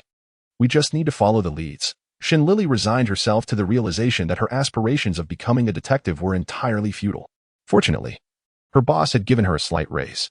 Therefore, Shen Lili felt no distress, preparing to head upstairs to sleep. Fu Chuntu inquired, Is this the book written by Zhou Ruxin? What is it about? Shen Lili replied, It tells the story of two sisters, unrelated by blood, who have known each other since childhood, living different lives interwoven within this book. I have yet to finish it. Cousin, another female lead in this book, Lu Lu, truly resembles her colleague, Qin Suan. Shall I share a piece of gossip? Fu Chuntu, do tell. Shen Lili, with the support of Zhou Ruxin's parents, Qin Suan has pursued Pei Tianyu, and they are set to marry. Fu Chuntu was taken aback. What do you mean? Shen Lili, it simply means that Qin Suan is a close friend of Zhou Ruxin, having known her family since childhood. The Zhou family is matchmaking their daughter with her best friend as fiancé. Moreover, I heard from Aunt Yang that Professor Zhou is leveraging his connections to help Pei Tianyu advance in his career. Fu Chuntu felt a twinge of jealousy. What? Professor Zhou is so generous. He must have taken his son-in-law as his own son. What a setup. Shen Lili, if I were Professor Zhou, I would do the same. After all, Pei Tianyu is worth it. Chapter 5. The wedding of Pei Tianyu and Qin Suan was grand, with all who should be invited and those who should not present. The connections of Zhou's parents were all in attendance, and everyone understood that this was a son-in-law acknowledging his status. The teachers from the girls' school were also there, with Mei Lu dragging Shen Lili along to the wedding. She didn't see Aunt Yang, as she was merely an ordinary neighbor, not closely related. The representatives from HSBC came to offer their congratulations. The occasion was unprecedentedly grand, even more so than the first wedding. In the lounge, Pei Tianyu, in front of his widowed aunt and Zhou's parents, solemnly bowed. Dad, Mom, I will always be your son. Even though Ruxin is gone, I will continue to honor you both and ensure your well-being. Zhou's mother was moved to tears. Good child. Zhou's father lifted Pei Tianyu, smoothing out his wrinkled attire. Child, we understand your intentions. Suan has grown up before our eyes. Let her replace Ruxin and accompany you on this journey. We bless you. Pei Tianyu was overwhelmed with emotion. His aunt quickly interjected, Oh dear, on such a joyous occasion, let us smile. Tianyu, remember your parents' kindness. Our family, the Peis, are never ungrateful. Pei Tianyu nodded. Indeed. Would Zhou's parents care so deeply if you were not their own? Pei Tianyu left the lounge and in the corridor. He saw Qin Suan in her wedding dress waiting for him. Tianyu. He approached her. You must stay in the lounge. It is bad luck for the bride and groom to see each other before the ceremony. Qin Suan dismissed the notion. Fortunate individuals do not concern themselves with bad omens. I have faced great storms. I do not regard such superstitions. Tianyu, we are finally married. Pei Tianyu smiled knowingly. Yes, we are finally married. Suan, I am very happy. However, after so many years lost, I will make it up to you. Qin Suan placed a finger over Pei Tianyu's lips. Sure. Tianyu, the past is like smoke. Let it dissipate. Pei Tianyu kissed the palm of her hand.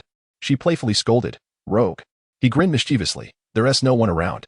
Come, let me steal a kiss. Shen Lili stood frozen, shocked. She merely went to the restroom, yet witnessed this scene. What were they saying? It was all so confusing. Hiding around the corner, she clutched her heart, feeling a pang of sadness. Though I know it's melodramatic, I still feel a bit hurt. Are deep affections merely confined to the pages of a book? One only hears the laughter of the newlyweds, never the tears of the old. It seems Gao Yuanzhan is indeed the man of her imagination. Ugh, Shen Lili, where did this sentimentality come from? One must look forward. Is it truly sincerity to bury the past? Such foolishness. Shen Lili scolded herself and returned to the guest area. Mei Lu, Lili, why were you gone so long? I almost thought you fell in. I was going to fish you out. Shen Lili, lost in thought. Oh, really? Mei Lu, what's wrong? Shen Lili, oh. It's nothing. Mei Lu, what do you think of Dr. Gao? Mei Lu pondered. Dr. Gao is quite handsome and a nice person, but he seems too melancholic. I worry he might be ill. Doesn't he suffer from depression? I've heard that illness can lead to suicide. Shen Lili was startled. Really? I hadn't noticed. Mei Lu raised an eyebrow. You're not developing feelings for him, are you? Shen Lili shook her head. I'm merely comparing him to Pei Tianyu. Mei Lu sighed. They are both good men. One forever cherishes his beloved. The other, though he is married, has an odd air about him. Shen Lili whispered. I just saw Pei Tianyu and Qin Suan talking in the corridor, and they even shared a kiss. That made me uncomfortable, after such deep feelings. How can one so easily change their affections? Mei Lu paused. Are you being overly sensitive? Either one must remain like Dr. Gao. Never marrying and forever remembering, or simply forget and move forward. There are beautiful sights ahead. It is the responsibility of both the past and the present. Shen Lili seemed to awaken from a dream. The wedding commenced, and Qin Suan, clad in pure white, gracefully approached. Her uncle handed her over to Pei Tianyu, advising him to treat her well, tears glistening in his eyes as he stepped down. Everything was conducted as if it were a first marriage. It seemed that people had forgotten Pei Tianyu was marrying for the second time. Shen Lili did not attend the raucous celebration afterward. She and Mei Lu went out for a late-night snack with Fang Xiaoting. Since entering the newspaper, Fang Xiaoting had been utterly overwhelmed. Her eyes darkened with fatigue. Mei Lu shook her head, shouting, You must not neglect your beauty. Look at you, your makeup is gone, and those dark circles are so deep. Fang Xiaoting denied. I did put on makeup. I used the Shuangmei brand. Shen Lili exclaimed. Heavens, is the work at the newspaper truly that arduous? Even high-end cosmetics cannot hide those dark circles. Fang Xiaoting sighed. Indeed. I am starting from the bottom, a regular editor. Every day I sift through news, write articles, and accumulate experience until I can go out and interview. So, what brings you both here tonight? Shen Lili, Mei Lu, and I attended Pei Tianyu and Qin Suan's wedding. It was still early, so we thought we would come see you. Fang Xiaoting, I apologize. I've been so busy at work that I've neglected you both. Shen Lili and Mei Lu understood and bore no ill will toward Fang Xiaoting. The three girls formed a small world, filled with endless topics. After listening to them, Fang Xiaoting remained neutral. You both make valid points. Whether it's Dr. Gao or Pei Tianyu, neither is at fault.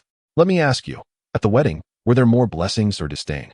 With that, Shen Lili cast aside her sentiments, returning home to enjoy a soothing bath and lying in bed, perusing an unfinished novel. On the day Lulu married Wu Hai, Qimei indulged in alcohol, losing herself in dreams, imagining herself in a wedding dress, marrying Wu Hai. After marriage, she and Wu Hai lived harmoniously, their lives rich and fulfilling. With Wu Hai's talent and her father's guidance, he established his own business. What a dream it was. Upon waking, Qimei cried, realizing that she and Wu Hai were forever unattainable. Lulu, understanding and poised, was described in half a book by Zhou Ruxin regarding her life with Wu Hai. Shen Lili was entranced, feeling as if she were Lulu, smiling brightly. Meanwhile, Qimei lived in jealousy, remaining unmarried until her final days, in her dying moments. As she saw a bright light, she caught a glimpse of her youthful self. A young girl, graceful and shy, always overshadowed by Lulu's brilliance. Felt a pang of bitterness yet remained oblivious. It was only at this moment that she realized how deeply she envied Lulu, resenting her beauty and hating her marriage. The girl asked, if given another chance, would you still distance yourself and merely observe them? Your life has been that of a bystander. Do you not wish to experience her life? As if time had shifted, Qimei found herself back on the day she first met Wu Hai.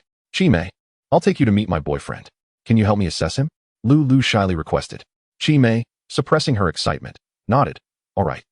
Lulu wore a lovely yellow gown, rushing into Wu Hai's embrace, the epitome of tenderness.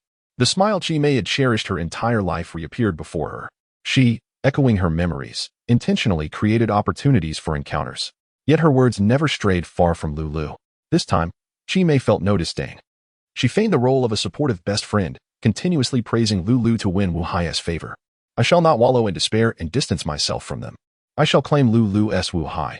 I shall live out Lulu's life. As long as Lulu departs from here, her father craves wealth. If he were to acquire riches only to lose them, would he succumb to despair and take his own life? If he were to perish, Lulu's mother, being rather timid, would likely seek refuge with her own family. Would Wu Hai pursue her? I cannot say. Only by taking action will I know. Shen Lili abruptly closed the book, drenched in cold sweat. My goodness, why can't I comprehend this? Lulu and Wu Hai married harmoniously and led a blissful life. while Qi Mei aged enviously, regretting her decision to distance herself in her final moments. She then fantasized about returning to her youth, attempting to seize Lu Lu's boyfriend, reliving Lu Lu's happy life. So, within this half of the book, who truly lived a lifetime of happiness with Wu Hai? Was it the authentic Lu Lu or the envious Qi Mei's delusion? Shen Lili shuddered. Fu Chuntu had successfully dismantled a criminal gang engaged in the trafficking of stolen artifacts, earning a substantial reward deposited into his private account at HSBC. The manager, Yuan Lu, greeted him warmly and assisted him with his transactions. Fu Chuntu remarked, "I remember you were a mere clerk before. How swiftly you have risen through the ranks." Yuan Lu replied, "I was fortunate to be promoted by Brother Pei. After he became an assistant in the board of directors, he recommended me to the president." Fu Chuntu acknowledged, "Pei Tianyu is indeed commendable. He has not forgotten his friends even as he ascends." Yuan Lu nodded, "Indeed. Brother Pei is at the pinnacle of his life now, holding a prestigious position, married to a beautiful wife, and with benefactors paving his way. It's no wonder he is thriving." Fu Chuntu felt something was amiss, but in the next moment, he chastised himself for being petty. After all, Pei Tianyu was fortunate, with his first wife's parents continuing to support him even after her passing, and not only that, but he had also remarried, with his new wife pursuing him passionately. The lives of others are different. Fu Chuntu must toil endlessly to earn his living. He must recognize his own reality. When did he develop such small-minded thoughts? Fu Chuntu felt his face flush. Shaking his head, he regained his composure and said, "With a kind heart, heaven will surely bless you. Work diligently, and perhaps your opportunity is not far off." Yuan Lu replied, "Thank you for your kind words." Exiting HSBC, Fu Chuntu calculated how much more he needed to buy the house he was currently renting and nearly collided with Pei Tianyu. Pei Tianyu looked radiant, more elegant than ever. "Detective Fu?" he said, "Mind your step." Fu Chuntu halted. "Apologies, I was lost in thought. By the way, I haven't had the chance to congratulate you yet. Best wishes on your marriage." Pei Tianyu replied, "Thank you, Detective Fu. Are you here for business? If you need assistance, just let me know." Fu Chuntu nodded and brushed past Pei Tianyu. Upon returning home, he found Shen Lili had prepared dinner and was cozily nestled on the couch, engrossed in her novel. Noticing his return, she called out without looking up, "Cousin, you're back. Come eat. I have something to discuss with you afterward." Fu Chuntu sat at the dining table and casually inquired, "Haven't you finished that book yet? What is it that you wish to say now? I'm all ears." Shen Lili's expression turned enigmatic as she said, "Could you look into Qin Suian for me?" Fu Chuntu almost choked on his rice. "Qin Suian? Pei Tianyu's new wife. What specifically do you want to investigate about her?" Shen Lili replied, "I wish to know everything about Qin Suian, her background, family, romantic history, why she left Shanghai, where she went, what she experienced, and most importantly, when she returned to Shanghai." Fu Chuntu asked, "What are your suspicions?" Shen Lili closed the book, turned around, and found a comfortable position before beginning. "I know what I'm about to say may sound absurd and somewhat petty. Let me tell you a story first." Fu Chuntu set down his chopsticks, leaned back in his chair, and gestured for her to continue. Qi Mei and Lu Lu were neighbors and childhood friends, growing up closely. Lu Lu was beautiful and intelligent, though her family was less affluent than Qi Mei's. Qi Mei's father was a businessman, wealthy and well-connected, a figure Lu Lu's father envied. However, Qi Mei thought otherwise. In every aspect except for wealth, she felt inferior to Lu Lu. Thus, she deliberately studied and mimicked Lu Lu's every move. As they grew older, Lu Lu fell in love with Wu Hai, a man of exceptional charm. They seemed like a match made in heaven. Unbeknownst to them, that Qi Mei harbored feelings for Wu Hai as well. Qi Mei devised a scheme that became her unspoken secret. She ensnared Lu Lu's father, forcing him to take poison and end his life. Subsequently, she arranged for Lu Lu to be assaulted. Overwhelmed by this double blow, Lu Lu, emotionally and physically exhausted, fled to another land. Qi Mei and Wu Hai ended up together, marrying and living a blissful life. Fu Chuntu scoffed at the cruelty of it all. How despicable. Shen Lili continued, "The main narrative of this novel unfolds in two threads. First, it chronicles the youthful days of Qi Mei and Lu Lu until they encounter Wu Hai. Qi Mei's secret affection for Wu Hai deepens as she drifts further from Lu Lu, ultimately remaining unmarried and living in jealousy for the rest of her life. The second thread is what I just described, culminating in Qi Mei's fantasies on her deathbed. The intrigue of this book lies in its ambiguity. It is unclear who truly spent a lifetime with Wu Hai. Was it the genuine Lu Lu, or was it Qi Mei's fantasy that replaced Lu Lu's existence? This book provokes contemplation. I have pondered it for hours, feeling it eerily real, resembling the lives of real people." Fu Chuntu rhythmically tapped his knuckles on the dining table, his thoughts racing. Dual lives. Qi Mei and Lu Lu, Zhou Ruxin and Qin Suan. Are these their lives? Or have they exchanged destinies? Chapter 6. The death of it all. Shen Lili took a leave from the trading company, choosing a fine day to invite Fang Xiaoting to visit Mei Lu at the girls' school for some leisure. The campus was pure and innocent, with the youthful faces of students radiating joy, bringing happiness to Shen Lili as well. Ah, how I wish I had appreciated my time as a student more. I used to dislike studying and would doze off in class, but now that I am no longer a student, I find the school to be a paradise. Mei Lu agreed. Who can argue with that? Qin Suian returned to the office after class. Mei Lu greeted her enthusiastically. Teacher Qin, class is over. Come, let me introduce you to some friends. This is Shen Lili, my former colleague from the trading company, who attended your wedding with me. And this is Fang Xiaoting, a reporter. Qin Suian nodded in acknowledgement. Though her demeanor was not warm, Shen Lili chimed in. I really admire Teacher Qin, especially her extraordinary love story. Fang Xiaoting became intrigued. Oh, Teacher Qin, would you share it with me? Qin Suian smiled gently. It's not as extraordinary as you might think. It's merely the fulfillment of my desires. Fang Xiaoting remarked. From your accent, you seem to be a local, but with a hint of Subei dialect? Qin Suian replied. I was born in Shanghai, but lived in Subei for a few years. Fang Xiaoting responded. I see. Teacher Qin, you exude an extraordinary aura. It's evident that you come from a cultured family. Qin Suian demurred. Not at all. My parents merely valued my education. Fang Xiaoting's every gesture exuded grace, suggesting she hailed from a prominent family. My father is the mayor, she revealed. Qin Suian's eyes lit up. No wonder. Noticing that Qin Suian seemed inclined to befriend Fang Xiaoting, Shen Lili felt her purpose was achieved and discreetly applauded. I can't quite grasp your eloquence. Oh, Mei Lu, take me out to explore your campus. Mei Lu laughed. If only you'd read a bit more instead of ignoring it. Let us go. Shen Lili took Mei Lu's arm, and they strolled out. In the office, Qin Suian invited, Miss Fang, you are welcome to visit my humble abode anytime. In the police station, Fu Chuntu listened to the results of Qi Ming's investigation. Qin Suian was born into a common family in Shanghai and was neighbors with Zhou Ruxin. Her father invested in stocks, and her mother was a housewife. Qin Suian and Zhou Ruxin have been friends since childhood. The tragedy occurred 3 years ago when Qin Suian's father lost his investments and committed suicide. 6 months later, her mother took her to Yangzhou to stay with her brother, Qin Suian's uncle. I spoke with Qin Suian's former acquaintances, and they all praised her. They described her as well-read, graceful, warm-hearted, and engaging in conversation. Regarding romance, it is known that Qin Suian had a boyfriend in the past, though no one has met him and no one knows his name. Fu Chuntu, you are to travel to Yangzhou to investigate the lives of Qin Suian and her daughter, examining whom they associate with and their reasons for returning to Shanghai. Qi Ming, understood. Shen Lili and Mei Lu strolled through the campus, daydreaming as if they were students themselves, basking in the moment. Mei Lu chuckled. Look at you, Lili. You can finally tell me why you want to get close to Qin Suian, right? Shen Lili decisively seated herself on a garden bench, ready to divulge. It's because of the novel Dual Souls. I suspect Lu Lu is Qin Suian, and Qi Mei is Zhou Ruxin. Mei Lu, so what? Novels are purely fictional. Shen Lili, yes, I am aware. Yet, deep within my heart, something feels amiss. Mei Lu, everything unfolds as if it were meticulously orchestrated, as if events were destined to occur. We still do not know who kidnapped Zhou Ruxin, how the kidnapper learned that Pei Tianyu had notified the police, resulting in Zhou Ruxin's tragic demise, as if her death was inevitable. Mei Lu listened quietly, and then, Shen Lili shook her head. I am quite confused. This is all I can think of for now, hence I must investigate. The first course of action is to have Xiaoting approach Qin Suian. Mei Lu puzzled. Why Xiaoting? Shen Lili, because Xiaoting is the daughter of the mayor. Pei Tianyu, now of high status, must mingle with the influential. As his wife, Qin Suian will assist him. Mei Lu nodded. Ah, so, you intend for Xiaoting to go undercover?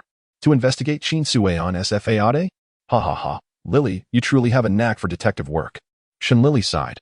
Alas, I would rather be a humble receptionist than a petty detective. Pei Tianyu is splendid.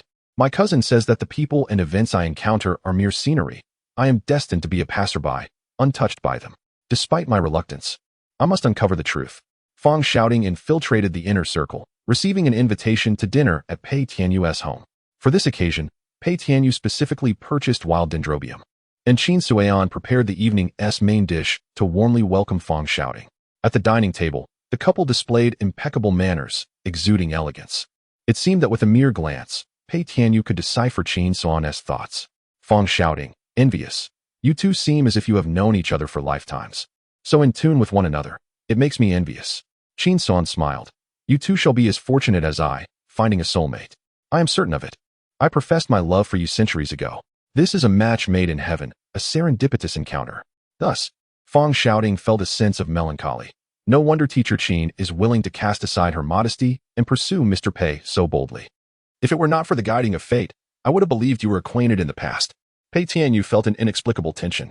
Qin Suian, slightly embarrassed, hurriedly concurred. Indeed, from the moment I first laid eyes on Tianyu, I knew he was the one. Fang Xiaoting seemed oblivious to the oddity.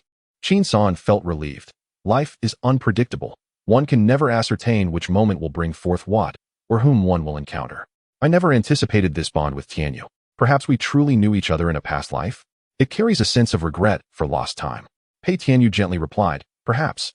Fang Xiaoting mused inwardly, pondering if Qin San's disjointed remarks were merely the musings of a literary soul, an attempt to showcase her depth. However, Shen Lili held a different view. She instantly concluded, this is an attempt at damage control, a frantic effort to obscure the chaos with a lengthy, nonsensical discourse, clouding your mind, urging you to forget your suspicions. Shouting, your discovery is of great significance. Soulmates may exist, but applying that notion to Qin Suian and Pei Tianyu feels far-fetched. Fang Xiaoting, it's not far-fetched, Lily. You must understand, Pei Tianyu deeply loved Zhou Ruxin. Qin Suian is a friend of Zhou Ruxin, aware of her habits and temperament. Shen Lili, and herein lies the issue. Qin Suian, enamored with Pei Tianyu solely due to his profound affection for his late wife, is unreasonably infatuated with him. Willing to become Zhou Ruxin's substitute? I know everyone thinks I have lost my mind, determined to play detective, obsessively questioning this and that. It is evident that Pei Tianyu's feelings for Zhou Ruxin run deep. Yet it all feels so peculiar. Fu Chuntu sided with Shen Lili. The peculiarity stems from our continued ignorance regarding who is responsible for Zhou Ruxin's demise. Pei Tianyu's current success is contingent upon her death, favor from the influential, a burgeoning career, a supposed soulmate. Everything, indeed everything, is a consequence of Zhou Ruxin's passing. Shen Lili clapped her hands. Cousin, I now regret my ignorance. It is only when the time comes that one realizes their lack of knowledge. How could I not piece this together? Fu Chuntu, he feigned grief, deeply moved the powerful, and thereby elevated his status. He possesses the capability, thus his career flourishes. Lili's direction is indeed correct. Unraveling Qin Suian's role in this conspiracy may illuminate the mystery surrounding Zhou Ruxin's death. Fang Xiaoting followed the thought. I sense that Qin Suan and Pei Tianyu do not seem like strangers. If they were acquainted long ago, Fang Xiaoting felt a chill run down her spine, her skin prickling, hesitant to continue. Shen Lili, dual souls. Cousin, it is not merely a case of one life swapping with another, but rather, who has stolen whose life. I suddenly comprehend everything. In the novel's conclusion, Qi Mei, in her dying moments, experiences a rebirth fantasy, which reveals the truth. Zhou Ruxin and Qin Suian have known each other since childhood, sharing a strong bond, while Qin Suian and Pei Tianyu were lovers. Moreover, Zhou Ruxin was desperately in love with Pei Tianyu. In the narrative, Qi Mei chose to distance herself from Lu Lu and Wu Hai, leading to their marriage and a blissful life, while she herself languished in jealousy. In reality, as an imaginative author, Zhou Ruxin would foresee that if she chose to withdraw, would she not be destined for the same fate as Qi Mei? Hence, the line in the novel, "This is my sole transgression against Lu Lu," serves as Zhou Ruxin's penance towards Qin Suian. She usurped a life that rightfully belonged to Lu Lu. She replaced Qin Suian and wed Pei Tianyu. Shen Lili grew increasingly animated, pacing back and forth. Yes, yes. Zhou Ruxin orchestrated a scheme to ruin Qin Suan's life, driving her to exile. Dual Souls is a cerebral read. The narrative predominantly depicts Lu Lu and Wu Hai's idyllic existence. But Lu Lu is indeed Qi Mei, who, in her dying moments, reincarnated, taking Lu Lu's place. Ultimately, the truth is revealed. How she replaced her, who would think of associating it with Zhou Ruxin? Qin Suian would. She is Zhou Ruxin's closest friend. Like Lu Lu in the novel, she bears a distinctive red mole at the corner of her eye. Upon seeing this, she would undoubtedly grasp the entirety of the situation. Who would have imagined that her dearest friend was the architect of her family's tragedy, even stealing away her beloved? How could she endure this betrayal? Fury ignited within her. Qin Suian returned to Shanghai and confessed everything to Pei Tianyu. Fu Chuntu. Thus, Pei Tianyu and Qin Suian conspired to kidnap Zhou Ruxin. The kidnapper's execution. Who would suspect Pei Tianyu of leaking information? The police served as a convenient distraction. From the outset, Zhou Ruxin's death was a necessity. Shen Lili, the horror does not end there. Fang shouting regained her composure. Pei Tianyu not only killed Zhou Ruxin, but aimed to exploit her parents' connections to pave his own path. Why flee with 20 gold bars, evading capture, when it is far more advantageous to remain in Shanghai as a tender-hearted new elite? We have long admired Pei Tianyu's unwavering devotion to Zhou Ruxin. It almost seems sacrilegious to question it. Even Zhou Ruxin's parents are reluctant to entertain such thoughts. What a masterful manipulation of human emotions. Fu Chuntu concluded, human nature is inscrutable. Like the sun, it cannot be gazed upon directly. Chapter 7. The Death of Another. Early one morning, Qin Suian awoke, gazing lovingly at the still sleeping Pei Tianyu. She placed a gentle kiss on his forehead, her voice languid. I shall rise to prepare breakfast. The clattering in the kitchen brought Pei Tianyu comfort, prompting him to turn and continue his slumber. Suddenly, the clattering ceased, and Qin Suian rushed to the bathroom to retch. Pei Tianyu abruptly opened his eyes, throwing off the covers and rushing over, alarmed. What is wrong? Qin Suian's complexion was pale. She pressed her hand against her chest. Leaning against the bathroom wall, managing a faint smile. I am fine, just feeling a bit nauseous. Pei Tianyu, anxious, nauseous suddenly? In the next moment, realization seemed to dawn upon him, and he tentatively asked, Son, are you pregnant? Qin Suian was momentarily stunned, calculating her monthly cycle, when suddenly she became certain. Yes, I am late. The joy of this realization transmitted through the walls to the neighboring room. Aunt Yang, hearing the commotion, rushed over to knock on the door. Mr. Pei, are you all right? What's happening? Pei Tianyu, as ecstatic as a child who has just received candy, responded to Aunt Yang's inquiry. Aunt Yang, I'm going to be a dad. I'm going to be a dad. Aunt Yang, standing at the door, was equally delighted. Really? Congratulations. Pei Tianyu opened the door and courteously invited Aunt Yang inside. Please come in, Aunt Yang. I hope I haven't disturbed your rest. My apologies for my excitement.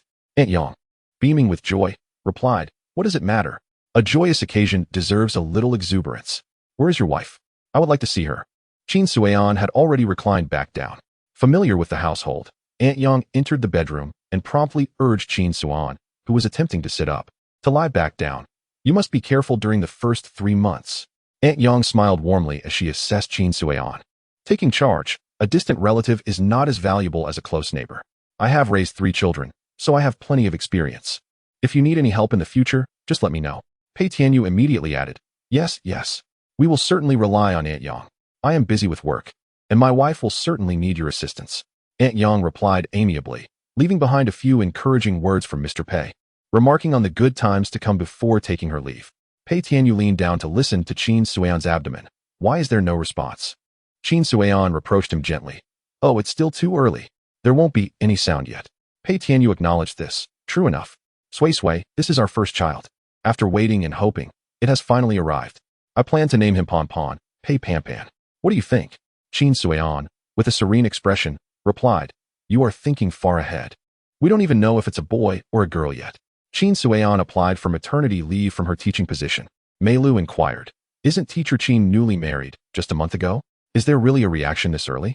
Another teacher interjected with a TSK. Such things are quite normal among young people nowadays. Before marriage, well, that lifestyle has become commonplace. Mei Lu immediately relayed the news to Shen Lili, who was at the front desk, bored and trimming the split ends of her long braid. On the phone, she affirmed, I knew it. I knew it. On the day of the wedding, I saw them kissing, as if they were one person. They must have been secretly involved before that. While performing for her in-laws, lamenting his late wife, he was fervently engaged with a new love. The child probably had been conceived back then. TSK, Dr. Gao is truly commendable. Mei Lu, in the future, when we seek a man, we should look for someone like Dr. Gao. Dr. Gao Yuanzhan was conducting rounds at Guangxi Hospital when he suddenly sneezed, a blush rising to his cheeks. Nurse Xiao Zheng expressed concern. Dr. Gao, have you caught a cold? Gao Yuanzhan speculated. I suspect someone is scheming against me. After listening to Fu Chuntu's report, the police chief inquired. So this is your cousin who eloped from her hometown in Suzhou to seek refuge with you in Shanghai, as Shen Lili guessed? Fu Chuntu remained non-committal. Yes. My cousin is quite capable. On her way here, she encountered a trafficker, managed to escape, and even rescued a trapped girl, all while stealing the trafficker's money. She arrived in Shanghai without a scratch and quite wealthy.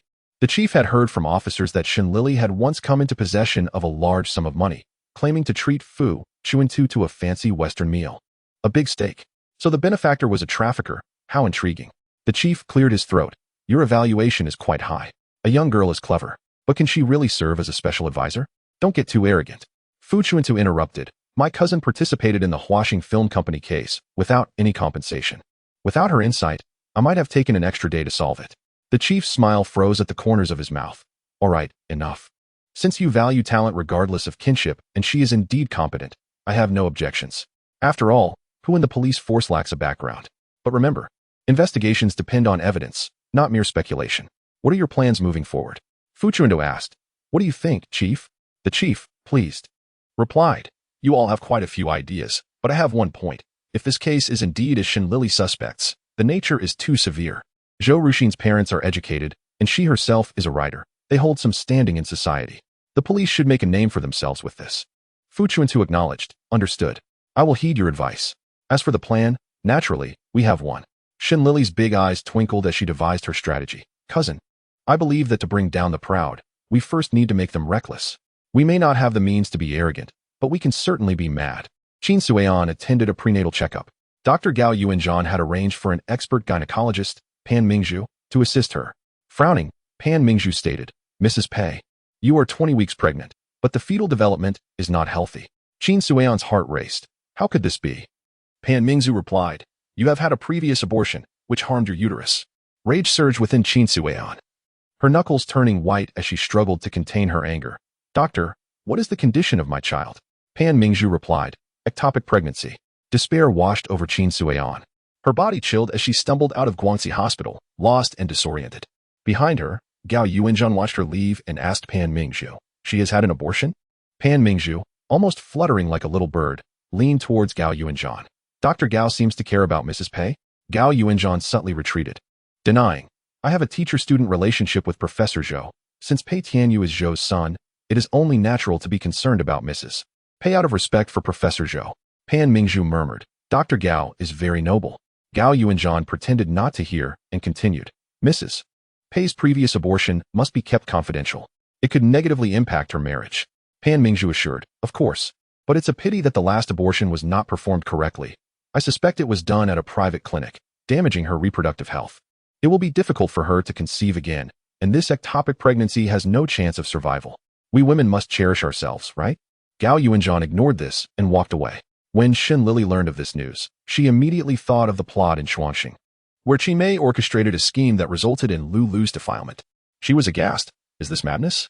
Not only does it ruin lives, but it also tarnishes a woman's purity. How outrageous. Zhou Ruxin is far too brazen to write her plans into a novel. Did she assume Qin Suian would not see through it? Can she not see how Pei Tianyu is affected? Fu Chuntu pondered. I can comprehend Zhou Ruxin's intentions. She has wronged Qin Suian but cannot confess to anyone, so she uses her novel as a vehicle to convey her truths and repent. Gao Yuanzhan stated, that child must be terminated. She can never become a mother again. Shen Lili grimaced, despicable. I now feel Zhou Ruxin deserves no sympathy. Fu Chuntu countered, that won't do. We can only act once, not twice, and the police are already aware. Shen Lili quickly switched sides. Pei Tianyu and Qin Suian are equally outrageous. They sought revenge, and then consumed Zhou's family's resources. What a grand performance. Life truly imitates art, doesn't it? Wuxian Film Company folded too early, Pei Tianyu directing and Qin Suian starring. What a spectacle. Cousin, rest assured, as a special advisor to the police, the foremost female detective in Shanghai, known for her justice, I will ensure the deceased receives justice. Gao Yuanzhan burst into laughter, genuinely curious about Shen Lili's notoriety. She seemed to have countless accolades. As Shen Lili scrutinized him with her wide eyes, Gao Yuanzhan stifled his laughter. Indeed. To celebrate the debut of Detective Shen. Shall I treat you tonight? That sounds wonderful. After enjoying a lavish meal with Gao Yuanzhan, Shen Lili refined her plan at the dinner table. The first step of madness was intended to intimidate Qin Suian, but alas, her child truly was in peril. Innocent children should not suffer. I have been too unkind. Enough, let one sacrifice for the sake of myriad families. If I were Qin Suian, I'd be eager to exhume the corpse and vent my hatred. Shen Lili seized Fu Chuntu's wrist, using his watch to gauge the time, a plan forming in her mind, and wiped her lips. Let's go. A stroll through the cemetery to digest. The night was dark and the cemetery eerie, filled with mournful accusations and curses echoing through the vast expanse. Qin Suian pointed furiously at Zhou Ruxin's memorial photo, wishing she could grind her bones to dust. Zhou Ruxin, what a venomous heart you possess. You ruined my life, and now you seek to harm my child. I curse you to eternal damnation in the deepest hell, to be reborn as a lowly beast, subjected to 1,000 cuts. Ha ha ha. Once, there was a radiant young woman, filled with ardor for the world. She perished in a meticulously orchestrated cataclysm, betrayed by her closest confidant. The reborn Qin Suan avenged the deceased Qin Suan, plunging a dagger into Zhou Ruxin's abdomen. In that instant, Zhou Ruxin recognized the figure before her. Suan, is that you, Suan? Qin Suan removed her oversized robe and detached the voice modulator, revealing her true face. Indeed, it is I, Zhou Ruxin. Did you relish the life you stole from me? Upon your death, do not hasten to reincarnation. Instead, observe from the sidelines as I reclaim what is rightfully mine. An eye for an eye, only then is justice served. The recollection abruptly ceased. In the cemetery, Qin Suan raised 3 fingers above her head. I, Qin Suan, declare to the deities of all directions and the king of the underworld that I bear an irreconcilable feud with Zhou Ruxin. Today's desecration of her remains is the interest I am due. On the day of judgment, matters will be settled. Child, mother avenges you. Witness it with your own eyes. Fu Chuntu, Shen Lili, and Gao Yuanzhan, concealed by the darkness and the trees, bore witness to Qin Seon's exhumation of Zhou Ruxin's ashes, her vengeance unleashed. Gao Yuanzhan, isn't this the opportune moment? Why not apprehend her? Fu Chuntu, do not alert her until we fully comprehend her motives for murder. Furthermore, Pei Tianyu is likely her accomplice, yet he is absent today. Shen Lili, because Qin Suan is also concealing matters from Pei Tianyu. Cousin, the child is near death. I detect the scent of blood. Chapter 8. Death rather than dishonor. Pei Tianyu dashed into Guangxi Hospital, rushing towards the operating room. Fu Chuntu, Shen Lili, and Gao Yuanzhan sat on a bench in the corridor. A sense of panic arose within Pei Tianyu, as if the heavens were about to collapse. He struggled to compose himself. Detective Fu, what are you doing here? Fu Chuntu crossed his legs, glanced at him, and said coldly, still feigning ignorance? Pei Tianyu, barely holding up the crumbling sky, clung to a flicker of hope and retorted, what am I feigning? Fu Chuntu offered no further chances. Shall we converse elsewhere then? Was the tide turning against him? Pei Tianyu had never encountered this idiom in his life. He scoffed thrice. Detective Fu, are you perhaps losing your mind? What crime have I committed? I was a widower and only recently emerged from the grief of losing my wife, only to be confronted with the tragedy of losing my child. Is this a crime, Detective Fu? Have you decreed that those who grieve are guilty? My wife and my poor child are still in the operating room, and you, Detective Fu, seek to apprehend me without rhyme or reason. Some who overheard the commotion began to stare and whisper. Isn't that Manager Pei from HSBC Bank? What's happening? Manager Pei is truly unfortunate. One cannot contend with the authorities. The police need no justification to arrest someone. Accept your fate. Shen Lili watched with a detached gaze and proclaimed in a ringing voice, Manager Pei, your wife suffered a miscarriage and is in the operating room. Yet, upon your arrival, instead of inquiring about her condition, you calmly ask my cousin why he is here. Had my cousin not rescued your wife, she would still be unconscious in the countryside. We asked you to cease the pretense, as we are not strangers. How dare you hurl accusations and attempt to have us arrested? Would we dare? You are a rising star in Shanghai. Everyone knows you are deeply devoted and exemplary. In this day and age, is saving someone now a mistake? You allow your pregnant wife to run off to the countryside, showing no care for women, and yet, you claim to be in the right? Are women worthless objects? Moreover, when did my cousin say he would take you to the police station? Did he say he would arrest you? We are preserving your reputation by suggesting that you speak elsewhere. Your carefully constructed image of profound love cannot withstand a few words of scrutiny. We are repaid with ingratitude and accusations of police misconduct. Had we known, we would not have intervened. Tomorrow, I must consult a master at Jing'an Temple to ensure my good deeds are not tainted. Her words, like a torrent of pearls, left Pei Tianyu stammering. I didn't mean that. Young lady, you possess a sharp tongue. Shen Lili crossed her arms, glanced askance at the crowd, and said, is Mr. Pei praising or scolding me? Am I subverting the natural order? Am I calling a stag a horse? Am I distorting the truth? The crowd now understood the situation and regarded Pei Tianyu with evident disapproval. Pei Tianyu, at a loss for words, retorted with a stiff expression, I did not.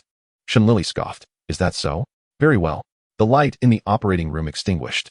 Pan Mingzhu emerged and removed her mask. Family of the patient? Pei Tianyu, I am. Doctor, how is my wife? Pan Mingzhu, my condolences. Pei Tianyu stumbled and collapsed to the ground. His former elegance and composure had transformed into a farce. Yet no one could laugh, as they began to mourn how tragic a person's fate could be. A widower remarries, only to lose his child. My God, 7 short words, conveying countless sorrows. Gao Yuanzhan stepped forward, pulled up the limp Pei Tianyu, whose lips trembled like a generator, and covered his mouth to prevent him from crying out. Mrs. Pei is still inside. Hearing you cry would only cause her more pain. The detective's suggestion was wise. Come with us. The doctor will watch over her. Once things have settled, you can return to care for her. You are a person of standing. Do not allow yourself to become a spectacle. Was he afraid of becoming a spectacle? No. Was he afraid of reinforcing his image of profound devotion? Perhaps. However, Pei Tianyu had forgotten about all of that. Forced to abandon this excellent opportunity for theatrics, and allowed Fu Chuntu to take him away. They took him to the police station. By the time Pei Tianyu realized it, he was already seated in the interrogation room. Where am I? The police station. Why have you brought me to the police station? What crime have I committed? This was Shen Lili's first time legitimately sitting in an interrogation room. To commemorate her first interrogation, she deliberately emulated the characters in the stories, donned a formal outfit, braided her hair into 2 large plaits, and strode in with a book, looking valiant and high-spirited. She also theatrically unscrewed the fountain pen she had pilfered from Fu Chuntu's desk. My Parker pen, a gold nib. It was a pen that Fu Chuntu had bought with a month's salary, a cherished possession that he was reluctant to use. Now, it was in Shen Lili's hands. Scribbling and doodling with flamboyant strokes. Apologies for the delay. I overheard Mr. Pei questioning his offense upon my arrival. Let me enlighten Mr. Pei. First, she wrote a first. The handwriting crooked, and then stopped writing altogether, as if it were merely for show. Shen Lili held the pen and asked with profound mystery, Mr. Pei, are you aware of your talent for acting? I must say, the character you have crafted is quite successful. I, Shen Lili, who have met countless individuals, have been deceived by you. Many years ago, Zhou Ruxin and Qin Suian were close friends. Their relationship fractured when Zhou Ruxin fell in love with you. Since you were Qin Suian's boyfriend, in order to steal you away from Qin Suian, Zhou Ruxin schemed to bankrupt Qin's father and then hired thugs to defile Qin Suian, driving her to despair and forcing her to flee. Zhou Ruxin felt deeply guilty for what she had done to Qin Suian, but she was unwilling to relinquish the life she had stolen from Qin Suian. Unable to confess everything, she resorted to writing a novel, embellishing and adapting it to atone for her sins. This novel is entitled The Twins. To my knowledge, Zhou Ruxin spent a year writing this novel. I have had the privilege of reading this novel, and I must say, Zhou Ruxin writes exceptionally well, albeit in a rather mind-bending manner. The contemporary literary scene in Shanghai is quite fond of romantic novels, particularly those involving chaotic love triangles and the inclusion of 2-person activities. Cough, cough. Fu Chuntu expressed his discontent. We are straying off topic. Shen Lili retorted, we are not off topic. I speak the truth. Due to the thematic issues surrounding Shuangxing, it did not receive the attention it deserved from publishers post-publication, resulting in lackluster sales. As a full-time writer, Zhou Ruxin must be aware of market demands. Why then would she spend a year crafting a novel devoid of selling points? Fu Chuntu remarked, it was intentional. Shen Lili concurred, indeed, it was deliberate. If no one reads it, there is no fear of exposure. However, she overlooked a crucial detail. Her once closest friend, the equally talented Qin Suian, would indeed read it and unearth the truth within the story. This revelation led to the ruination of her family and the loss of her innocence. The true culprit being her former confidant, Zhou Ruxin. At that time, Qin Suian was pregnant, a source of humiliation initiated by Zhou Ruxin herself. Despite the overwhelming hatred she harbored, living under someone else's roof was already arduous, and the knowledge of her family's awareness of her defilement was nothing short of catastrophic. Thus, she sought out a private clinic for an abortion, where the physician's incompetence compromised her health, resulting in this unintended pregnancy. After recuperating, Qin Suian returned to Shanghai and confided everything to you. When you discovered that your life had also been built on deception, how could you not feel rage? You and Qin Suian devised a plan for revenge. That night, as per usual, you had dinner with Zhou Ruxin, took a stroll home, and when Zhou Ruxin fell asleep, you rendered her unconscious. Subsequently, you opened the door for Qin Suian, who bound Zhou Ruxin before fleeing with her. The following day, you reported the incident, claiming that the kidnappers demanded 20 gold bars as ransom. As a manager at HSBC, safeguarding the vault, your only means of gathering the ransom was through embezzlement. This was a clever maneuver, leading the police to believe that the kidnappers had meticulously identified you as their target. You presented yourself as a paragon of virtue, disdaining theft, and thus voluntarily reported everything, seeking the police's assistance. However, Qin Suian tore up the ransom note, citing your alert to the police. So, who disclosed your whereabouts? Do not suggest that the police were involved. We have conducted a covert investigation. The only possible culprit is you, Pei Tianyu. Zhou Ruxin's heartfelt confession before her demise was merely the first step in your carefully constructed persona, which then captivated the public, evoking sympathy from Zhou Ruxin's parents. They, lifelong scholars, became enraptured by the romantic notion of unwavering devotion, as depicted in literature, now manifesting in reality. With their only daughter deceased, you anticipated that the entirety of the Zhou family's resources would be directed towards you. You had successfully orchestrated this plan. The next step was to clear Qin Suion's name. Seizing the opportunity to work at a girls' school, she returned to Shanghai under the pretext of legitimacy, re-entering the Zhou household and intertwining her fate with yours. The Zhou parents, being exceedingly kind-hearted, were unwilling to see you grow old in solitude and actively sought to unite you with Qin Suon. You understood your former in-laws well, adeptly manipulating their nature. Yet, to maintain your facade, you could not afford to slip up. Do you recall my earlier statement?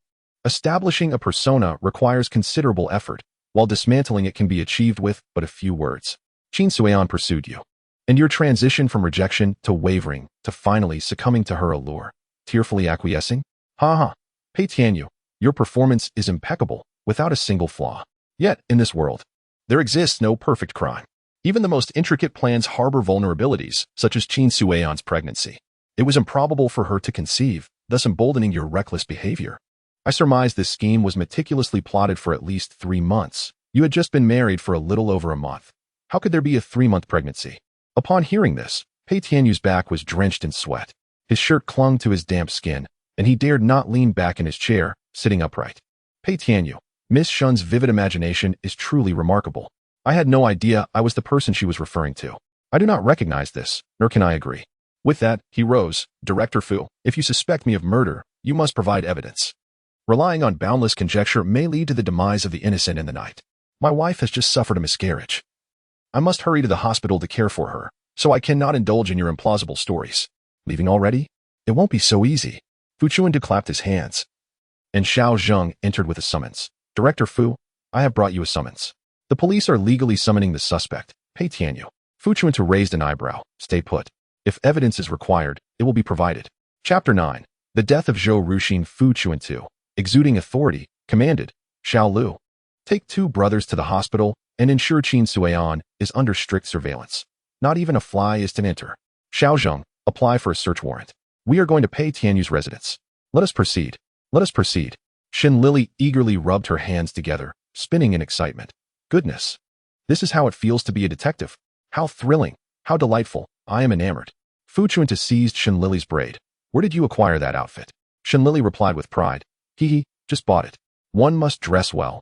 As a special consultant and future great detective, I ought to have a respectable appearance, right? Fu Chuntu, return my Parker pen. Shen Lili feigned ignorance. What Parker pen? Fu Chuntu, did you take it? Hurry up. It is very expensive. I could never gift it to you. Shen Lili reluctantly produced a fountain pen. You're so stingy. Anyway, I do not enjoy writing. Here you go. Fu Chuntu, you may not enjoy writing, but you love reading. What chaotic love triangles and 2-person activities. It's embarrassing to mention such things. How can a young lady speak so shamelessly? I am genuinely curious if your aunt is aware of the contents of your late-night studies. Shen Lili, puffed up like an angry cat, placed her hands on her hips. Humph. If I didn't study late into the night, could you solve the case? Could you? Indeed. Fu Chuntu fell silent, and Shen Lili pressed on, determined to claim that Parker pen. Why are you quiet now? Feeling guilty, are we? Cousin, one must have a conscience. Fu Chuntu, in pain, reluctantly surrendered the pen. Take it, take it. If you like it, consider it a gift. Cherish it. It cost me a month's salary. Shen Lili, incredulous. So expensive? No wonder I can't put it down. Fu Chuntu chose to ignore the matter, turning his face away to distract himself. Do you think we can find anything else? Shen Lili replied confidently. I can guarantee that Pei Tianyu will not speak. Nor will Qin Suion. Even if we separate them, they will not collude. However, I believe they share an unspoken understanding of silence. Thus, any remaining mysteries will rely on our efforts. For instance, how did Pei Tianyu and Zhou Ruxin become involved? If we could uncover any proof, what I previously stated would no longer be mere conjecture. Upon consideration, Fu Chuntu grasped Shen Lili's intent. We only have 48 hours. Let's act swiftly. As night fell, Shanghai remained vibrant and lively, with countless lights shining, yet the Pei household was shrouded in darkness. Once a match made in heaven, their profound love now quietly faded away.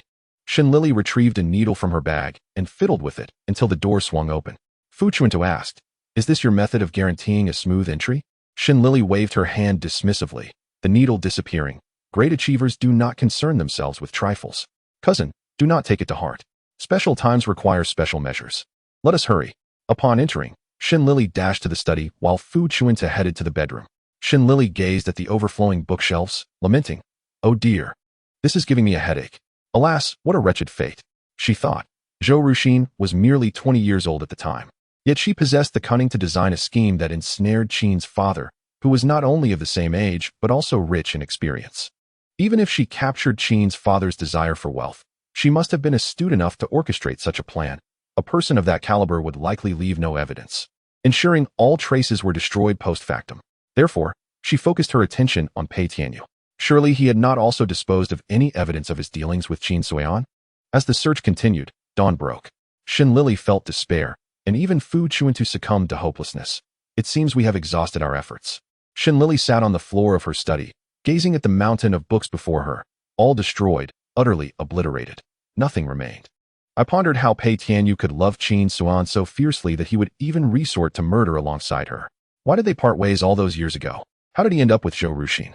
Meanwhile, in Guangxi Hospital, Qin Suan awakened, acutely aware of the emptiness within her. A life had departed from her. Tianyu. Her voice was a mere whisper, yet it stirred Officer Liu outside the door. He entered, asking, "You're awake?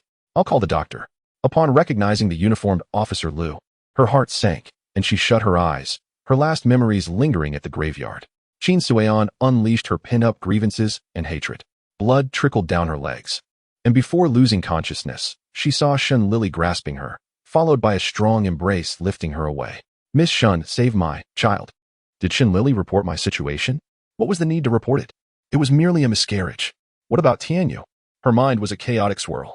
Qin Suian struggled to clarify her thoughts, and a disquieting realization dawned upon her. Why were Shen Lili and the others at the graveyard? Gao Yuanzhan entered, inquiring, "How do you feel?" Upon opening her eyes, a familiar sensation washed over her. "You saved me?" she asked. "Please inform my husband. He will be grateful." Gao Yuanzhan nodded. "Madam Pei, it was not I who saved you, but Detective Fu Chuntu from the precinct, along with his cousin Shen Lili. I merely lent a hand." The sting of his words pierced her heart, confirming her suspicions. The precinct was suspicious. When did these doubts arise, and why? Qin Suian could not afford to ponder. She recognized a grim reality. She had been followed to the graveyard by the police, witnessing her own body being desecrated, her remains scattered. The animosity between her and Zhou Ruxin must never surface. Gao Yuanzhan indeed pressed on. Why did Madame Pei visit the graveyard in the dead of night? Qin San furrowed her brow, her eyes filled with sorrow, her voice hoarse. "I despise her. I thought she had died and would soon be forgotten. Perhaps I overestimated myself and underestimated her. Those who live can never triumph over the dead. Such is the truth. Living is fraught with troubles, while the dead fade into nothingness, leaving only the sweetest memories." Gao Yuanzhan was not surprised. This answer aligned perfectly with Shen Lili's expectations. It seemed the precinct was determined to drag a man from his emotional pedestal to twist a narrative into a self-serving murder case. Meanwhile, Aunt Yang, carrying a basket, met Shen Lili yawning as she stepped outside, followed by Fu Chuntu. "Ah, Lili, I haven't seen you in days. What brings the precinct here?" Shen Lili replied, "Good morning, Aunt Yang. I now work at the precinct. I came to visit my sister-in-law." Aunt Yang, understanding more than she let on, scrutinized Fu Chuntu. "Our Lili is quite charming." Fu Chuntu found Aunt Yang bothersome, but Shen Lili cheerfully linked arms with her. "Auntie, off to buy groceries?" Aunt Yang replied, "Isn't your sister-in-law pregnant? Your brother asked me to get her a hen. Yesterday, I searched but found nothing suitable. I shall try again today." Shen Lili nodded appreciatively. Then, after parting ways with Aunt Yang, she and Fu Chuntu headed straight for the precinct. At the moment of opening the car door, a sudden realization struck Shen Lili. "Oh dear, I truly am a fool." In the precinct, Pei Tianyu was seated, resting his eyes. He was not asleep. The first half of the night had been filled with anxiety, but the latter half found him composed. So when Shen Lili and Fu Chuntu entered the interrogation room again, he quipped, "Detective Fu, Miss Shen, have you come to tell me another story?" Fu Chuntu scoffed, his tone devoid of warmth. "A story? Mr. Pei, do you truly believe the precinct is idling away its time like some tavern storyteller?" Meanwhile, in Guangxi Hospital, Gao Yuanzhan set down the phone and walked toward Dr. Pan Mingzhu's office, knocking politely. "Dr. Pan?" Pan Mingzhu beamed, Dr. Gao, what brings you here? Gao Yuanzhan requested. Could you kindly prepare a report confirming that Madame Pei has been pregnant for 3 months? Concurrently, far away in Yangzhou, Qi Ming had concluded his investigation and returned to Shanghai, rushing to the precinct. Shen Lili wrinkled her nose. Goodness, Brother Qi, wouldn't you like to freshen up first? Qi Ming chuckled. I'm in a hurry. Detective, I have uncovered the entirety of Qin Suyan's life in Yangzhou. The Qin mother and daughter did not fare well there. Her aunt was harsh and refused to take them in. Her uncle, unable to help, could only afford to rent a place for them elsewhere. Their main source of income was Qin Suyan's tutoring for a wealthy family. However, she was dismissed after a short time. Upon visiting that family, I learned a secret. After delivering a lesson, Qin Suyan received a dessert but ran out to vomit after just one sip. The servant reported this to the mistress, who suspected Qin Suyan of immoral conduct and feared for her son. The next day, Qin Suyan took leave, claiming illness, but the mistress sent someone to follow her. Discovering she had gone to an illegal clinic for an abortion, the report returned, and the mistress was horrified, promptly firing Qin Suyan. After some time, Qin Suyan found work copying books at a publishing house, continuing until last autumn when she resigned. Since then, neighbors rarely saw her. Qin's mother claimed she found a better job that required occasional travel, and that explanation sufficed. The servant from the wealthy family would not provide a written statement, and the illegal clinic had no medical records. They had long forgotten Qin Suyan. As for the publishing house, alas, it yielded little information. Qin Suyan had good handwriting, high education, and was well behaved, but she was not sociable. The owner knew nothing beyond that. As for where she went after leaving the publishing house, there was no trace. At this point, Shen Lili understood everything. It was impossible to trace a company that never existed. The narrative of double birth must have been gleaned from her time at the publishing house. She had returned to Shanghai last autumn for 2 reasons. First, to seek revenge on Zhou Ruxin. Second, to reconcile with Pei Tianyu. Upon discovering that her former friend had become her enemy and her beloved had wed her rival, her inner fury reached its zenith. Shen Lili suddenly felt despondent. The light in her eyes dimmed. Fu Chuntu gestured for Qi Ming to rest, then turned to Shen Lili. In this moment, I am uncertain whether to pity or despise Qin Suyan. Struck by her own thoughts, Shen Lili nodded and shook her head, and Zhou Ruxin as well. I cannot discern if she is to be loathed or pitied. She stole Qin Suyan's life, usurped a love that was never hers, all while masquerading as a repentant figure, turning the life she destroyed into a story to achieve fame. Whether she is ensnared by her own web or reaping what she sowed, she ultimately perished at the hands of those she loved most and those she wronged most. Qin Suyan reclaimed her rightful life, ultimately marrying her youthful love. Yet the scars of the past remain. The indelible pain serves as a reminder that it was once her best friend who caused all of this. Thus, she sought revenge, retaliated, and in doing so, took Zhou Ruxin's life, paying the price of a child. Dr. Gao said she would never be a mother again. Chapter 10. The death of beauty. Pei Tianyu sought proof from Guangxi Hospital in the form of a report confirming that Qin Suyan had been pregnant for 3 months. Yet 3 months prior, Pei Tianyu's original wife, Zhou Ruxin, was not dead. I hold reasonable suspicion that Zhou Ruxin was murdered. Mr. Pei, please cooperate with the investigation. Fang Xiaoting, representing the application, was invited to the precinct to observe the interrogation. This media-open hearing was far from smooth. Pei Tianyu only acknowledges his infidelity during marriage, vehemently denying any collusion with his mistress, Qin Suyan, in the murder of his wife, and boldly proclaiming his intention to hire the finest lawyer in Shanghai to combat what he perceives as malicious slander from the police. He claims that Wuxian, his wife, is unable to bear children and poses a question to Detective Fu. What does being childless mean for a man? He asserts his deep affection for Wuxian, stating that even if she cannot conceive, he has never entertained thoughts of divorce. Her last wish lingers in his ears: the fleeting bond in this life shall part us, but in the next, we shall reunite. The love between them is not open to doubt. His only transgression, he confesses, is his selfish desire to secure a future for himself. As for the accusations of conspiracy to murder, he deems them utterly groundless and defamatory.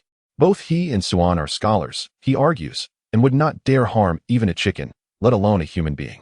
He questions the integrity of the police, who, unable to locate the true culprit, resort to suspecting a man who has just emerged from the depths of grief after losing his wife, only to face the additional sorrow of losing his child. Is this the governance of the people? Fang Xiaoting's pen hesitated midair, as she found herself at a loss for how to continue recording the proceedings. Fu Chuntu's face flushed with anger, leaving even the eloquent Shen Lili speechless. Pei Tianyu was correct. She indeed lacked evidence to substantiate the claim that Zhou Ruxin had been murdered. The interrogation came to an abrupt halt.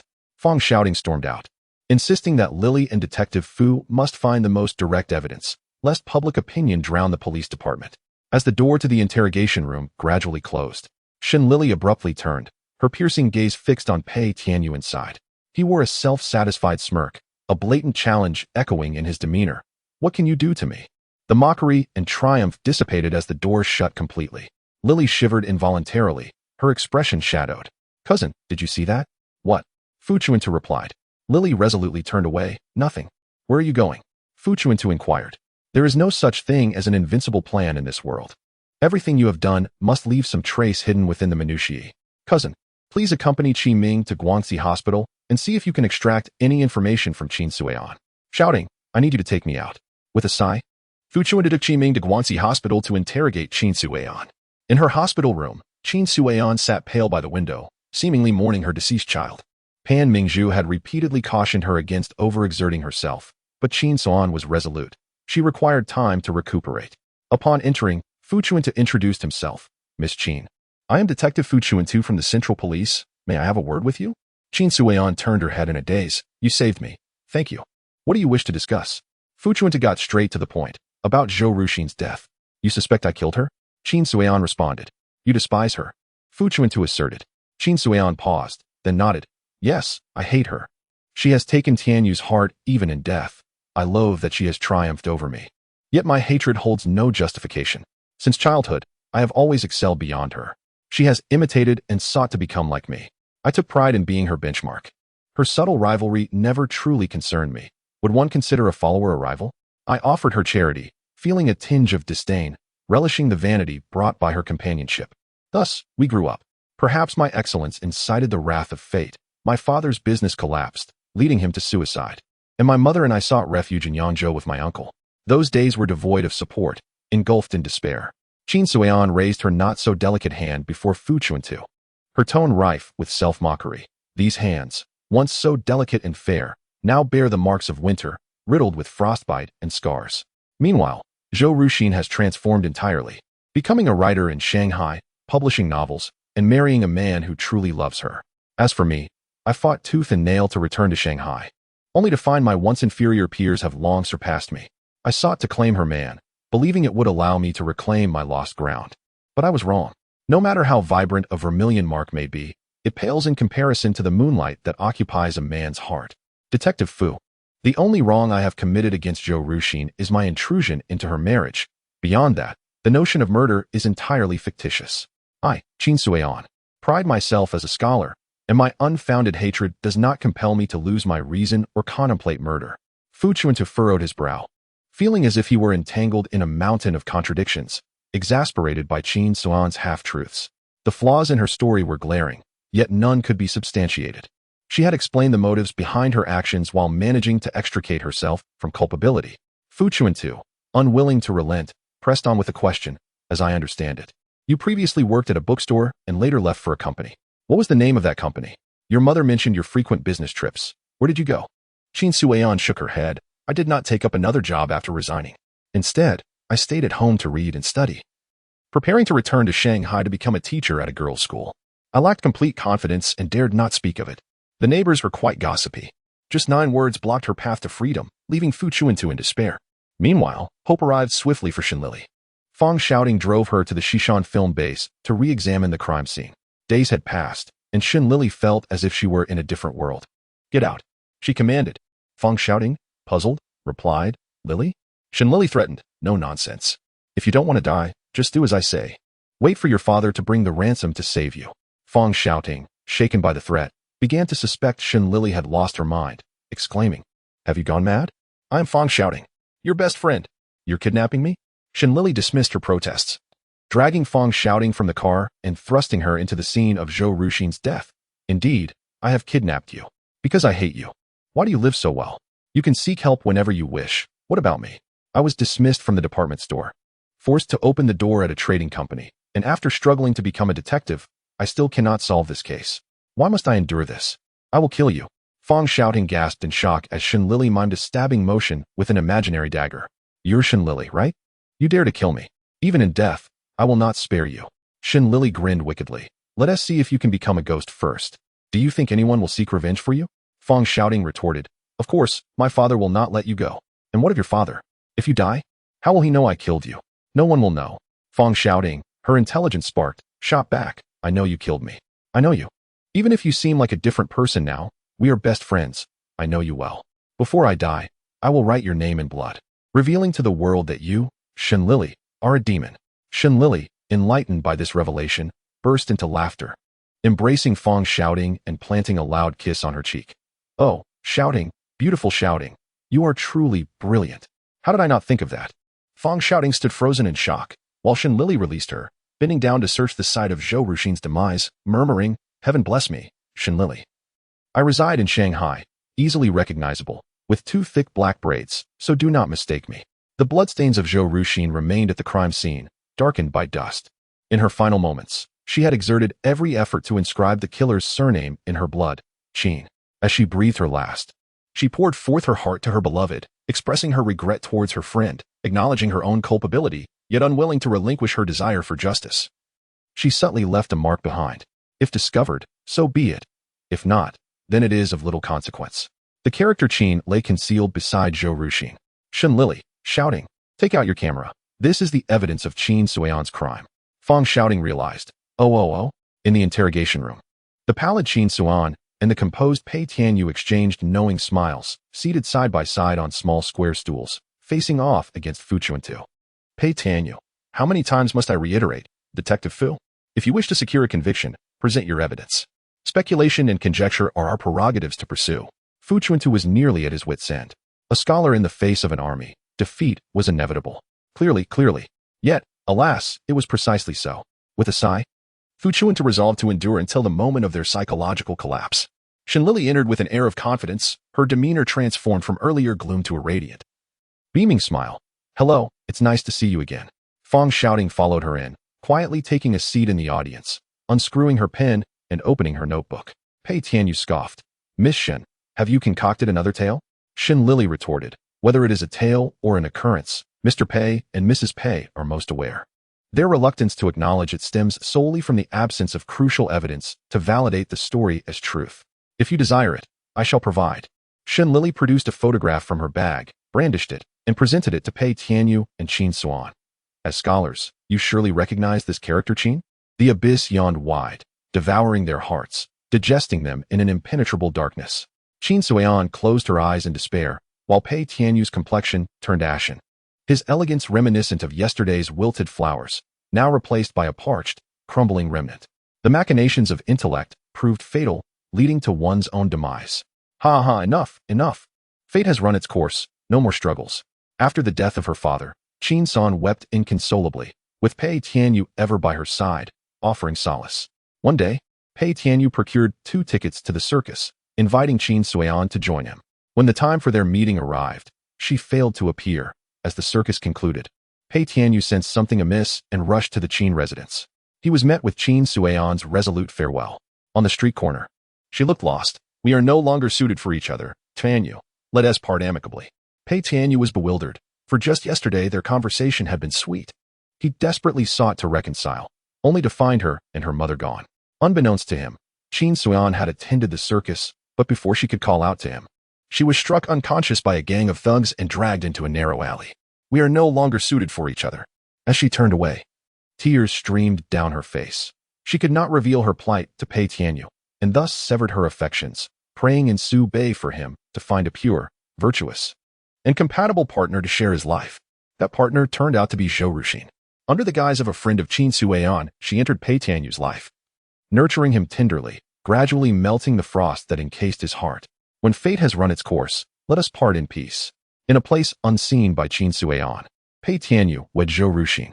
Meanwhile, Qin Suyan's once immaculate and proud spirit shattered under the weight of tragic news. She was with child. Too afraid to inform her mother, and in a state of despair, she harmed herself. That clinic specialized in discreetly handling the troubles of maids from affluent families, boasting the benefit of no records. However, the medical expertise was dubious. The doctor was a butcher by trade, inflicting severe harm on Qin Suyan.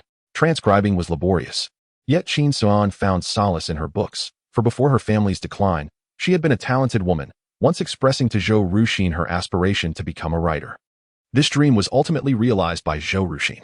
Qin Suian stumbled upon the book Doppelganger, genuinely delighted for her former friend, eagerly flipping through its pages, only to confront her own nightmare. Unable to believe it, she returned to Shanghai, seeking out Qin Suian's residence, observing her love for him and how he smiled in return. The smile that once belonged to her was now given to Zhou Ruxin. When Pei Tianyu encountered his former lover again, her once noble and graceful demeanor had faded, leaving behind a faint shadow. Suian. Qin Suian smiled sorrowfully, tears mingling with the wind, as she wiped her damp hands. You have mistaken me. No. In the interrogation room, a firm denial interrupted Pei Tianyu's narrative. Qin Suian wept uncontrollably. Tianyu, no, please, it is not as it seems. Pei Tianyu warned. It is precisely as it is. Suian, do not be foolish. Suian's denial of recognition would not alter my love for her. I pursued her acknowledgement to uncover the truth. I have lived within a facade. How could I endure? Thus, I devised this plan.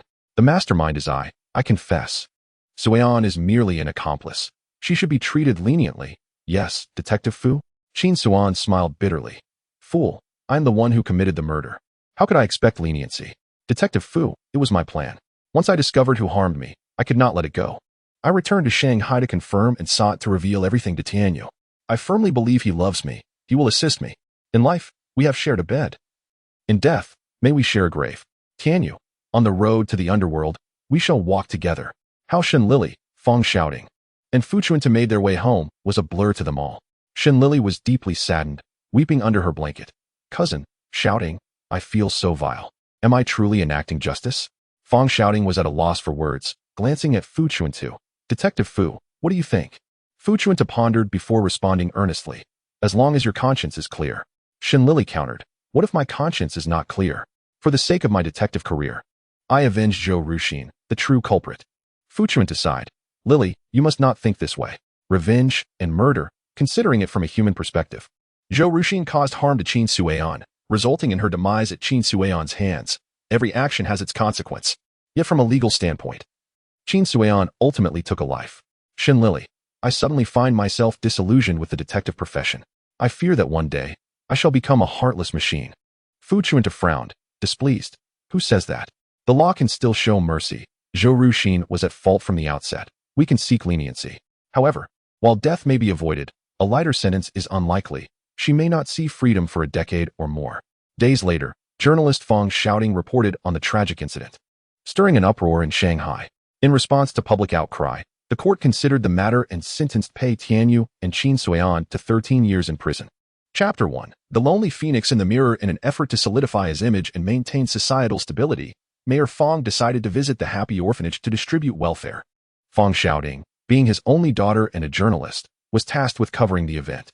As Shen Lili chatted on the phone, listening to Fong shouting's complaints while munching on pistachios, her cheeks bulged with each bite, laughter spilling forth. Ha ha ha. If your father hears you, you'll surely catch an earful. Fong shouting retorted. Does he dare? Because of Jin Feiyu, he feels nothing but guilt towards me. Nonetheless, societal peace benefits us all. Will you join me? Shen Lili nodded. Of course. I received a generous reward from the police station. I must donate a portion. Find out what your father intends to purchase and let me know, but do not repeat it. It is settled, then. Shen Lili set off on a shopping spree. On the day they visited the orphanage to spread kindness, Shen Lili dressed modestly, actively participating in the mayor's fundraising efforts. Mayor Fong beamed. The citizens of Shanghai are the most benevolent. Children are our hope, the pillars of society. As the mayor of Shanghai, I bear an undeniable responsibility to ensure children grow up healthily and happily. Applause erupted, and amidst the media's witness, director Wu Xinzi, moved to tears, officially donated the funds and materials to the charitable orphanage.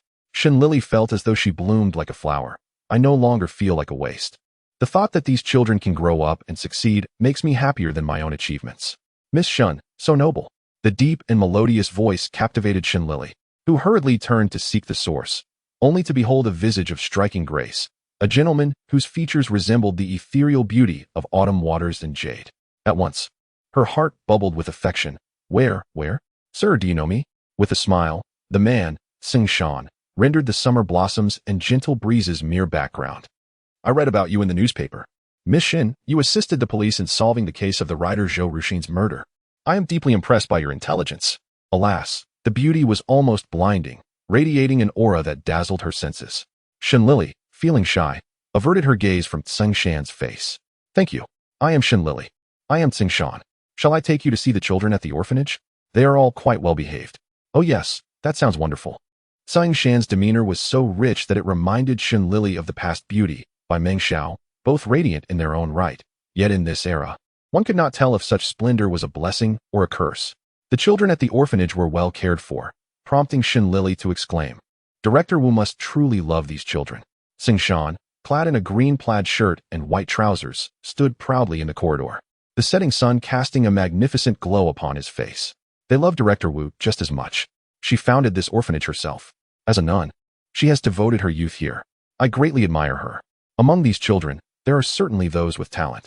Besides the supplies, Miss Shen has also donated a sum of money, all of which will be used for the children's education.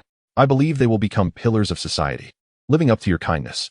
A little boy, Doubao, playing inside, caught sight of Tsingshan and Shen Lili, and he dropped his toy to rush towards Tsingshan, tightly hugging his leg while beaming up with a childish grin. Uncle Tsingshan, are you being good today? Tsingshan inquired with a smile. Very good, Doubao replied. This is Sister Shen. She has donated many things for us. Say hello to Sister Shen. Doubao released Tsingshan, and, after a moment of scrutinizing Shen Lili's familiar face, broke into a sweet smile. Thank you, Sister Shen. His voice was as melodic as a nursery rhyme. Shen Lili chuckled and mimicked. No need to be polite, Doubao. Tsingshan patted Doubao on the back. Go play now. Doubao dashed back inside to join his friends once more. Shen Lili caught a glimpse of Tsingshan's warm, affectionate smile. Her heart leaped into her throat. Mr. Tsing, you appear to be merely 24 or 25. Are you already married? Tsingshan looked surprised. No. I also work at the orphanage, assisting Director Wu in caring for these children.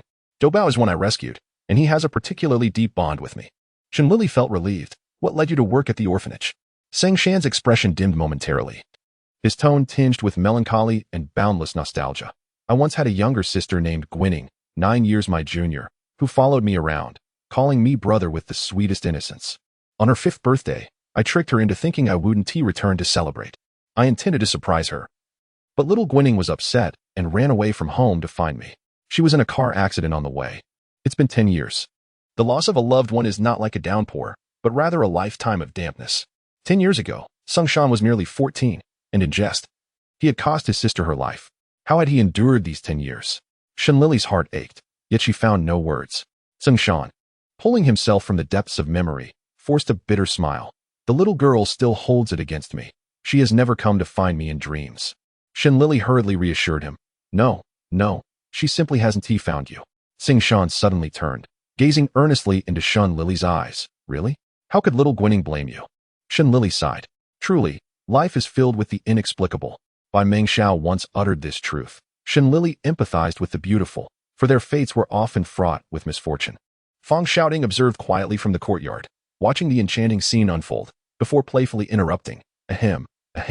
She caught Shen Lili before she nearly fainted. My friend has come to find me. It's getting late. I must return.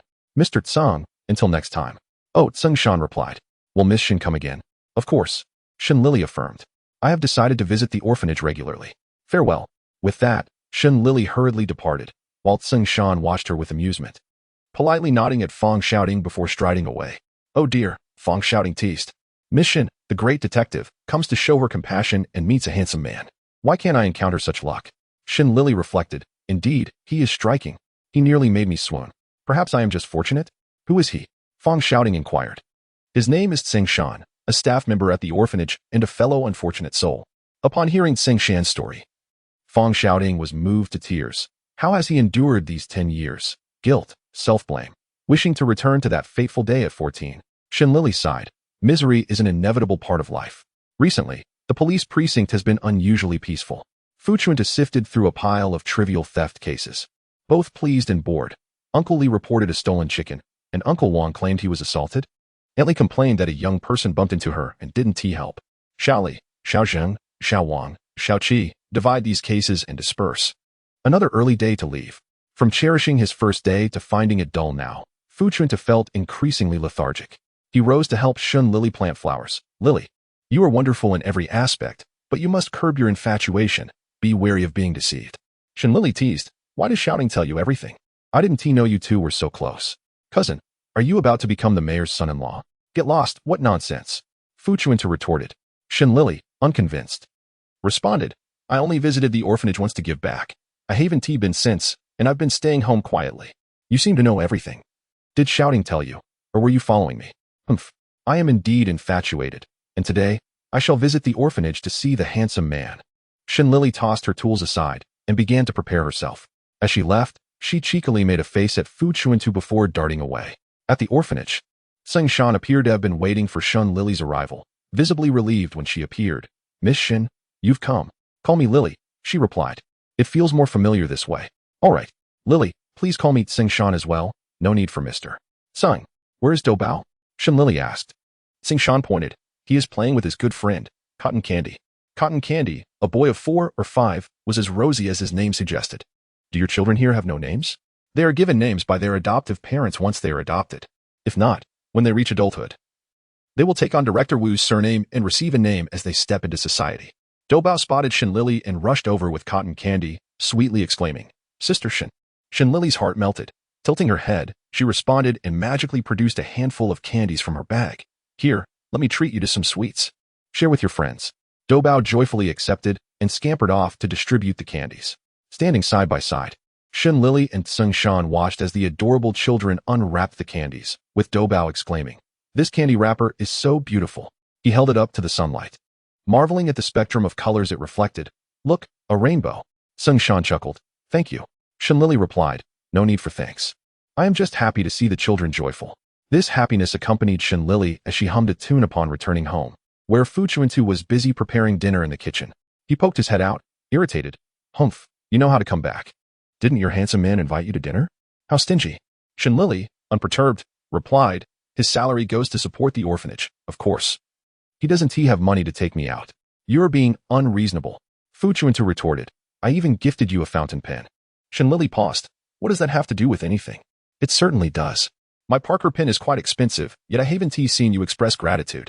You've probably spent your bonus on those visits to the orphanage. Must I still provide for you? And yet you speak on behalf of others? Shen Lili felt a sudden wave of embarrassment. You make a valid point. I was wrong, cousin. You were the best. Fu Chuntu scoffed. How about you come with me to the orphanage later? It's been quite peaceful at the precinct lately, and those children are truly delightful.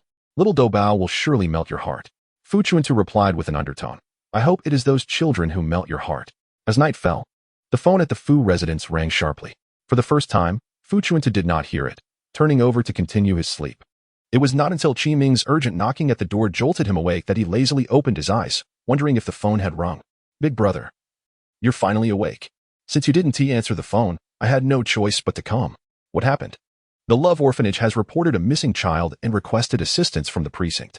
Just moments after the mayor's visit to the orphanage, which had drawn public attention. A child went missing? This was serious. As Fu Chuntu dressed, he ordered, Wait for me a moment. I'll change and come with you. Shen Lili rubbed her sleepy eyes, struggling to see the clock, which read 2 in the morning.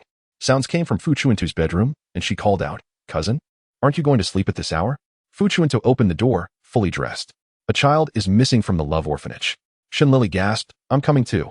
Little Doubao had vanished. When Seng Shan discovered it, the child was already gone. When he asked about cotton candy, the reply was that little Doubao had run out to seek some candy from Shen Lili after being enchanted by the sweet she had given during the day. And he hadn't returned by the time Seng Shan grew tired of waiting. As Qi Ming drove, he recounted the details. Shen Lili felt her heart clench with guilt. Cousin, do you think little Doubao is all right? Fu Chuntu inquired. Does little Doubao know where you live? Shen Lili shook her head. No, Fu Chuntu deduced. Then perhaps he ran away and is lost.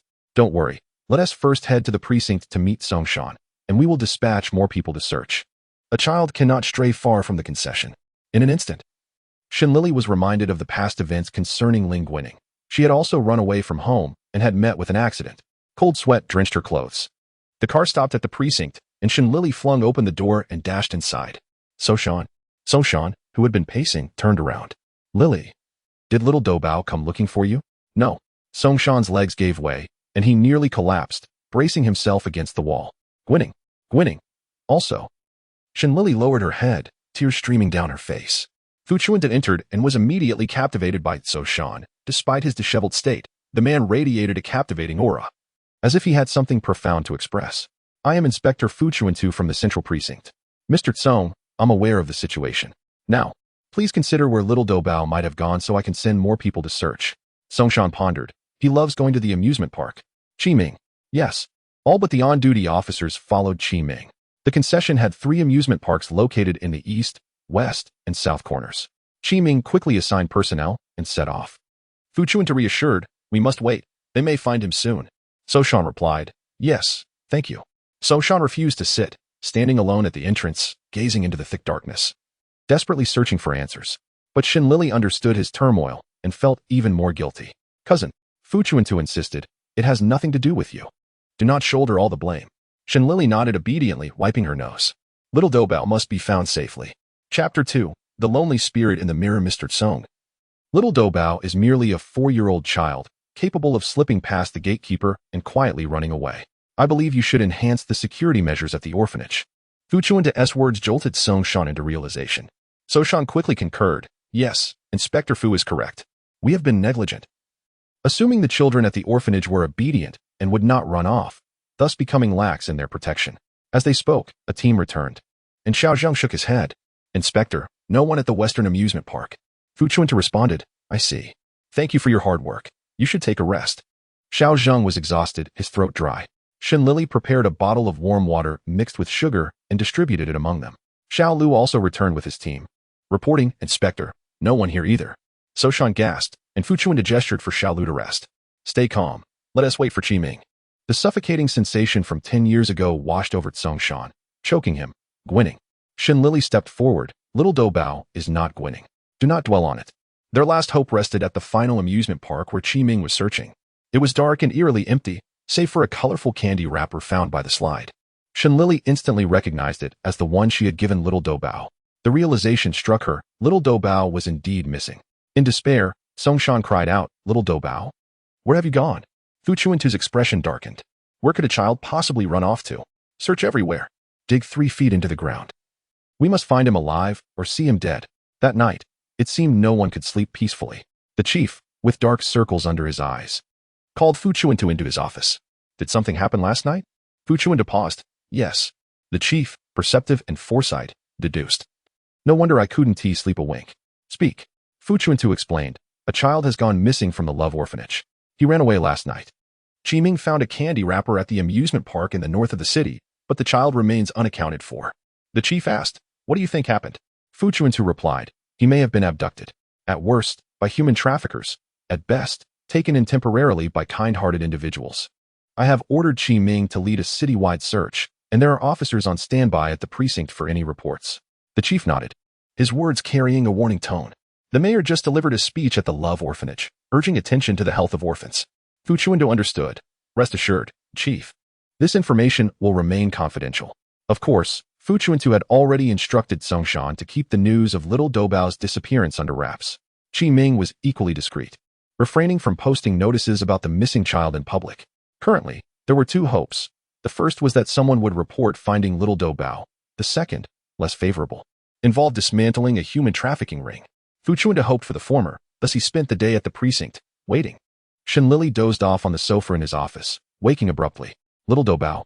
Fu Chuntu had just entered, pausing. It's me. Shen Lili asked urgently, cousin, has someone come to report?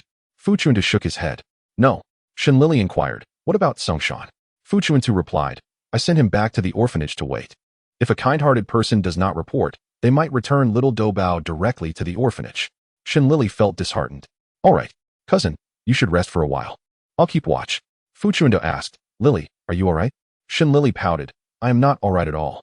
Gwining, Songshan's sister, ran away and had an accident 10 years ago. If anything were to happen to little Doubao now, cousin, would I not be the indirect cause of his tragedy? The mere thought of it filled her with discomfort, guilt, and self-reproach. Fu Chuntu sighed. Though true, it has nothing to do with you. You are not a fortune teller. How could one candy cause little Doubao's disappearance? Cheer up. The tranquility of the precinct has ended. You are a special consultant and must fulfill your responsibilities. If little Doubao has indeed been taken by traffickers, we need your assistance. Shen Lili's eyes lit up. I have experience. On my way to Shanghai, I outwitted traffickers. I can go undercover. I am quite capable. Fu Chuntu affirmed, indeed. Even the chief praised your cleverness. At the Love Orphanage, the director, Wuxian, was filled with sorrow, wiping her tears. Songshan, Do you think little Doubao will be all right? The sunset painted the sky with hues of orange. Songshan stood at the entrance of the orphanage, waiting all day. He shook his head, nearly losing his mind. I don't know. Inside the police station, Fu Chuntu had indeed come to terms with reality and convened a meeting with the chief, Qi Ming, and Shen Lili. It had been 20 hours since the disappearance of little Doubao. Unlike adults, children lack the complete ability to rescue themselves. To wait any longer would be tantamount to sitting idly by and wasting time. Hence, I deduce that little Doubao has been taken by human traffickers. Qi Ming, taking over from Fu Chuntu, stood up to report. We are aware that the largest human trafficking organization in Shanghai is codenamed Station. According to the reports, their primary targets are young girls and children. However, this organization is exceedingly cautious, only known by name in the black market, and the police have never engaged with them directly. Shen Lili remarked, since their reputation originates from the black market, could we not delve into it? Qi Ming replied, naturally. Detective Fu has considered this. He once led us deep into the black market, where the individuals are known but rarely seen. Shen Lili, skeptical, expressed, are they truly that tight-lipped? Where there is smoke, there is fire. It seems I must venture into the black market myself. The chief then informed Shen Lili of a rumor. A noble consort has escaped from the Qing court and is now in Shanghai, intending to auction a vase once owned by Emperor Qianlong at the black market soon. Shen Lili questioned, why not go to an auction house? The chief explained, auction houses charge exorbitant fees and taxes. This consort must have a skilled advisor. Shen Lili's eyes sparkled with determination, and Fu Chuntu observed her fervor, realizing a plan was forming in her mind. Indeed, Shen Lili exclaimed, Chief, I fear I must impose on you. The chief, taken aback, exclaimed, what? Good heavens, Shen Lili, you are audacious to the point of fright. As he stared, his beard bristled. Shen Lili blinked with her innocent eyes. Saving a life is worth more than building a 7-story pagoda. The chief huffed, but nodded in agreement. Fong shouting, having spent much time with Shen Lili, had also become adept at navigating the situation, eagerly promising, Lili, rest assured, I am quite skilled in acting. I will certainly excel in the role of the unruly maid. Wait a moment, shouting, you've misunderstood. I am the unruly maid. You are the chief's little darling. But I'm not good at acting. I cannot portray a little darling. You just boasted about your acting skills.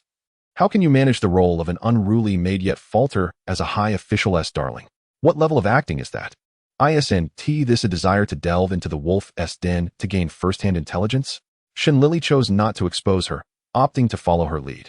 Fong shouting reluctantly agreed. Then you must provide me with the first-hand news, every detail of it. Before departing, Shen Lili visited the orphanage, where she was greeted by Director Wuxian. Miss Shen, has there been news of little Doubao? Shen Lili replied, yes. What about Songshan? Wuxian sighed, alas.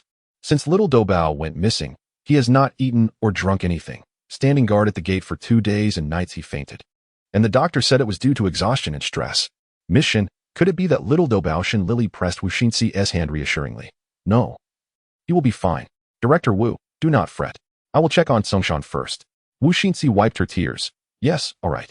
In the staff dormitory, Songshan had a simple, yet tidy room, devoid of excess decoration and lavish furniture, suggesting it had been in use for many years. Songshan lay sleeping on the bed, and Shen Lili approached to take a glance, unwilling to wake him, choosing instead to sit at the desk. Before her eyes laid Songshan's unfinished lesson plan. You're still a teacher? Shen Lili couldn't help but glance. Such beautiful handwriting. The beautiful person who penned such exquisite characters had seemingly faded in just 2 days and nights. Fear not, I will find little Doubao. I will not allow Guining's tragedy to repeat itself. Tomorrow night, I will venture into the black market, infiltrating enemy territory. During this time, you must take care of yourself. Eat well, sleep well, and await little Doubao's return. Songshan, are we friends now? If we are friends, you must heed my words. Goodbye. Shen Lili quietly departed. At that moment, Songshan opened his eyes, warmth coursing through him, sinking into the pillow. Friends. Fu Chuntu reached out to Aoyang. Ever since the incident with the Jin family, he had not seen Fu Chuntu. And now he reluctantly came to meet him. Was it not agreed to forget each other in the rivers and lakes? Fu Chuntu replied, how can one forget? It's impossible not to remember. Aoyang, without irritation, responded, the esteemed detective Fu is being unreasonable, is he not? Speak. What is it you need from me? Fu Chuntu requested, I need to borrow your bird. Aoyang, clutching his chest protectively, retorted, you have your eyes on my Xiaoyang? I'll tell you, dispel that thought. It only recognizes me. No matter how far apart, it will always return to my side. Fu Chuntu grew more amused. What special abilities does it possess? Liang, with pride, declared, it possesses remarkable abilities. Not only can it return, but it also knows the way. Fu Chuntu beckoned. Come, come. In a certain area behind the city god temple, an assembly of spirits and phantoms, masked and shrouded in the night, engaged in unspeakable dealings. The black market has its own rules. They shun the impoverished, only closing on Tuesdays, with mutual agreements. No inquiries into origins, cash for goods. Fong shouting, half-masked, draped in a luxurious white fox fur, linked arms with the chief, gracefully descending from the vehicle. Shen Lili, with her 2 braids and a rustic floral shirt, tucked her neck in and followed closely behind. Oh, darling, tonight you must secure that antique vase for me. The chief felt an immense sense of unease, praying earnestly that no one would recognize Fong shouting's voice. Fortunately, the masks concealed them, and he indulgently replied, of course. The 2 formidable men at the market entrance scrutinized the trio, merely stating that they hoped they enjoyed themselves before permitting entry.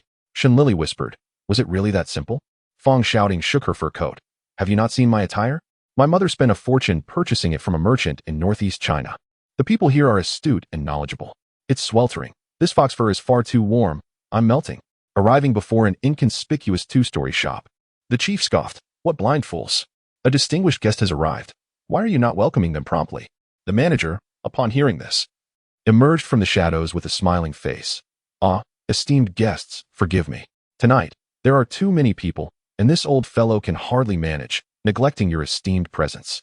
I apologize. The manager, known as Old Dao, had a face that jiggled with his smile. Shen Lili felt a chill, lowering her head further. The chief grunted. Fong shouting added, darling, why bother getting upset over such blind fools? Old Dao, tossing an invitation to him. Why not arrange a private room for us? Old Dao, unperturbed, hurriedly complied. Of course, esteemed guests of room number 3. Please, this way. Once seated, Shen Lili dared to straighten her back, while the chief and Fong shouting removed their masks, inhaling the fresh air. Shen Lili exclaimed, wow, how is it that such an unassuming exterior hides such a treasure within? Look at this pillar, it's enameled. Oh, this porcelain, could it be of great value? After the chief set down his cup, it emitted a dull sound upon contact with the table, and Shen Lili, now seized by greed, exclaimed, it's gold. It's gold.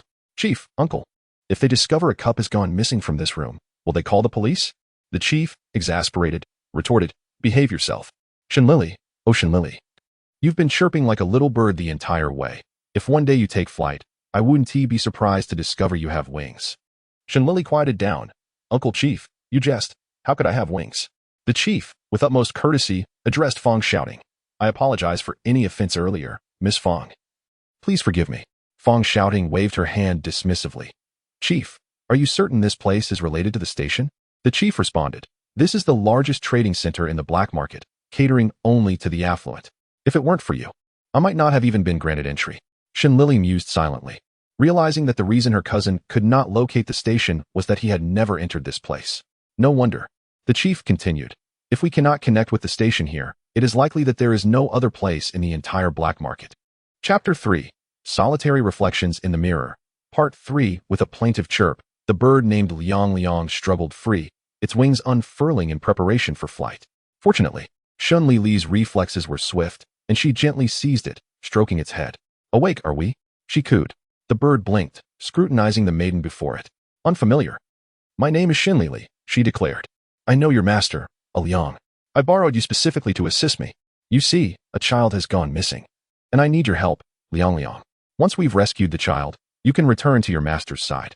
The bird, remarkably perceptive, seemed to comprehend, ceasing its struggles. Shen Lili rejoiced. Once we've rescued the child, you can return to your master's side. The superintendent stared at Shen Lili as if she were daft, questioning whether he had misjudged her intelligence. Fong shouting clapped her hands with delight. Oh, how adorable. Lili, is it truly capable? Before Shen Lili could respond, a knock resonated at the door. The steward's voice inquired from beyond, esteemed guests, may this old codger enter? Fong shouting and the superintendent donned their masks, signaling Shen Lili to open the door. The steward, beaming obsequiously, entered, followed by a servant bearing a tray. Honored guests, the steward began. The auction is about to commence. As per custom, please inscribe your maximum bid for the evening. What custom is this? Shen Lili inquired. The steward, oblivious to the veiled guest's query, scanned the room, spotting Shen Lili and inwardly scolding her for her lack of decorum. He turned away, disregarding her. Fang Shouting bristled with indignation. Who granted you the audacity to speak? Do you have any right to voice your opinions? Auntie, Shen Lili feigned contrition. I was wrong. Please, do not be angry. Fang Shouting turned her ire towards the superintendent. Humph. Darling, my sister assured me that Chui'er was well-mannered and would take excellent care of me. Is this her idea of good manners? She's always taken advantage of my sister's position to make things difficult for me, and I've endured it. But now, in your presence, she's still acting out of line. A servant speaking out of turn before her master. She's making a mockery of me in front of outsiders. Are you going to do something about it? The superintendent was dumbfounded. He had never heard that the mayor's daughter was an actress. He gaped. What an unruly wench. Speak. What are you doing here? Sent by the first wife to spy on the second wife. Shen Lili immediately burst into tears, kneeling gracefully. Sir, second wife. Chui'er was wrong. Chui'er will never dare to do it again. Please, forgive Chui'er. Fang Shouting pointed an accusing finger. Trying to bewitch someone with that seductive look? You wretched girl. If I let you get away with this today, who knows what you'll dare to do tomorrow? Darling. Her voice dripped with affected sweetness, sending shivers down the superintendent's spine. He dared not provoke Fang Shouting. Fang Shouting clutched the superintendent's arm. Surely, darling doesn't intend to take another sister, does he? Nonsense. The superintendent exclaimed. I'm the most faithful of men.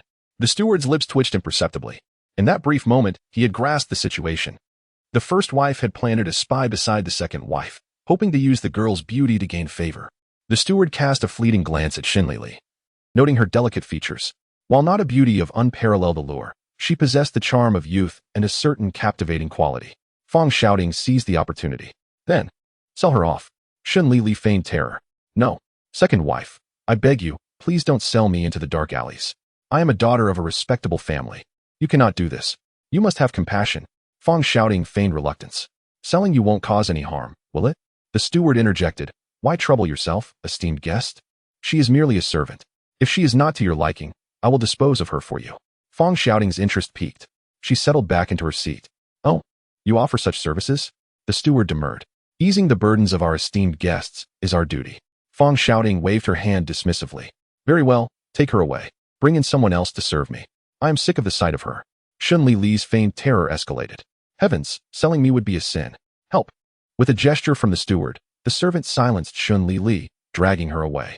The steward smiled ingratiatingly at the superintendent, requesting him to inscribe his bid before departing. Silence descended upon the room. Fang Shouting seemed slightly bewildered. Is that all there is to it? The superintendent expressed his admiration for Shen Lili. That girl is truly clever. As long as she can find the railway station, I will ensure she receives a generous reward. The black market auction followed its own unique protocol. First, the buyer's bids were ascertained. Then the merchandise was presented in ascending order of value. The most expensive items were showcased first, gradually decreasing in price. As the bidding approached the maximum value, the buyers would be asked to leave, ensuring the privacy of both the merchandise and the buyers. Quite theatrical, Shen Lili found herself confined in a woodshed, listening to a woman named Shimei. Shimei, about the same age, had also been sold by her master. She regarded Shen Lili with a mixture of pity and camaraderie. Ah, we are both unfortunate souls, thrown together. Shimei, where will we be sold next? We will be taken away by people from the railway station. The railway station? What is that? I've heard it's the largest organization of human traffickers. When I was imprisoned, the lackey tried to take advantage of me, but I resisted. He called me headstrong and said that when the people from the railway station arrived, I would get what was coming to me. Suppressing her inner elation, Shen Lili feigned a terrified demeanor, shrinking back and praying, please, come and sell me quickly. The little Liang in her bosom remained silent, as if it understood everything. The following day, Fu Chuntu stormed into the superintendent's office. Superintendent! The superintendent raised his hand to halt him. Close the door. Fu Chuntu complied obediently. Rest assured. The superintendent said, your cousin is a clever little imp. She has successfully infiltrated the black market. For the time being, instruct your men to refrain from any external actions. Assign the case to other detectives and patiently await Shen Lili's information. Yes, Fu Chuntu replied. The superintendent, invigorated by this operation, seemed to have regained his youthful vigor. I am only 40 years old, yet I felt old. Now, I feel young again. Chuntu, have I become too complacent? Superintendent, Fu Chuntu responded.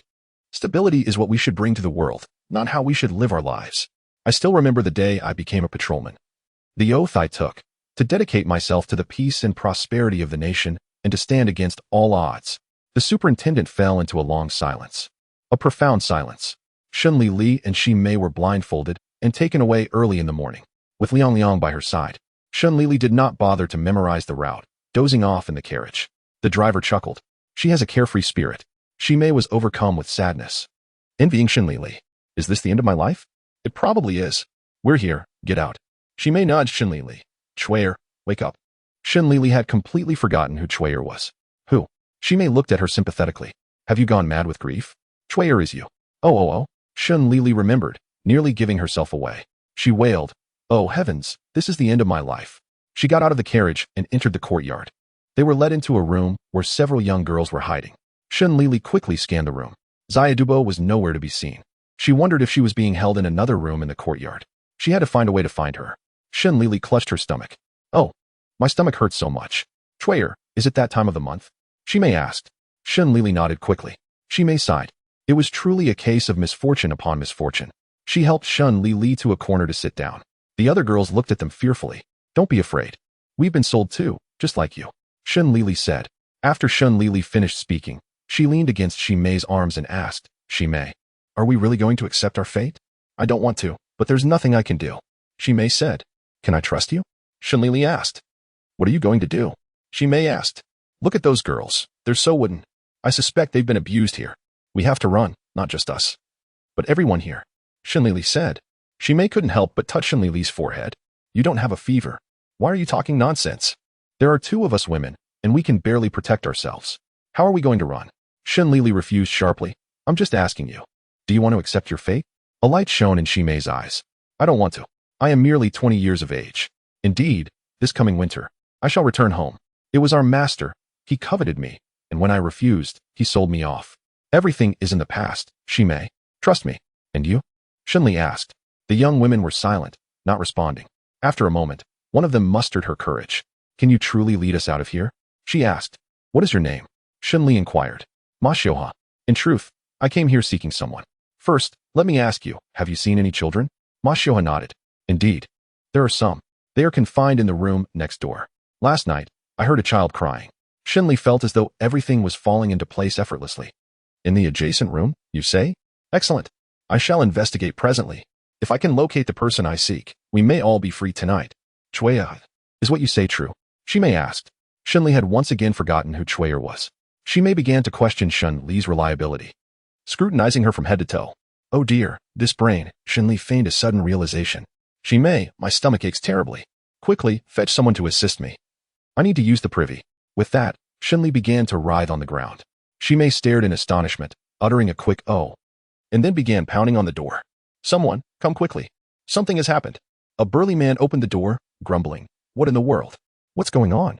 Xi Mei pointed to the ground. Chuyer's stomach is killing her, and she needs to relieve herself in the privy. The man replied, what a bother. Get up, get up. You're annoying me. As they passed by the adjacent door, Shen Li began to shout, Xiao Doubao? The man turned back. Damn it, what are you yelling about? You startled me. Shen Li leaned heavily on Xi Mei's shoulder. Once more, she called out, Xiao Doubao. Disaster. Something within her shattered. Shen Li was enveloped in a wave of sorrow. Xiao Doubao recognized her. He knew her voice. She called out his name, but there was no response. Suspicion was evident on the man's face, but Shen Li explained, I crave Xiao Doubao. Brother, could you buy me some Xiao Doubao to eat? The man retorted. Eat your mother's food. You dare make demands? Xi Mei and Shen Li reached the privy and closed the door. Xi Mei had a multitude of questions. But knowing the time, she asked only one. Was he not there? Shen Li's expression was somber as she shook her head. She retrieved Xiao Liangyang from her bosom and patted its head. Go now, seek out your master. Tell him where we are. Xi Mei once again stared in disbelief. A bird? We are relying on this bird? Shen Li replied, do not underestimate him. Xiao Liangyang spread its wings and soared into the sky. Meanwhile, at Liang's home, Fu Chuntu was growing increasingly restless. He repeatedly asked, Liang, is your bird reliable? Liang was already numb to the question. Even if you ask 1,000 times. Xiao Liang is still a divine bird. Rest assured, Chief Fu. Ah, my darling has returned. A golden bird flew in through the window with practiced ease, landing gracefully before Liang. He lifted the bird and kissed it affectionately, exclaiming, what do you think, Chief Fu? Was I right? Fu Chuntu was effusive in his gratitude. Nearly kneeling, he seized the telephone and called the police station. Qiming, prepare the men. We are departing immediately. Liang, quickly prepare food for your bird. Do not let this little treasure go hungry. We are relying on it from here on out. Chapter 4. The lonely phoenix in the mirror. Xiao Liang soared through the sky with abandon, its wings nearly ablaze with speed. Liang led the police officers, following closely behind. They arrived at an isolated house in the countryside. Xiao Liang landed beneath the eaves, preening its exquisite feathers. The courtyard was nestled amidst verdant hills and clear waters, appearing tranquil and serene, unlike a den of human traffickers. Instead, it stood proudly, as if to announce to all that its master was wealthy and sought only to rest here. Fu Chuntu approached and knocked on the door. Soon, a burly, fierce-looking man came to answer. What do you want? Fu Chuntu's entourage of police officers startled the man, and his tone softened. So, it is the esteemed officers from the police station. Is there something I can help you with? Fu Chuntu replied, I am Fu Chuntu, the chief detective from the central police station. I am here with my men on a mission. As we passed by, we grew parched and sought a bowl of tea. Would that be possible? The man appeared troubled, which Fu Chuntu interpreted as guilt. What is it? Is there something you wish to conceal? The man quickly responded. Not at all. It is only that my master prefers tranquility and may not be comfortable with Chief Fu entering. He continued. I will have my servants boil water and prepare tea, which I will bring out to you. Qi Ming interjected, preposterous. Do you take us for beggars? The man quickly replied, No, I would never presume to do so. Fu Chuntu forcefully entered the premises. A drop of kindness deserves a fountain of gratitude. That is my principle. Having accepted your master's tea, I must express my thanks in person. Men, come in. The man was unable to stop them and could only lead them to the main hall. Fu Chuntu sat down and surveyed the tranquil courtyard. What is your master's name? He asked. The man replied, My master resides here in seclusion and prefers not to reveal his name to Chief Fu. Fu Chuntu raised an eyebrow. Oh, how mysterious. The man added, Please wait a moment. Chief Fu, the tea will be served presently. With that, the man turned to leave. Qi Ming stopped him.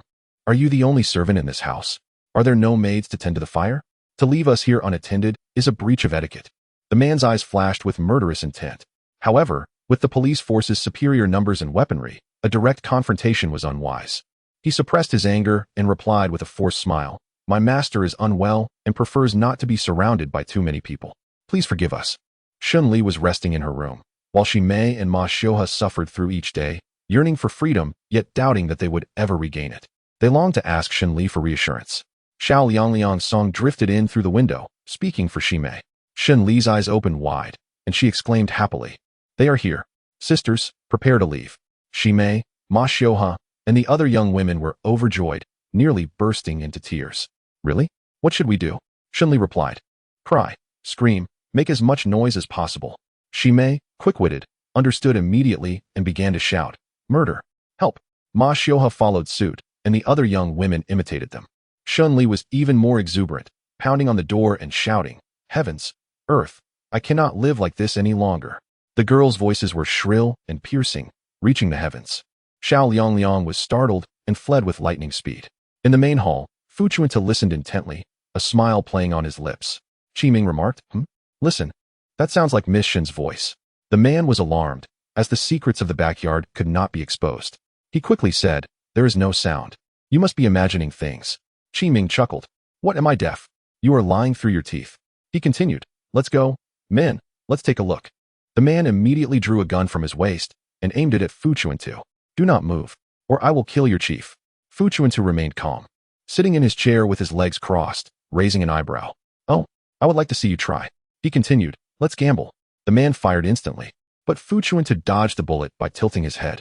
He rose quickly, lifted a chair with one hand, and smashed it over the man's head. Stunned, the man staggered backward. Qi Ming watched with amusement, shaking his head as he disarmed the man, while Xiao Zheng and Xiao Lu tied him to a pillar. Fu Chuntu instructed, Gag him. He wants to bite his tongue and commit suicide? Dream on. Fu Chuntu left Qi Ming to guard the man and led the rest of the men to the backyard. The backyard was deserted, with several doors tightly shut and secured with heavy locks. Moreover, the windows were sealed, creating a prison that allowed air to enter but prevented anyone from escaping. 3 gunshots rang out, and the locks were broken. The girls were too frightened to speak, hiding behind Ma Xiuhe. However, Xi Mei was unafraid, standing in the front with Shen Lili. As the door opened, Shen Li's eyes lit up. Xi Mei, we are free. Fu Chuntu asked, Are you all right? Shen Lili replied triumphantly, Who dares to harm me? She turned and said, Cousin, these are the captured girls. The children are next door. But Xiao Doubao is not among them. Fu Chuntu instructed, Let's take a look. They used the same method to open the door to the adjacent room, revealing a large number of children huddled together. They lowered their heads even further when they saw Fu Chuntu and the others. Fu Chuntu called out, "Xiao Doubao?" Shen Lili followed closely, examining each child, but Xiao Doubao was not there. She had spotted a child who appeared to be in relatively good spirits and somewhat clever. "Do not be afraid. I am here to rescue you. What is your name?" The child replied, "My name is Atong." Shen Lili inquired, "Atong, how long have you been captured?" Atong answered, "For a month." Shen Lili continued, "Among the other children who entered later, is there anyone named Xiao Doubao? Where has he gone?" Atong shook his head. "No, recently they have stopped capturing children." Shen Lili's heart sank. "I see. Good child, do not be afraid. You will soon see your parents." Mentioning his parents made Atong burst into tears. Soon, the children were sobbing in unison, while Fu Chuntu and the other officers organized the children as exodus. The few young girls from the adjacent room finally saw daylight again and wept bitterly. Shimei approached, overwhelmed with gratitude. "Chuier, thank you." Shen Lili waved her hand dismissively. "No need for pleasantries.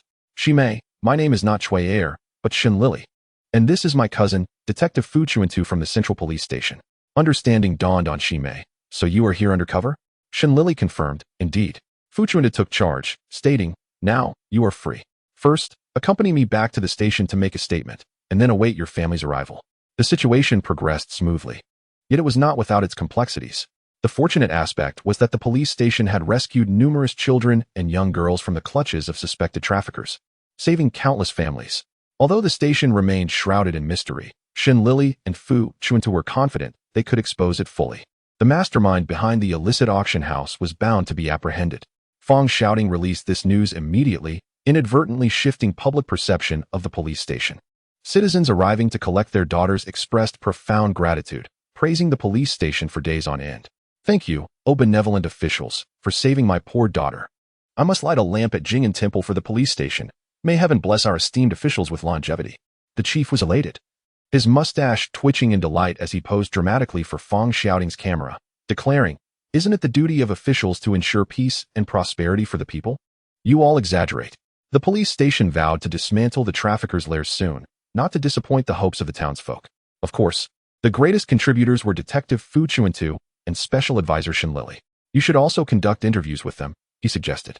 Fong Shouting declined, as Shen Lili had already divulged everything. Otherwise, how could she report on this firsthand? After concluding her remarks, she politely rejected other media interviews and retreated to Fu Chuntu's office, awaiting the arrival of Lung Shan. "Cousin, this time there was no Xiao Doubao, and I am at a loss as to how to explain this to Lung Shan." Just as Lung Shan was about to enter, he heard her words. His hand suspended mid-knock. Fu Chuntu looked up, astonished. The radiant man he once knew had vanished, replaced by a weary, heartbroken figure. Lung Shan? Shen Lili followed his gaze and saw Lung Shan partly concealed at the door. He sighed, revealing his true self, and nodded. "Detective Fu, Lili, we meet again. How have you been? Those traffickers did not trouble you, did they?" Shen Lili reassured, "Not at all. I have lost not a single hair." Lung Shan smiled. "Really?" Shen Lili, feeling warmth and gratitude, affirmed, "Of course it is true." Long Shan's smile was reminiscent of Gu Kaiji's masterpiece, the nymph of the Lua River. Though faded and no longer vibrant, it still held a graceful charm. "Then I can rest easy. With Xiao Doubao missing, if anything were to happen to you, my conscience would be deeply troubled." Shen Lili felt a pang of compassion. "I am a special advisor at the police station. It is my duty." Duty? The telegram from Shen's mother arrived in Shanghai the following day, furiously scolding Shen Lili for her reckless bravery, while also expressing pride in her daughter's daring nature, declaring that it was only natural for a daughter to follow in her mother's footsteps. She had long wished to become a detective, and now that she had gained some notoriety, she should pursue it seriously. However, she must not engage in dangerous affairs. How peculiar. Did my mother forget to take her medication? Shen Lili read the telegram, her lips curling in jest while her heart blossomed with joy as she folded the telegram neatly and placed it in a small box.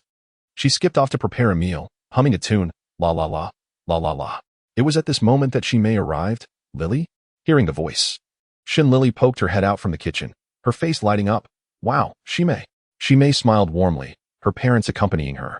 "My parents and I have come to express our gratitude." Shen Lili wiped her hands on her apron. "Come in. No need to bring anything." Shimei's parents, simple and unassuming, stammered for a while before Shimei interjected, "It's only right. Please don't refuse. It's all homegrown." Shen Lili could never turn down such a gesture, eagerly accepting 2 large baskets, exclaiming, "Goodness! How heavy. She felt deeply touched. This was a token of gratitude for saving a family. Shen Lili warmly invited Mei and her family to sit, pouring water as she spoke.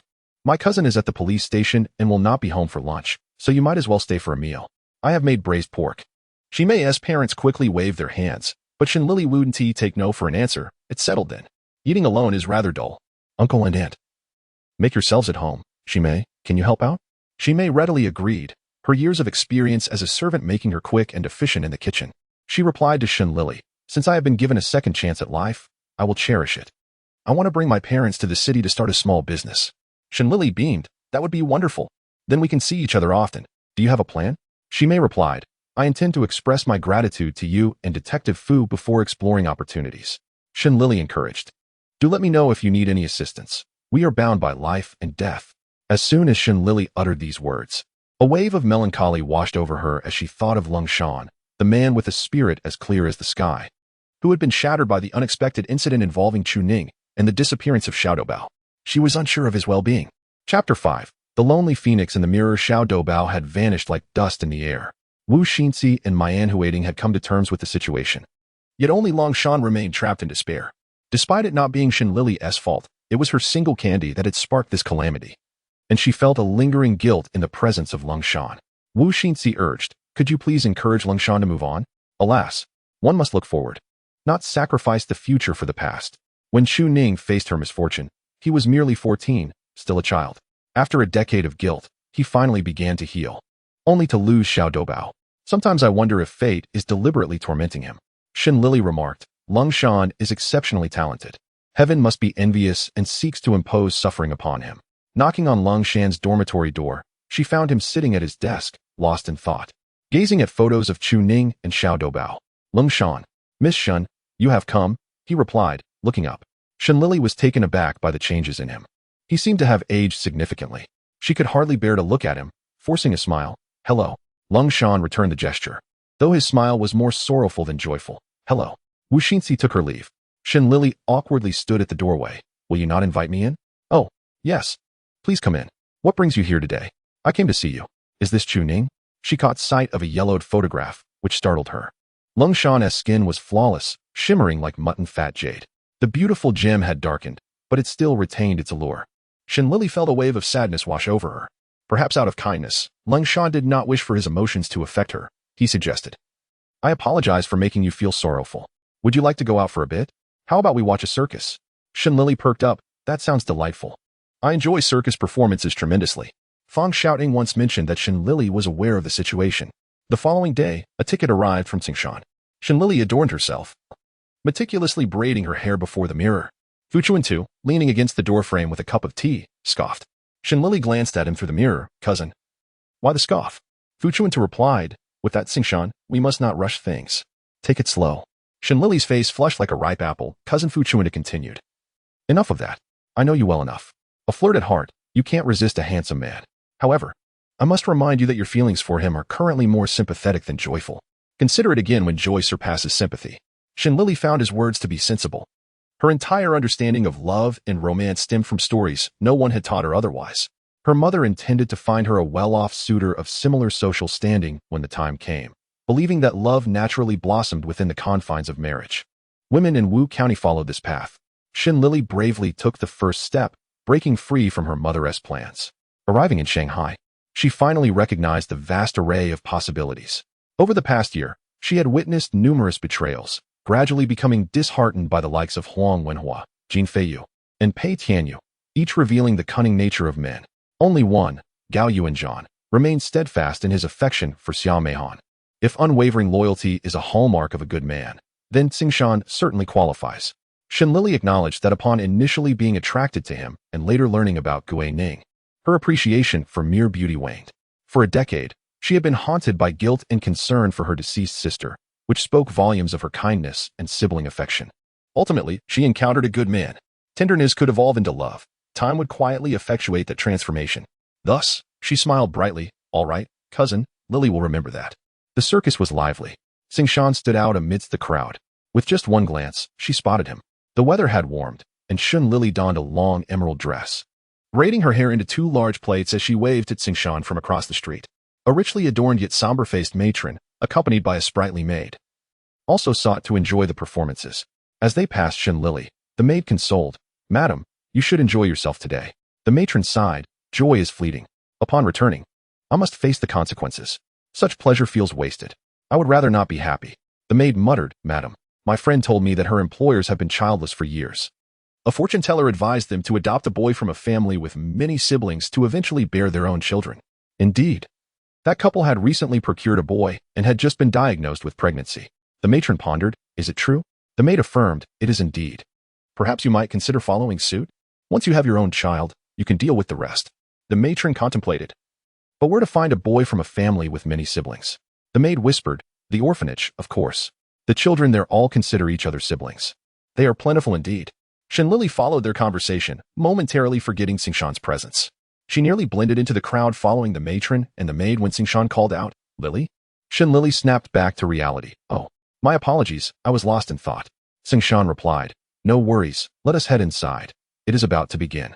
Throughout the circus performance, Shen Lili remained distracted, replaying the maid's words in her mind. The little dumpling, the adopted boy, was in the orphanage, surrounded by many siblings. Would he be taken by the childless couple?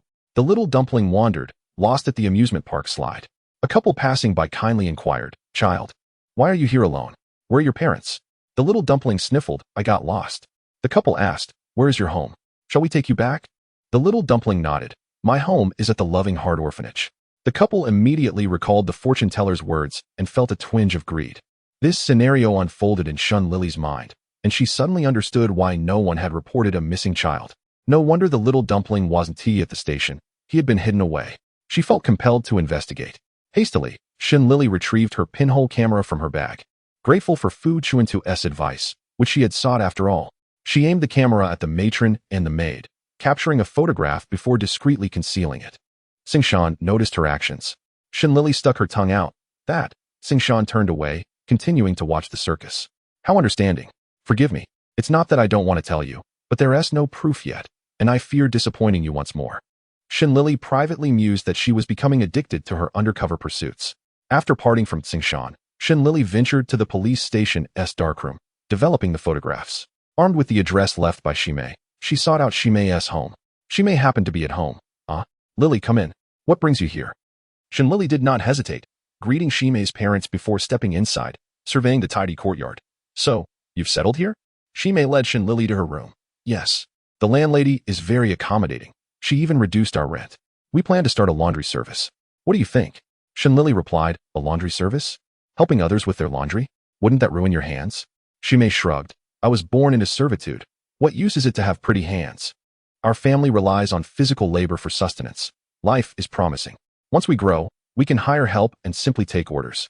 Shen Lili admired her determination. "That is quite ambitious. By the way, Shimei, I came to discuss something. Do you remember I was searching for a child named Little Dumpling? I've made some progress, and I need your help." Shimei nodded. "Go on." Shen Lili produced the photograph, pointing to the maid. "Do you know her?" Shimei shook her head. "No?" Shen Lili asked, "Can you help me devise a plan? I want to work at her home as a servant."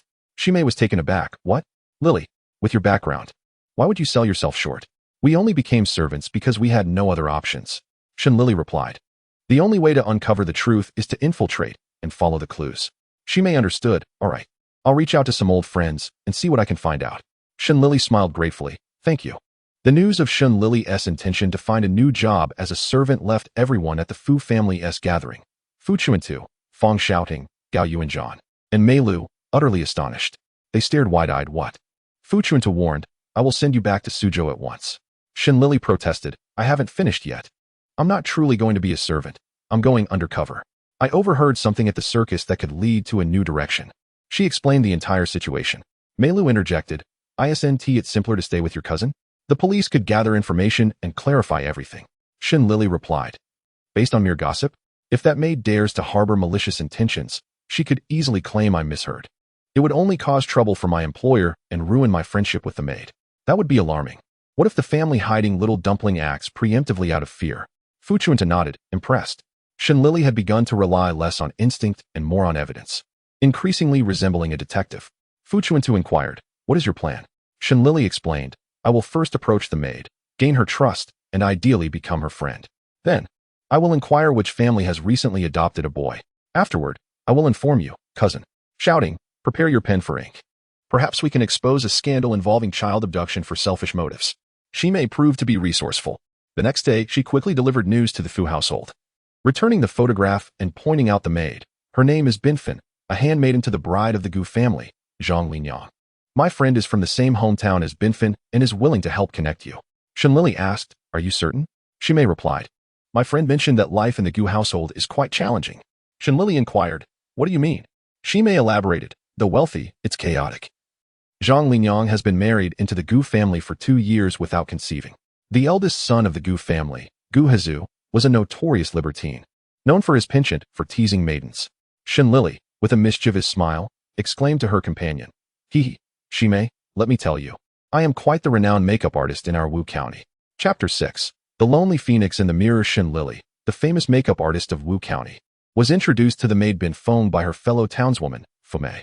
Upon their meeting in the marketplace, Binfeng was taken aback by Shen Lili's appearance, her mouth agape in astonishment.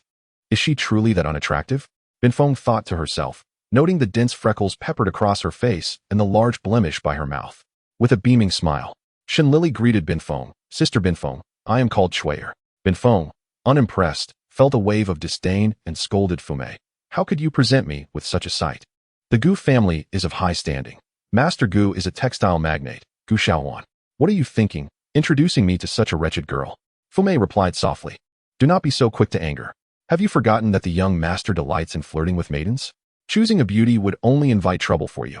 Realizing the wisdom in Fu Mei's words, Binfeng's ire subsided as she scrutinized Shen Lili. You say your name is Chuya? What skills do you possess? Shen Lili enumerated her talents. I am adept in needlework, culinary arts, and literacy. Binfeng was surprised. Goodness, you possess all the skills of a lady? How then did you become a maid? Shen Lili sighed. To be candid, I was once regarded as a young lady, but due to a decline in my family's fortunes, I was compelled to sell myself into servitude. Binfeng warned her, let me be clear. Now that you are a maid, you must shed any airs of a young lady, lest you incite the displeasure of the household. Shen Lili acknowledged, I am fully aware of my station. Thus, Shen Lili smoothly integrated herself into the Gu household as the assistant to the cook. Within a single meal, she gleaned valuable information from the cook, Mrs. Sun, by charming her with compliments and gifting her a fashionable lipstick. Mrs. Sun, feeling appreciated, let her guard down. There was another maid here, about your age, named Kaiyun. She was quite the beauty, but beauty is not favored in our household. She was sent away just as you arrived. It seems Master Gu is indeed a man of carnal appetites. Shen Lili contemplated this, feigning surprise. Is our mistress not beautiful enough? Mrs. Sun, taken aback, inquired. Have you seen our mistress? Shen Lili replied, I have not, but I assume if the young master favors beautiful women, then surely our mistress must be exquisite. Mrs. Sun nodded. Indeed, our mistress is a beauty. Moreover, her family is wealthy, a perfect match for the Gu family. Alas, if there is but one flaw. Feigning ignorance, Shen Lili asked, what is it? Mrs. Sun lowered her voice. It is that our mistress has not conceived. Though this is not a secret, it must remain unspoken to avoid causing her distress. Shen Lili eagerly nodded, of course. However, I have heard that infertility is not solely a woman's issue. Perhaps there are faults in the man. Mrs. Sun gasped in astonishment. Really? Shen Lili affirmed, it is indeed a possibility. Mrs. Sun pondered this revelation, momentarily shocked by such a radical notion. After a moment's reflection, she remained unconvinced. If a woman cannot conceive, is it not simply a matter of her body failing? Such is the plight of those poisoned by feudal society. Shen Lili, having received some education and read many tales, refrained from enlightening Mrs. Sun further, as she sought to pursue her own agenda. Well, I merely heard it from others. Mrs. Sun exhaled, gossip should not be taken seriously. Shen Lili continued, however, I have heard another notion. Mrs. Sun asked, what is it? Shen Lili replied, in my hometown, there is a belief that if a woman cannot conceive, it is due to her fate, but there is a remedy. Mrs. Sun's eyes lit up with hope. What is this remedy? Tell me quickly. Shen Lili explained. To adopt a child destined to have siblings. Mrs. Sun, a firm believer in such ideas, quickly grasped the logic. If the adopted child has siblings, they must be born to the adoptive mother, thus solving the problem. Overjoyed, she hurriedly prepared milk and rushed to Binfeng. You must find a way to persuade our mistress. Binfeng took the milk and entered the master bedroom, where Zhang Linyang was applying rose oil at her dressing table, the fragrant aroma filling the air. As she listened to Binfeng, her brow furrowed with concern. This is still not appropriate. The Gu family would never accept a child without blood ties. Binfeng countered. But this is the only way for our mistress to regain her dignity. Consider Kaiyun, Qinghe, and Leviu. Would you allow these lowly maids to rise to your level? Zhang Linyang recalled her own experiences since marrying into the Gu family and felt a pang of sympathy. Indeed, these years of submission have stripped me of all dignity. The incident occurred after Gu Yaozu returned home at 11 o'clock. He sauntered into the kitchen and ordered Mrs. Sun to prepare a bowl of noodles. Shen Lili, stifling yawns, caught his attention. What an eyesore. Where is Kaiyun? Mrs. Sun smiled apologetically. Kaiyun is not here. This is our new maid, Chui'er. Shen Lili shyly greeted him. Good day. Young master. Gu Yaozu turned away in disgust. Get lost. Stay away from me. Certainly, Shen Lili replied, happily retreating to the side, relieved to avoid work. A typical spoiled rich kid, she deemed him unworthy of further observation.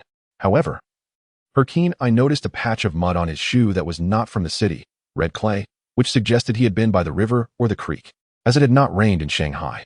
In the dead of night, a chilling woman's scream echoed through the Gu residence, startling Shen Lili from her slumber. She nudged the sleeping Mrs. Sun beside her. Sister, what is happening? Without needing to listen for details, Mrs. Sun responded, Oh dear, poor mistress. She must have angered the young master again and is being punished. Zhang Linyang, stripped and thrown from the bed by Gu Yaozu, pleaded, I only desire a child. I was wrong. Gu Yaozu glared at her coldly. You foolish woman. Your body is barren, and you expect me to raise another man's child? Do you take me for a fool? Is the Gu family a shelter for unwanted children? You better abandon this notion. If you cannot bear children, then submit and allow me to take concubines. More the merrier. Do you understand? Zhang Linyang gritted her teeth, making one last stand. I have a family, brothers who would never allow you to dishonor me thus. Gu Yaozu narrowed his eyes, dangerously scrutinizing her. Are you threatening me? Very well. I shall see if your father and brothers will come to defend a barren woman if I were to end your life tonight. With that, he struck her with increasing ferocity until she lost consciousness. The door swung open, and Sun Tzuiping entered with an angry expression. Casting a glance at the bruised and naked Zhang Linyang on the floor, she draped her shawl over her and chastised. What madness is this in the middle of the night? Gu Yuzu replied, Mother, you arrived just in time. This wretched woman has gone mad, suggesting we adopt a child to be my son, while also threatening me to take concubines. Sun Tzuiping interjected, a few strikes are sufficient. There is no need to go to extremes. If you kill her, the Zhang family is not just any family. You must consider your reputation. Gu Yaozu protested. But what about my son? Sun Tzuiping retreated a step. Women need to be coaxed. You must first bring her into the fold with charm. This uproar must settle down for now. She instructed Binfeng to summon the family physician before returning to her chamber to rest. Gu Shaohuan was also displeased with his daughter-in-law, only inquiring, is she dead? Sun Tzuiping coldly replied, no. The past events regarding Bai Mengxiao had left a lingering thorn in Sun Tzuiping's heart, as she was acutely aware that the misdeeds of this father-son pair had roots that ran deep. The following day, Shen Lili learned the full story from Mrs. Sun and Binfeng, instantly reminded of Bai Mengxiao. Ah, how delightful, she mused, as she set off with her basket in hand to meet Fu Chuntu at the marketplace. Cousin, why do you wear such a troubled expression? Fu Chuntu shook his head, unwilling to answer directly. I am worried about the little dumpling. Shen Lili sighed, placing vegetables into her basket while handing money to the vendor. After taking a few steps, she began to probe Fu Chuntu. Cousin, the world is not merely black and white. There are also shades of gray. If you wish to temporarily immerse yourself in this gray area to avenge Bai Mengxiao, I stand by your side. That fleeting connection, which dissipates like smoke, was something Fu Chuntu did not articulate. Yet Shen Lili could sense it. You always gaze at my camellias with a dazed expression. Are you reminded of her? Huh. No one can escape the penetrating gaze of Shen Lili. I possess the keenest insight into the human heart. Just as she was troubled about how to continue using Binfeng to find the little dumpling, as if aided by divine intervention, Binfeng had not given up. Madam, you are awake. Zhang Linyang struggled to open her eyes. It hurt so much. Binfeng wiped her tears. The young master was too rough. It is all my fault. If I hadn't suggested it, you wouldn't have been beaten. Zhang Linyang replied. Silly girl, you did it for my sake. Binfeng retreated to advance. How about we let it go? Zhang Linyang resolutely stated. No, absolutely not. After this ordeal, I have become more resolute in my convictions. I must have my own child. Binfeng, is what you said truly reliable? Binfeng affirmed. It is indeed true. Families without children do this. Many have heard of it. The newly arrived Chui'er also has this saying from her hometown, and the cook has inquired about it. Hope ignited in Zhang Linyang's eyes. Sun Shi wept tears of joy. holding Binfin's hand before Shen Lili, continually asking, "Madam is finally no longer weak. She has stood up." "How wonderful," Binfin replied. "Once the madam recovers, she should visit the household where my friend serves. Sun Ma, please prepare some nourishing soup. Let us strive to ensure the madam recovers soon." Sun Sure, alas. Shen Lili, is it true that you have this saying in Shanghai as well? I thought it was unique to Wuxian. Binfin left with a parting remark. "You, a rustic country bumpkin, have little knowledge. It's no fault of yours." Shen Lili stood still, pondering how one could seek a pillow to sleep on. Heaven aids me. During the days of waiting for Zhang Linyang's recovery, Shen Lili had not seen Gu Yaozu again. Meanwhile, the police station received a report stating that a female body was found hanging from a water tower on the outskirts. Cold Fur took the children from the orphanage to sketch. The summer flowers bloomed vibrantly, creating a splendid scene. The female corpse hung gracefully from the water tower. The children were terrified, their souls seemingly lost, with Wu Xinzi trembling with pale lips. After reporting the incident, Fu Chuntu quickly arrived at the scene with Officer Qi Ming. Cold Fur remarked, "We meet again, Detective Fu." Fu Chuntu felt a sense of regret. Cold Fur before him was no longer radiant, clearly still reeling from deep wounds. Sighing, he asked, "What happened?" "The new forensic doctor is a fool. He determined immediately that it was a hanging at the water tower, suggesting we simply find the murderer." Fu Chuntu, feeling helpless, sent him away and instructed Qi Ming to fetch Gao Yuanzhan from Guangxi Hospital. He then strolled through the countryside with Cold Fur. "Detective Fu, have there been any updates on the little dumpling?" "Not yet. That is a good sign. Mr. Cold, what are your thoughts on my cousin?" Cold Fur chuckled and replied earnestly, "She is very lovely, kind, and intelligent. You seem to know my cousin quite well, considering you have only met a few times. I saw in the newspaper that Lily and Detective Fu worked together to solve the case of the writer Zhou Ruxin. The report was quite detailed. Through that, her loveliness was evident. From the article, I learned of her intelligence. As for her kindness, the two who murdered Zhou Ruxin were not sentenced to death, which I presume is your doing. What reason does Detective Fu have to harbor hostility towards me?" Chapter 7. The Lonely Phoenix in the Mirror. Fu Chuntu's animosity stemmed from blood relations. Brothers often regard their sister suitors with suspicion, fearing that any pig may come to root in their own cabbage patch. After Gao Yuanzhan arrived, he meticulously examined the female corpse and, upon returning to the Fu residence, began to point out numerous discrepancies. First, the corpse had undergone a prolonged and violent sexual encounter before death, suggesting asphyxiation as the cause. Second, there was red soil under her fingernails.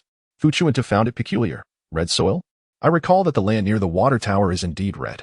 Could it be that she was buried in the soil after death, only to be exhumed and hung from the water tower to signal that someone had died? Urging witnesses to report it, Gao Yuanzhan replied, "That is for you, the detective, to clarify. I am merely assisting you in identifying the cause of death." Fu Chuntu expressed gratitude. "Thank you. Your help is appreciated." Gao Yuanzhan replied, "No need for formalities. I am also glad to assist you. Repaying a favor is a pleasure." Fu Chuntu understood well, as the cicadas outside chirped endlessly, a relentless annoyance. The little dumpling remained missing, and now another life had been lost. What a troublesome summer. Yet Gao Yuanzhan seemed unconcerned, as he had gone to the courtyard to water the flowers. "Will you still think of Xiaomihan?" "Just as I constantly think of Bai Mengxiao. Your connection is deeper, I assent it. Love once profound can transform into deep-seated hatred." When the day came for his meeting with Shen Lili, Fu Chuntu was filled with mixed emotions, haunted by a certain feeling that troubled his heartstrings, compelling him to dream of that fleeting white figure several nights in a row, in addition to the corpse at the water tower and the little dumpling. All these events, seemingly unrelated, made Fu Chuntu feel that they were somehow intertwined. Upon seeing delicious cat treats, Shen Lili's eyes sparkled. Of course, there is a connection. The red soil. Oh dear, the red soil. Fu Chuntu waved his hand in front of Shen Lili's eyes. "Hey!" Shen Lili exclaimed. "Cousin, I have discovered a shocking secret. One night, Gu Yuzu returned home with red soil on his shoes. He is quite the lecher. Do you think the female corpse could have some connection to him?" Almost joking, Fu Chuntu covered his mouth and nodded. Shen Lili continued, "Who would have thought that wherever I go, evidence follows? Hiki, cousin, Gu Yuzu has not been home these past few days. It is up to your police station to find him." Zhang Linyang had recovered, bearing only faint marks on her body, concealed by fragrant powder. Thus, she set out with Binfin. "Where to?" Sun Suaping's voice called from behind. Zhang Linyang instructed, "Binfin, you wait for me in the car first." She turned coolly. "Mother, I am stepping out for a bit." Sun Suaping replied, "Your injury hasn't healed. Why are you running about? You should rest at home." Zhang Linyang refused. "I will not return to my family. Do not worry. Fu Chuntu had long been waiting outside the Gu residence. Upon seeing Zhang Linyang's carriage emerge, he followed closely behind. He trailed her to the home where Binfin's friend was fostering children. Binfin's friend, Kai Dai, had already made arrangements with the lady of the house, thus receiving Zhang Linyang with utmost courtesy and warmth. Fu Chuntu remained in the carriage, checking his watch, until an hour later. When a beaming Zhang Linyang bade farewell and departed, he finally alighted and knocked on the door. Kai Dai answered, "Has Madam lost something? Who are you?" "Central Police Detective Fu. Someone has reported that you are abducting children." Kai Dai's face turned pale with fear. "Oh my, this is slander. Madam, something is amiss." Mrs. Wang had just been reveling in her connection with Zhang Linyang, and upon hearing this, she spat out her drink in shock, exclaiming, "Nonsense. Ouch." She clutched her stomach, relieved that the child was unharmed. Mrs. Wang angrily emerged, and upon seeing Fu Chuntu's police credentials, she immediately subdued her demeanor. "Ah, sir from the police station. May I ask what the matter is?" Kai Dai interjected. "This gentleman claims that a child is missing and suspects. Suddenly realizing something, Mrs. Wang's lips quivered. "Suspects that I have abducted that child? Good heavens, this is calumny. I followed all the proper procedures. Who would dare to make a false report? I shall sue them." Fu Chuntu, covering his ears from Mrs. Wang's deafening voice that nearly pierced his eardrums, replied, "Let the child come out for me to see. And bring the necessary documents as well." Mrs. Wang called out into the house, "My child. Dachuan, come out quickly." A boy named Dachuan, looking around 4 years old, bounced out with a round face, hugging Mrs. Wang's leg. "Mama." Mrs. Wang beamed. "Dachuan, this is Sir Fu. Call someone quickly." "Dachuan, good day, Master Fu." "Fu Chuntu, little Doubao." "Dachuan, delicious. I want to eat." "Mother." Mrs. Wang chided Dachuan, saying, "Stop embarrassing yourself in front of the master. Do you think I have left you hungry?" Nevertheless, she allowed Kai Dai to take Dachuan downstairs for some dumplings and invited Fu Chuntu inside. She presented her identification and receipt, saying, "Master Fu, you must believe me, the accusation of abduction is unfounded. I followed the proper procedures to adopt Dachuan from the welfare institution starting tomorrow. He was previously named Guzi, and I renamed him." Fu Chuntu examined the documents and remarked, "It seems you have treated this child well." Mrs. Wang replied, "This child has many siblings. He was brought to me, and one must understand gratitude. How could I not treat him well? Besides, alas, this child is unfortunate, abandoned by his biological parents the moment he was born. It's truly unjust. Those who can bear children do not cherish them, while those who cannot yearn for offspring. Fortunately, heaven has seen my kindness, and I am content." Although Fu Chuntu lost this lead, he left a sum of money as a token of goodwill for Dachuan to enjoy his dumplings and departed with satisfaction. Mrs. Wang could hardly believe it. They say the police station devours people without spitting out bones. It would be remarkable if they even showed respect. Yet here we are receiving money from the police. This matter lay hidden beneath the surface. Soon after, Qi Ming located Gu Yaozu at the opium den. He was indulging in smoke, enjoying himself, accompanied by a voluptuous woman. Disgusted, Qi Ming seized Gu Yaozu and shoved him into the police car. "Arrogance, how dare you be so brazen? Do you not know who I am? Young Master Gu, opium is banned in the Republic. It matters not who you are breaking the law. Do you hold a grudge against me? The Republic prohibits opium. Why not shut down the den instead of targeting me?" Naturally, the aim was to investigate the life taken by young Master Gu. Fu Chuntu pushed open the interrogation room door, responding for Qi Ming, bending slightly to inhale the scent emanating from Gu Yaozu. "Such a strong smell of blood. Young Master Gu, you have killed someone." Gu Yaozu, feeling guilty, trembled with fear. What are you saying?" "My father is the textile tycoon Gu Shaowan. I am young Master Gu. You are slandering me. Can you bear the consequences?" Fu Chuntu shook his head. "It matters not who you are.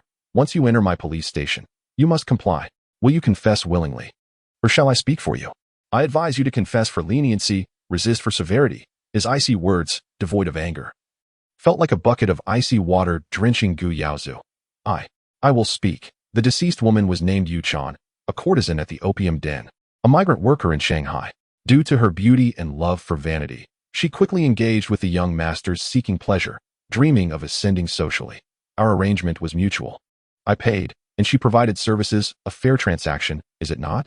Who would know she was not suited for such endeavors? We suggested a shared indulgence, never forcing her. She was merely blinded by money and agreed willingly.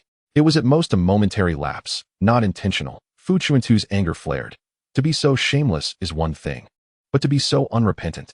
Gu Yaozu immediately sealed his lips, refusing to divulge any further information. Fu Chuntu's gaze turned dangerous. It seems you will not shed tears until you see the coffin. I thought young Master Gu was sensible. But now that we have reached this point, what purpose does further concealment serve? Gu Yaozu exclaimed. No, I cannot speak. If I do, I will die. Fu Chuntu coaxed him gently. Oh? With the police station present, who would dare turn the tables? Just speak. And I will consider your contributions in mitigation of your punishment. Gu Yaozu shook his head vehemently. No. I can confess to my actions, but they're matters I cannot reveal even at the cost of my life. I accept my fate. After Yuchan died, I buried her in the outskirts and then returned home. I have money. I will give the police funds. If that is insufficient, you may ask my father. He has only me as a son and will provide whatever I need. As long as I do not die, I can endure a few years in prison and come out again. Upon learning that Gu Yaozu was arrested, Sun Cuiping fainted, while Gu Xiaohuan cursed, a woman with long hair and short knowledge, lacking sophistication. Is it such a big deal to be taken into the police station? Butler Gu, call the director and prepare the money. Shen Lili paid no heed to the Gu family's turmoil. On the day she went shopping, she set out with her basket, only to encounter Song Shan unexpectedly. What a coincidence! Song Shan exclaimed joyfully. This is quite a stroke of luck. You're dressed like a maid. Shen Lili stuck out her tongue. I found a lead. There may be news about little Do Bao, so I am here to investigate. I didn't tell you before, fearing you would be disappointed again, but alas, there is still no sign of little Do Bao. Song Shan replied. Regardless of the outcome, thank you. Lili, truly, thank you. Shen Lili responded. No need for such formality. I feel embarrassed. Song Shan continued. Have you had breakfast? Allow me to treat you to a meal. There's a place nearby serving osmanthus tofu pudding, quite delectable. Just then, Shen Lili's stomach growled, and Song Shan took the basket, leading the way. The two arrived at the establishment Song Shan mentioned, where the scent of osmanthus wafted outside. Shen Lili inhaled deeply. What a rich aroma of osmanthus. It's midsummer, and the owner must have gone to great lengths to gather so many blossoms. Song Shan seemed familiar with the establishment. The owner's wife loves osmanthus. Her husband cherishes her. So he opened this breakfast shop featuring osmanthus. He created the osmanthus tofu pudding, and every autumn, he stocks up on osmanthus. In the summer heat, tasting osmanthus brings a refined pleasure, and it is quite popular. Shen Lili remarked. You visit often? Song Shan replied. Yes. Little Do Bao enjoys it as well. Whenever we stroll by, I bring some back for him. Song Shan still appeared somewhat melancholic, and Shen Lili, sensing this, eagerly said, Wow, I must try it properly. At least 2 big bowls. Song Shan smiled and sat down with Shen Lili, raising her hand to beckon the owner. 2 bowls of osmanthus tofu pudding and 2 plates of pan-fried buns. Please, the shopkeeper obliged. Please wait a moment. In the midst of earthly joys and mundane chaos, Shen Lili felt that life was not so different after all. Song Shan inquired, What are you thinking about? Shen Lili replied, I was contemplating how the grand tales and stories must eventually fade into silence. Song Shan remarked, Such is life. The shopkeeper brought their breakfast, apologizing for the wait. Thank you for your patience. Enjoy your meal. Then he hurried off to attend to other customers. Song Shan sighed. This shopkeeper works hard, rising early to sell tofu pudding. Half of his earnings likely goes toward protection money. Shen Lili asked, But the police don't collect protection money, do they? Who do you pay? Song Shan whispered. To the little overlord. He is the local tyrant on this street. His methods are ruthless. If one does not pay, he might burn down your shop in the dead of night, making it impossible to survive here. Shen Lili exclaimed, Is that so? Why not report it to the police? Song Shan replied helplessly. The little overlord has half foreign blood. You know the situation here. Moreover, I've heard that rich young masters are all under his thumb. The common folk dare not offend him. Shen Lili frowned. Rich young masters are all under his thumb? Like whom? Song Shan replied. I've never seen the little overlord. I've only heard of him. Let us eat instead. Shen Lili took note of this matter and, after parting with Song Shan, arrived at the agreed meeting place with Fu Chuntu. He checked his watch, standing there. Humph. You left me here waiting while you went off to meet a handsome man, Shen Lili said. Cousin, could you investigate the little overlord? Song Shan mentioned he collects protection money, and no one dares offend him. He seems quite capable. Even the rich young masters bow to him. Fu Chuntu immediately thought of Gu Yaozu, who was still detained at the police station. Fu Chuntu replied, I was just about to tell you something. Gu Yaozu has disclosed everything about the deceased woman, yet refuses to mention his accomplices, even willing to serve time. The person he is protecting must possess greater influence than him. Do you think it could be the little overlord? Shen Lili responded. The Gu family is a textile tycoon in Shanghai, wealthy and powerful. Whoever can make Gu Yaozu, the second generation, submit must either be more formidable and affluent than the Gu family or possess means more terrifying than Gu Yaozu's, capable of intimidating him. Chapter 8. The solitary phoenix in the mirror. The leader, known as Little Tyrant, is named Richard. He is of Franco-Chinese descent, with a French father and a mother from Shanghai, where he was also born. Due to his remarkable intelligence, his parents once held high hopes for him. However, Richard dropped out of school after completing his secondary education and began to roam the streets. His father, disappointed in him, ceased to take an interest in his life. Now at 30, he remains unmarried and without a stable career. Fu Chuntu leaned against his desk, listening to Qi Ming's investigation, and retorted, "Does he have a criminal record?" Qi Ming replied, "As for the matters concerning the Frenchman, we have no jurisdiction." Fu Chuntu, irate, exclaimed, "This is the Republic. Every inch of this land belongs to the Republic. To say we cannot involve ourselves in foreign affairs is a farce." Qi Ming conceded, "That is indeed the case." Fu Chuntu stormed out, directing his fury towards Gu Yaozu, bombarding him with accusations. "Young Master Gu, if you cannot protect yourself, how can you think of safeguarding others? If your father were to discover that his esteemed son had become a mere lackey, akin to the chief eunuch in the palace, would he not proudly proclaim throughout the streets that the Gu family has become royal kin? Richard saved your life?"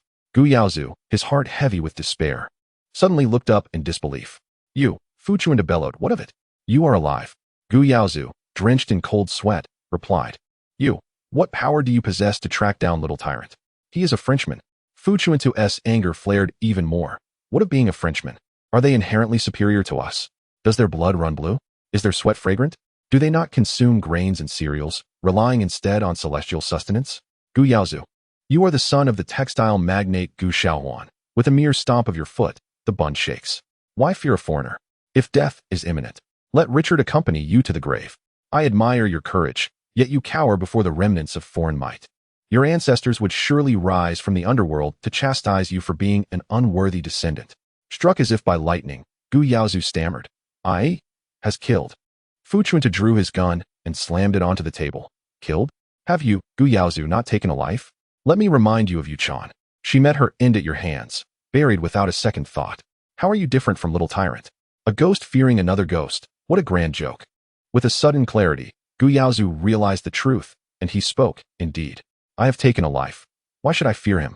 If it comes to it, I could simply kill him." Fu Chuntu, taken aback, thought, "The Gu family is finished. If this fool inherits the family business, it will be but a couple of years before they are erased from the bund." However, he saw the opportunity and continued to coax him. "Confess willingly, and you may receive leniency, resist, and face the harshest consequences. You choose your own fate." Gu Yaozu's defenses crumbled, and he began. "Little Tyrant and I were classmates in middle school. He would sleep through class, yet always ranked first. While I came from a wealthy family, in a noble school, who was not the child of high officials or affluent families, my grades were poor, and I was inconspicuous. I tried hard, but my talents were limited. Richard was like a nightmare. I envied and hated him, until one day, I witnessed Richard take a life. Boss, the director requests your presence." Qi Ming, lacking awareness of the situation, interrupted by pushing the door open. Fu Chuntu, furious, hurled the gun at him. "Get out." Qi Ming dodged, gritting his teeth. "Boss, the director insists, immediately, you must see him." Fu Chuntu, with bloodshot eyes and clenched fists, stood still for a long while before finally saying, "Call to report this." In the director's office, Gu Shaohuan arrived with a large box of cash, politely threatening the director to release Gu Yaozu at once. The director, playing for time, feigned indifference. Fu Chuntu entered. "Director." The director replied, "Ah, Chuntu, this is Mr. Gu from the Gu textile family. He has come to offer a donation to the police department for this year's summer relief fund." Fu Chuntu responded, "The heat is increasingly oppressive. On behalf of the officers, I thank Mr. Gu." Gu Shaohuan barely glanced at Fu Chuntu, exuding disdain. "Humph, Detective Fu, you are too kind. In that case, we shall take our leave." Fu Chuntu countered, "Who is we?" Gu Shaohuan replied, "Of course, it is just my son and me." Fu Chuntu asserted, "Your son has committed a crime and taken a life. He cannot leave." Gu Shaohuan retorted, "Detective Fu, are you neglecting your duties after accepting benefits?" Fu Chuntu shot back, "Benefits? Is this not Mr. Gu's charitable contribution to the police department for summer relief? Are you implying something else? Is it bribery, threats, or coercion?" Gu Shaohuan seethed. "You." Fu Chuntu feigned innocence. "Me? What have I done wrong?" Gu Xiaohuan gritted his teeth. Detective Fu, you are still young, yet so brazen. Fu Chuntu replied. Youth is true, but brazen I am not. If anyone is brazen, it is Mr. Gu, using charity as a fade to openly bribe. Gu Xiaohuan warned. Do you truly wish to offend me? Fu Chuntu narrowed his eyes, projecting a dangerously fierce glare. Mr. Gu, you should first inquire whether I am someone you can threaten. The phone rang, and the director, who had been silent, sighed in relief as he picked up the receiver. Hello? The voice of Fong shouting came through. Director Zhang. This is Fong shouting. The director's eyes widened in surprise. Ah, Miss Fong, the mayor's daughter. What brings you to call? Fong shouting replied. I have a lunch appointment with Detective Fu. You might consider releasing him. The director smiled. Of course, of course. Miss Fong, do not worry. I will ensure that Chuntu is released on time, and you will not have to wait long. After the call ended, Gu Xiaohuan's anger had subsided. But Fu Chuntu grew increasingly arrogant. Mr. Gu? Gu Xiaohuan waved his sleeve and departed. We shall see. Fu Chuntu called after him. Mr. Gu, take care. Your kindness will be remembered by the police department. The director wiped the sweat from his forehead. You are quite the bold one. I see you have the mayor's backing. But remember, do not overstep. The mayoral campaign requires the support of financial groups. You have not yet secured your position as son-in-law, and already you have offended powerful sponsors. Be cautious. The Fong family is no longer what it once was. Miss Fong's uncle is now a high-ranking official in Nanjing. The prospect of becoming a son-in-law is still distant, yet friends must be there to support you when necessary. Fu Chuntu was unaware of Fong shouting's intentions, but Shen Lili was well informed. She had already disclosed the insider information and hinted at its necessity. As the need arose, feelings would develop, right? Shen Lili was subtly building rapport for Fong shouting. The calculations in Fu Chuntu's mind clicked into place. He indeed felt gratitude towards Fong shouting and noted this favor. The next day, he invited her to dinner and shared the insider information. Gu Yaozu confessed that during middle school, he witnessed little tyrant Richard deliberately run over a person with his car. Richard harbors a demon within. He is no favored child of heaven. He is the spawn of evil. I saw him press the accelerator, intentionally aiming at that little girl. I witnessed the malevolent smile on his face as he drove, and I saw him tremble with excitement afterward. Richard knew I had seen, and he invited me to be his friend, claiming that the life of a scholar was futile and that the true essence of life lay within the hedonistic world. We fell into depravity together, quickly becoming inseparable. We were friends for a decade. In that time, I could not break free from his influence. He introduced me to many fascinating experiences, including the demise of Wuxian. 10 years ago, Gwenning suffered a car accident. Fong shouting covered her mouth in shock. So, Cold Fur's sister, Gwenning, was intentionally killed. How tragic. Cold Fur. For 10 years, he has blamed himself for that joke, believing he was the true cause of Gwenning's death. Guilt and sorrow have weighed upon him for a decade. Fu Chuntu remained silent, and after a moment, coldly stated, Indeed. If Gu Yaozu speaks the truth, then the true culprit behind Cold Gwenning's death is little tyrant Richard. Fong shouting urged, Should we tell Lily and Cold Fur? Fu Chuntu replied, Lily must be informed, but as for Cold Fur, let us wait. He will know in due time. Shen Lili wept bitterly, lamenting the plight of Songshan. Once her tears subsided, she rushed to find him. The handsome youth sat serenely in the courtyard before the dormitory, cradling the orphan Xiaolianrong as he taught her to paint, embodying a tranquil passage of time. Lily? Shen Lili snapped back to reality. Hi. Behind him, sunflowers thrived. Their golden heads eternally turned towards the sun. If it were possible, she wished for him to remain forever in the light, untouched by a murder born of perverse pleasure. Wishing that the decade of forced guilt had never transpired, and that in his arms was Gui Ning, who would sweetly tug at his sleeve and call him brother, singing the birthday song with innocent delight. Yet, fate had other plans. Oblivious, the young man smiled gently, inviting, Come, see the painting Xiaolianrong has made. Shen Lili focused, mustering a kind smile as she praised, Wow, it's beautiful. Who is this? Xiaolianrong pointed, saying, It's brother Songshan, and Mama Wu, and me. You've painted wonderfully. Shen Lili affirmed. Songshan released Xiaolianrong, saying, Go show Mama Wu. The little girl scampered away. Songshan turned to Shen Lili. Is something the matter? Nothing. Just came to see you. I'm well. How about you? Still undercover? Not anymore. I've resigned. Oh, it's getting late. Shall I escort you home? The sunset shimmered, painting the bustling city of Shanghai in resplendent hues. They walked side by side, their shadows stretching infinitely in the evening light. Songshan, how are your parents? After Gui Ning's incident, they were heartbroken and blamed me. I haven't contacted them in 10 years. So, for the past decade, you've been all alone? Songshan nodded. Though we don't meet, They still supported my education until graduation. Then I came to the orphanage, surrounded by many children. I do not consider myself lonely. Over time, I have grown accustomed to it. Songshan, what if? I'm saying if. In the glow of the sunset, he reached out, gently ruffling her hair. There are no ifs, Lily. Life does not entertain such notions.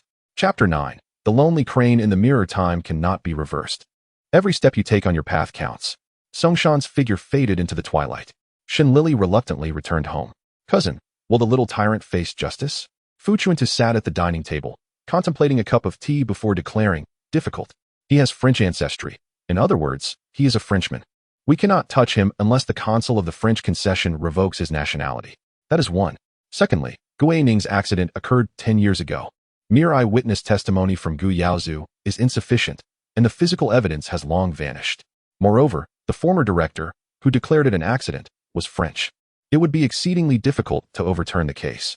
Shen Lili felt as though she lived in an endless ocean, struggling against waves that inevitably pulled her under. As for Songshan, what were your plans? To inform him or remain silent? Shen Lili still harbored hope, pondering if perhaps her struggles could lead to salvation. She asserted, I will not dwell on that decision. As long as he faces justice, isn't that a form of overturning the case? Cousin, the little tyrant has a criminal record. A person with such a past will not cease their misdeeds. Fu Chuntu sensed danger. What are you planning? I will create opportunities for the little tyrant to commit further wrongs, then personally ensure he faces the consequences. Is it worth it? For a man whose misfortune you sympathize with, are you willing to take such risks? Shen Lili admitted, initially, I was drawn by his looks, but later, it became sympathy. Yet now, there is genuine affection. What a remarkable man he is. If I were in Suzhou, I wouldn't run from marriage. The next day, Shimei visited Shen Lili, bringing a basket of pastries handmade by her mother. After inspecting Shen Lili from head to toe, she sighed with relief. You're all right. Otherwise, I would bear great guilt. I am renowned for my cleverness in Wu County. If someone wishes to harm me, they must first contend with themselves. You see? Shimei remarked, I know you're clever, experienced in undercover work. However, you must be cautious. It is perilous for us girls in this world. A veil of sorrow clouded Shimei's brow, which Shen Lili quickly detected. What's wrong? Is the laundry business not going well? Let me be frank. Lily, you must help me. Shen Lili set down the pastries. Speak. Shimei's tears flowed. Recently, a little tyrant demanded protection money. He has set his sights on me. He ordered that I marry him immediately. He is brutish, clearly up to no good. And I refused to comply. Shen Lili fumed, a little tyrant indeed. As she pondered how to deal with him, he had unwittingly presented himself at her door. Perfect timing. Lily, you know the little tyrant? Shimei asked. I know him all too well. We have a score to settle. Her eyes sparkled with mischief as she formulated a plan. Shimei, upon your return, agree to marry him. The following day, the little tyrant, Richard, came to court Shimei. He seemed quite invested in the arrangement. Accompanied by a throng of followers, yet something felt amiss. Indeed, he arrived empty-handed, lacking any betrothal gifts, yet audaciously proclaimed that Shimei's family should be grateful. Your daughter marrying me is a heavenly honor. No need for protection money henceforth. Shimei's parents were taken aback, tears streaming down their faces as they lamented their inadequacy. The marriage procession, in reality a forced marriage, offered no opportunity for Shimei's parents to object as the little tyrant seized the bride, grinning widely. Let us go, hurry. Shimei nearly retched at the thought of leaving her home, yet she forced herself to follow. The procession resembled a locust swarm, dark and chaotic. At the little tyrant's home, Shimei, hidden beneath her red veil, heard raucous laughter in the courtyard. As she grew drowsy waiting, the little tyrant finally arrived. Once the door closed, he rubbed his hands together, exclaiming, I've missed you, my little darling. He lifted the veil, and Shen Lili blinked at him. Hi. Who are you? The little tyrant was taken aback. Where did this little wretch come from, daring to curse me? Just then, Fu Chuntu burst into the little tyrant's home with officers from the police station. Qi Ming kicked open the door to the bride's chamber, and Fu Chuntu strode in. How dare you abduct my cousin? The little tyrant, still bewildered, protested. What cousin? Where's my wife? I'm marrying Shimei. I have no idea where your wife is. Fu Chuntu replied.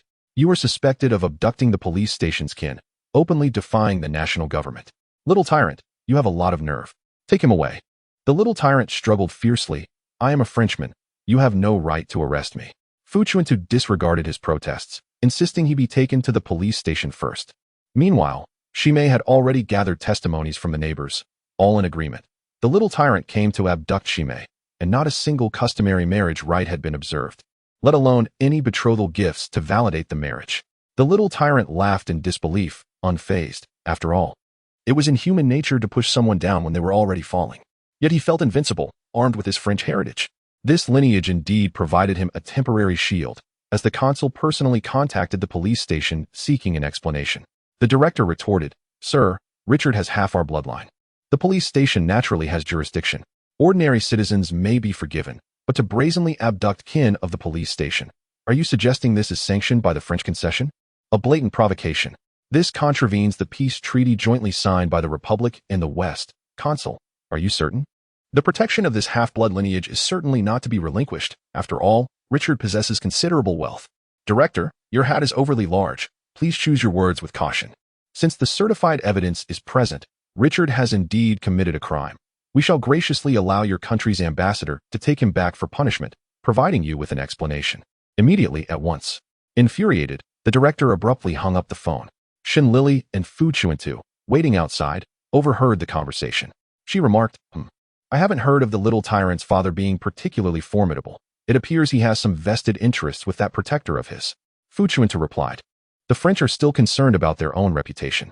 Richard's handling by the nationalist government undoubtedly places him at a disadvantage in the current situation." Shen Lili pondered. "We must devise a means to compel the French to completely abandon Richard." Cyprus invited Shen Lili out for a diversion. Distracted by her thoughts, Shen Lili gladly accepted. They arrived at a foreign goods store filled with Western novelties, which she found exceedingly fascinating. "I bet you'll love it here," she said. I do. Shen Lili eagerly responded, her eyes darting among the oddities. She was particularly enamored with a blonde-haired, blue-eyed doll and a vintage green radio. "Is that purple ink? I've only ever heard of black and blue. What a delightful place. How did you discover it?" Shen Lili inquired. "I was passing by on my way to buy painting supplies for Xiao Lianrong and stumbled upon it," Cyprus explained. Shen Lili decided to purchase a doll. But upon checking the price tag, she gasped, "What? This doll costs $300. The store's foreign owner approached, speaking Mandarin with a reasonable accent. "Miss, our items are imported from overseas, guaranteed to be exquisite and rare. $300 is not excessive." Shen Lili protested. $300 could buy an apartment in Shanghai. The foreign owner, smiling, nonchalantly snatched the doll from her hands, dusted it off, and returned it to the shelf, ignoring the two as he resumed his idle activities. Shen Lili muttered, "This is a scam. The foreign owner is a swindler, specializing in extorting money." Cyprus glanced at the prices of other items, agreeing, "I think so too. Look, every item here is exorbitantly priced, many times beyond reasonable value." Shen Lili remarked, "No wonder business is so sluggish. They could remain closed for 3 years and still profit for 3 years upon reopening. Cyprus, let us leave." Reluctantly bidding farewell to the doll, she turned to leave just as a car pulled up outside and a well-dressed man alighted. He seemed to glance at Cyprus, then brushed past him, asking, "Sir, what items are priced at $300? The foreign owner, beaming, approached, presenting the very doll Shen Lili had admired. "Here it is." Shen Lili turned back at the door, sensing something amiss, and whispered, "Cyprus, isn't it strange that a customer would come to buy without a clear purpose? Merely to spend money? This foreign goods store feels peculiar, and the customers seem odd." Cyprus shook his head, speculating. Could it be that the purchases are a ruse, and the true intention is to transfer money? Her epiphany dawned. Exactly. The item prices correspond to the amount of money being funneled under the guise of sales. "The owner of this establishment is..." Cyprus interrupted, "Isn't it that foreign gentleman from earlier?" Shen Lili replied, "No, he is not. He is merely a manager. The real owner is someone else." Cyprus, surprised, asked, "How do you know?" Shen Lili smiled, "It's simple. A business of this scale, with such high-priced goods, would not have an owner who personally manages the shop. He would never be so petty as to expose himself." Cyprus remarked, "Lili, you are quite astute." Shen Lili proudly exclaimed, "I am renowned for my intelligence in Wu County." Suddenly, she recalled, the French would rather bear the responsibility of breaching the treaty than let Richard die. Is it truly all for the sake of reputation? Shen Lili was skeptical. Reputation pales in comparison to outright breach of contract, but if it involves monetary exchange, it becomes worthwhile to risk. "Cyprus, I have a sudden matter to attend to. Let us plan for another time." "Very well. Shall I escort you home?" "No need. I'll call for a rickshaw. You hurry back to the orphanage." She replied, "Please send my regards to Director Wu." Like a gust of wind, Shen Lili vanished. Cyprus stood frozen, his smile faltering. "Lili, I'm sorry." Fu Chuntu called Gao Yuanzhan over. Having been exposed to Western professors during his university days, he had some understanding. Listening to Shen Lili describe the foreign owner's appearance, He surmised he must be French. What about his accent? Shen Lili asked. He spoke Mandarin quite well. As for his native tongue, I did not hear it. Fu Chuntu replied. Do you suspect that the owner of the foreign goods store is the little tyrant?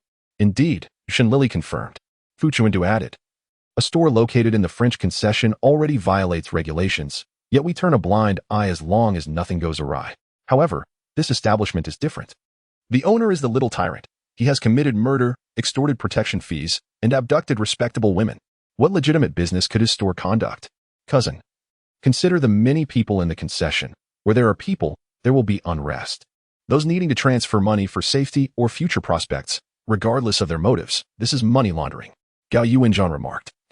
I recall that there is a provision in the commercial law of the Republic.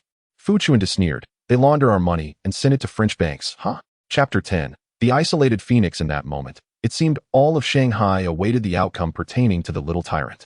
The foreign goods store, after investigation, confirmed Shen Lili's suspicions. It was conclusively determined that the little tyrant had violated the commercial law of the Republic, openly defying the nationalist government's agencies, undermining the peace treaty, and abducting respectable young women. With multiple pieces of evidence, the French embassy announced the expulsion of Richard's French nationality, which, under international law, automatically reverted to Chinese nationality. Declare it, declare it. At the Central Police Headquarters, the National Court jointly sentenced the little tyrant to execution by firing squad 3 days hence. Here is a copy of the declaration. It was Cypress's deep voice. He took the newspaper, reading each line of the announcement on the bustling streets filled with people and vehicles. Cypress, Shen Lili exclaimed in delight. What a coincidence. Cypress smiled in return. Indeed. We meet again. Shen Lili replied, I was just about to seek you at the orphanage. I must tell you that the foreign goods store we visited is indeed a scam. They were selling inferior goods at exorbitant prices, and my cousin exposed them completely. Hee. Cypress was surprised. Oh, is that so? Yes, yes. You saw the newspaper, right? So, there's no need for me to repeat it. I did see it. You truly are renowned for your intelligence in Wu County. Who could distinguish you from Judge Bao? Shen Lili blushed. Stop it. You're making me shy. Cypress couldn't help but ruffle her shiny black hair. You deserve it. Come, let me treat you to a meal to celebrate. Shen Lili eagerly invited. Come to my house for dinner tonight. I will cook boiled fish and braised pork.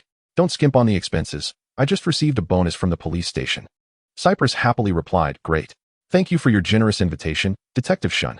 Shen Lili, mistaking Cypress's delight for her own, became even more bashful and earnestly prepared for the evening feast. She also called to invite Fang Xiaoting, Mei Lu, Gao Yuanzhan, and Shimei to join. Planning to have friends and family lend their support, she thought, after all, that is how the stories go. When one feels embarrassed, friends must step in. Fang Xiaoting and Mei Lu, arm in arm, teased the blushing Shen Lili. Oh my, our Lily not only excels in her career, but also in romance. Shen Lili pouted. How annoying. Reflecting on her nearly year-long stay in Shanghai, she felt she had finally established her footing. In the hospital, there were people. In the school, there were people. Even in the government office, there were people. Not only that, but these individuals were all her relatives and friends. Now, she had even encountered a mysterious handsome gentleman. With each occurrence, Shen Lili felt as if she were blooming with joy. She must continue to strive to elevate her career further, and ideally, her name would resonate throughout Wu County. As she pondered, Lung Shan arrived, carrying a box of pastries, and was taken by Fu Chuntu to play chess. Gao Yuanzhan observed from the side, unable to suppress his eagerness. Mr. Lung is quite formidable, old Fu. You can't keep up. Let me take a turn. Fu Chuntu, irritated by such flattering remarks, pouted. A true gentleman remains silent while watching a game. It's your fault for chattering incessantly and distracting me, causing me to make a wrong move. He then attempted to retract his last move. Gao Yuanzhan inhaled sharply, incredulous. You? Ha ha ha ha, Detective Fu. Your audacity is akin to that of a camel from the Silk Road, thick-skinned and resilient against the elements. Just then, the phone rang, interrupting their banter. Qi Ming delivered grim news. Boss, the French have suddenly changed their minds and are demanding we hand over Richard to the French concession. Fu Chuntu's exclamation halted all the bustling and laughter in the room. His grip on the phone tightened, his knuckles turning pale. Understood. Old Fu. What is the matter? Fu Chuntu replied. Richard's father has deep ties with Nanjing and sought assistance. The French have rescinded their support, reinstating Richard's nationality and identity, and have informed the police station. With a sudden lapse in focus, Lung Shan dropped a chess piece, which rolled to the feet of Shen Lili, who had just emerged from the kitchen. Shen Lili remarked, This Richard has indeed led a charmed life. causing trouble for generations. Just then, Shimei arrived, glancing at the room full of puzzled faces. Did I arrive late? Shen Lili perked up. Not at all, just in time. The meal had left everyone feeling drained and colorless. Those privy to the secrets influenced those who remained in the dark. Their movements slowed. As it grew late, Lung Shan excused himself, followed by Shimei, and then Fong Xiaoting, Gao Yuanzhan, and Mei Lu, each departing in succession. Shen Lili began to tidy up the kitchen. When Fu Chuntu rolled up his sleeves to assist, "Everyone has left. Let me help you." Shen Lili replied, "Thank you." Fu Chuntu said, "Lili, we have done our best. You and I are not the favored ones who can dictate the world's rules." Shen Lili acknowledged, "I understand, cousin. I just don't know how to face Lung Shan." Fu Chuntu sighed, "You have been selfless enough. It's time to be a little selfish for yourself. I see that Lung Shan has feelings for you too. Otherwise, he wouldn't have joined the family dinner. This man is intelligent, composed, and handsome, a worthy choice. I support you." In stark contrast to the Fu family's disappointment, Richard was reveling in his survival. He celebrated his near escape with wine and meat, showing a rare smile to his usually indifferent father. "Thank you, father." Richard's father, filled with frustration, lamented, "I wish I could turn back time and drown you at birth." Richard, unfazed, retorted, "We are still father and son. You cannot abandon me. I will take care of you in your old age." That night, Shen Lili tossed and turned in bed, her thoughts consumed by Lung Shan, the enigmatic handsome man. Each encounter seemed to herald a new direction. Could this be the fabled match made in heaven? However, today had not gone well. She had frightened Lung Shan, who had left the meal in a fluster, not having eaten properly. Surely he would be fine. Could a grown man be so easily startled? During their chess game, he had dropped a piece. Was he truly so easily shaken? Perhaps she should reconsider? But no. How could she find another match as perfect as this striking gentleman? Shen Lili turned over, contemplating the absurdity of it all. He was unaware of Richard's dark deeds. Suddenly, her heart tightened. The moonlight was so cold. Could it chill Shen Lili to the bone? She sat upright. After a sleepless night, with dark circles under her eyes, Shen Lili rushed out early the next morning, sprinting towards the orphanage with urgency. On her way, she felt a tumult of anxiety, hope, anger, and injustice. Lung Shan was missing, but Xiao Doubao had returned. Wu Xinxi embraced Xiao Doubao, her voice hoarse with worry and relief. "Where have you been, Doubao? We were so worried." Xiao Doubao rubbed his eyes. "I was playing hide-and-seek with brother Lung Shan." Shen Lili halted in her tracks, drenched in sweat and disheveled. "What did you say, Doubao?" Wu Xinxi interjected. "Miss Shen, you arrived just in time. Doubao is back. What happened to you?" Shen Lili pressed on. "Doubao, did you say you were playing hide-and-seek with brother Lung Shan?" Xiao Doubao nodded eagerly, "Yes. Now it's brother Lung Shan's turn to hide, and I must find him." Her heart felt as if it had been swallowed by a monstrous wave, cold and shattered. Shen Lili awakened from her daze. "Ah. So it was all just a game of hide-and-seek." Xiao Doubao produced a letter. "Sister Lili, brother Lung Shan said that if you read this letter, you can help me find him." Meanwhile, Richard, blindfolded and bound, had been thrown into an abandoned factory on the outskirts of the city. As the blindfold was removed, he saw 5 figures standing before him. Lung Shan, Shimei, Bin Fun, and the man in a suit, resembling the 5 grim reapers of the underworld. Come to collect his debt. Richard momentarily felt fear. "Who are you?" Shimei replied, 6 years ago, in the spring by Lake Taihu in Wuxi. Do you remember the drowning of my younger brother, Shidi? He was only 9 years old, lured by you under the pretense of guidance, and you pressed his head under water, drowning him. I am his sister, Shimei. Bin Fun added, 7 years ago, in a gambling den in Huzhou. Do you remember the 7-year-old Kai-chun, who was forced to swallow gold and choked to death? I am her sister, Bin Fun. Sun sure sobbed uncontrollably 8 years ago. In Antine County, do you remember the little boy Zhuan, who shined your shoes at just 6 years old? Oh, my poor grandson. Today I shall avenge you. The man in the suit comforted Sun Sure. Mother, Zhuan knows. Richard vaguely recalled these events, though not in detail. Nonsense. Your children died. Why blame me? I am French. Lung Shan's voice was cold as ice. You mustn't forget the first girl you killed, right? Richard's mind raced back to the memory of Gwinning, and he convulsed slightly. You. Lung Shan continued. As a schoolboy, your first murder was the intentional death of innocent Gwinning. She was my sister. It has been 10 years. Richard, you have lived too long. It is time for it to end. Initially, I thought the police could deliver justice for us. Since your father has spared your life, let him send you off in sorrow, a full circle. Shimei, Bin Fun, Aunt Sun, Brother Sun, you must leave Shanghai immediately. Change your names, and never return. Shimei implored. Brother Lung, We too wish to avenge our lost loved ones by killing this demon to relieve our heart's hatred. Longshan refused. No. Your hands must not be stained with blood. It is my responsibility to conclude this plan. Do as I say, and leave quickly. Their initial meeting had been a deliberate approach. The report detailed the case of the murder of Shen Lili. Longshan recognized that the time had come. This was the key to his revenge. For 10 long years, Longshan had meticulously orchestrated this plan. Guining had died before his eyes. He had witnessed Richard's wicked smirk after the act, her vibrant life extinguished before him, tears streaming down her face. Brother, why didn't you come to celebrate my birthday? Unable to forgive himself, Longshan severed ties with his parents, succumbing to solitude, guilt, blame, and self-punishment. Over the decade, the demon had not ceased his malevolence, deriving pleasure from the torture and murder of children. Shimei, Bin Fun, and the Sun family were merely repeating his own path. Longshan had taken the time to gather them, placing them in every aspect of his plan, awaiting the perfect moment. Perhaps it was fate that brought Shen Lili to the orphanage. The moment Mayor Fong pronounced her name in praise, a spark ignited in Songshan's eyes. Over the past decade, all his investigations had borne fruit.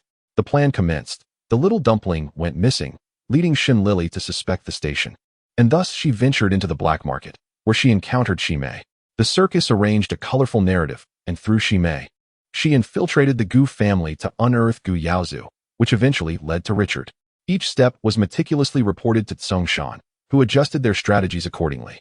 Shen Lili was astute, perceptive to the slightest detail, and though the plan appeared to be proceeding smoothly, unexpected turmoil ensued. Perhaps it was just the whims of fate. Thus, Songshan took matters into his own hands, drawing a dagger that glinted ominously. For every life you have taken, I shall stab you in kind. Fairness. Shen Lili leapt from the vehicle, hearing the anguished cries emanating from the factory, realizing she was too late. No, Songshan, don't, she cried, pushing open the factory door to find him drenched in blood, his noble visage marred by crimson stains, the dagger still embedded in Richard's eye. You've come, Lily, he murmured. You've killed him. You must pay the price. Shen Lili exclaimed. Fool. Songshan replied nonchalantly. What does it matter? I've lived long enough. I miss Gui Ning. I want to find her. And what of me? Have you ever cared for me? Or was I merely a tool for your schemes? Songshan, fearing time was running out, answered earnestly. I did. I don't believe you. How many lives have you taken? Songshan, you've used me. He was running out of time, blood spilling from his lips in a torrent. Shen Lili rushed to him. What is happening? Songshan, collapsing in her embrace, shook his head. Lily, I've only killed Richard. Kai Dai, like us, seeks vengeance for her family, but she is afflicted with a terminal illness. I'm sorry, I truly cared for you, and I did exploit you. Shen Lili was struck with horror as Songshan's blood continued to pour forth. An unending stream. You've poisoned yourself? Have you taken poison? I'll take you to the hospital. Hurry, to the hospital. Songshan halted her with a raised hand. As before, gently stroking her head, sighing. Will you plant a flower for me? Shen Lili was heartbroken.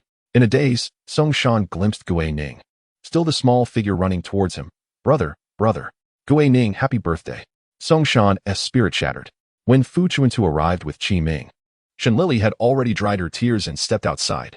The sun hung brightly overhead, illuminating the earth, as cicadas filled the air with their complaints of the sweltering summer. The rustling leaves echoing a melancholic tune through the ages. Chapter 1. The malevolent purple overcomes the crimson in the garden of the Fu family. A pot of clivia had been added. When Fang Xiaoting and Mei Lu arrived, Shen Lili was watering the clivia. You're here. Come and admire the new addition to my garden. Fang Xiaoting and Mei Lu exchanged glances. The situation was worse than they had imagined. With concern, Mei Lu asked, Lily, are you okay? Of course, I'm well. I've passed through a landscape that does not belong to me, and thus I shall continue my journey in search of a new vista. Fang Xiaoting sighed with relief. Lily, you truly are carefree, if you're all right. We are at ease. By the way, tomorrow night, jewelry tycoon Xiao Binli is hosting a jewelry exhibition at his villa on the mountaintop. Shall I take you? Shen Lili's face lit up. Yes, yes. I adore sparkling jewels, even if I can't buy them. It's delightful to see. Mei Lu chimed in. What about me? I'm not as fortunate as you two. School is about to break for summer, and I have final exams to supervise. Well, then, Shen Lili acquiesced. Don't worry. I'll make sure to enjoy it for you. The invitation to Xiao Binli's exhibition also reached the police station, but only one was addressed to the chief, inviting him and his wife to attend. Fu Chuntu was eager. Has Xiao forgotten about me? The chief chuckled. Do you not know your own standing? You, Detective Fu, have gained notoriety. Wherever you go, a case follows. If Xiao you wish to attend, He wouldn't sleep tonight. Being upright, I fear not shadows. It's those unclean folks, not me. It's not that I want to go. It's for Lily. Don't all girls love jewelry? Let her have a respite. The chief pondered, If that is the case, she may accompany us. Externally, we'll claim she is my wife's distant cousin. What do you say? Fu Chuntu nodded gratefully, and as he returned home after work, he was greeted by a jubilant Shen Lili. Cousin, do I look prosperous? Shouting is taking me to the jewelry exhibition at the villa tomorrow night. Fu Chuntu's lips twitched. What a coincidence. I just asked the chief to take you. Shen Lili was touched. Really? Cousin, you're too kind. So, who shall I go with? Whoever you wish. It matters not, for the chief will look after you, and Miss Fong will accompany you. Just enjoy yourselves. But how come I didn't know you had such exquisite treasures? Shen Lili proudly displayed her jade bracelet, stretching her neck to showcase her gold necklace. This is all my belongings. The gold necklace was a gift from my mother for my birthday 2 years ago. The jade bracelet is significant. It was my grandmother's dowry. She knew I was almost to marry Zhou Xianghu, so she gifted it to me. Fu Chuntu remarked. You've run away from marriage, and yet you still possess your grandmother's jade bracelet? Shen Lili clutched it tightly. If she gifted it to me, then it is mine now. Cousin, don't you think my ears look bare? I just need a pair of exquisite pearl earrings, preferably the ocean pearls. Fu Chuntu replied. Do you need them? I think it's just right as it is. I'm tired. I'll rest now. Good night. Shanghai had entered the peak of summer. The heat oppressive. In contrast, Shi Mountain offered a pleasant respite, making it an ideal leisure destination. The jewelry exhibition lasted 3 days and 2 nights, with guests arriving early at the villa. As the sun set, the Fong family vehicle brought Fong Xiaoting and Shen Lili down the mountain, followed by a cable car ride to the summit. Shen Lili was overjoyed. I've never been on a cable car. It's like being able to survey all the mountains. Laughter bubbled forth as she recalled a narrative she had once read, where the heroine boldly declared, This land is beneath my feet. The chief's wife, Qin Roqing, was a gentle woman, her years only enhancing her grace and allure. At that moment, she walked arm in arm with the chief, inquiring, What story is that? Please recommend it to me. The chief doted on his wife. This is Shen Lili, Fu Chuntu's cousin, now a special advisor at the police station. You are the renowned chief's wife. How lovely it is to meet you in person. You are even more beautiful than I imagined. The chief's wife beamed. This child knows how to speak. Her words are as sweet as honey. You too. I've told you, the police station must uphold the image of a chief. Don't mention me at every turn or else it becomes a joke. Though she chided him, her smile betrayed her enjoyment. Shen Lili cheerfully introduced herself. Madam, I am Shen Lili, and this is my good friend Fong Xiaoting. The chief's wife acknowledged them, the mayor's daughter. Those who are close to vermilion become red, while those close to ink become black.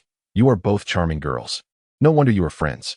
Thus, they boarded the cable car in harmonious spirits, and indeed, the world lay beneath Shen Lili's feet. The chief's wife, often bored in her leisure, delighted in flipping through illustrated books, and Shen Lili, being from a prominent family, eagerly recommended several volumes to her. In turn, the chief's wife, thrilled, slipped a magnificent gemstone ring onto Shen Lili's finger, ensuring fairness, as Fong Xiaoting received a beautiful tourmaline bracelet. My goodness, madam. You are not only beautiful, but generous. Such a splendid gemstone ring. For me? Shen Lili exclaimed. I have few hobbies, apart from indulging in illustrated narratives. I also collect jewelry. Alas, I am without a daughter, and my household is filled only with men, leaving me with no one to confide in. That's easily remedied. Shouting, and I can become the lady's confidants, Shen Lili offered.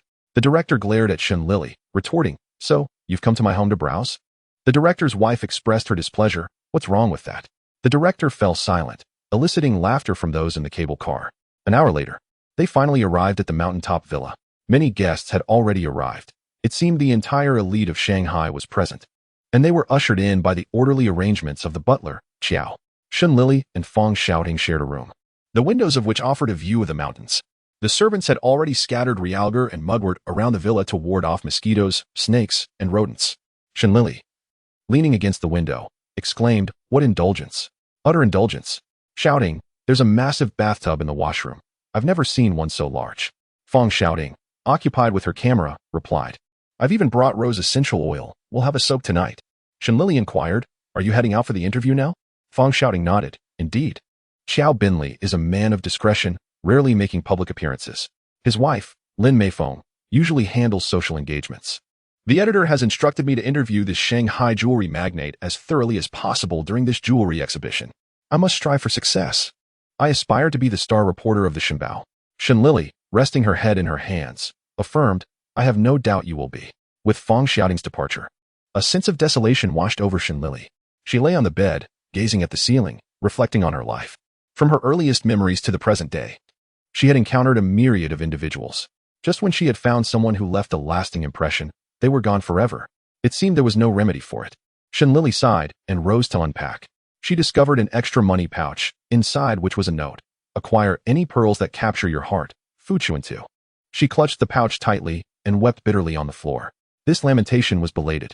Since Long Shan's death, she had been preoccupied with the aftermath with the police, planting flowers and simply living. It seemed only now did she have the time to weep freely. What was she crying for? Shen Lili couldn't articulate it, but the tears flowed ceaselessly. "My cousin is truly good to me," Shen Lili sobbed, certain that she was moved. Meanwhile, Fong Xiaoting introduced herself to the butler, Qiao. "I am Fong Xiaoting, a reporter from the Shenbao. I have come to interview Mr. Qiao." Outside the study, the butler stood guard, as if waiting. Upon hearing Fong Xiaoting's introduction, he ushered her into the study. The jewelry magnate, Qiao Binli, sat on the sofa in the study, a cigar between his fingers. "Miss Fong." Shen Lili tidied the room and waited in vain for Fong Xiaoting's return. She checked the time and decided to attend the banquet in the main hall, hoping to find Fong Xiaoting there. As she entered the main hall, the director's wife beckoned her warmly. "Lili." Shen Lili inquired, "Madam, have you seen Xiaoting?" The director's wife responded, "No, I haven't." "Are you sharing a room?" Shen Lili replied, "Oh." She mentioned interviewing Mr. Qiao. "I waited until now but haven't seen her return. I thought she might have come to the banquet first." The director's wife reassured her, "Rest assured. It's very safe here. Nothing will happen." Shen Lili nodded. But a sense of foreboding began to spread. She sensed that a sinister plot was brewing beneath the gaiety. With no evidence to support her unease, Shen Lili quietly told the director, "I have a premonition of ill fortune." The director resigned himself. "Of course. Every time you have a premonition, it invariably comes true. Who will be the unfortunate one this time?" The director's wife, uninterested in the director's remarks, took Shen Lili's arm. "Lili, allow me to introduce you to Mr. Qiao's only son, Qiao Shui. You young people should chat more." Qiao Shui, 27 years old, raised his glass in a gesture towards Shen Lili, a celebrated name, renowned far and wide. Shen Lili, scrutinizing the foppish Qiao Shui, was inexplicably reminded of those from the past, and politely declined. "Mr. Qiao, you are too kind." An overestimation. Her tone was neither intimate nor distant. Qiao Shui, unperturbed, continued the conversation. "What are Miss Shen's usual interests?" Shen Lili replied, "I enjoy everything." A beautiful woman emerged from the crowd, bearing a resemblance to Qiao Shui, and approached Shen Lili. "Shui, who is this?" Qiao Shui replied, "Miss Shen, a special consultant from the police department, my aunt, Lin Meihua." Lin Meihua's expression changed momentarily. "Oh, well, I must go find your mother." With that, she hurried away. Qiao Shui remarked, "Please don't mind her. My aunt is always so impetuous." Shen Lili, unconcerned, shrugged, "It's of no consequence. People like you would hardly enjoy interacting with the police department." "Mr. Qiao, please excuse me. I must go find my friend." The strange feeling in her heart grew stronger. Shen Lili was certain it concerned Fong Xiaoting. She searched the entire banquet without success and retreated to her room, finding it dark and unlit. Shen Lili sensed something was amiss and returned to the banquet to inform the director. "Xiaoting is missing." The director exclaimed, "Who?" "Miss Fong." The director wanted to slap himself. How could the unlucky person be Miss Fong? She was the mayor's daughter. Upon realizing this, the director became stern and immediately halted the banquet. "I am Zhang Yuanhai, the director of the Central Police Department. Has anyone seen Mayor Fong's daughter, Miss Fong?" Chapter 2. Usurping the rightful place. Ever since the hostess, Lin Meifeng, learned that the special consultant from the police department, Shen Lili, had arrived, she had been on edge. Now, she finally felt at ease. Like her cousin, wherever this girl goes, something bad happens. She thought that since Fu Chuntu hadn't come, the effect would be lessened. But who knew that a sudden calamity would occur? Fong Xiaoting was missing. Lin Meifeng maintained her composure. "Director, please don't panic. The mountaintop villa is staffed entirely by members of the Qiao family, so it's very safe. I'll send people to search immediately. Perhaps she simply lost her way." The director lowered his voice. "Mrs. Qiao, it had better be so. If Miss Fong disappears on your property, the mayor will hold you accountable, and there will be no way to explain it." Lin Meifeng, of course, knew this. "Butler Qiao, go." Butler Qiao responded and led the servants to search every nook and cranny. Shen Lili followed the group, and she had to admit that the Qiao family was indeed wealthy and powerful. The mountaintop villa occupied half a mountain, making the search a considerable undertaking. Butler Qiao said, "It's strange. Miss Fong left after interviewing the master. She was fine then, so how could she have disappeared? As he spoke, Butler Qiao led Shen Lili toward the study. The master doesn't like crowded occasions and usually keeps to himself. The jewelry exhibition was organized entirely by the mistress. The master only plans to make an appearance at the opening tomorrow. Shen Lili had heard that Qiao Binli was discreet. But being this discreet was still odd. The male host doesn't even show his face at the banquet? What kind of reasoning is that? Butler Qiao hesitated. And just as they arrived outside the study, he stopped answering and simply raised his hand to knock on the door. Master, it's the butler. Is it convenient for you? With that, he waited obediently outside the door. There was no response. Butler Qiao knocked again. Master? Shen Lili couldn't wait any longer and pushed the door open. The room was in disarray. Qiao Binli lay in a pool of blood, his eyes wide open in death, staring toward the door. His gaze was filled with indignation and rage, making one's blood run cold. Butler Qiao was petrified on the spot. Master. Heavens, master. Shen Lili stopped the butler from rushing forward. Protect the scene. Butler Qiao, go find the director. The director at the banquet was restless. Upon hearing the news of Qiao Binli's death, he rushed to the crime scene. Shen Lili stood by the study door, peering inside and carefully examining the body. The director said, Lili. Shen Lili replied, he was already dead when he was discovered. The director said, go call downstairs and tell Chuntu to come up the mountain immediately. Ah, wait. The director lowered his voice. Has Miss Fong been found? Shen Lili almost immediately thought of something. Impossible. Shouting's identity is not ordinary. Mr. Qiao wouldn't dare to do anything to her. Besides, Shouting wouldn't kill anyone. The director said, But Miss Fong was the last person to see Mr. Qiao. And now he's dead, and Miss Fong is missing. Shen Lili said, I can guarantee it. It definitely wasn't Shouting. Fu Chuntu at the police station received Shen Lili's call and immediately headed to the mountaintop villa with Qi Ming to avoid causing panic. He specifically instructed Shen Lili to call the Fong family and inform Mayor Fong and Mrs. Fong that Fong Shouting was fine. Upon completing their tasks, they arrived at the foot of the mountain only to be informed that the cable car was out of service, with repairs not expected to be completed until the following morning. Fu Chuntu, hands on hips, expressed his frustration, but ultimately had no choice but to wait. Meanwhile, there was still no sign of Fong Shouting at the summit. Guests at the banquet exchanged glances, speculating about the mysterious disappearance of the mayor's daughter. Fearing that something might have gone awry, the chief of police left the gathering, visibly shaken. Lin Meifeng grew increasingly anxious, while Lin Meihua comforted her, urging her to remain composed, for she was the hostess and should not give the guests cause for mockery. Xiao Shui also offered reassurance, gently holding Lin Meifeng's hand. However, she discreetly withdrew, maintaining a polite distance. Rest assured, I have it under control. Xiao Shui felt an inexplicable sense of grievance welling up within him. The chief returned to the banquet, approaching Lin Meifeng with an evident air of panic. Mrs. Qiao, young Master Qiao, may I have a word? Lin Meifeng nodded and followed him, alongside Xiao Shui, who heard the chief's hushed words. Mr. Qiao has passed away. In that instant, Lin Meifeng felt as though the world had collapsed around her. She trembled as she covered her mouth in disbelief. You must be joking. The chief replied solemnly, Mrs. Qiao, please accept my condolences. You must stay composed and continue the banquet. No one is to leave until the police take over. Tears streamed down Lin Meifeng's face. She felt utterly incapable of fulfilling this task, her attempts at calmness proving futile.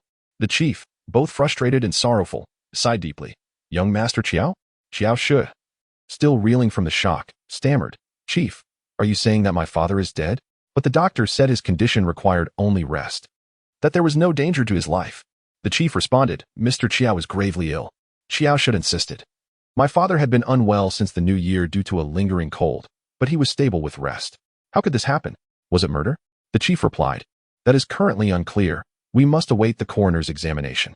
Meanwhile, at the foot of the mountain, Gao Yuanzhan hurried to meet Fu Chuntu, irritable. In the future, please send invitations in advance. How can one invite people on such short notice? Gao Yuanzhan was dressed impeccably in a suit, prompting Fu Chuntu to comment. You seem to take this quite seriously. Gao Yuanzhan retorted, isn't this a jewelry exhibition? Surely, I must dress appropriately. It's a matter of basic courtesy. Let's go. Fu Chuntu replied. The cable car is broken. We must wait. On the mountain, Shen Lili continued her search for Fong Shouting, who seemed to have vanished like a fallen leaf among countless others. Shen Lili fretted, what on earth has happened to you, Shouting? She felt as restless as an ant on a hot pan, anxiously awaiting Fu Chuntu's return. The chief informed Shen Lili of Qiao Shui's revelation regarding Qiao Binli's heart condition. Shen Lili's heart lightened. If he already had heart problems and failed to take his medication, it could lead to death. This means Shouting is less likely to be a suspect. The chief nodded in agreement. Indeed, but until the coroner arrives or Miss Fong is located, she remains the prime suspect. Shen Lili knew Fong shouting well. She was upright and kind-hearted, hailing from a prestigious family, but not the kind of heiress to be ineffectual. She would never resort to murder unless absolutely necessary. What transpired during Qiao Binli's last moments with her was crucial. Yet there had been no third party present in the study at that time. It seemed they could only wait, hoping that the one arriving would be Dr. Gao. Lost in her thoughts, Shen Lili muttered, overheard by the chief. Gao Yuanzhan? Does he dare to show his face? Shen Lili scoffed. Does the chief not know what a fool the current forensic doctor is? The chief, angered, retorted, how dare you speak to me in that tone? Even your cousin would not disrespect me. You little girl, do you think you can talk down to me? Let me tell you, had I not turned a blind eye and let Gao Yuanzhan go, do you think he would still be a free man? Shen Lili gasped, realizing so it was the chief's mercy. I'm sorry, I was mistaken, she said, bowing deeply. Just then, the chief's wife arrived, furious. Yuan Hai, are you bullying Lili? The chief quickly feigned innocence. You little girl, plotting against me. Shen Lili blinked innocently. Chief, my respect for you is well known. How could you misunderstand my intentions? The chief turned away, smiling at his wife. Just a bit of fun, don't take it seriously. The chief's wife responded with a huff. Lili, you haven't been mistreated. Have you? Shen Lili smiled sweetly. Not at all. The chief is very kind. What brings you here, ma'am? The chief's wife replied. I was quite worried. The banquet is about to end, and you have yet to return. I came to see what was amiss. Have you found Miss Fong? Shen Lili exchanged a glance with the chief before replying. Not yet.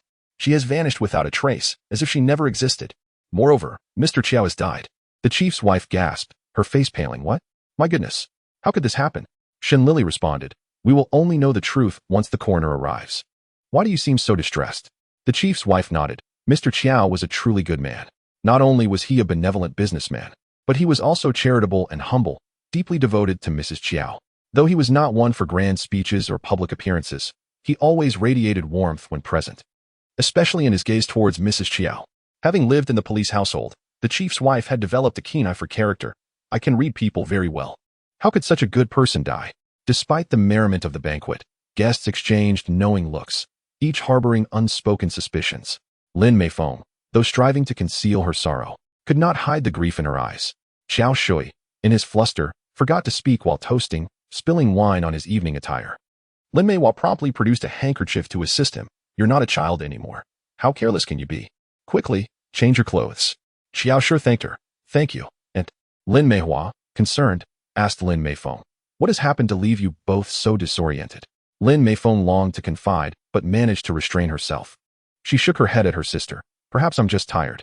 Lin Meihua suggested. If you're tired, go rest. I will take care of things. You must conserve your energy for the jewelry exhibition tomorrow and the day after. It will require much from you. Lin Meifeng replied. Thank you, sister. I will be back shortly. With polite farewells, Lin Meifeng exited and dashed to the study, tears streaming down her face. Binli, hearing footsteps. Shen Lili and the others assumed it was Fu Chuntu, but upon hearing her sorrowful voice, they collectively sighed. Poor thing. Lin Meifeng approached. May I have one last look at Binli? The chief's wife, held by the chief, wiped her tears. Darling. The chief's heart softened as he nodded. Lili, open the door, let Mrs. Qiao have a distant farewell. Shen Lili complied, and Lin Meifeng clutched the doorframe, as if her spirit were departing, tears flowing endlessly. You have left. What shall I do now? What am I to do? Chapter 3. The dark purple and the red. Shen Lili consoled. Mrs. Qiao, please accept my condolences. Lin Meifeng wiped her tears and inquired. What is the true cause of my husband's death? Shen Lili replied. We must wait for the police coroner to determine whether it was an accident or murder. The fierce glint in Lin Meifeng's eyes was unmistakable, and Shen Lili perceived it clearly. Mrs. Qiao, do you know something? Lin Meifeng shook her head. I do not know. I apologize for the trouble. I am utterly exhausted and must take my leave. Shen Lili watched Lin Meifeng's figure disappear around the corner, muttering. Lin Meifeng is concealing something. She suspects that Qiao Binli's death was murder. She may know who the true culprit is. She is protecting this very culprit. The chief's wife gasped in astonishment. Lili? Shen Lili replied. I saw it. Her eyes were ablaze with fury and malice, as if she longed to rend the murderer to pieces, yet she restrained herself, indicating a reluctance to let go. Madam Director, my goodness, Lao Zhang, your precinct is truly filled with talent. Shen Lili, Madam, you flatter me. Director, based on my analysis, this is certainly not an accident, but rather a premeditated trap. Shouting went to interview Qiao Binli, then inexplicably vanished, and now Qiao Binli is dead. Lin Meifeng hesitated to speak. There is an undeniable connection between these events. The director nodded in agreement. Your conjecture is valid. We are merely awaiting the forensic examination. Shen Lili, what if Qiao Binli's death was indeed an accident? Shen Lili posed a profound question. How could such an accident occur suddenly? The director was rendered speechless. Shen Lili glanced at the clock and organized her thoughts. The banquet is about to conclude. The guests will return to their rooms to rest. We have merely 2 days and 1 night remaining. If the jewelry exhibition concludes and shouting has not been found, it would be difficult to explain to the mayor. The director, indeed. The gravity of the situation is self-evident. Fu Chuntu hurried to the scene, finally arriving after the banquet had ended. Shen Lili waited at the villa entrance, fatigued and rubbing her sleepy eyes. Cousin, you have finally arrived. You took too long. Fu Chuntu, there was a malfunction with the cable car. It took some time to fix it. What is the situation now? Shen Lili, we have been waiting for you. Is Dr. Gao also here? Gao Yuanzhan replied grumpily. I thought I was invited for a sumptuous dinner and to admire the jewelry. When did old Fu learn to deceive? Doesn't he the precinct have a forensic expert? Fu Chuntu scratched his nose. That forensic expert is rather inept. He cannot compare to your expertise. Gao Yuanzhan, Shen Lili pulled Gao Yuanzhan. Let us discuss that later. We must hurry to the crime scene. While you were absent, the director and I guarded the entrance like sentinels, allowing not a single fly to enter, ensuring it remains untouched. Gao Yuanzhan resignedly followed. Outside the study, Butler Qiao stood vigil, his eyes reddened from lack of sleep. Upon Fu Chuntu's arrival, he retrieved masks, gloves, and shoe covers from a nearby box, respectfully attending to Gao Yuanzhan, a true steward from a distinguished household. His efficiency and attentiveness were commendable. The group entered the crime scene, where Qiao Binli lay lifeless on the floor, his hand reaching forward, attempting to grasp the scattered medicinal pills just out of reach, a life lost in vain. He seemed to die with unfulfilled desires, a tragic end. Gao Yuanzhan conducted an examination on the spot. Shen Lili began to report her findings. Upon our arrival, we were shown to our rooms by Butler Qiao. Shouting expressed her desire to interview Qiao Binli, equipped with her camera, pen, and notebook, and then she left. I waited in the room until the banquet began. Yet she did not return. Subsequently, I went to the banquet in search of her, but to no avail. Shouting had seemingly vanished without a trace. Butler Qiao confirmed, indeed. Miss Fong came to interview the master. Our master has always been averse to media interviews, preferring solitude, shunning gatherings, parties, and banquets. Typically, it is the madam and the young master who engage in socializing. However, this time, he exceptionally agreed to Miss Fong's interview request, specifically instructing me not to refuse her entry. He awaited her in the study. Approximately an hour before dusk, Miss Fong arrived, and I escorted her into the study. Qiao Binli, cigar in hand, sat on the sofa awaiting her. Butler Qiao welcomed Fong shouting, rising gracefully to greet her. Miss Fong. Fong shouting nodded, returning a smile. Mr. Qiao, I am Fong shouting from the Shenbao, here to interview you regarding the jewelry exhibition. I apologize for taking up your time. Qiao Binli, you are too kind. Butler Qiao, your services are no longer required. Please assist the madam. Butler Qiao, understood. As Butler Qiao exited, I caught a glimpse of Fong shouting being seated on the opposite sofa, notebook resting on her lap, pen already uncapped. After ensuring the door was secure, Butler Qiao went to the kitchen to check on the supplies and beverages for dinner, and time passed until the banquet commenced. Lin Meifeng and Qiao Shui navigated the evening with grace, while Qiao Shui engaged in pleasantries with the director's wife, and Lin Meifeng conversed with other socialites, everything proceeding normally. Shen Lili, it was at this moment that I went to the banquet in search of shouting. Upon learning of her disappearance, the director immediately halted the banquet, and Madame Qiao dispatched servants to search for her. I reasoned that the last person who saw shouting was Master Qiao, so I asked Butler Qiao to take me to the study. We called out at the door, but received no response. I forced it open and discovered Master Qiao lifeless on the floor. Fu Chuntu, has Miss Fong still not been located? Shen Lili lamented. Yes, she has seemingly vanished into thin air. The dialogue concluded. Gao Yuanzhan had completed his examination. Removing his mask and gloves, the time of death was approximately 7 o'clock in the evening. The condition of the body indicates asphyxiation due to severe respiratory distress, with pronounced cyanosis and edema, particularly in the lower limbs and abdomen, consistent with sudden cardiac arrest. I found no signs of injection marks, thus ruling out the possibility of barbiturate poisoning. Fu Chuntu, what other means could have precipitated a cardiac event? Gao Yuanzhan, emotional distress, intense fluctuations in emotions, as well as physical exertion. Cardiac patients must avoid both. Mention of heart disease reminded Shen Lili of Xiao Aning, causing her to feel melancholy, another case of heart disease. Gao Yuanzhan. This condition is currently deemed incurable by modern medicine. Even with surgery and careful management, it remains a chronic illness. Moreover, for a man of Qiao Binli's age, surgery holds little significance. He appeared to be in poor health. Qiao Binli, at 50, had not aged well. Upon closer inspection, his skin bore wrinkles, evidence of a life well lived. Butler Qiao sighed. Alas, our master was wholly devoted to his career. He worked tirelessly, taking on every responsibility himself. Ever since he fell ill with a cold last year and was diagnosed with heart disease, he aged significantly, burdened by concerns. Shen Lili, did he ever vent his frustrations on you? Butler Qiao shook his head. Never. The Qiao family is a rare and good patron. The master and madam are kind-hearted, treating their servants with respect, and we willingly reside here in this isolated mountain retreat. As for the young master, although he enjoys leisure and can be a bit careless, he is not inherently bad. Good bamboo produces excellent shoots. Shen Lili nodded. Another enigma. There was no personal vendetta, no deliberate poisoning. Such a good person lost his life due to untimely medication. Truly regrettable. Indeed, he died with unfulfilled desires. Shen Lili, skilled at observing minute details, pondered the meaning behind Qiao Binli's final gaze. What then fueled Lin Meifeng's murderous intent? Was it indignation at the injustice of fate? A futile attempt to rebel against destiny? Such thoughts seemed nonsensical. How can one harbor malice towards an unseen and intangible force? Perhaps in her despair, she had indeed lost her mind? The only plausible explanation remained Feng Xiaoding. Her disappearance was profoundly mysterious, unfathomable. Suddenly, Shen Lili conceived a possibility. Shen Lili, Butler Qiao, what is Master Qiao's temperament like? Is he capricious, or the opposite? Butler Qiao. In his youth, the master was quite temperamental, black and white in his judgments, alienating many. This is why the madam often engaged in social activities. In recent years, perhaps due to age or reduced exposure to the business world's complexities, the master's temperament has mellowed significantly. He has become increasingly gentle and composed, rarely losing his temper, particularly since being informed of his heart condition. Recently, the young master made a mistake, carelessly misplacing the master's manuscript, which would have previously incited the master's wrath. However, this time, he merely waved his hand and said nothing. Shen Lili nodded, stifling a yawn. Butler Qiao, you have worked hard.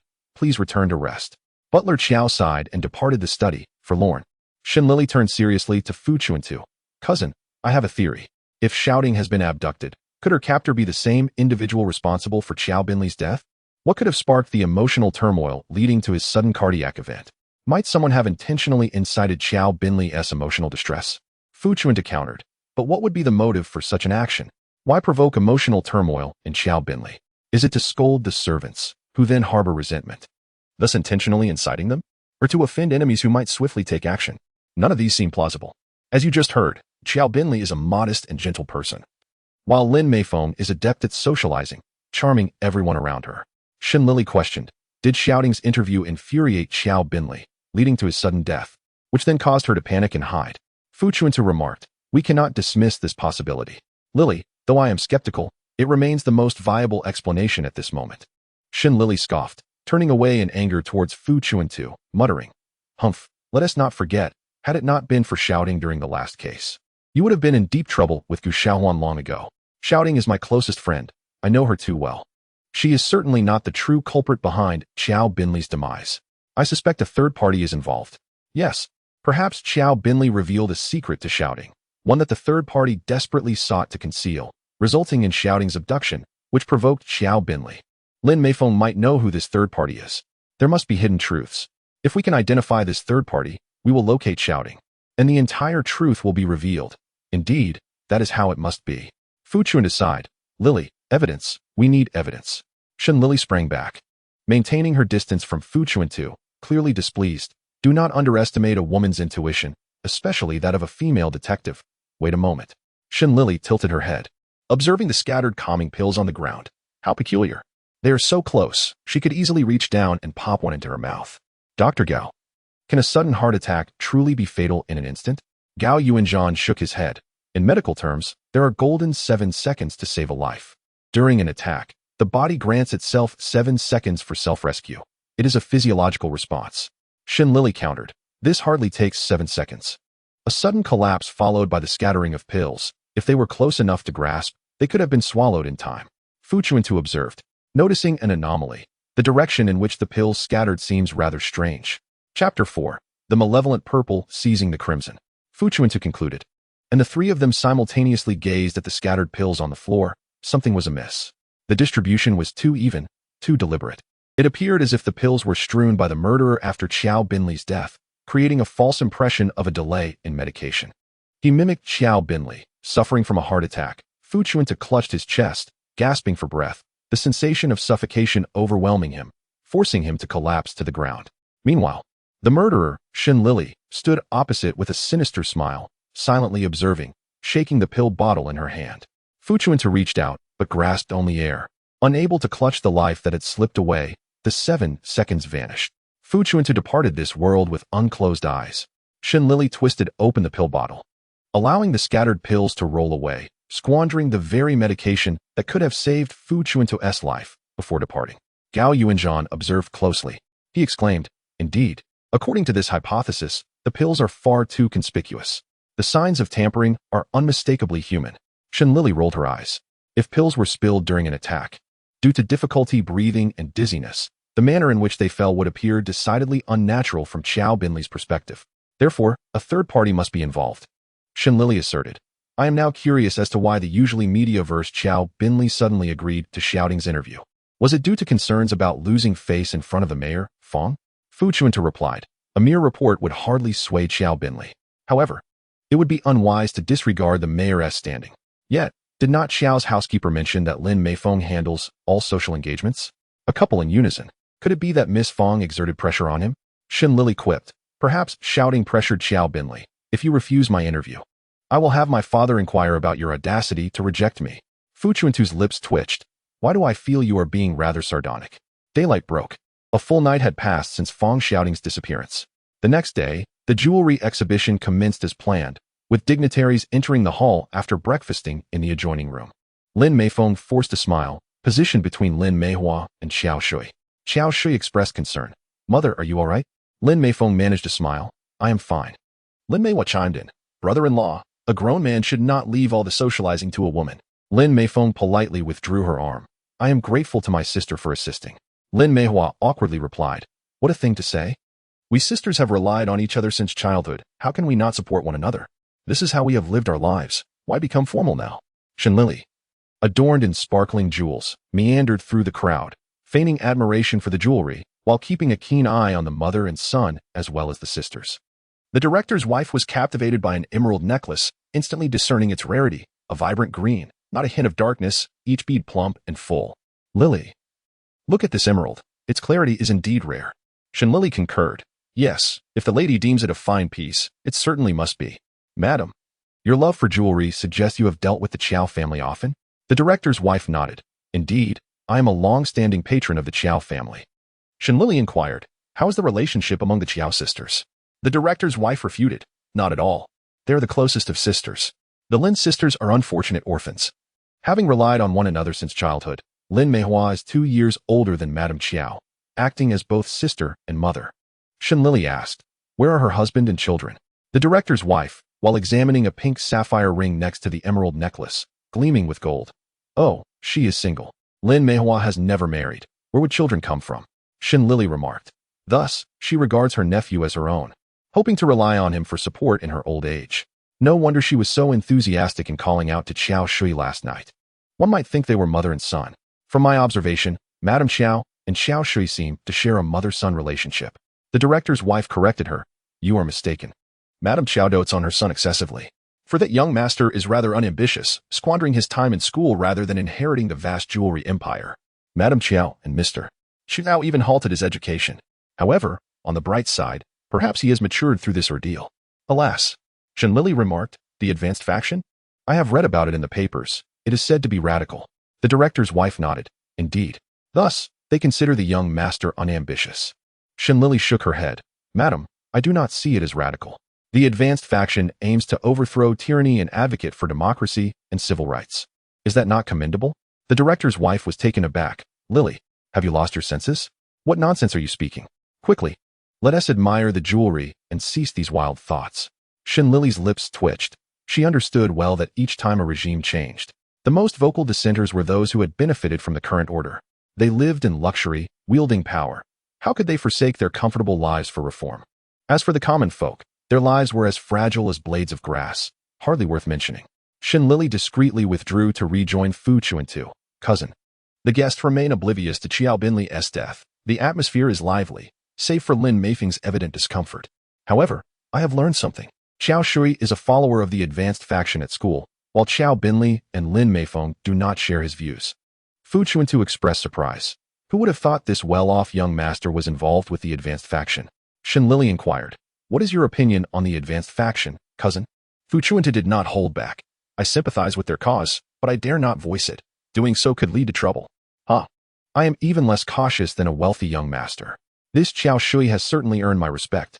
Thus, is it possible that Qiao Shui, steadfast in his beliefs, argued vehemently with Qiao Binli that day, provoking a heart attack in Qiao Binli out of frustration? Shen Lili pondered. This theory may apply to Qiao Binli's heart attack.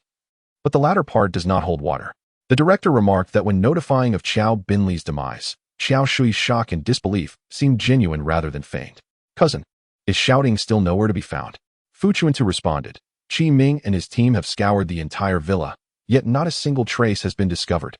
If this were to be revealed, many would believe that Miss Feng never set foot in the villa. Shen Lili interjected. The situation is becoming increasingly enigmatic. My intuition suggests that the breakthrough may lie with the Lin sisters and Qiao Shud. Their interactions are rather peculiar. Fu Chuntu stated. I shall report to the director and request individual summons. Without hesitation, Fu Chuntu proceeded, and the director readily supported the idea, speculating that the only trustworthy person in the Qiao family might be the butler. From my extensive experience, this butler has been unwaveringly loyal to Qiao Binli, Fu Chuntu affirmed. By midday, the jewelry exhibition had amassed considerable sales. The director's wife gritted her teeth and secured a stunning jade necklace, while other affluent ladies each obtained their coveted treasures. Some even engaged in subtle competitions over a diamond brooch. Lin Meifeng, feeling exhausted from the back and forth, announced the closure of the exhibition for the day, mentioning that afternoon entertainment would be prepared for everyone, and the next day's exhibition would feature the pièce d'argistance, the endless blue, a blue diamond exceeding 5 carats. Excitement filled the air as attendees returned to their rooms for a midday rest in enthusiastic clusters.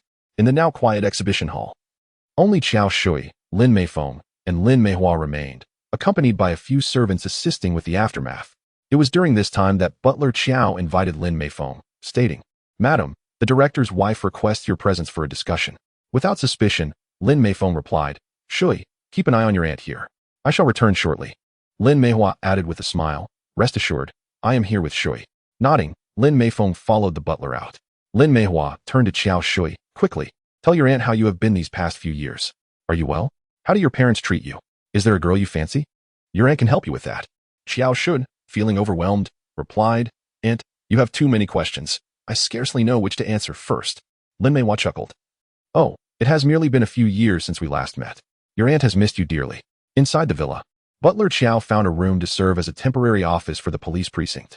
He brought Lin Meifeng in and knocked on the door, announcing, Detective Fu. Our madam has arrived. Lin Meifeng frowned. Butler Qiao. He replied, Madam, my loyalty to the master and mistress is as enduring as time itself. Detective Fu mentioned that the master's death was suspicious, and you wish to identify the culprit as swiftly as possible, correct? Lin Meifeng replied, Then why deceive me? The butler clarified, I am merely following Detective Fu's instructions. Lin Meifeng sighed and entered the room, where Shen Lili and Fu Chuntu awaited. Fu Chuntu greeted her, Madam Qiao. I apologize for taking up more of your time after a busy morning. Lin Meifeng replied, It's no trouble. What would you like to know? I will speak candidly. Fu Chuntu introduced Shen Lili. This is Miss Shen, a special consultant for the precinct. Shen Lili smiled, Madam Qiao. We have met before at the premiere of Farewell at the Long Pavilion hosted by Huaxing Film Company last year. Lin Meifeng suddenly recalled. Indeed, that did happen. Shen Lili continued, Interestingly, that premiere stirred quite a commotion, affecting all who attended. Those involved brought their misfortunes upon themselves, which is regrettable. However, the late Master Qiao is different. I have heard that you and your husband are benevolent and honorable, even praised by the director's wife. You are rare benefactors to your servants. Lin Meifeng smiled. We built our fortune from the ground up, having once been no different from our staff. Binli often reminded us not to forget the path we took to reach our current heights. Shen Lili remarked, Yet, one who has grown accustomed to a life of luxury may find it difficult to return to simplicity. The Progressive Party seems to be viewed with disdain in the Qiao household? Lin Meifeng questioned. What do you mean? Shen Lili elaborated. Young Master Qiao, a student at the Shanghai Academy of Fine Arts, joined the Progressive Party against your wishes. You and your husband applied pressure as parents, compelling him to resist, correct? Lin Meifeng immediately understood. Indeed. Binli and I opposed Shui's involvement with the Progressive Party. We believe that such struggles would lead to bloodshed, regardless of one's status. He insisted on dropping out to join the flight school in Tianjin, and this decision. We only have this one child. Miss Shen, I ask for your understanding regarding a parent's concerns. Chapter 5. The Malevolent Violet seizes the vermilion. I met Binli during our humble beginnings. He worked as a salesperson at a jewelry store while I was a cleaner there. Over time, we developed feelings for one another. Eventually, we saved enough to establish our own factory, marking the inception of our jewelry empire. As we aged, we were blessed with only this one child, and our lifelong efforts must be passed on.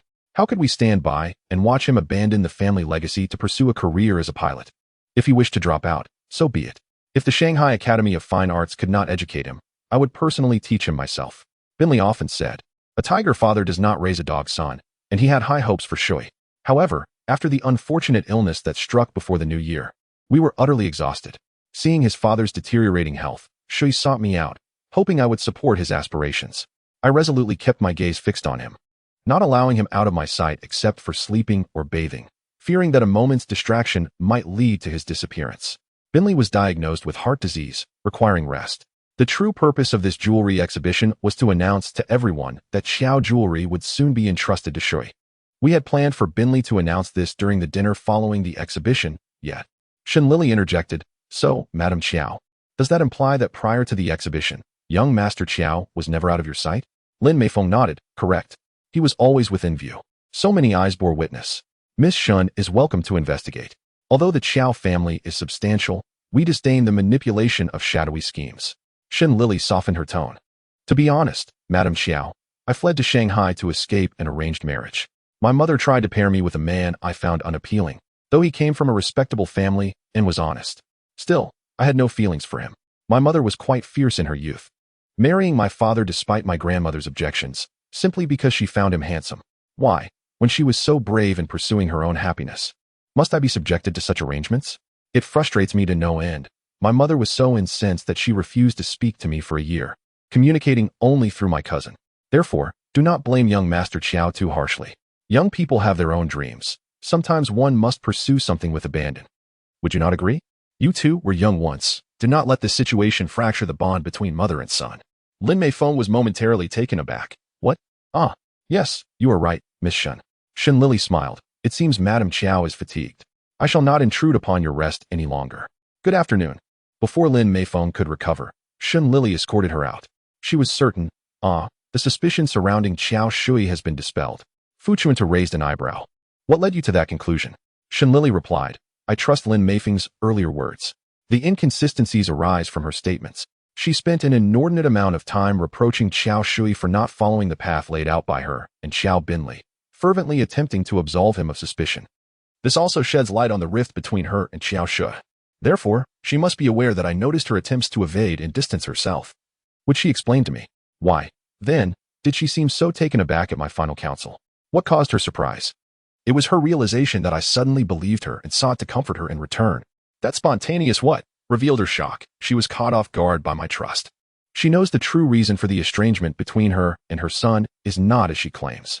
Thus, the one she truly seeks to protect is someone else entirely. Fu Chuntu inquired, Lin Meihua? Shen Lili suggested, let us inquire with Qiao Shui. At that moment, Qiao Shui was in his room, grieving. He could scarcely believe the sudden loss of his father, unable to accept the reality of such an abrupt departure. How could his father's presence have faded so quickly? He wept, and outside the door, the butler, hearing his muffled sobs, was overcome with sorrow and knocked gently, young master. Qiao Shui, with tear-stained eyes, feigned composure. Butler Qiao, can you tell me about my father? The butler nodded solemnly. Young master, I offer my condolences. The master's disappearance is peculiar. We must cooperate with the police to uncover the truth as soon as possible. Suddenly, Qiao Shui recalled, could it be Miss Fong from the mayor's family? She was the last to see my father. Butler Qiao replied, her suspicion cannot be dismissed, yet there is no evidence linking her to the case. Qiao Shui declared, if it is indeed her, I shall not let her escape. even if it leads to mutual destruction. Fueled by rage, Qiao Shui made his way to the temporary office. Fu Chuntu greeted him. Young Master Qiao, please accept my condolences. I apologize for interrupting your afternoon rest, but I have a few questions. Qiao Shui responded. I was just about to seek you out. Have you found any trace of Miss Fong? Shen Lili shook her head. None. However, young Master Qiao, I assure you that Xiaoding is not the true murderer of your father. Qiao Shui laughed in anger. Where is your evidence? Shen Lili replied. There is none at the moment. Qiao Shui retorted. Then why the fervent assurance? Is it simply because she is the mayor's daughter? Are you merely currying favor? Miss Shen, I once believed you were different from others, based on what I read about you in the newspaper. His words were laced with sarcasm and humiliation. Fu Chuntu was on the verge of anger, yet Shen Lili remained unfazed. I understand your feelings. After all, it appears you had a deep affection for your father. Despite his hindrances to your dreams, people label you as rebellious and inept, yet no one acknowledges your filial piety and respect. I owe you an apology. My demeanor during our first meeting was less than favorable. Qiao Shui was speechless, his face alternating between pale and flushed. I did not take it to heart. There is no need for such formalities. Shen Lili beamed. Really? Then thank you. Qiao Shui replied. You are welcome. Shen Lili continued. I admire you. As a young master, you still join the Progressive Party to strive for change in this era. Young Master Qiao, why do you wish to become a pilot? Qiao Shui's eyes sparkled. Because we currently lack this power, which leaves us vulnerable. What of being a young master or a commoner? We all walk on two legs. In life, there are two unchangeable facts. One is our birth, and the other is our parents. My parents were not wealthy. I merely had the fortune of being born 20 years later, at a time when they thrived. I am grateful to them for providing me with a life of affluence. Thus, I understand their concerns for me, yet I also have my own life. I wish to pursue my ideals just as they did in their youth. Shen Lili applauded. You truly bring honor to our youth. Qiao Shui, feeling shy, protested. No. I am but one among many. He then added, I heard you fled a marriage in Suzhou. In fact, I sought the director's wife to introduce us. Shen Lili exclaimed. What? That makes it even worse for you, as I didn't leave a good impression, which explains your subsequent indifference towards me. Qiao Shui, excited, replied. It is not too late now. We can still become good friends. He sighed. If only my father were alive to see that our generation is filled with such people. The light in Qiao Shui's eyes dimmed. Shen Lili sighed. Unfortunately, they do not understand us. Young Master Qiao, I am somewhat luckier. My cousin understands me well. Fu Chuntu, who had been observing nearby, interjected. Indeed, I understand. Qiao Shui lamented. Alas, you are indeed more fortunate. No one in my family comprehends me. Not even my dear aunt, who is the most caring. Shen Lili responded. My aunt is very fond of me as well. She guided me to Shanghai to seek refuge with my cousin. Your aunt likely fears you may never return. Qiao Shui explained. My aunt is knowledgeable and has been my mother's pillar since childhood. Without her, my mother would not be who she is today. I hold her in high regard and sought her assistance. She has always fulfilled my requests, yet this time, she firmly refused me. Shen Lili inquired. Oh. Qiao Shui continued. After I dropped out of art school, I was confined at home daily. With my father's deteriorating health before the jewelry exhibition, I feared my mother would be overwhelmed, so I asked my aunt to help. Shen Lili questioned. What? Your aunt does not live with you? Qiao Shui confirmed. Yes, my aunt resides in Hangzhou. Their ancestral home is there. Shen Lili asked. Oh, is your aunt unmarried? Qiao Shui replied. Indeed. While raising my mother, my aunt did nearly all the work. I heard she even saved up my mother's dowry. Later, when my mother moved to Shanghai and met my father, my aunt returned to Hangzhou, content with her life. However, she visits Shanghai annually. Shen Lili mused. Then your father became successful. Your aunt has also somewhat reaped the rewards of her hardships. Qiao Shui affirmed. Yes. She often reflects on living up to her late father's expectations. Since she is unmarried and has no children, she treats me particularly well, better than my own parents. My mother often says we must be filial to my aunt and care for her in her old age. Shen Lili was moved. What a deep sisterly bond. With your father's sudden passing, your mother is heartbroken. You must console her and ensure she does not succumb to her sorrow. Qiao Shui pondered. In the past, my indifference was due to my own concerns. However, after my father's death, I no longer have the luxury to think of myself and have begun to care. It seems my aunt's attitude towards my mother has grown less warm and affectionate than before. I have upset my parents, and they harbor grievances. I understand. Yet my aunt has not assisted me. I shall not blame her. Shen Lili remarked. Your aunt arrived just before the jewelry exhibition, correct? Qiao Shui affirmed. Yes. My father personally taught me, confining me in the study to ponder design sketches, while my mind was elsewhere. I often argued with him, making him quite ill. The cold lingered for quite some time, and then preparations for the jewelry exhibition began, prompting my aunt's arrival. Shen Lili speculated. Perhaps there are matters you remain unaware of? Xiao Shud exclaimed. Are you suggesting like a glitch from a script or film? That is impossible. My parents supported each other through thick and thin. Moreover, my aunt has lived in Hangzhou for years. Shen Lili cautioned, do not be so agitated. We are merely speculating. Without any evidence. Xiao Shud retorted, evidence is not difficult to obtain. The Qiao family has hundreds of servants, with countless eyes to witness. How could anything transpire unnoticed beneath their watchful gaze? Miss Shen, you should hasten to find evidence to exonerate Miss Fong and cease wasting time on futile thoughts. Shen Lili squinted and smiled, understood. Chapter 6. The malevolent purple seizes the crimson after bidding farewell to Qiao Shui. Shen Lili paced back and forth in the room. A tale of sisterly affection, an inexplicable disappearance, a conspiracy to commit murder. Based on my experience, disparate events occurring simultaneously at the same location are likely interconnected. We just have yet to identify the crucial link that binds them together. Having learned from past experiences, Fu Chuntu wholeheartedly agreed with Shen Lili's assessment. Should we inquire about Lin Meihua? Shen Lili shook her head. Not for now. She paused and stated deliberately, I suspect her. In the absence of evidence, one can only rely on conjecture. I suspect that something must have transpired between Lin Meihua and Xiao Binli, leading to Lin Meifeng's drastic change in attitude towards her. There are two possibilities. First, they engaged in clandestine dealings that Lin Meifeng discovered, resulting in Xiao Binli's murder. Second, Shen Lili's large eyes darted about, indicating that this was her brainstorming moment. Either she would concoct a scheme to ensnare someone, or her imagination would run wild, which proved true. Second, Lin Meihua is hiding something from both Lin Meifeng and Xiao Binli, which was uncovered by Xiao Binli. This secret was then relayed to Shouting, and subsequently, Xiao Binli met his demise, while Shouting vanished. Fu Chuntu felt a chill run down his spine. Was the temperature at the mountaintop inherently low? Despite having witnessed countless betrayals and conspiracies, this statement sent shivers through him. If Xiao Binli knew, it meant Lin Meifeng was also aware. The moment she learned of Xiao Binli's death, she would have deduced who the culprit was. Cousin, if my speculation is correct, what do you think will unfold next? The bond between Lin Meifeng and Lin Meihua, two sisters, was but a thin veil, each fully aware of the other's presence. Yet, the decision to pierce this veil rested solely with Lin Meifeng. She, mindful of their deep sisterly affection, resolved to conceal two truths. First, that Xiao Binli had died due to an accident, and second, to find a scapegoat, Miss Fong. Indeed, if Shouting failed to appear at the Fong residence before dinner tomorrow, the Qiao family would bear the consequences. They were likely anxious at this very moment. Cousin, we must uncover this secret before they enact their plan. Otherwise, we shall be at a disadvantage. What are your thoughts? I wish to first inspect Xiao Binli's study. Let us go. Fu Chuntu led Shen Lili to the study, having already acquired the key. Shen Lili, feeling furtive, pressed against the wall, moving swiftly before slipping inside. Fu Chuntu, puzzled, inquired, what are you doing? Shen Lili patted her chest, exclaiming, I am relishing the sensation of being a spy.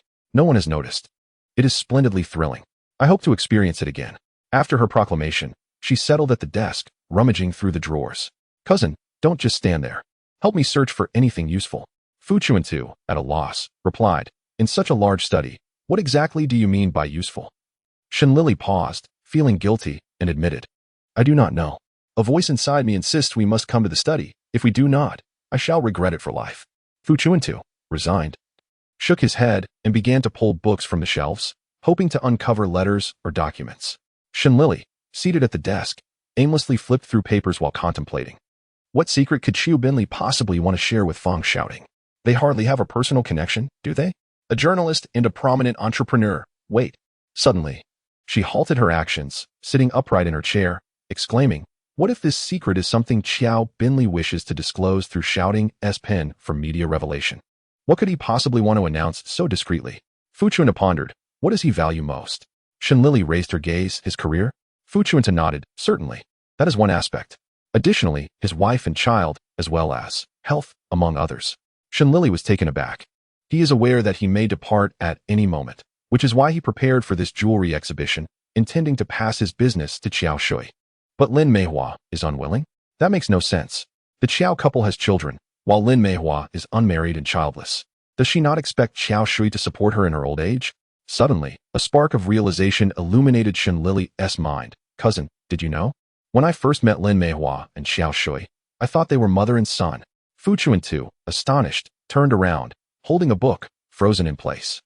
The revelation that Xiao Binli discovered Xiao Shu was not his and Lin Meifeng's son, but rather Lin Meihua's, elucidated Lin Meifeng's distant attitude toward Lin Meihua and the awkward relationship with Xiao Shui. It explained the true purpose of the jewelry exhibition. It was not to hand over the business to Xiao Shui, but to declare to the world that the rightful heir was someone else entirely. It clarified Xiaoting's disappearance and Lin Meifeng's motive for murder.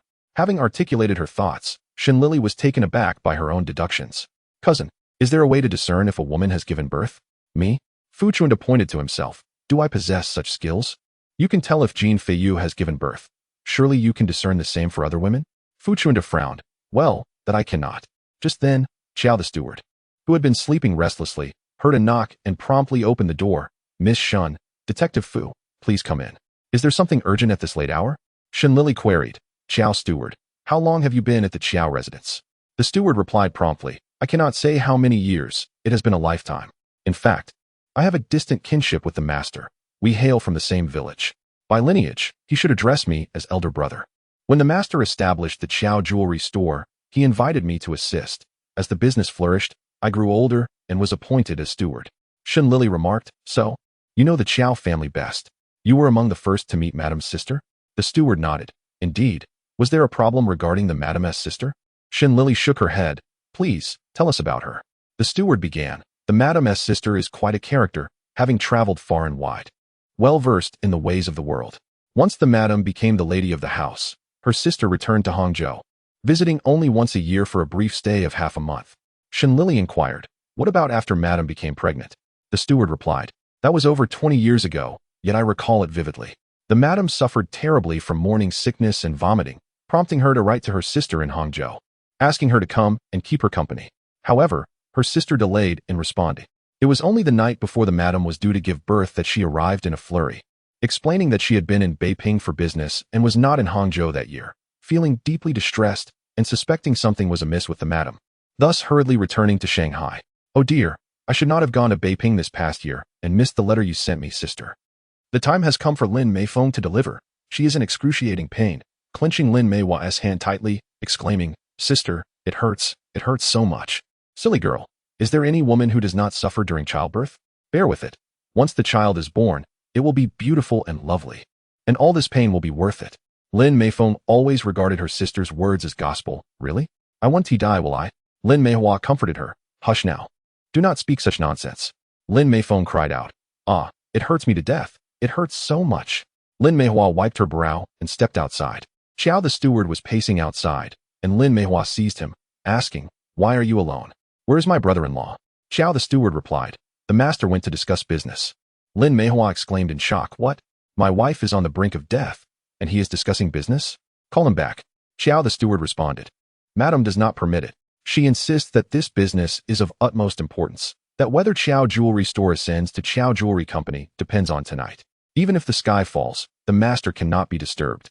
Who could have known that madam would go into labor after dinner? Thankfully, you arrived just in time. Lin Meihua pressed. Is it truly that crucial? Qiao the steward affirmed. Indeed, a company from the South Seas is placing a substantial order. Lin Meihua pondered. If this succeeds, my sister and nephew will have a good life.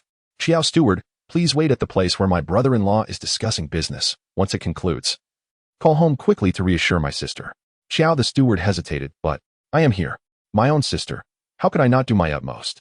Qiao the steward replied, that is not what I meant. I shall go at once. I leave everything here to you, sister. Lin Meihua nodded in agreement. Hurry along.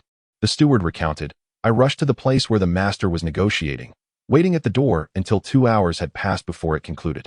The master emerged, beaming, and I knew it had succeeded. Elder brother, what brings you here? Has Meifeng encountered any trouble? Oh dear, my sister is about to give birth. Binli, you are to become a father. What? The young Qiao Binli's face reflected a mix of joy and surprise. Following him was a South Sea merchant speaking broken Mandarin. Congratulations, Master Qiao. Overjoyed, Qiao Binli hurriedly thanked him and rushed home with Qiao the steward. Inside, it was eerily quiet. Had she already delivered? Qiao Binli sensed something amiss and pushed open the door, heading straight to the bedroom. Lin Meifeng lay in a faint, while Lin Meihua sat at the bedside, cradling a boy. tenderly caressing his small face, tears streaming down her cheeks. "Elder sister, you have returned? What transpired?" Xiao Binli paused, then politely replied, "All went smoothly." "Thank you, elder sister." Lin Meihua's eyes sparkled with joy. "Wonderful. Come quickly, see your son. This little one is truly blessed. He has brought you fortune from the moment he was born. Congratulations, brother-in-law. It's a double joy." Xiao Binli carefully took the infant from Lin Meihua's arms. Sensing the unfamiliar atmosphere, the baby wrinkled his face and began to cry. Lin Meihua approached, saying, "This little fellow has such a loud cry. Be good. This is your father." Xiao Binli felt a mix of pride and embarrassment as he held the child close to the bed, gazing tenderly at the slumbering Lin Meifeng. "I am late." "You have suffered, Meifeng." Lin Meihua quietly withdrew. "I stood at the door, witnessing the joy of the master. The mistress called me out, asking me to prepare a room for her, as she would care for the mistress during her confinement." Chapter 7. The dark takes the bright. Lin Meihua settled into the Qiao household. The next day, Lin Meifeng awoke, and Xiao Binli entered with a spoon. Filled with delight. "You're awake?" Tears welled in Lin Meifeng's eyes. "Where's the child?" Xiao Binli replied, "The child is with my elder sister. He just fell asleep." Lin Meifeng urged, "Sister, quickly, I want to see you and the baby." Xiao Binli set down the spoon and called for Lin Meihua and the child. In just one night, it felt as though a lifetime had passed. Lin Meifeng had transformed from a young bride into a mother. She had given birth to a child. A vibrant life. The echo of Lin Meifeng's voice before her unconsciousness resonated in her mind. Upon seeing her lovely child, everything felt worthwhile. Indeed, it was worthwhile. Lin Meifeng felt a great sense of peace as she poked her son's face, but the child merely furrowed his brow and pouted, refusing to awaken. With a child, a husband, and a sister, I am fulfilled. Yet, this fulfillment feels unreal. Lin Meihua felt a pang of bittersweet emotion. Look, having a child makes everything sufficient. Even I come last. She decided not to feel jealous of her nephew. Lin Meifeng reached out, playfully shaking Lin Meihua's hand. "Sister." Lin Meihua tenderly tucked her sister's hand back under the covers. "All right, I understand. Alas, I owe you an apology." Lin Meifeng inquired, "Sister, how could you go to Beiping without telling me? I sent a letter to Hangzhou but received no reply, and I was worried about you." Lin Meihua's gaze momentarily reflected the weight of experience. "You know me too well. I am not the kind of person who can stay put. I have always wanted to visit Beiping, and a friend was going there, so I thought I would stay a few days and return. Little did I know. I found a business opportunity and ended up staying for a whole year. We sisters are of one heart. Just the other day while eating, I suddenly felt uneasy and suspected something was wrong with you, so I hurried back to Shanghai, just in time to catch your labor last night." "Goodness. What a close call." Lin Meifeng asked. "So, will you still go to Beiping?" Lin Meihua replied, "Perhaps, but I'm not certain. In any case, I will not leave until after your confinement." This care was truly hands-on. Lin Meifeng's confinement was quite comfortable, with little Qiao Shui almost always in Lin Meihua's arms. "Sister-in-law, I heard from Master Qiao that this order is crucial. Leave the household matters to me. You just focus on bringing prosperity to my sister and nephew." Lin Meihua stood in the courtyard, basking in the sun while holding the baby, her words deeply moving Xiao Binli. As he left for the shop, even Steward Xiao couldn't help but exclaim, "Sister-in-law is truly capable. An unmarried young lady can care for a child with such ease. She knows so much. Look how visibly healthier my sister has become, and even the nephew is larger than ordinary children." Xiao Binli remarked, "Meifeng was raised by my elder sister. She has experience." Shen Lili, having overheard this, shared a knowing glance with Fu Chuntu. Before the passing of Boss Qiao, were there any abnormalities? None. The master was as usual, though he spoke even less than before, spending all day locked in his room designing. And Madame Qiao? Madame was the same, when not socializing. She would stay in the study with the master, one reading, the other sketching. As they prepared to take their leave, Steward Qiao, perplexed, asked, "Miss Shen, have you discovered something? Please do not keep it from me." Shen Lili reassured him, "Rest assured, Steward Qiao, if we require your assistance, we will surely let you know." Shen Lili and Fu Chuntu departed, not returning to their room, but heading outside the villa. In the dead of night, the dark mountains loomed like monstrous jaws, swaying in the wind, producing a chilling rustle. Gazing at the night sky, the evening stars mirrored their gaze. Shen Lili mused, over 20 years ago, Lin Meihua encountered a man who professed his love for her. She believed him and followed him to Beiping without hesitation. She bore him a child, Qiao Shui. Upon returning to Shanghai, she discovered Xiao Binli was on the rise, and her selfishness led her to switch the children. Qiao Shui enjoyed a life of luxury for over 20 years. This year, Xiao Binli fell ill and uncovered the truth, erupting in fury. He used a jewelry exhibition to invite Lin Meihua and, through journalist Xiao Ting's pen, announced this secret. Once exposed, Lin Meihua's carefully orchestrated fortune for Qiao Shui would be returned. The only way to prevent this from happening is through the death of Qiao Binli and the disappearance of Fang Shouting. And Lin Meifeng, being the sister, shares a bond of kinship. Even if Qiao Shui is not her son, he is still her nephew, connected by blood and thus controllable. Fu Chuntu took over from Shen Lili, continuing, should we devise a plan to validate our suspicions? Shen Lili replied, tomorrow, the jewelry exhibition concludes, and after the banquet, the guests will depart. We do not have time to investigate the whereabouts of the Qiao family's children, nor to search for evidence one by one. Therefore, we must draw the snake out of its hole. Exhausted, Shen Lili and Fu Chuntu worked tirelessly through the night before returning to their respective rooms to rest. Just before sleeping, Fu Chuntu specifically asked Qi Ming, have you not yet found Miss Fang? Qi Ming shook his head in frustration. No. The next morning, sunlight flooded Qi Mountain, and the much-anticipated jewelry exhibition commenced. The dazzling, endless blue sparkled under the sun, reflecting an unapproachable brilliance. So beautiful. The director's wife sighed helplessly. It's just too expensive. We can't afford it. The director accompanied her, genuinely lacking the means. The previous day's emerald necklace had nearly emptied his wallet. Yet his wife's longing gaze remained fixed on a diamond ring. Shall I speak with Madame Qiao about the price? The director's wife, with her sparkling eyes filled with hope, asked, can I? The director gritted his teeth. Don't we have no competitors? Everyone seems too intimidated by the price to even look. Indeed, what are the wealthy ladies doing? Why aren't they admiring the jewelry? They're clustered together, whispering. The director, puzzled, strained to listen, nearly fainting at the revelation. The Qiao family is truly bold. Amidst such turmoil, they still hold an exhibition? Miss Fang interviewed Boss Qiao, and then he died. The person has vanished. My heavens. It's enough to make one's imagination run wild. Wasn't Boss Qiao well regarded?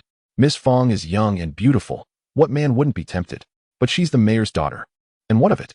Once Boss Qiao is dead, the mayor's daughter is of no consequence. Murder demands retribution. People have disappeared without a trace. Oh, stop your wild speculation. What if it's not as you think? Their hushed voices buzzed, as if the jewels at the exhibition had become mere spectators, shimmering in the background while straining to listen. The director, agitated, exclaimed, who told you this? What audacity to fabricate such stories. The wealthy ladies fell silent and scattered like startled birds. However, rumors spread rapidly. Soon, the entire mountaintop villa, even the wild beasts in the mountains, were aware. Fang Shouting had killed Boss Qiao and fled in fear of the law. Shen Lili did not attend the jewelry exhibition. She stood at her door, listening to the servants' gossip, before turning back into her room and shutting the door. Fu Chuntu idly fiddled with the roses in a vase, waiting for Qiao Shui's arrival. I hope nothing remains unfulfilled. Moments later, Qiao Shui rushed in, demanding accountability. Miss Shun, Inspector Fu. What more is there to say at this juncture? Fu Chuntu replied, is it not the habitual style of young Master Qiao to act upon hearsay? Qiao Shui scoffed. Then present the evidence. Where's Miss Fang? Come forth and tell us that my father's death has nothing to do with her. Fu Chuntu gestured for him to sit. Come, let us discuss this calmly. Meanwhile, Lin Meihua had also heard the rumors and hurried to Qiao Shui's room. She knocked, but there was no response, so she pushed the door open. Shui. The windows were wide open, the mountain breeze billowing the curtains, and on the desk lay ink that had yet to dry. My father died with unfulfilled desires. I must avenge him. Lin Meihua felt darkness envelop her and nearly collapsed, shouting help. Someone please. Servants rushed in. What happened? Lin Meihua exclaimed. Quickly, pursue the young master. He has fled. She dashed out, heading straight to Lin Meifeng's room, clutching a piece of paper and interrogating her. Sister, did you do this? Lin Meifeng frowned. What are you talking about? She took the paper, glanced at it, and was equally shocked. Hurry, pursue him. Lin Meihua scoffed. Are you still pretending? Huh. Sister, I am your elder sister. How can you deceive me? I warn you, should Shui come to harm, do not blame me for breaking our pact. Lin Meifeng's face flushed with anger. You are unreasonable. Lin Meihua, I have been exceedingly patient. If you dare to breach our agreement, I will ensure our mutual destruction. After all, the police station is right here. Lin Meihua threatened. You dare? Lin Meifeng, unafraid, retorted. That depends on whether you dare first. Lin Meihua calmed herself and began to ponder. If it was not you, then who could it be? Lin Meifeng coldly remarked. The police station, that special consultant, Shen Lili, is quite astute. Lin Meihua dismissed her words. Just a mere girl. What can she accomplish? Lin Meifeng, incensed, shot back. A mere girl? Huh. Sister, do not forget, you were once a mere girl yourself. Yet you made quite an impact. You look down upon mere girls? No wonder. She nearly spat the words with venom. Lin Meihua interrupted impatiently. Is it truly not you? Lin Meifeng turned her head away. Scoffing, I am not as cold-hearted as you. Lin Meihua softened her tone. Sister, I misunderstood you. My concern led to confusion. Shui is innocent. Lin Meifeng disdainfully shut her eyes. Outside, Qi Ming stealthily departed, relaying the information to Fu Chuntu and Shen Lili in the temporary office. The situation unfolded precisely as described, devoid of embellishments. Shen Lili sipped her milk, swallowing it heartily, then turned to the dazed Xiao Shui with concern. Are you all right? Xiao Shui head bowed, raised his weary face after a moment. I am fine. I can endure. Chapter 8. The wicked purple dethrones the red. Shen Lili set down her milk bowl, wiped her mouth, and began to elucidate Qi Ming's words. You must have a cousin. She is your biological parent's true child, who was replaced by your aunt and you at birth. The clue to this hypothesis comes from Mrs. Chiao's remark. Look down upon mere girls? No wonder. No wonder what? No wonder a girl was swapped for a boy. Had it been a boy exchanged for a boy, your aunt might not have made such a decision in an instant. After all, she is but a girl. Your cousin was never raised by your aunt. I suspect she was sent away by your aunt. Mrs. Chiao's statement, I am not as heartless as you, holds myriad possibilities. Xiao Shui nodded. Your analysis is quite insightful. Shen Lili observed that Xiao Shui was not overly disturbed and continued. After your father's demise, your mother almost immediately discerned who the murderer was. However, your aunt proposed a pact. As long as she remained patient and allowed you to be the sole heir of the Chiao family, she would inform you of your cousin's whereabouts. The life of the only daughter rests in the hands of another. One must comply. This patience, this agreement, implies that Mr. Chiao indeed died by accident, while Fang Shouting remains missing, quietly departing to the Fang family post-jewelry exhibition. After all, Fang Shouting, the murderer, has been established. The Chiao family is willing to remain silent, burdened by the guilt of humanity, while the Fang family seems to hold the upper hand, allowing the matter to fade into obscurity until the world forgets her. Fu Chuntu nodded, and you will become the new steward of the Chiao family. The truth surrounding Mr. Chiao's death will eventually be obscured by your aunt and mother, dissipating with time. Xiao Shui lamented. But we still have no news of Miss Fang. Is she in danger? Fu Chuntu offered a hint of comfort. If Miss Fang is indeed in peril, then you must realize that your true mother will face legal consequences, with irreparable repercussions. Shen Lili pressed on. She, who cherished you so dearly, could bear the weight of lives for you. You would fall from grace. No longer the respected young Master Chiao. Life is long. You are still young, and you must come to terms with this. Xiao Shui's ears buzzed, his mind exploding with the revelation. For the sake of his own desires, would he trample upon the lives and reputations of the innocent, continuing to brazenly enjoy this life stolen from another? Xiao Shui murmured, I am not innocent. All that belongs to me should have belonged to my cousin, whom I have never met. Where is she? Is she happy or suffering? It is profoundly unjust. Shen Lili and Fu Chuntu listened, their emotions surging internally, silently awaiting Xiao Shui's response. I have come to a clear conclusion. If my prosperity comes at the cost of 2 women's lives, my conscience will be troubled. Shen Lili rejoiced but felt even more guilty. I never anticipated you would be such a person. I was blind to your character. My initial unfriendliness was unwarranted. I apologize once more. Xiao Shui, unfazed, replied. So what comes next? Lin Meihua paced back and forth in Lin Meifeng's room. Lin Meifeng leaned her forehead against her arm, dozing on the sofa. Suddenly, Xiao Butler rushed in. Madam, this is bad. Lin Meifeng's eyes flew open. Did the young master fail to catch him? Lin Meihua, tense, asked, is something wrong? Xiao Butler panted. The young master. He has been found, but it was not by our people. Lin Meihua sighed in relief. As long as he is found, that is good. Lin Meifeng inquired cautiously. Was it the police who found him? Xiao Butler nodded. Yes. Lin Meihua exclaimed. The police are quite efficient. Now that he has returned, prepare a token of gratitude to send to them. But what of the eldest son? Is he well? I will go check. Xiao Butler remained still. Madam. Lin Meifeng, furious, interjected. Xiao Butler, you may leave us. Xiao Butler sighed and exited. Lin Meihua, puzzled, asked, why do you stop me? Lin Meifeng replied sternly. Can you not see? We have both fallen into a trap, ensnared by the police. This has been a setup from the very beginning. Lin Meihua gasped. What do you mean? Lin Meifeng continued. Sister, you are foolishly clever yet truly dim. I warned you. That girl from the police station should not be underestimated. She has unearthed numerous scandals among the powerful in Shanghai, and you still doubt? Do you truly believe your petty schemes can escape her notice? She has seen through you long ago. Lin Meihua remained skeptical. Sister, are you overreacting? Lin Meifeng sneered. Oh? Consider this. Where did the rumors originate? From the police. They spread the rumors, forcing Shui to descend into vengeance, then swiftly gathered evidence to capture him. What do you suppose their goal is? Lin Meihua awakened to the truth, cold sweat trickling down her back. What a devious girl. How terrifying her schemes. I truly underestimated her. What shall we do now? Lin Meifeng, detached, replied, Sister, what were you doing all along? You have wronged me, wronged Binli, and wronged Shui. Now you seek my help.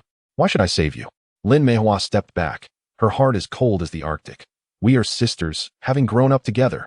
Without me, who would you be now? You have become prosperous, looking down upon those who toiled and nurtured you, who cultivated and supported you. Lin Meifeng turned her face away. Lin Meihua laughed heartily. And what of your daughter? Do you not care for her? Lin Meifeng, I will help you one last time. From then on, our sisterly bond was severed. Lin Meifeng and Lin Meihua arrived at a temporary office. Qiao Shui sat with his hands being warmed, while Fu Chuntu and Shen Lili sat across from him, inquiring, caught in the act, do you confess? Qiao Shui scoffed. I do not. Be silent. Just then, Lin Meifeng and Lin Meihua burst through the door, with Qi Ming nodding at Fu Chuntu. Well, boss, we couldn't stop them. Fu Chuntu waved his hand, instructing Qi Ming to close the door. Lin Meihua rushed toward Qiao Shui, tears streaming down her face. Foolish child, what have you done? After years of maternal affection, seeing Qiao Shui's reckless demeanor softened Lin Meifeng's heart.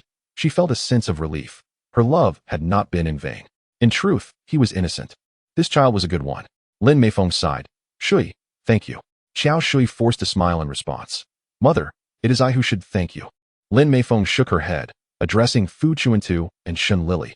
Detective Fu, Miss Shen, what is it that you seek? Fu Chuntu was taken aback by Lin Meifeng's directness, while Shen Lili found it delightful. Mrs. Qiao is indeed clever. Let us speak plainly. A life for a life. I want Feng Xiaoding returned safely. Lin Meifeng glanced at Lin Meihua, who remained lost in her sorrow, unable to speak, gripping Qiao Shui's hand tightly. You are scaring me. Enough to scare your aunt. Qiao Shu coldly demanded. Where is Miss Feng?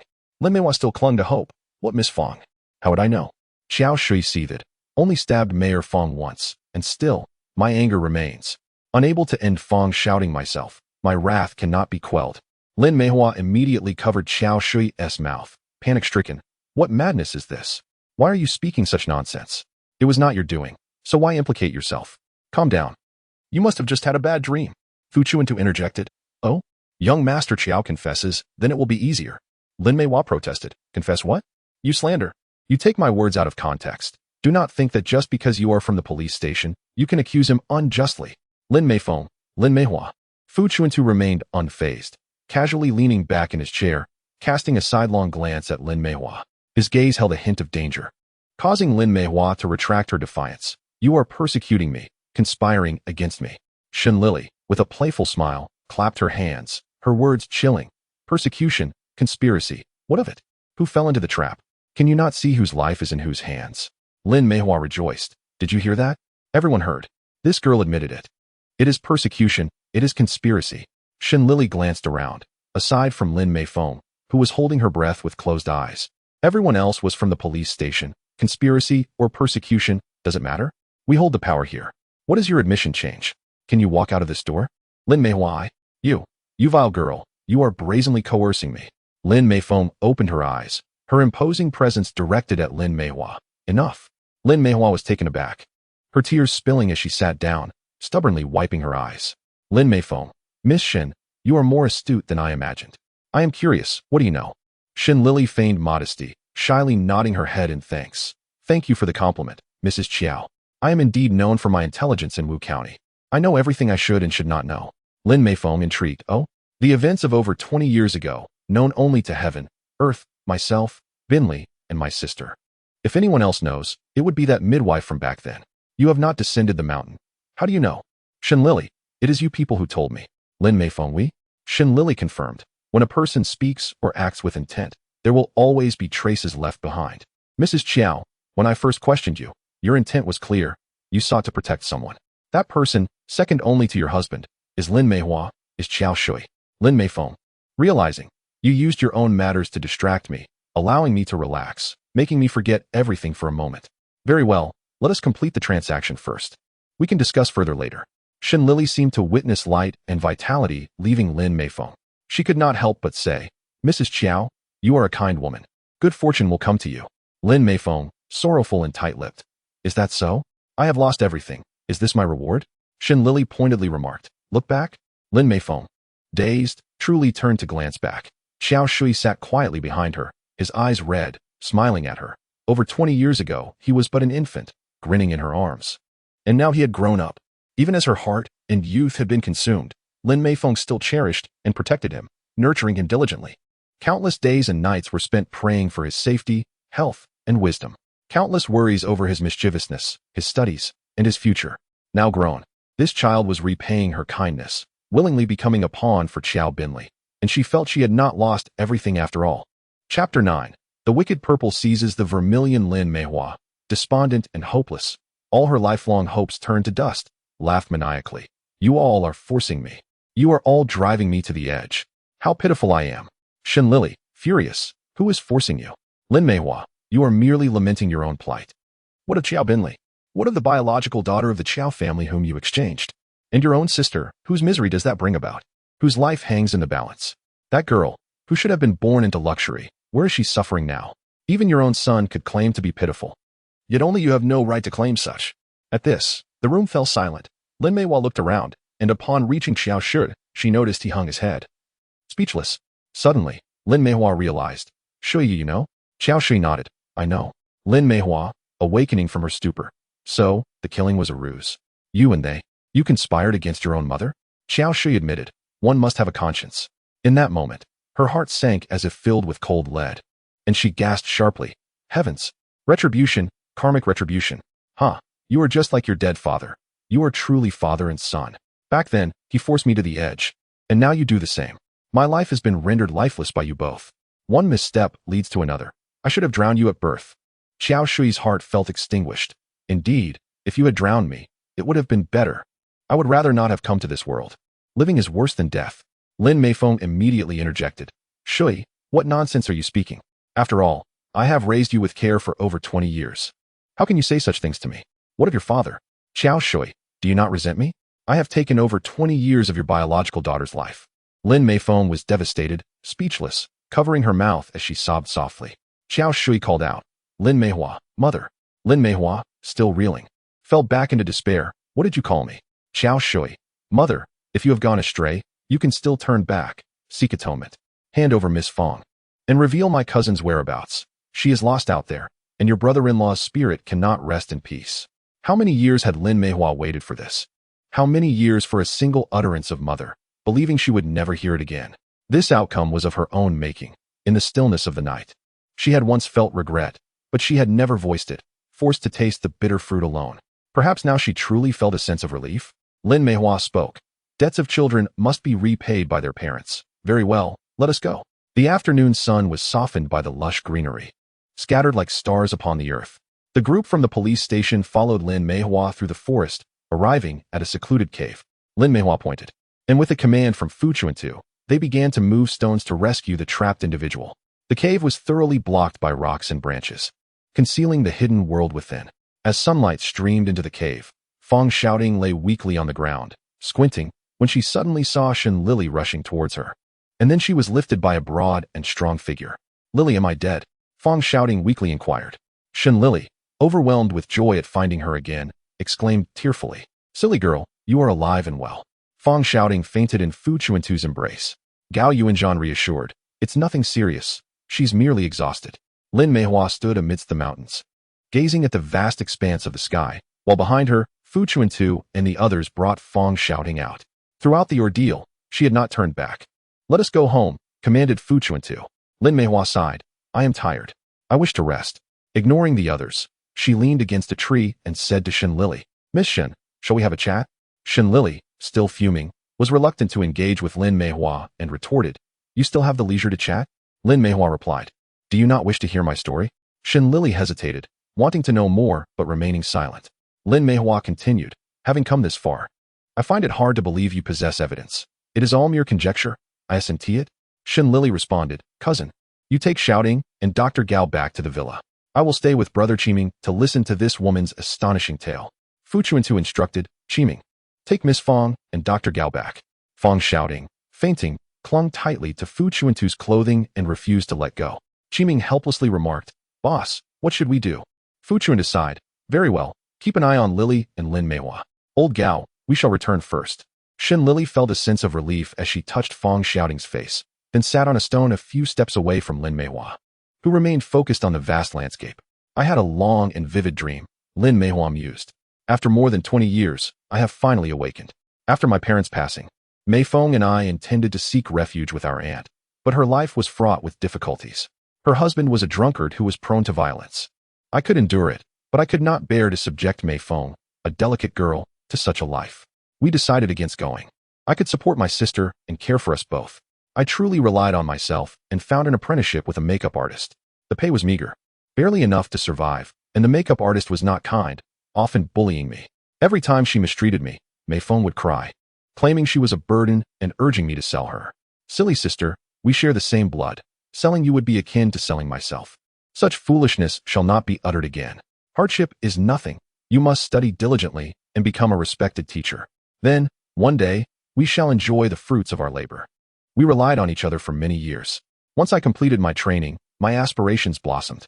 I yearned to open my own makeup shop. When my master learned of this dream, she beat me and demanded I swear to abandon such fantasies, claiming I would steal her business, and subsequently cast me out.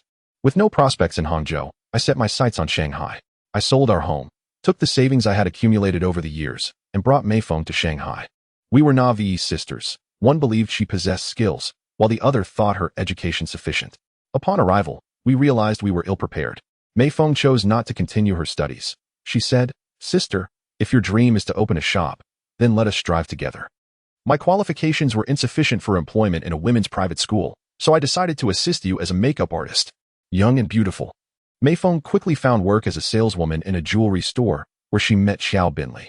As for me, although I was also attractive, I lacked knowledge and cycled through various positions. Over time, I gained considerable experience and broadened my horizons.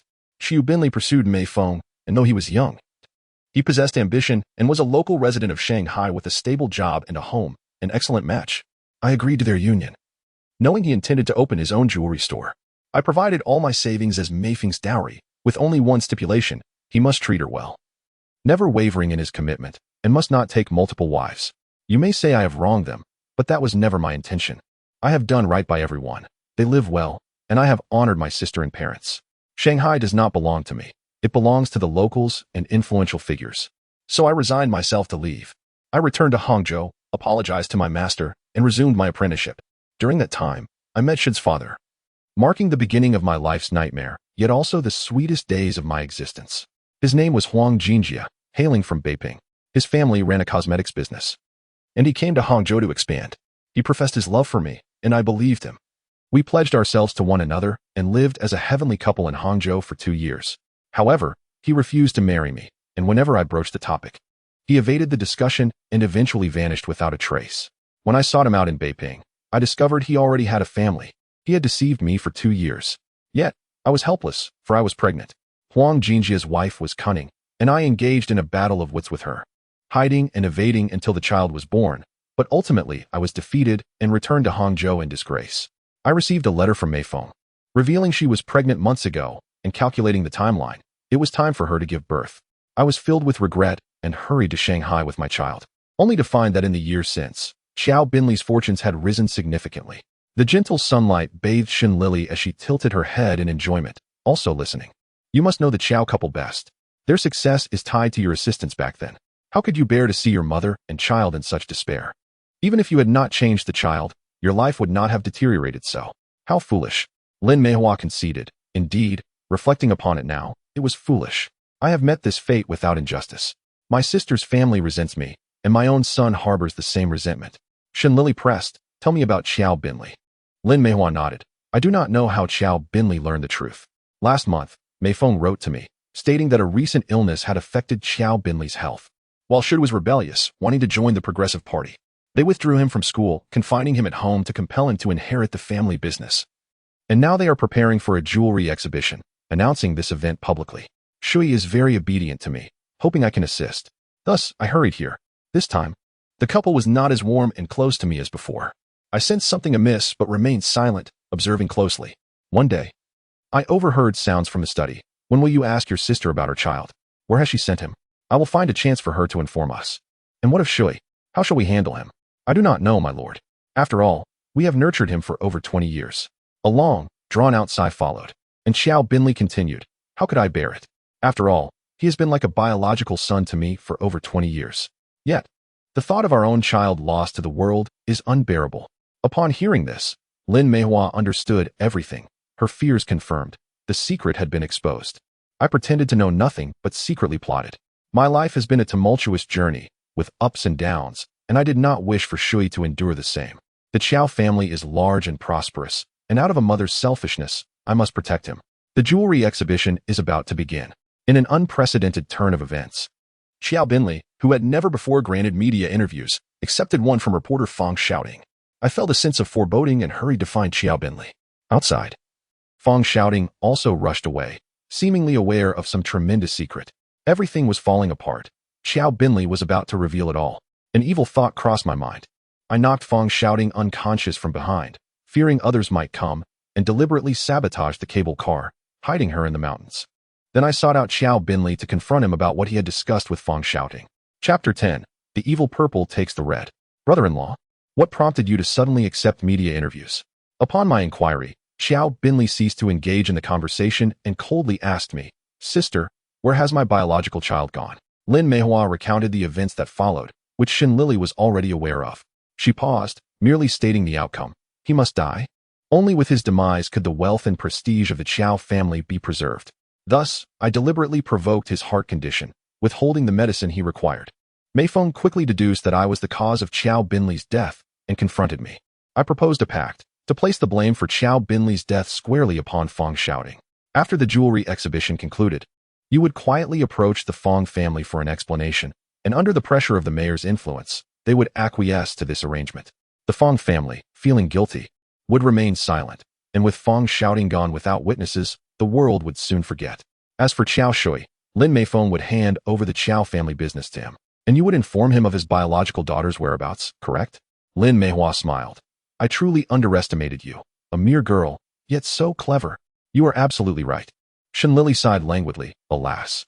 Look at you, dedicating your life for your sister, destined to be the greatest benefactor, yet now you find yourself in such a predicament. Lin Meihua spoke bitterly. Indeed, I have lived a lifetime, yet I lack the clarity you possess, truly a wasted existence. No wonder Shui was swayed by you, willingly becoming a puppet. Shen Lili retorted, you are mistaken. You do not truly understand Xiao Shui. He is a genuinely kind and magnanimous man. I asked him if he was truly willing to relinquish the identity of the Qiao family's heir, which signifies immense wealth. He firmly replied that he desires fairness. If it means ascending to power over the corpses of the innocent, his conscience would be troubled, robbing him of sleep. Lin Meihua was taken aback. This child is good. Unlike his biological father, unlike me, he has not gone astray. Shen Lili nodded. Indeed, I have witnessed many wealthy individuals become corrupted, yet he is entirely different. His ideals and character earn the admiration of both myself and my cousin. Lin Meihua hesitated, then pleaded, Miss Shen, could you promise me one thing? Shen Lili, wary, inquired, what do you intend? Lin Meihua responded, do not hold a grudge against Shui because of my mistakes, all right? He is truly a good boy. Shen Lili assured her, oh, you need not worry, I will not. Rising from her seat, Shen Lili declared, it is time for us to depart. Lin Meihua obeyed, but did not follow Shen Lili. Qi Ming shouted in alarm, what are you doing? Shen Lili turned back. Seeing Lin Meihua teetering on the edge of a cliff, thank you, Miss Shen. Please convey my apologies to Shui, and go to Nanhui to find Granny Su. Shen Lili gasped, do not do anything foolish. You must speak those words yourself, huh? Lin Meihua leaped, vanishing into the void. In the villa, Fu Chuntu asked Gao Yuanzhan, why has he not awakened yet? Gao Yuanzhan responded, he is likely fatigued, hungry, and frightened. There is no cause for concern. He merely needs rest. Fu Chuntu nodded. Lily has been recounting stories endlessly. Why has she not returned? In the temporary office, Lin Meifeng and Xiao Shui exchanged silence. Lin Meifeng had long since set aside her grievances, standing awkwardly, unsure whether to approach. Xiao Shui reassured her. Aunt, do not worry. I will locate my cousin. Lin Meifeng nodded at his words, feeling a pang of sorrow, realizing, Shui you called me aunt? Xiao Shui replied, everything that was chaotic should be set right. This is how it should be. Lin Meifeng turned away, bursting into tears. I was wrong. I should not have directed my resentment towards you. I was conflicted. I knew in my heart that it was not your fault. You were merely an infant back then. What did you know? Did your father not understand this principle? Shui, I am sorry for hurting your feelings. It pains me. We cannot bear to lose you. Yet we misdirected our anger towards you because of your aunt. We were wrong. Gravely wrong. Xiao should remained unperturbed. This is human nature. It is because you and your father care for me that such complex emotions arise, and I understand. Lin Meifeng asked, Really? Xiao Shui affirmed, Of course, it is true. Lin Meifeng, feeling aggrieved, collapsed into Xiao Shui's embrace, struggling to articulate her thoughts. Your father is gone. Sure, he has died. The world has crumbled for me. Sure, you cannot leave your mother. I have come to understand. Xiao Shen comforted her. Where could I go? I still need to find my cousin. Shen Lili and Xi Ming returned. Upon hearing the cries from the temporary office, her heart ached with sympathy. She spoke. Let us check on Shouting first. Fang Shouting remained unconscious. Who knows what kind of ordeal she endured in that cave? She appeared gaunt, still clutching Fu Chuntu's garment tightly. Is everything all right? Shen Lili inquired upon entering. Gao Yuanzhan, seated on the sofa reading a newspaper, replied, Do not worry. She will awaken by evening. And Lin Mei Hua? Fu Chuntu asked. She leaped from the cliff, Shen Lili replied, feeling guilty. I am sorry, cousin. She just gracefully jumped before my eyes. It was my fault. I could not stop her. I have already dispatched my men to search for her, Qi Ming added. Equally remorseful. He felt regretful. This was the first time he had failed to complete a task assigned by his superior. Bowing his head, he braced for Fu Chuntu's wrath. The outcome seemed dire. Perhaps this was her release, the best explanation for everyone. Upon hearing Shen Lili's account, Fu Chuntu felt a surge of compassion and remarked, Cousin. She was indeed quite pitiable. Shen Lili sighed in relief, expressing, You see, cousin, she has her reasons. Upon noticing Fu Chuntu's improving demeanor, she quickly added, Yet, those who are pitiable must also possess their faults. Fu Chuntu's expression brightened. What else did she say? Shen Lili replied. She instructed Xiao Shui to go to Nanhui to find Granny Su. Fu Chuntu mused. Is this a clue regarding the whereabouts of the biological child of the Qiao family? Shen Lili affirmed. That should be the case. Just then, Fang Shouting stirred awake. Where am I? Shen Lili rushed over, her face alight with joy, shouting, You are awake? How do you feel? Fang Shouting, upon recognizing Shen Lili, burst into tears, her lips trembling. Lili, I thought I would never see you again. I thought I was going to die. Shen Lili reassured her. Nonsense, you are alive and well. Do not fret. My cousin has saved you. Fang Shouting immediately recalled being lifted by a strong figure before losing consciousness, and upon seeing Fu Chuntu by her bedside, her cheeks flushed. Detective Fu. Fu Chuntu replied, It is good that you have awakened, but could you kindly release me? Fang Shouting, still gripping Fu Chuntu's garment tightly, was mortified. Oh dear, how embarrassing. Realizing how awkward she appeared, she quickly withdrew her hand and hid it beneath the covers. Fu Chuntu stood, stretching. Miss Fang, do you still have the energy? Would you like to rest a bit longer? Fang Shouting wished to hide herself under the covers, murmuring in agreement. Fu Chuntu, eager to uncover the secret Fang Shouting had learned from Qiao Binli, quirked his lips. Very well, then let us rest a while longer. Fang Shouting lamented. How embarrassing. How utterly embarrassing. Shen Lili chuckled, shouting, What did Qiao Binli tell you? Fang Shouting perked up. He revealed a secret to me. Xiao Shud is, in fact, not his biological son. He plans to use this jewelry exhibition to announce this to everyone, calling upon all to help him search for his biological child and publicly recognize Xiao Shud as his godson, granting him the same inheritance rights. Shen Lili's jaw dropped. What? What kind of situation is this? Shen Lili was taken aback, astonished, and overwhelmed, a myriad of emotions swirling within her. The jewelry exhibition concluded successfully, and after the guests attended the dinner hosted by Butler Qiao, they reluctantly departed from the mountaintop villa. Throughout the evening, only Butler Qiao busied himself with the arrangements. The police station withdrew from the villa, accompanied by Qiao Shud, who that very night traveled to Nanhui to seek out Granny Su. Granny Su was a widow. Her husband had passed away long ago, leaving her childless. Over 20 years ago, she adopted a girl named Meiyu, who grew into a graceful beauty. A few years prior, she married into a kind family in Nanhui, and they harmoniously ran a small tofu shop together. Xiao Shui stood at a distance, observing a relative who bore a striking resemblance to him, yet had been estranged for over 20 years, hesitating to approach. Meiyu's husband noticed him and turned to ask his wife, Do you recognize him? Meiyu paused her tasks, glanced over, and felt an inexplicable jolt of familiarity surge through her. shaking her head with a complex heart. I don't know him. Xiao Shui stepped forward, and Mei Yu's husband forced a smile, saying, Sir, we are closing. If you wish to buy tofu, please come early tomorrow. Xiao Shui replied, Oh, what a pity. How much is the tofu? Mei Yu's husband answered, Do you want guanyin tofu or plain tofu? The prices differ. Tears welled in Xiao Shui's eyes, leaving Mei Yu's family perplexed. What is wrong with you? Mei Yu could not help but inquire. Xiao Shui wiped away his tears, gazing deeply into Mei Yu's eyes, and she returned his gaze with equal intensity. Mei Yu's husband sensed the tension. Sir, do you know my wife? Xiao Shui nodded and shook his head. What is your name? Mei Yu's husband's expression soured as he shielded Mei Yu behind him. Sir, are you here to make a purchase? Xiao Shui, feeling content and relieved, remarked, It seems your marriage is quite harmonious, which reassures me. Mei Yu's husband retorted, Who is this strange person? Please leave.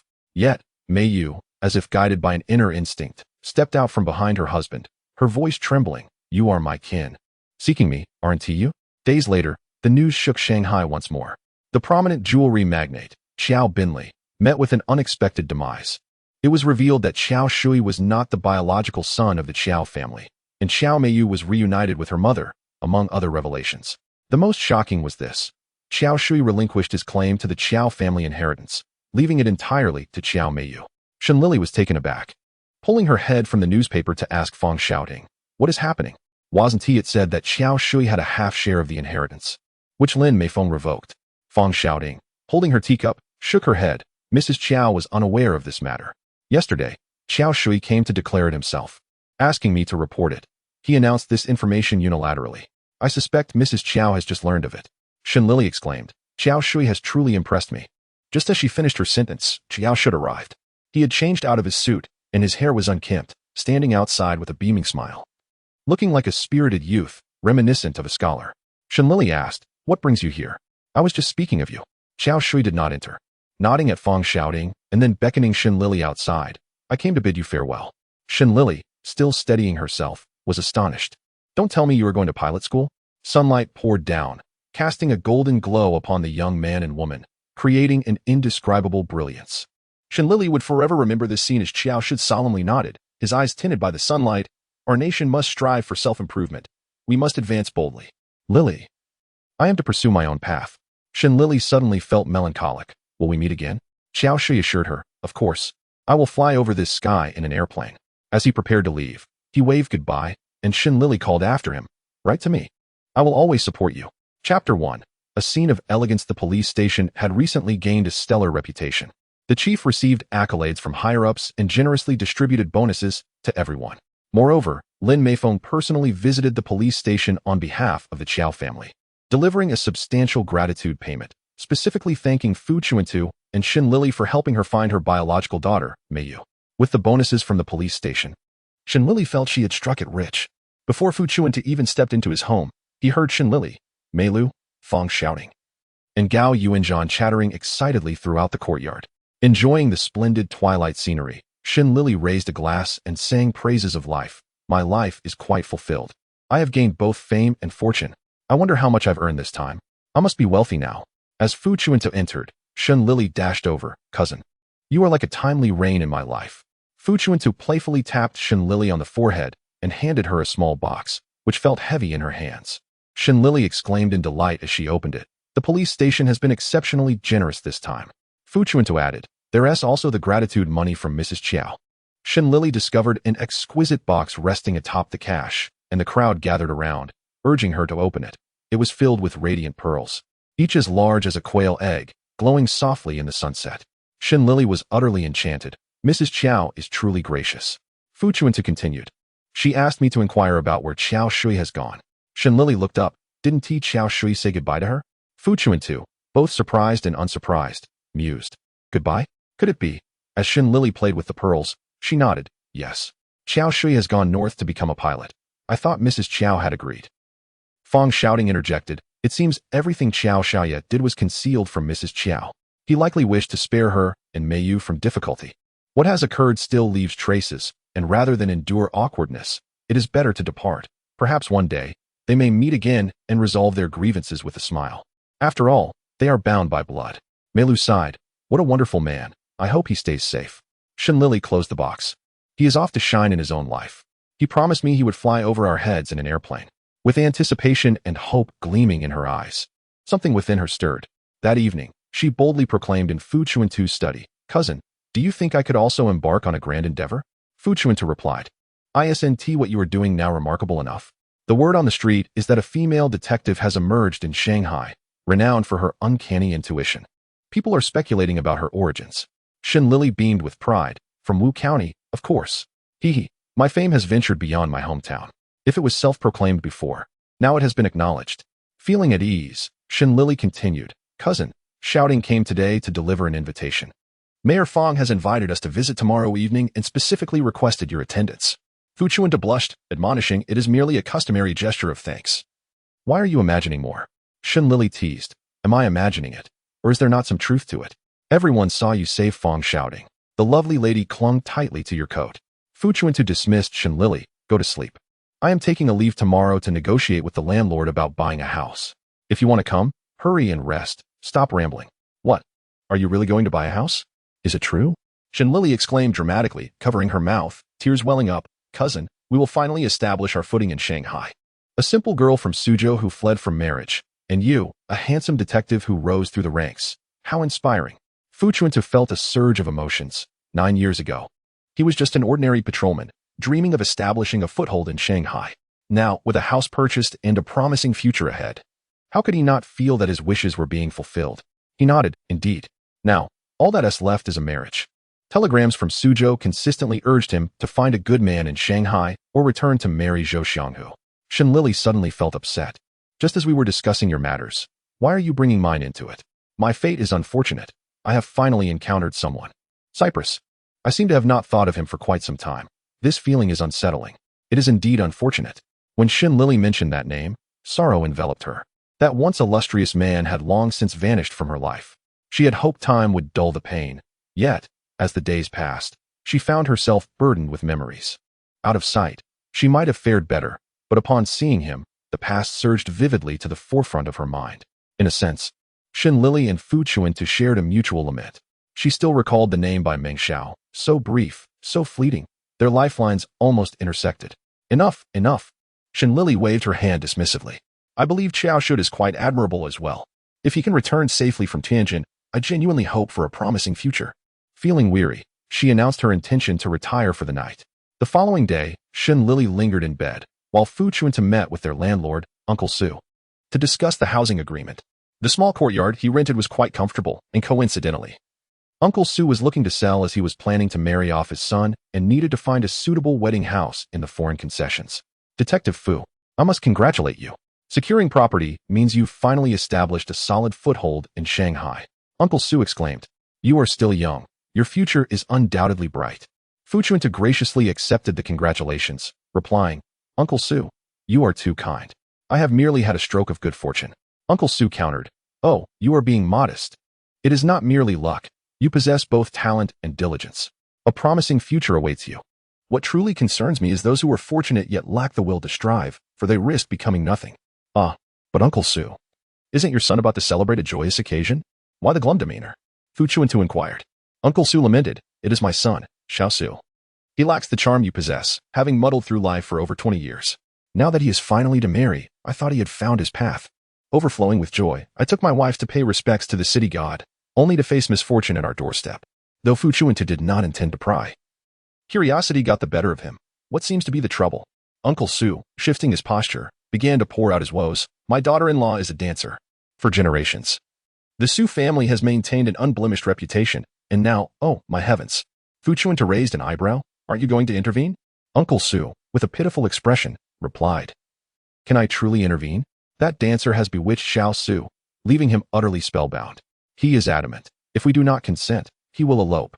In the past, such actions were considered most unfilial, punishable by family law. From the city god to the heavens above." Fu Chuntu understood clearly that Uncle Su was truly at his wit's end. He could not help but ask, "But tell me, what is her character like?" Uncle Su pondered. "Though she carries the air of the world, her speech and conduct are somewhat respectable. It is said she was once a girl from a respectable family. But after falling on hard times, she found herself in this line of work, a sad fate. Yet, surrounded by men, one cannot help but worry about her integrity. Will she not be subject to gossip in the future?" Fu Chuntu advised, falling on hard times is no fault of hers. She is merely seeking a means to survive. It does not necessarily reflect moral degradation. Uncle Su, the fortunes of children are their own. Perhaps it is best to allow this to unfold. For it is better to dismantle 10 temples than to disrupt a single marriage. In life, character is paramount. Uncle Su could only nod in agreement, though still unwilling to relent. I had hoped Detective Fu could investigate this dancer's background for me. I might even offer you a 10% discount on the house, he suggested. Fu Chuntu felt a surge of indignation. Was he to take on every task for the police department? Yet the allure of that 10% discount tugged at him, leaving him conflicted. This, Uncle Su implored, I beg of you, consider our past friendship. Fu Chuntu, half-heartedly acquiescing, pondered the prime location and sturdy construction of the property, which provided comfort. If he could secure a discount, he might even have funds left for some renovations. With that in mind, he relented, very well, I shall assist you. But it is not I who is helping. It is Shen Lili. Unbeknownst to Shen Lili, who was blissfully unaware, she hummed a cheerful tune in her room, trying on dresses. At that moment, Meilu arrived with pearls that had been drilled for her. Lily, I had your pearls drilled for you, Meilu announced.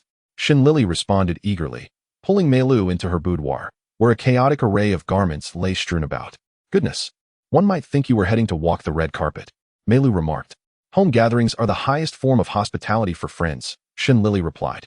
Moreover, I must confide in you that the Fong family intends to use this occasion to assess my cousin as a potential son-in-law. I must present our family in the best light. Meilu's eyes widened in wonder. Is it true? Is Detective Fu to marry Shouting? For now, it remains a figment of my imagination, Shen Lili confessed. Meilu scoffed. The parties involved have yet to act, and you are already jumping to conclusions. Shen Lili declared, I am renowned in Wuxian as a matchmaker, and my name echoes across the Shanghai bond. I am a celebrity now. Very well, celebrity, why not wear that emerald dress? It would accentuate your complexion, Meilu suggested. Shen Lili eagerly envisioned herself adorned in a verdant gown, a string of pearls gracing her neck. Oh, how regrettable it is that I am not participating in a beauty pageant to become the Flower Kingdom's president, she exclaimed, giggling as she and Meilu adorned themselves with pearls. Chapter 2. A picture-perfect scene. The Fong family seemed particularly invested in the afternoon banquet. Mrs. Fong personally oversaw every detail, ensuring everything was up to standard. Fong Shouting remained hidden in her room, shy yet hopeful, her mind filled with visions of the broad chest that would envelop her in the villa. Mrs. Fong knocked on the door, shouting, Mother is coming in. Fong Shouting quickly stowed her daydreams and responded, Mother, what is it? Mrs. Fong instantly recognized her daughter's infatuation and smiled. Everything is nearly ready. Come down and see if there's anything we may have overlooked. Fong Shouting protested, Mother, this is inappropriate. The opulence you've arranged is excessive. Mrs. Fong, perplexed, replied, Such grandeur is necessary to demonstrate our respect for our guests. Fong Shouting insisted, That is not the point. It only serves to highlight the disparity between our families. Mrs. Fong exclaimed, Oh my heavens, you have a point. We must not allow them to think we are flaunting our wealth. We wouldn't want any misunderstandings. Defeated, Fong Shouting shook her head and retreated to her room. Meanwhile, the Fong household was in a frenzy. On the other side, Shen Lili was reluctant. Investigating someone's background? Is that also the responsibility of the police department? Fu Chuntu, feeling guilty, replied, Uncle Su mentioned that if I assist with this, he would offer me a 10% discount on the house. Shen Lili raised an eyebrow. Oh, so it is my cousin who is employing me? Employing? Fu Chuntu echoed. Yes, indeed. Who said I couldn't help my own family? Shen Lili reassured him. Rest assured, I will take care of this.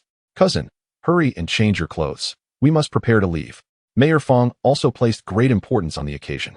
He postponed his schedule to return home, donning formal attire and standing at the entrance with his wife and daughter to welcome guests. This spectacle startled both Fu Chuntu and Shen Lili. Mayor Fong, Mrs. Fong, you are far too gracious. The younger generation is overwhelmed, Fu Chuntu exclaimed. The couple felt buoyed by his words, and Mrs. Fong beamed with joy. It is only right. Detective Fu is our family's savior. Fu Chuntu replied. You may simply call me Xiao Fu. How could I not address you as Detective Fu? Mayor Fong interjected eagerly. Come inside. The banquet is about to commence. A good son-in-law must not be exposed to the world, lest someone snatch him away. Once seated, the intensity of Mayor Fong's gaze made Fu Chuntu feel hot and restless. Equally flustered was Fong Shouting, who blushed deeply, her head bowed in silence. Inside, Shen Lili reveled in delight, as if her life were a script unfolding on screen. Even if she played but a minor role, she cheerfully remarked, Mayor Fong, Mrs. Fong, you are far too kind. Shouting is a dear friend, and naturally, She is also a friend of my cousin. Moreover, my cousin works in the police department, so it is only fitting that I assist. Nevertheless, I am immensely grateful for your hospitality. Shen Lili spoke with utmost decorum, echoing sentiments she had read in storybooks, even testing the waters regarding the Fong family's disposition. Upon hearing the words good friend, the smiles on the faces of the Fong couple grew even more radiant, convinced that this matter was indeed feasible. Mrs. Fong enthusiastically declared, "A good friend is the best kind, someone who knows you inside and out. I have great respect for this girl, Lili, and young Fu is truly a fine gentleman. You should spend more time together. We are not antiquated." I almost let slip that they should hasten to courtship. Mayor Fong eagerly promoted, "Our daughter," shouting, "is not only beautiful but also exceptionally talented, with a wealth of knowledge. She possesses remarkable gifts." At that moment, Fong shouting raised her head in disbelief, exclaiming, "Dad, please stop." Ignoring her, Mayor Fong continued to showcase his treasure. Moreover, she is quite shy, like a sensitive mimosa, endearingly modest. Mrs. Fong clapped her hands, and Mayor Fong became even more fervent. Not only is she shy, but she is also virtuous. Look at this table of dishes, all prepared by shouting herself. Shen Lili was utterly incredulous. How could she not have known that Fong shouting could cook? However, she refrained from exposing the truth, gasping, "Is that so?" The kitchen maid quietly retreated, discreetly enjoying her hidden accomplishments, anticipating the rewards to come. "It's happening. It's truly happening. Our young lady, as lovely as a flower, is soon to be a bride." Fu Chuntu listened, fully aware of the Fong couple's praises and promotion. Who wouldn't be moved by such words? Yet, the disparity was profound and deeply rooted. He sighed. "Miss Fong is undoubtedly exceptional in every regard. I am well aware of that." Fong Shouting's head drooped even lower. The Fong couple exchanged encouraging glances, quickly, propose in the next moment. "We are fully prepared." However, Fu Chuntu doused their enthusiasm with cold water. "Alas, I am of a different world than Miss Fong. I do not dare to aspire so high." The conversation veered off course, leaving Mrs. Fong momentarily speechless. But she quickly regained composure. "In our family, we do not prioritize social standing. We value character above all." Mayor Fong concurred, "Indeed, I am weary of deceit and betrayal. I only wish for my daughter to find an honest and kind-hearted gentleman, someone with sound morals and a clear lineage." Shen Lili chimed in, "Cousin, they are praising you. You should express your gratitude." Fu Chuntu snapped back to reality. "Ah, thank you, Mayor, for your kind words. Am I truly so admirable?" Shen Lili replied, "Of course. You have always been exceptional, a paragon of virtue known throughout Wu County." She hinted, "You must seize this opportunity." Fong Shouting understood. The stage was set, and as the leading lady, how could she not step forth? Thus, she blurted, "Yes, I hold a deep admiration for Detective Fu." Fu Chuntu's face flushed crimson, and Mrs. Fong was taken aback, realizing her daughter was so bold. Given the guilt she felt over the matter with Jean Feiyu, it was only natural that her daughter would be brave in matters of the heart. Fu Chuntu pondered, why not give it a try? The Fong family's luncheon concluded on a high note. That evening, in high spirits, Shen Lili sought out Gao Yuanzhan at Guangxi Hospital, playfully signaling from afar, "Hey, Dr. Gao." Gao Yuanzhan, initially planning to work late, was intrigued when nurse Xiao Zheng mentioned a distinguished young lady was looking for him. He descended to find Shen Lili, adorned in resplendent attire, recalling their first encounter when she wore 2 braids. Now her long hair cascaded down her back, her headscarf removed, adorned with fashionable hairpins. Dressed in a jade green gown that seemed to belong to another time, a vision against the backdrop of dusk, Gao Yuanzhan rubbed his nose and strolled over. "Haven't you repaid your debt yet?" Shen Lili replied playfully. "What? Can't I come to visit you?" Gao Yuanzhan retorted, "Visit me, play? What kind of play?" Shen Lili linked her arm with his as they entered the Palette Dots. Amidst the revelry and glamour, the attendants recognized the once disheveled Gao Yuanzhan, who now appeared in tailored attire, his demeanor polite. "Welcome back. It's been a while." Gao Yuanzhan nodded, tipped the attendant, and soon secured a table. Shen Lili settled in. "I knew Dr. Gao would have the best connections. This table must be quite exclusive." Gao Yuanzhan replied curtly, "Am I merely a tool to you and your brother?" Shen Lili, feeling guilty, reassured him, "You're not a tool. We are good friends." Gao Yuanzhan's mood lightened slightly. He grunted and inquired of the attendant, "I've heard a new dance queen has arrived at the Palais?" The attendant's eyes widened. "Miss Bambin never serves drinks casually. Very selective with her guests. Those who catch her eye, regardless of wealth or status, may dance with her, while those who do not, she will not even acknowledge." Shen Lili, intrigued, asked, "Oh, what an impressive reputation. What is her story?" The attendant appraised Shen Lili's exquisite pearl necklace, determining she was either wealthy or noble. and answered honestly. Miss Banban hails from Qingdao, once a legendary dance queen there, hence her strict standards. Shen Lili was particularly curious about the legendary Miss Banban. As the crowd buzzed with excitement, she spotted Banban making her entrance, a vision of beauty at the age of 18, exuding an enchanting allure, captivating all. Shen Lili marveled. How are there so many beauties here? By Meng Xiao, Lin Xinlei, and now Banban. I could just die from jealousy. Why can't I have the face of the world's most beautiful woman? She was at a loss for words, simply exclaiming, so beautiful. Gao Yuanzhan, though uninterested in the spectacle, could not deny the beauty before him. It was no wonder the crowd was in a frenzy. Shen Lili rose and inquired, how does one gain the favor of Miss Banban? The attendant replied, a story. Shen Lili, confident, declared, a story? I, Shen Lili, have plenty of those. Lead the way. Miss Banban took her usual spot at the bar, awaiting tonight's destined partner, contemplating her imminent departure from the palais. She smiled gently, filled with aspirations for the future. Shen Lili approached. Miss Banban, greetings. Banban, snapping back to reality, glanced at the charming girl, and despite her radiant beauty, remained polite but distant. May I ask your name? Lili. Ah, Miss Lili, it's a pleasure. Do share any intriguing tales you might have. Shen Lili pointed to Gao Yuanzhan, who was savoring a drink. Lost in thought. That gentleman is my brother. He has a thrilling love story. I wonder if Miss Banban would be interested? The beauty within butterfly dreams shattered might have turned to dust, yet the memory of beauty endures in the heart. This piqued Banban's interest, and she eagerly asked, could you introduce me to your brother? Shen Lili waved her hand dismissively. My brother wouldn't agree. It's not that Miss Banban isn't beautiful. It's just that he has someone in his heart already and would never dance with another beauty. Banban seemed to appreciate this. Shen Lili curiously asked, Miss Banban, you seem to enjoy listening to stories. Do you have one of your own? Banban smiled charmingly, though her expression tightened slightly. Leaning closer to Shen Lili, I'm a spy, do you believe it? Chapter 3, Banban enters the frame. Shen Lili stood in shock, clearly believing, really? Banban laughed softly. Silly girl, of course, it's a jest. Why do you believe whatever others say? It's amusing. Shen Lili blinked her large eyes. Spies are characters from tales. I've never encountered one in real life. Banban smiled. Are you interested in spies? Shen Lili nodded eagerly, yes. In stories, they can do anything. Banban chuckled. It's not as magical as you think. You make it sound as if they are celestial beings. Miss Lili, how old are you? I'm 21. Banban replied. I'm 25. You may call me sister. I have a younger sister your age, a lovely girl. You can come visit me anytime. Just then, Su Jinshui appeared, and Banban's eyes lit up as she gracefully stood to bid farewell. My fiancé has arrived to pick me up. I'll introduce you later. Farewell. Shen Lili looked over to see Su Jinshui, who appeared unremarkable and lacked any charisma. Standing beside the dazzling Banban, he seemed particularly out of place. Yet, Banban paid no mind to the mismatch. Her eyes sparkled with affection, far more vibrant than during their earlier conversation. Shen Lili returned to her booth, and Gao Yuanzhan immediately pierced through her facade. Still claiming I'm not a tool? You're using my story to forge connections, aren't you? Shen Lili playfully stuck out her tongue. Brother Gao, sometimes you just have to make a sacrifice for righteousness. Look at your value. Banban has even acknowledged me as her sister. Gao Yuanzhan was incredulous. In just a few words, she recognized you as her sister? Shen Lili replied, yes. She even invited me to visit her at Bailman. Did you see who she left with? It was our landlord Uncle Su's son, Su Jinshui. Gao Yuanzhan remarked. The name is indeed elegant, but he doesn't seem remarkable. Shen Lili mused. Why would such a stunning beauty develop feelings for him?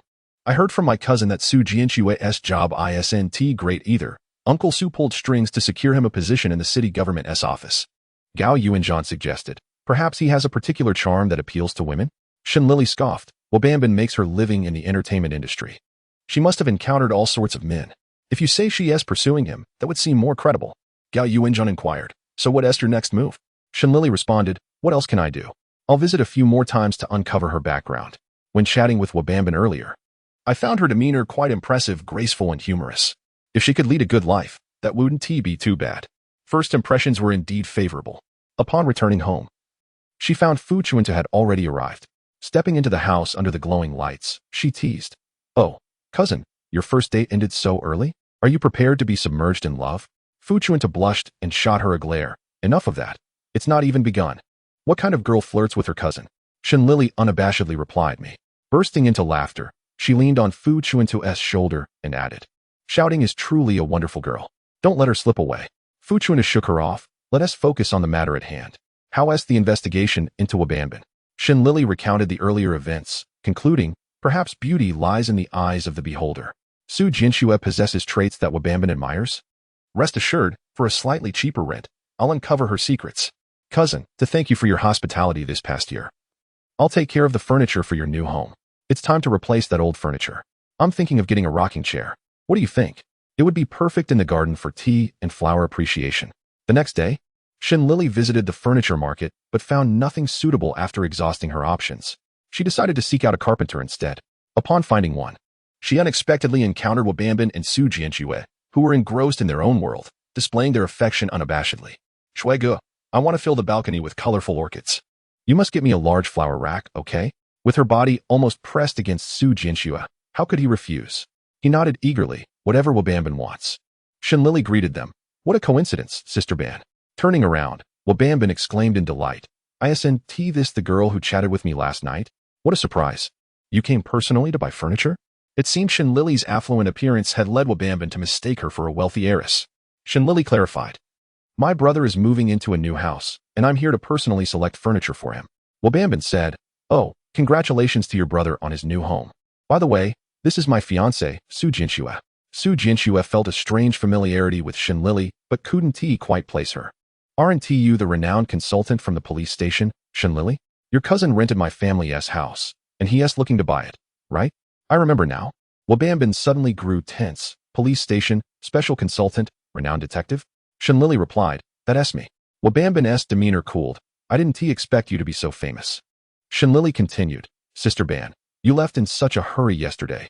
We didn't have the chance to properly introduce ourselves, did we? I was too busy sharing stories. Wabamban paused, realizing it was indeed their first meeting, and offered an awkward smile. No wonder you have so many stories. She turned to Su Jinxue, Shuige. It's getting late. Shall we head back?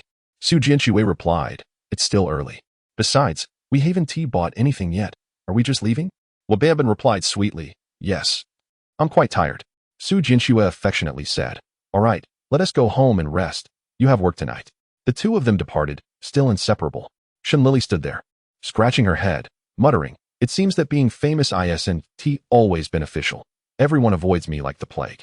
She quickly dismissed the thought and went to communicate with the carpenter, paying a deposit. Noticing it was still early, she bought a large sweet potato from a vendor and strolled toward the police station, snacking as she walked.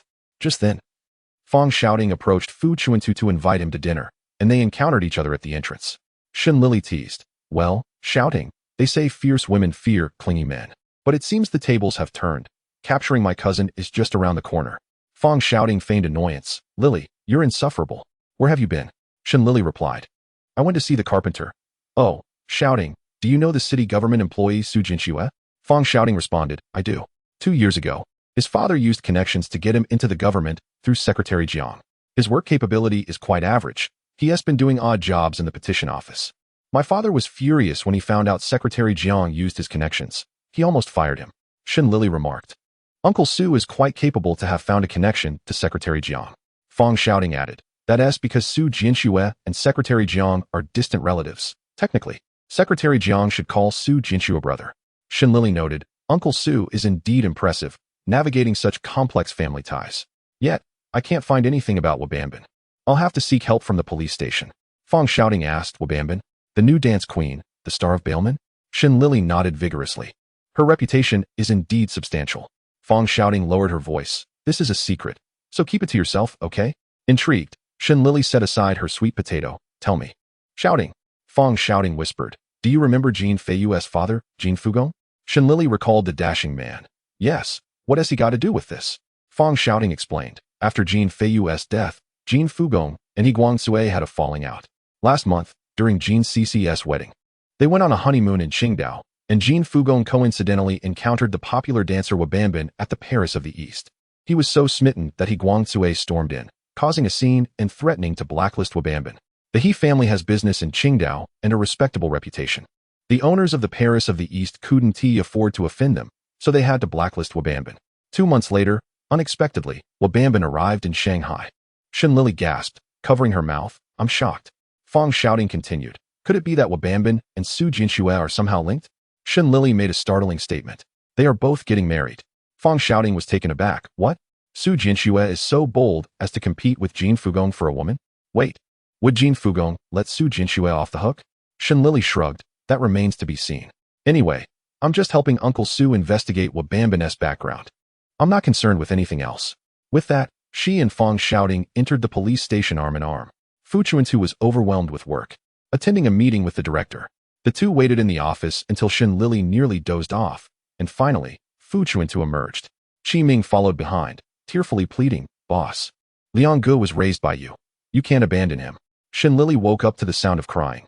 "What do you mean abandon?" Upon seeing her, Qi Ming wiped his tears and forced a smile. "Miss Fong, Miss Lili." Shen Lili asked, "Brother Qi, why are you crying?" Fu Chuntu, Qi Ming's nephew, Liang Ge, has reached the age for vaccination.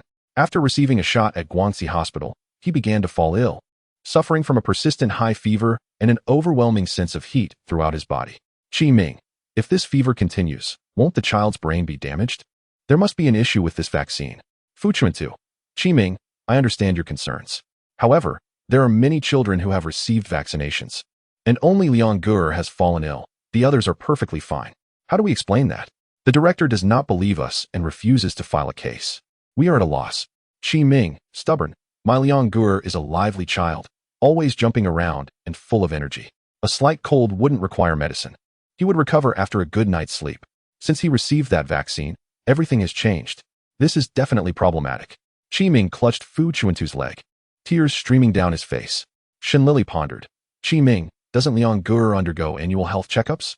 Is there any indication of allergies? Qi Ming, absolutely not. It's definitely the vaccine's fault. You all must help me. Shen Lili, all right then, let's investigate at the hospital to see where the problem lies. After all, the matter with Hua Banban has concluded. Fu Chuntu, so soon. Shen Lili blinked. Isn't it thanks to our esteemed reporter, Miss Fong? Cousin, regarding the housing market. Shouting has been helpful too.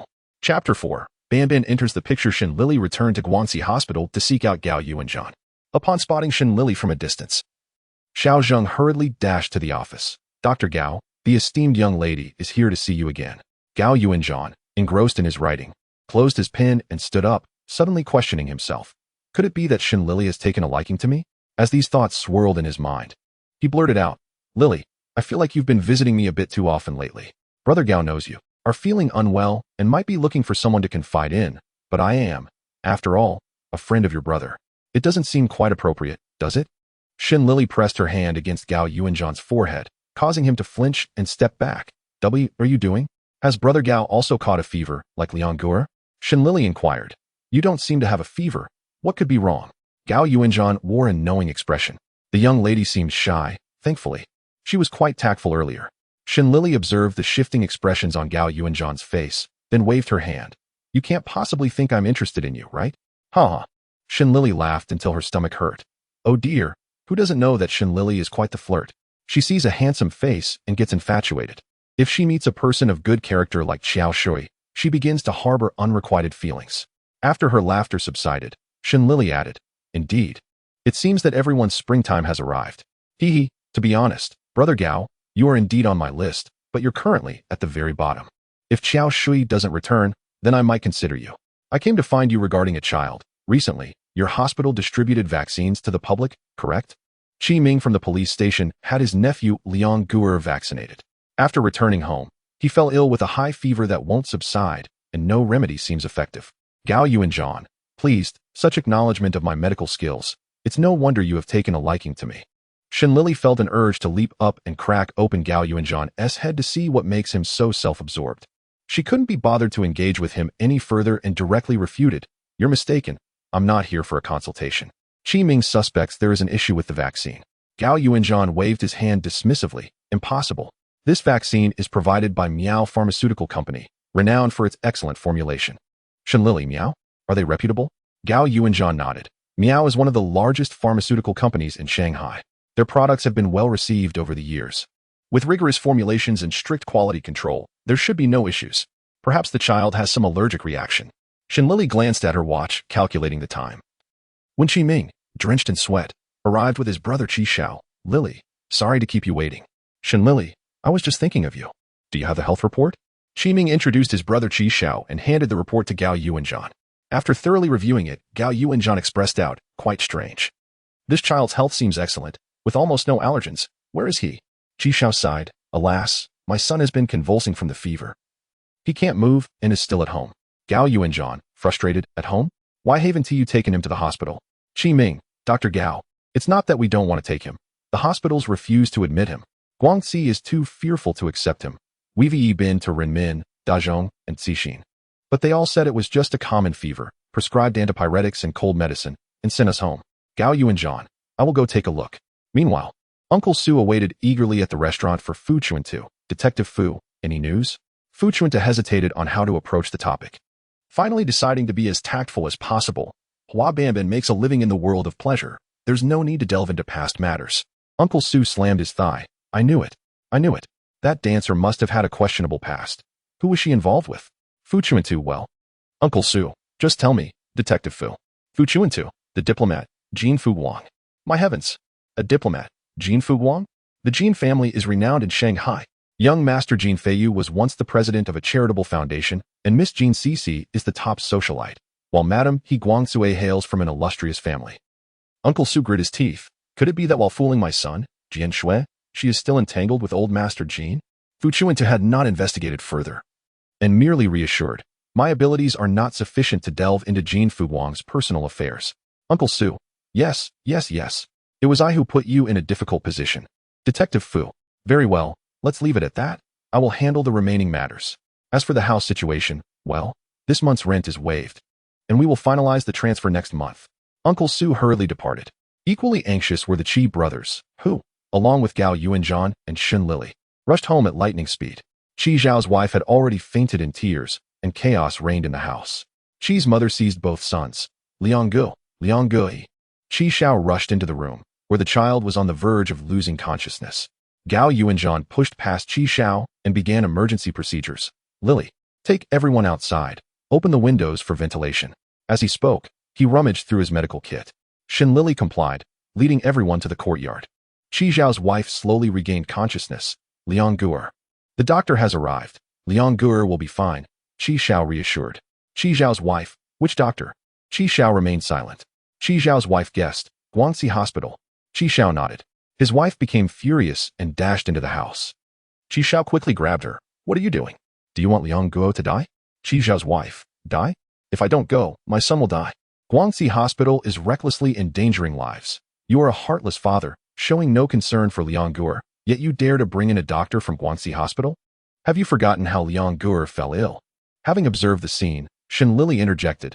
Sister-in-law, you have misunderstood Brother Qi Xiao. To untie the bell, one must find the one who tied it. Since Liang Guo fell ill after visiting Guangxi Hospital, it is only reasonable for a doctor from Guangxi Hospital to investigate the cause, isn't it? Qi Zhao's wife paused. Considering this perspective, who are you? Qi Ming, sister-in-law. This is our esteemed cousin, the special consultant from the police station, Shen Lili. Qi Zhao's wife felt reassured. Miss Shen, your words make a lot of sense. I lost my composure in my haste. Please do not take offense. Gao Yuanzhan emerged from the room, and the crowd surrounded him. How is he? Gao Yuanzhan. He's stabilized for now. I need to take this child with me. One family member may accompany to handle the hospitalization paperwork. Qi Xiao. Anxious. Is it a serious illness? Gao Yuanzhan's expression turned grave. I can tell you that this matter is unrelated to the vaccine.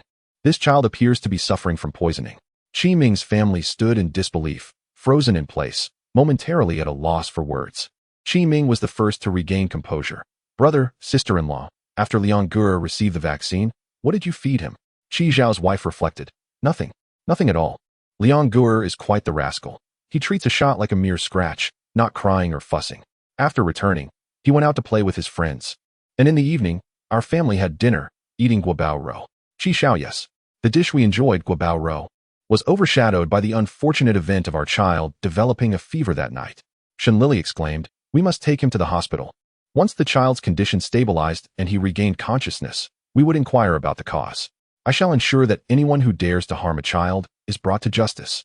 Qi Ming was deeply moved, expressing his gratitude. Thank you, Lily. Thank you, big brother. Shen Lili waved her hand decisively, organizing the next steps. The Qi family, almost as if compelled by fate, complied with her instructions and accompanied Liang Guo to Guangxi Hospital once more, under the care of Gao Yuanzhan. Shen Lili did not follow them, instead wandering around the vicinity and returning home only in the evening to find the rocking chair had arrived and was being unloaded in the yard. She marveled at the swift delivery. What a quick turnaround. Completed in just a day? I hope you aren't trying to deceive me with a ready-made product. The delivery man grinned. Who would dare deceive Miss Shen, the foremost female detective in Shanghai? My father and several uncles worked tirelessly through the night to fulfill your order without delay. Fu Chuntu examined the rocking chair, finding it indeed comfortable and meticulously crafted.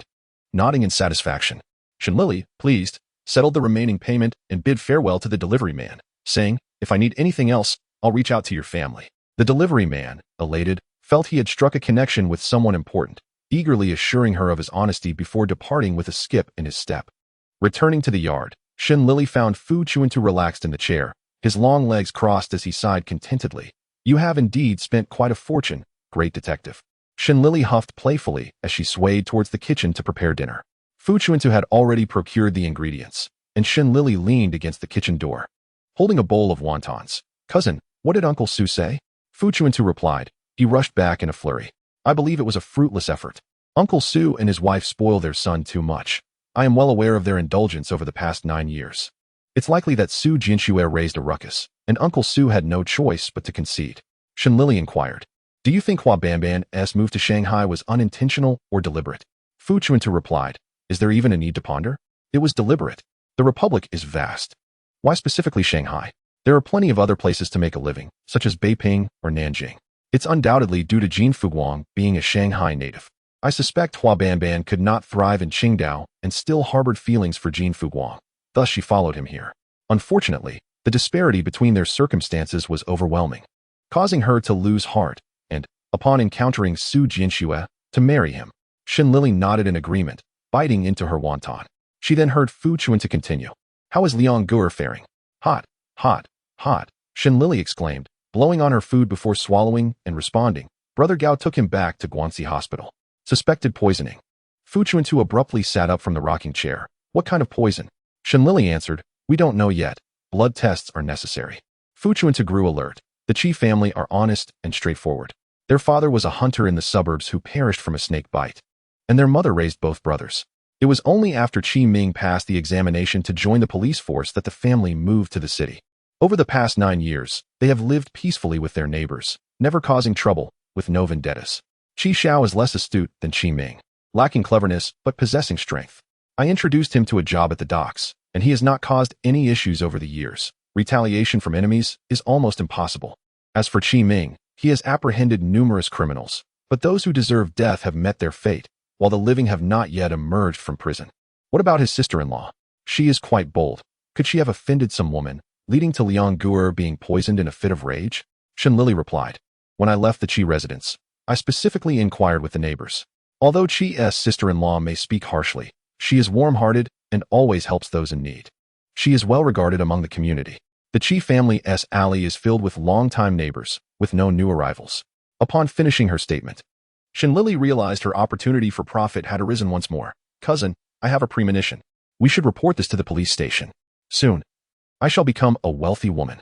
Chapter 5. Banban enters the scene regarding her instinct for profit. Shen Lili was always precise. Thus, filled with confidence, she set out to investigate the case of Liang Guer's poisoning. The next day, she first visited Guangxi Hospital to check on the child. Navigating the familiar path to Gao Yuanzhan's office, she called out, Brother Gao, I'm back. Many nurses and doctors, enamored by Gao Yuanzhan, had heard rumors of the recent closeness between him and a noble young lady. Upon hearing the melodious Brother Gao, they exchanged knowing glances and rushed to see Shen Lili.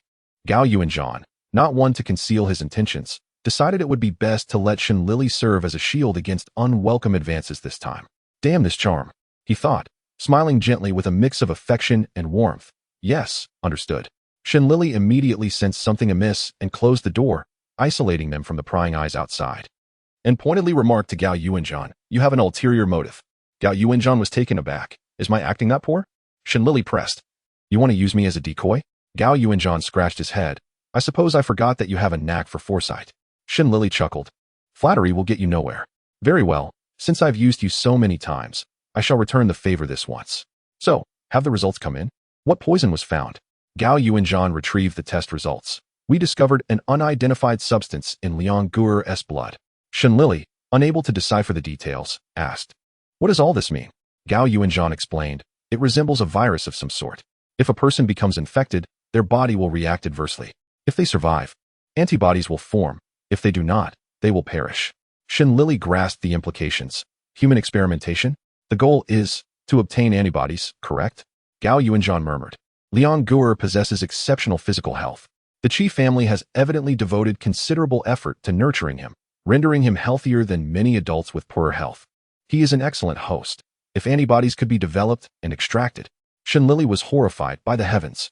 What a sinister scheme, using a child for experimentation. Brother Gao, do you believe it's possible that the person who developed this virus intends to harm certain individuals while fearing that their own intelligence might backfire? Thus, they create an antidote for themselves, exploiting the opportunity at Guangxi Hospital to find healthy children as hosts. Adults would inevitably recognize the danger, but children, with their incomplete reasoning and inconspicuousness, would be less likely to attract attention, allowing their deaths or disappearances to go unnoticed. Gao Yuanzhan squinted, contemplating for a moment. That makes sense. I lack the talent for solving crimes. I can only surmise that someone is using Liang Guer as a host. But the subsequent consequences are beyond my imagination. You must consult your cousin. Fuming, Shen Lili stormed off, but paused to check on Liang Guer. He lay in his hospital bed, his body flushed and connected to a breathing apparatus, his labored breaths heavy and concerning. Qi Xiao and Qi's sister-in-law greeted her. Miss Shen, you've arrived. Please, call me Lily. Brother Qi, sister-in-law, Liang Guer will be fine, she reassured them before turning on her heel. Her anger reignited as she rushed to the police station. She slammed her hand on Fu Chuntu's desk, her spirit soaring. Cousin, we've got a serious situation. Have you reported this to the chief? Fu Chuntu nodded obediently. Yes. The chief thinks we are being alarmist. Shen Lili rose in indignation, seizing the phone to call the chief's wife. Madam, it's Lily. I'm reaching out because I fear I won't be able to accompany you to buy jewelry next month. Why? Because I'm out of money. Why am I out of money? Because the chief isn't assigning us any cases. There's clearly a major case at hand. Yet the chief refuses to sign off on it. Isn't that strange? Oh, my cousin even remarked that since I became enamored with gold and jewels, my spending has been reckless. Really? Could it be that the chief thinks so too? With her bold maneuvers, Shen Lili left Fu Chuntu momentarily stunned. Soon after, the phone in the chief's office rang incessantly. Moments later, Qi Ming rushed in, breathless. Boss, the chief wants you to bring the report for his signature. Shen Lili sat back, legs crossed triumphantly on the sofa, her mind churning with ideas. Where should I begin my investigation? I sense that this case conceals a colossal secret. Yes, I must pay a visit to the Miao Pharmaceutical Company. Should I go incognito or assert my influence? Perhaps I should go undercover. It's been a while since I've had that thrill. This time, I shall disguise myself as a lovely factory worker. Having completed her musings, Shen Lili sprang into action, fervently jotting down notes on her small blackboard. Fu Chuntu returned with a dejected demeanor, pinning the signed report to the blackboard. It's all your fault. I received quite a scolding because of you. Shen Lili replied. What does this have to do with me? Fu Chuntu retorted. Isn't it you who went to chat with the director's wife? Innocent bystanders have suffered due to your actions. Shen Lili countered. I'm in the same boat as you. You got scolded, and I got scolded by you. All our grievances are for the sake of the children. What is wrong with that? No time to dwell on it now. Fu Chuntu glanced at Shen Lili's handwriting and remarked. You're still addicted to undercover work, aren't you? Let me tell you, Miao Pharmaceuticals is quite strict. All female employees are graduates from nursing schools. You probably won't make the cut. Besides, Miao's reputation in the community is impeccable. Shen Lili's unfulfilled dream of being an undercover agent burst like a soap bubble with a single poke. She cheerfully responded, what about Huaxing Film Company or the charitable foundations? Aren't they all highly regarded? Yet behind the scenes, they engage in all sorts of sordid dealings. Given the circumstances, she decided to leverage her connections. As the mayor's daughter and an acclaimed journalist, Fang Xiaoting easily secured an opportunity to interview at Miao Pharmaceuticals. Without a second thought, she agreed to her future sister-in-law's request. Lily, you just need to play the role of a trainee reporter and accompany me. Shen Lili, beaming with delight, removed her makeup, donned her glasses, and followed Fang Xiaoting. She earnestly brandished a Parker pen, jotting notes as she listened to Fang Xiaoting interview Miao Zhenghong. Miao, on behalf of the public, we would like to express our gratitude to Miao Pharmaceuticals for their generous donation of vaccines to the children in society. This noble act, Miao Zhenghong, true to his name, exuded integrity. He waved his hand dismissively. During the late Qing dynasty, my grandfather served in the military. My father was a doctor. I adhere to our family teachings. It's nothing exceptional. Fang Xiaoting was greatly impressed by Miao Zhenghong, and Shen Lili shared the sentiment, unaware of any insincerity. Embracing the situation, she signaled to Fong, shouting, "Mr. Miao, time is of the essence. The editor has requested a dedicated page detailing Miao's life. Can my assistant gather some material while I continue the interview?" "Of course, feel free." Miao Zhenghong readily agreed. Shen Lili sensed that Miao's reputation was indeed well-deserved. She might leave empty-handed. As anticipated, the workshop was immaculate, with workers donning masks and gloves, operating with precision. In the laboratory, the scientists in white coats exhibited the same level of meticulousness. "Who are you?" One of the men in a white coat inquired upon noticing Shen Lili. "I am Shen Lili from the newspaper, here to interview Mr. Miao. I have his permission to gather some materials." "Oh, this is the experimental area. It's not convenient for private entry. Perhaps you could collect information elsewhere?" The man in the white coat politely suggested. Unfazed, Shen Lili pressed on. "What is your name?" "Bai Xiaowang." "Dr. Bai, may I interview you?" "Me? Dr. Bai. Did you participate in the development of the vaccines that Miao Pharmaceuticals donated to society?" Shen Lili unscrewed her pen, ready to take notes. This action ignited Bai Xiaowang's pride, and he gladly accepted the interview. "I was involved in the development. The idea came about when the boss's youngest son contracted chickenpox. The boss decided to create a batch of vaccines for children. He invested substantial resources, and we dedicated 3 whole years to this effort. 3 years. Over 1,000 days and nights of diligent work, meticulously balancing each component and conducting experiments. To say the discarded materials were countless would be an understatement. Even the scrap paper piled up higher than a 2-story building." Shen Lili was captivated by the brilliance in Bai Xiaowang's eyes. Thus, the effectiveness of the vaccine must be extraordinary. Bai Xiaowang confidently asserted, "I can guarantee it is absolutely safe and effective. This is the truth. Aside from Lianggu, all children vaccinated with Miao's vaccine are thriving." Shen Lili continued her inquiry. "Are there any enemies of Miao Pharmaceuticals? Anyone envious of this batch of vaccines? Or any company secrets?" Bai Xiaowang dismissed the notion. "A gentleman's heart is open and fair." "What a wonderful sentiment," Shen Lili said, closing her pen and extending her hand to Bai Xiaowang. "On behalf of the children, thank you to you and every researcher who contributed silently to this endeavor." Bai Xiaowang trembled as he shook her hand. After leaving Miao Pharmaceuticals, Shen Lili felt no disappointment. "I am relieved that no issues arose from Miao Pharmaceuticals. Look at how conscientious a company they are." Fong shouting nodded. "I will dedicate a page to Miao Pharmaceuticals."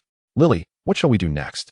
"Since the vaccine itself poses no issues, we should focus on the vaccination sites, starting with Guangxi Hospital. It's noon, perfect time to visit Brother Gao for a meal. He just received his salary and will be generous." Shouting, "Are you coming?" Fong shouting blushed. I don't think I will." "All right, then go find my cousin. Goodbye." Shen Lili leaped from the vehicle and dashed into Guangxi Hospital. Gao Yuanzhan had never placed much value on money, but he generously invited Shen Lili to the cafeteria, which irked her. Did we come to the wrong place? Shouldn't we go to Myoxingzai? Too expensive. How could I afford it? Gao Yuanzhan replied. "You can. You just got paid. How do you know my salary so well? Don't you get paid around this time every month?" "That doesn't matter. I need to buy a house." "Aren't you from here? Why do you need to buy a house?" "My parents' old house is too dilapidated. I plan to sell it and add some money to buy a larger one." "That sounds wonderful. Should I also consider buying a house?" "You're a young lady. Why buy a house? Just marry someone who already has one." Shen Lili shook a finger and pouted. "Not at all. Not at all." Chapter 6. A picture-perfect scene. Shen Lili had seen too many tales of love, marred by the passage of time, resulting in a mere mess. The ancient lament of Zhuo Wenjun echoed. "The waters of Jin are flowing, bidding farewell to you." Throughout history, love has remained a fairy tale for humanity. We retain a childlike innocence, pursuing joy, yet we must never fully trust. How many love stories are left with only beginnings and endings? Shen Lili reflected, "I have witnessed much betrayal. I trust myself more." In the detective office, the director wore an inscrutable expression, hinting to Fu Chuntu, "You and your cousin are relentless in your inquiries. I cannot restrain you any longer. But heed my warning. Regardless of what you uncover, keep your mouth shut. No one is to be informed, understood?" Fu Chuntu sensed that the director knew something, and he was unwilling to relent. "Director, if you have something to say, just say it." The director, irate, retorted, "Don't think that just because you are a detective from the Central Police Bureau, no one dares to challenge you. In certain matters, not even I am qualified.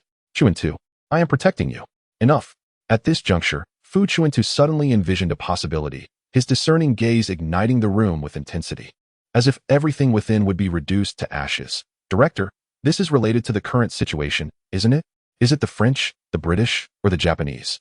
The director trembled, grabbing a book from the table and hurling it at Fu Chuntu. Silence. Fu Chuntu did not flinch, allowing the book to strike him and fall as he continued.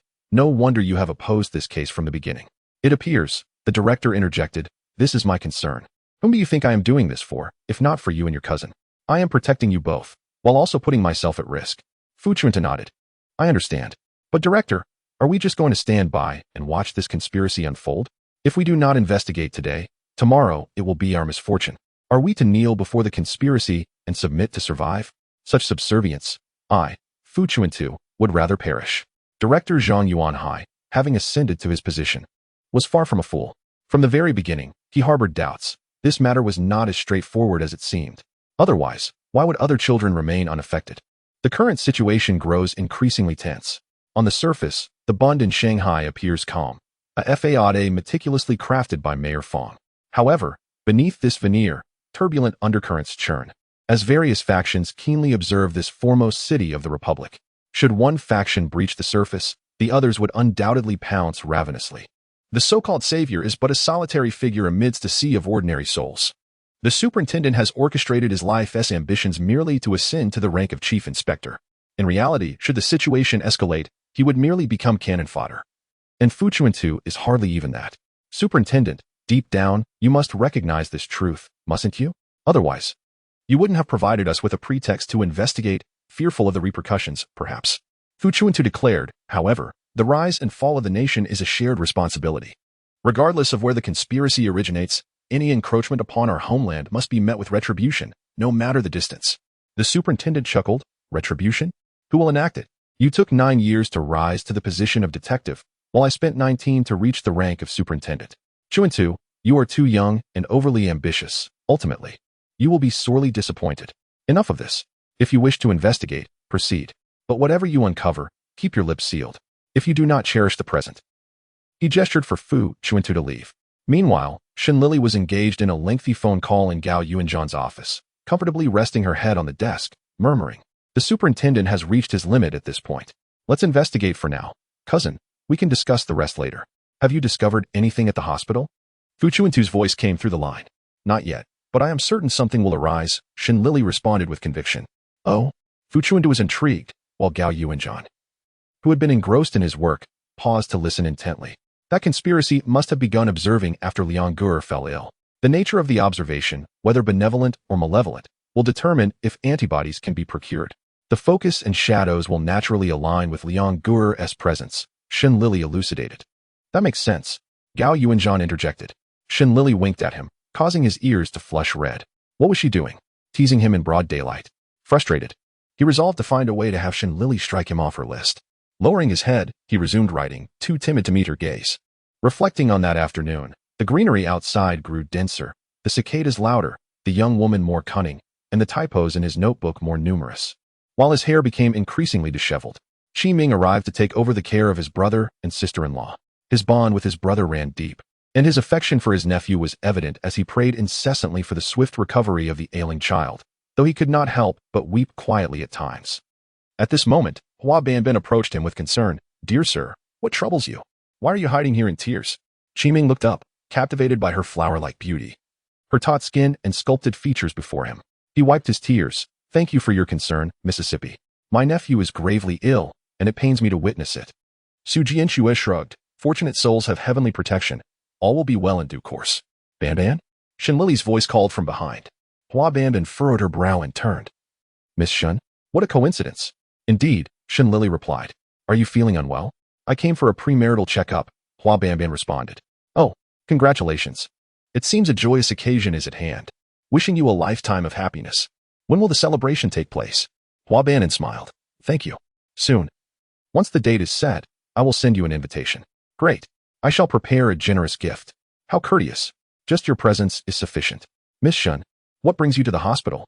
Shen Lili, with a playful glint in her eye, replied shyly, my boyfriend is a doctor at Guangxi Hospital. Is that so? Would you mind bringing him along to my wedding? Hua Banban said, before departing, leaving a lingering fragrance in the air. Qi Ming, please cheer up. Let us not forget our mission. Qi Ming replied glumly, I know. Do you know Hua Banban? Qi Ming shook his head, not really. I was crying here. And she saw me and kindly inquired. She seems quite nice, Shen Lili noted. Do you know her? Qi Ming asked. She is the top dancer at the Bailman and is about to marry Su Jianqiwei, the son of our landlord, Uncle Su. It appears my cousin's speculation was accurate. Uncle Su has indeed relented, yet it feels unsettling to have her undergo a premarital checkup. Nurse Xiao Zheng, recognizing Hua Banban, approached her. Miss Hua, I wanted to ask you about your skincare routine. Your skin is the best I have ever seen, so firm. How do you achieve such results? Hua Banban, surprised, responded. You've seen me? I was your attendant during your last visit to the hospital. Your beauty and flawless skin left a lasting impression. Hua Banban's expression soured. Is that so? Please, share your secrets. Look at my blemishes, they won't fade. My skin is dull and slightly sagging, especially around the eyes. I used the double sister jade cream from Guangxing Hang, Hua Banban replied. Xiao Zheng, puzzled, said I use that too. Why doesn't it work as well for me? How strange. All right, it's time for your examination, she said. Returning to the nurse's station, Xiao Zheng, frustrated, observed her reflection in a mirror. Gao Yuanzhan, holding a patient file, caught her idling. You're not focused at work, gazing into mirrors. Be careful, or the director might dock your bonus. Xiao Zheng sighed and set down the mirror. I can't afford that. I rely on this salary to maintain my appearance. The struggles of a woman, balancing work while striving to preserve youth. It's unfair. We all use the same products, yet why is Hua Banban's skin so taut? Not a wrinkle in sight, as if it were pulled tight by some unseen force. And her double eyelids. My goodness, I've never seen such prominent ones. Shen Lili chimed in. What are you talking about? Xiao Zheng leaned closer to examine Shen Lili. Your skin looks quite good too. What is your regimen? Me? I just use snowflake cream, Shen Lili replied. What brand? For a moment, she faltered. It's the one with 2 women on it? Double sister, right? Ah, yes. I used to work in a department store, selling that brand. How could I forget? I was once the top saleswoman. Xiao Zheng, I also use double sister. How is it that your skin is so good, while Hua Banban's is even better? Could it be that I bought a counterfeit? Are you close with Hua Banban? Xiao Zheng replied, not really. This is only my second encounter with her. The first time, I was so taken aback by her beauty and skincare that I couldn't help but seek her advice. She mentioned she also uses double sister. I need to investigate this. Perhaps I should visit Guangxing Hang to inquire if they sold me a fake. Shen Lili asked, what was her purpose during her last visit? A checkup? Xiao Zhang, still absorbed in her anger, replied, checkup? No, she came for an abortion. What have I done?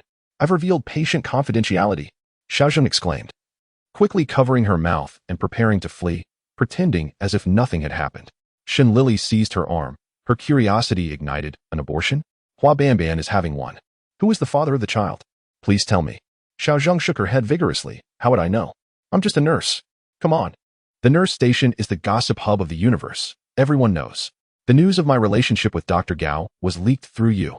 Xiao Zheng chuckled sheepishly, lowering her hand. I didn't mean to. Shen Lili feigned anger. Spill the details. All right. But you must promise not to tell anyone. If the director finds out, I'm finished. Shen Lili insisted that Gao Yuanzhan swear an oath, and after a mock display, Xiao Zheng finally divulged, Hua Banban came alone. Chapter 7. Banban enters the frame on that day. Guangxi Hospital was busy administering the chickenpox vaccine to children from the community.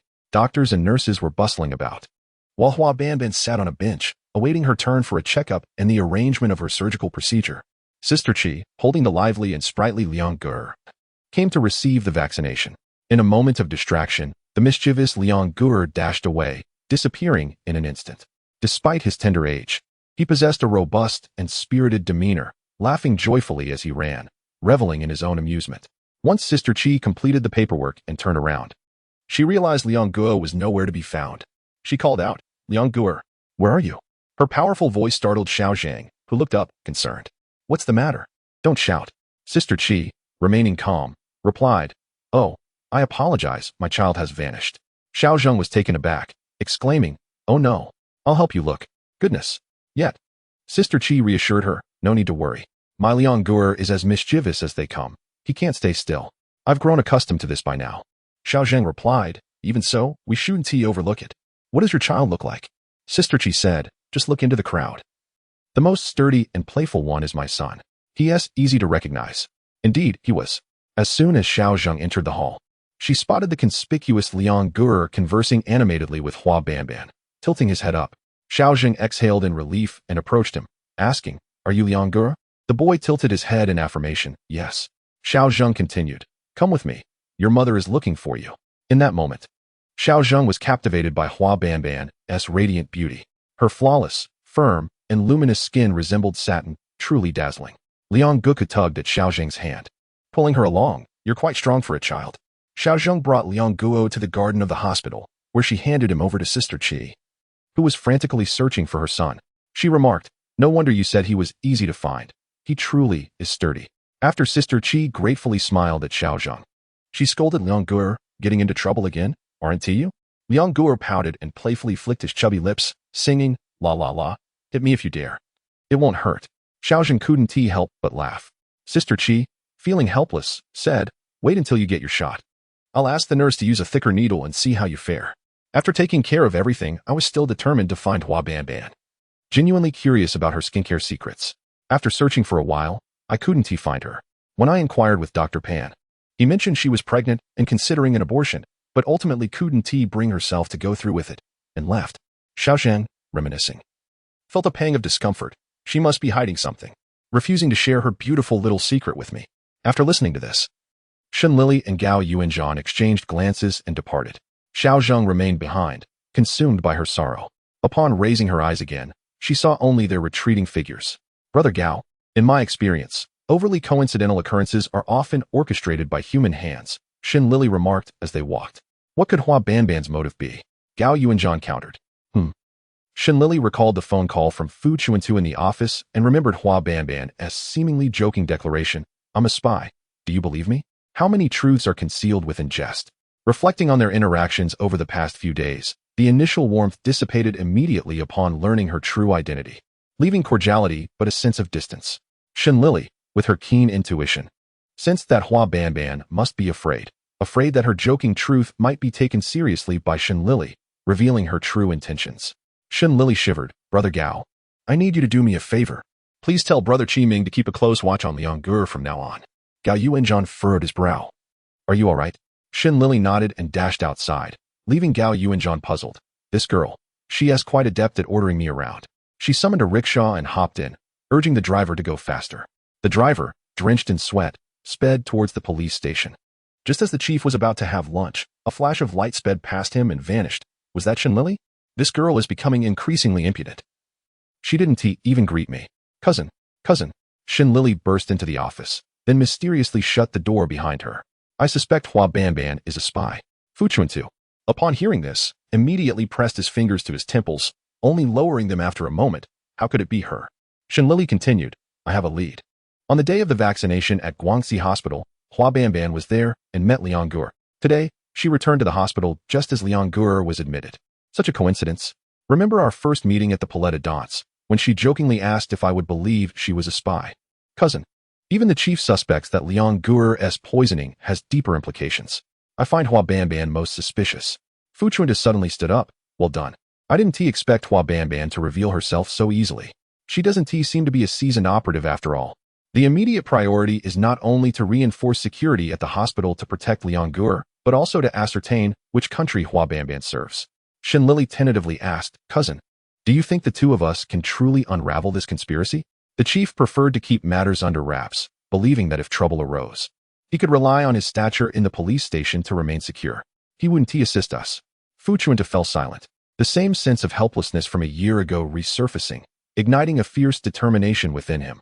Though 1,000 may oppose, I shall not retreat. Meanwhile, in the hospital, Hua Banban lay weakly in her ward after surgery, the nurse offering a few final words of advice before departing. Hua Banban closed her eyes to rest. Banban, you've suffered. Su Jianxue entered at an unknown moment, holding a bouquet of yellow roses, tears shimmering in her eyes as she gazed at her tenderly. Hua Banban opened her eyes, feeling a mix of surprise and fear. What are you doing here? In broad daylight, what if someone sees? Su Jianxue reassured her. I came very carefully. Don't worry. Hua Banban expressed concern. There are people from the police station around. Su Jianxue responded, what? Hua Banban elaborated. That's Special Advisor Shen Lili. I ran into her before the surgery. Shuiger, you shouldn't be here visiting me now. Su Jianxue hesitated, but I truly can't stop worrying about you. I feel guilty for not being able to accompany you during the surgery. Hua Banban was touched. Silly. If love endures, what does it matter if we're apart for a moment? We have plenty of time ahead. Let us not add to the risks. Su Jianxue, upon hearing this, could only nod, placing a kiss on Hua Banban's forehead before leaving. Shortly after he departed, Jean Fu Wang, dressed modestly, slipped in.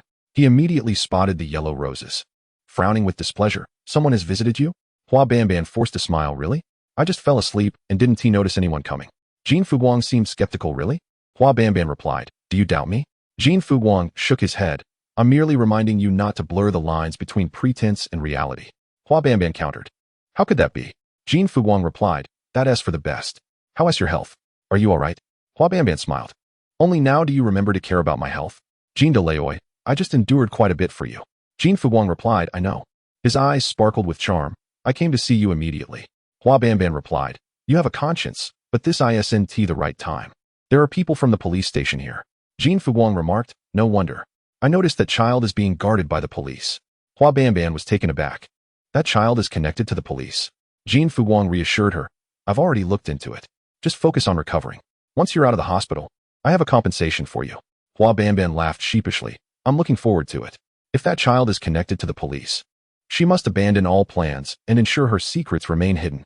Once Jin Fuguang left, Hua Banban could no longer sit still. In the dead of night, she stealthily made her way to Liang Ge's hospital room, her gaze filled with malice as she peered inside.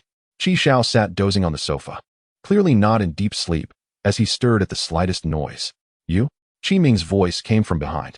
Hua Banban, her face pale and weakened, turned around. "I just had surgery. The anesthetic has worn off, and I couldn't sleep due to the pain, so I came out for a stroll to distract myself. You should cherish your health. Now is a time for rest." Qi Ming nodded in agreement. "Thank you, young sir. May I ask your name?" "Qi Ming. I am Hua Banban. I just walked this way and felt quite tired. I happened to see a child lying inside, looking rather pitiful. Alas, that is my poor nephew." Liang Ge. Qi Ming wore a sorrowful expression, lamenting that the situation remained unresolved, with no understanding of the cause. Hua Banban's initial joy at having caught a glimpse of Liang Ge on that fateful day transformed into dread and regret. What exactly had transpired? In the stillness of the night, Qi Ming found himself with the leisure to converse more with Hua Banban, perhaps as a means to alleviate his inner turmoil. The child, after receiving the varicella vaccine, had initially appeared healthy, but by nightfall, he developed a high fever, struggled to breathe, and eventually suffered convulsions. They had visited numerous hospitals, yet none could discern the ailment, attributing it merely to a common cold. During those days when he was away, by the time he learned of the child's illness, Liang Ge was on the verge of collapse.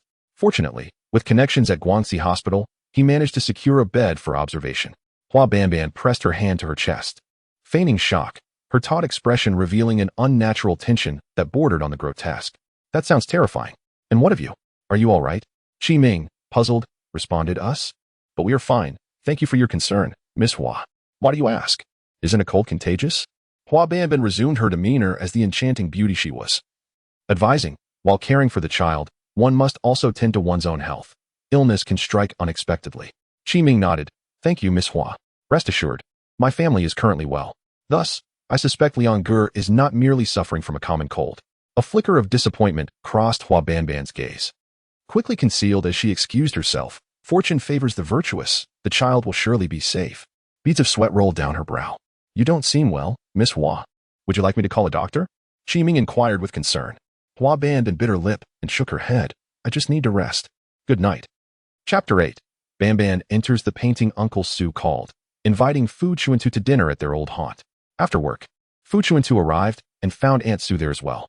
The couple wore expressions of tranquil resignation, as if their efforts to prevent the inevitable had yielded a calm acceptance. The waiter politely closed the door behind him. Uncle Su forced a smile. "Detective Fu, you've come. Today, my wife and I are treating you to dinner in gratitude for your assistance. Additionally, we wish to discuss the property transfer for next month." Fu Chuntu cautiously probed. "Uncle Su, it's Su, you are too kind. Does this imply good news is imminent?" "Congratulations to both of you, and to little Su." Aunt Su's expression turned slightly stiff. "Yes, thank you. This is indeed wonderful news. Let us celebrate," Fu Chuntu encouraged. Uncle Su sighed. "Detective Fu, there is no need for embarrassment. We are truly unable to rejoice. Our son is determined to oppose us for Hua Banban. It is a misfortune for our family." Fu Chuntu reassured him. "The past is but a fleeting memory. We must look forward to a brighter future." Uncle Su responded. "I appreciate your kind words, Detective Fu. If things go well, it will indeed be a blessing." Fu Chuntu replied. "Uncle Su, please call me Xiao Fu. We have known each other for 9 years. No need for such formality." "But what exactly is the matter?"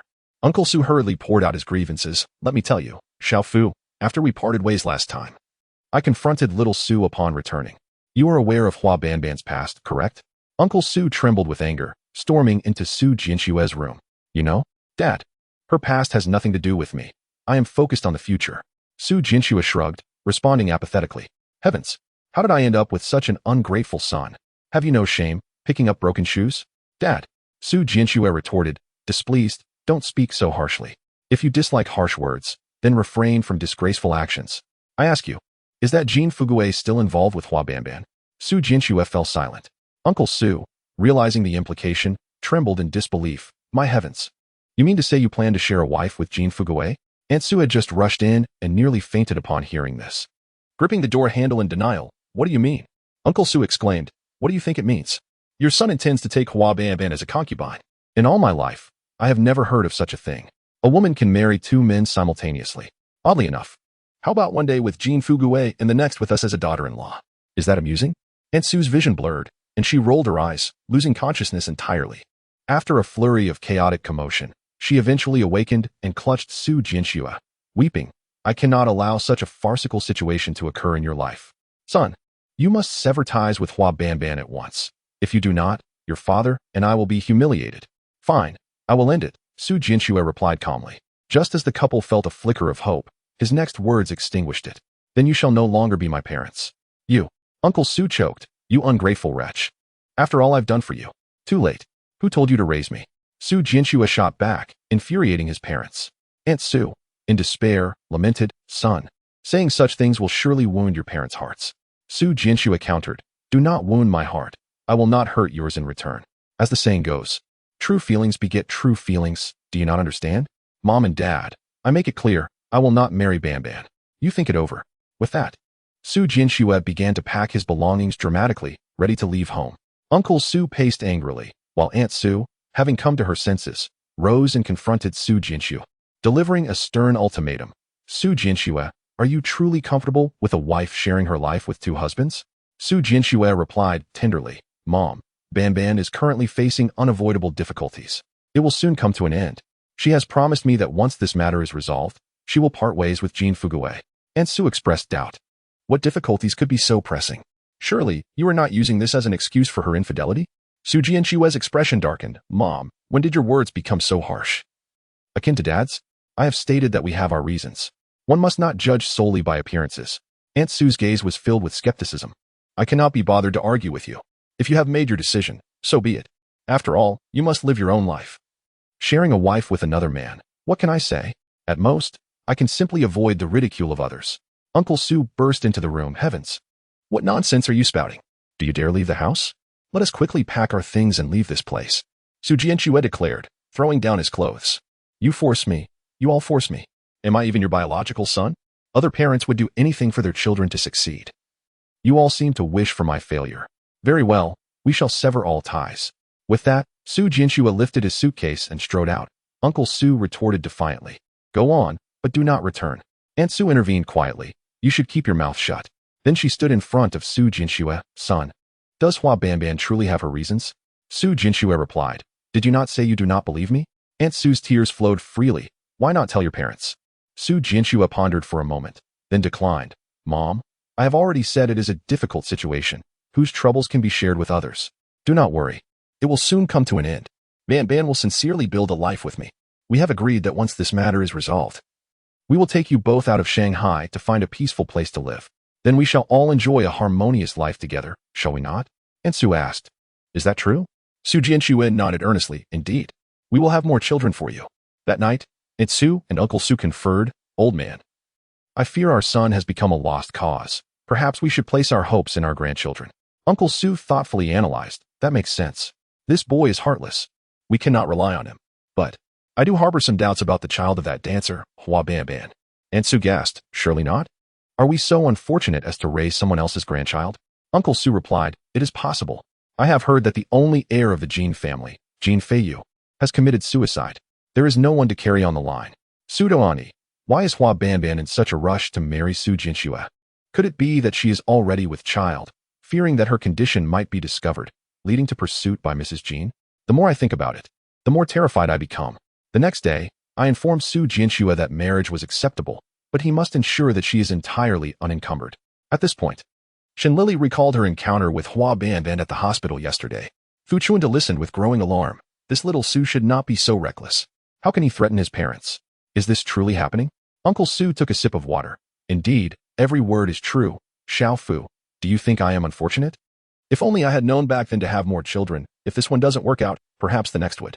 Fu Chuntu's lips twitched. There is some truth to that. Suda auntie sniffled. Life is indeed harsh. Fu Chuntu inquired. How did Su and Hua Banban meet? Suda auntie replied testily. At the dance hall. That paletta dance. It is all our fault for spoiling our only child. I regret it deeply. My family is well off, with 2 houses and 2 shops, and some wealth passed down from our ancestors. While we cannot compare to the Jin family, we certainly do not worry about food and drink. Jianxue has developed a penchant for extravagance, spending his childhood catching crickets, and now he is fond of bird keeping. Who knows when he ventured into the paletta dots? That is where he met Hua Banban. Fu Chuntu remarked, I have heard that Hua Banban is extraordinarily beautiful. Uncle Su agreed. Indeed. Suda auntie cast a sharp glance, causing Uncle Su to shrink back. A beauty that could bring ruin to a nation. Fu Chuntu asked, if she is so stunning, how did Su manage to win her over? Uncle Su, feeling anxious, replied, Xiao Fu, please do not take this lightly. Fu Chuntu, feeling awkward, said, I am not trying to learn, I am merely curious. Uncle Su felt relieved. I knew Xiao Fu was not one to lose his senses over women. Let me tell you, my son may not be diligent, but he has indeed attracted many women. It was Hua Banban who pursued Jianxue. Fu Chuntu questioned, what could she possibly see in him? Uncle Su replied, my family background. Of course. Fu Chuntu countered, Hua Banban, a woman who makes a living in the brothel, has seen countless nobles. What could she want with a mere shopkeeper? Uncle Su, it is not that I look down on you or auntie, but let us be fair. Jin Fugue is incredibly wealthy. Moreover, when she was the legendary dance queen in Qingdao, she must have had many admirers. Women marry men for beauty or wealth. Uncle Su suddenly realized, indeed, my son is not particularly handsome, nor does he possess great wealth. Why would she choose him? Fu Chuntu speculated. Perhaps she was led astray by the pleasures of life, experienced many trials, and now seeks a clean, respectable family to live a simple life. Uncle Su pondered. Jianxue did mention that Hua Banban has her reasons. Perhaps those reasons brought them together? Suda Ani replied, that could be the case. So, Hua Banban has grown weary of her life as a dancer and wishes to reform. Jianxue stated that once he achieves his goals, he will take us away from Shanghai? Fu Chuntu felt a sense of alarm. A chill running through him as he slowly replied, I believe I understand what those reasons are. The Su couple seized upon this glimmer of hope. What is it? Fu Chuntu advised. Uncle, auntie, whatever it takes, you must prevent Su Jianxue from uniting with Hua Banban, even if it means tying him up, unless you wish for your family to be destroyed. Such severity? Uncle Su grew frightened. Xiao Fu, please tell me the truth. I can offer you a discount on the house. Fu Chuntu waved his hand. It is too early to make any conclusions. Uncle and auntie, we shall leave it at that for today. Remember my words. After speaking, Fu Chuntu departed, leaving the Su couple exchanging worried glances. He returned home directly from the tavern, where Shen Lili was watering the flowers in the yard. Cousin, you are back. Fu Chuntu replied. Lili, I need to talk to you. Do you have a moment? Shen Lili set down the watering can and nodded. Yes. Chapter 9. Banban enters the scene. Hua Banban is a spy from a foreign nation, disguised as a dancer in Qingdao. Due to her beauty, she quickly gained fame. During Jin Cici's wedding, Jin Fugue took the opportunity to travel to Qingdao with his daughter on their honeymoon, where he became entangled with Hua Banban. Upon learning this, Guansue rushed over and caused a scene, leading to the palais de danse shunning Hua Banban due to the He family's local influence. This inadvertently paved the way for Hua Banban's arrival in Shanghai. Fu Chuntu sat in a rocking chair as the night deepened, enveloping the earth. Shen Lili fanned herself, leaning against a pillar in the corridor, listening to Fu Chuntu's conjectures. Whether this was a deliberate or accidental stepping stone is yet to be determined. In any case, Hua Banban's motives for coming to Shanghai are far from simple. She aims to introduce a virus into a host to obtain an antibody. On the day of vaccination at Guangxi Hospital, children from the concession came, which was just the right opportunity. Hua Banban, under the guise of seeking an abortion, went to the hospital for an examination, selecting Liang Guer. As you said, since he is the host, he will surely be monitored, and currently, Liang Guer is hospitalized while Hua Banban has also planned a surgery for her abortion. They are both at Guangxi Hospital now. Shen Lili pondered. Cousin's speculation is too shocking. Each coincidence leads to another. Let me guess. Jean Fugue's esteemed status in Qingdao attracted the attention of the spy agency, which dispatched Hua Banban to seduce him. Jean Fugue, being lecherous, readily fell for her charms, and they became deeply infatuated. Jean Cixi, witnessing this, informed her mother, He Guangcue. This led to He Guangcue storming into Qingdao, creating a scene and effectively silencing Hua Banban. Jean Fugue betrayed the nationalist government, aligning himself with another country, assisting Hua Banban in her seamless transition to Shanghai, the foremost city of the Republic. Fu Chuntu's hands rhythmically tapped the armrest of the rocking chair, creating a steady sound. Hua Banban's beauty is enough to captivate Jean Fugue. Their bond will inevitably lead to He Guangcue's intervention once again. Thus, Hua Banban sought out the honest Su Jianxue, publicly declaring their romance to cover her tracks. As time passed, genuine feelings developed, and she grew weary of her life as a spy, planning to wash her hands of the matter after completing her mission. She must have conveyed this to Su Jianxue. Shen Lili mimicked Hua Banban's tone and demeanor. Shuegu, Jean Fugue is infatuated with my beauty and forcibly brought me to Shanghai, keeping me under his watch. As a fallen woman, what choice do I have? But then I met you, my new hope. I will find a way to sever ties with Jean Fugue completely, and then we can escape together, all right? Su Jianxue, already bewitched by the stunning beauty, would be deeply moved and tender-hearted. All right, of course. Hua Banban nestled against Su Jianxue's not-so-broad chest. Shuegu, you are the best. Rest assured, I will make it happen soon, but your parents seem somewhat displeased with me. Su Jianxue, having risked everything to meet my parents with me, your sincerity is undeniable. I will certainly not let you down. Leave my parents to me. She imprinted a tender kiss upon Su Jianxue's cheek. Fu Chuntu, captivated, exclaimed, Were you there at the time? Shen Lili, feigning surprise, responded, Huh. Fu Chuntu depressed. Where were you hiding? Neither Hua Banban nor Su Jianxue noticed you. You possess an extraordinary talent for concealment. Lily, I fear you might be scouted by a clandestine organization. Shen Lili mused, a female secret agent. The thought is exhilarating. So cool, incredibly, explosively awesome. But rest assured, if I were to become a secret agent, it would be in service to the national government of the Republic of China. If a pampered young master like Qiao Shui can dedicate himself to serving the nation, I, Shen Lili, am no less capable. Fu Chuntu chuckled. I believe you, cousin. You would never betray our motherland or government. So what do you think of Hua Banban's nationality? Shen Lili pondered. Surely not French, British, or American. She looks distinctly. Cousin, have you seen Hua Banban? She is stunningly beautiful, but her beauty seems somewhat artificial, as if every inch were meticulously sculpted.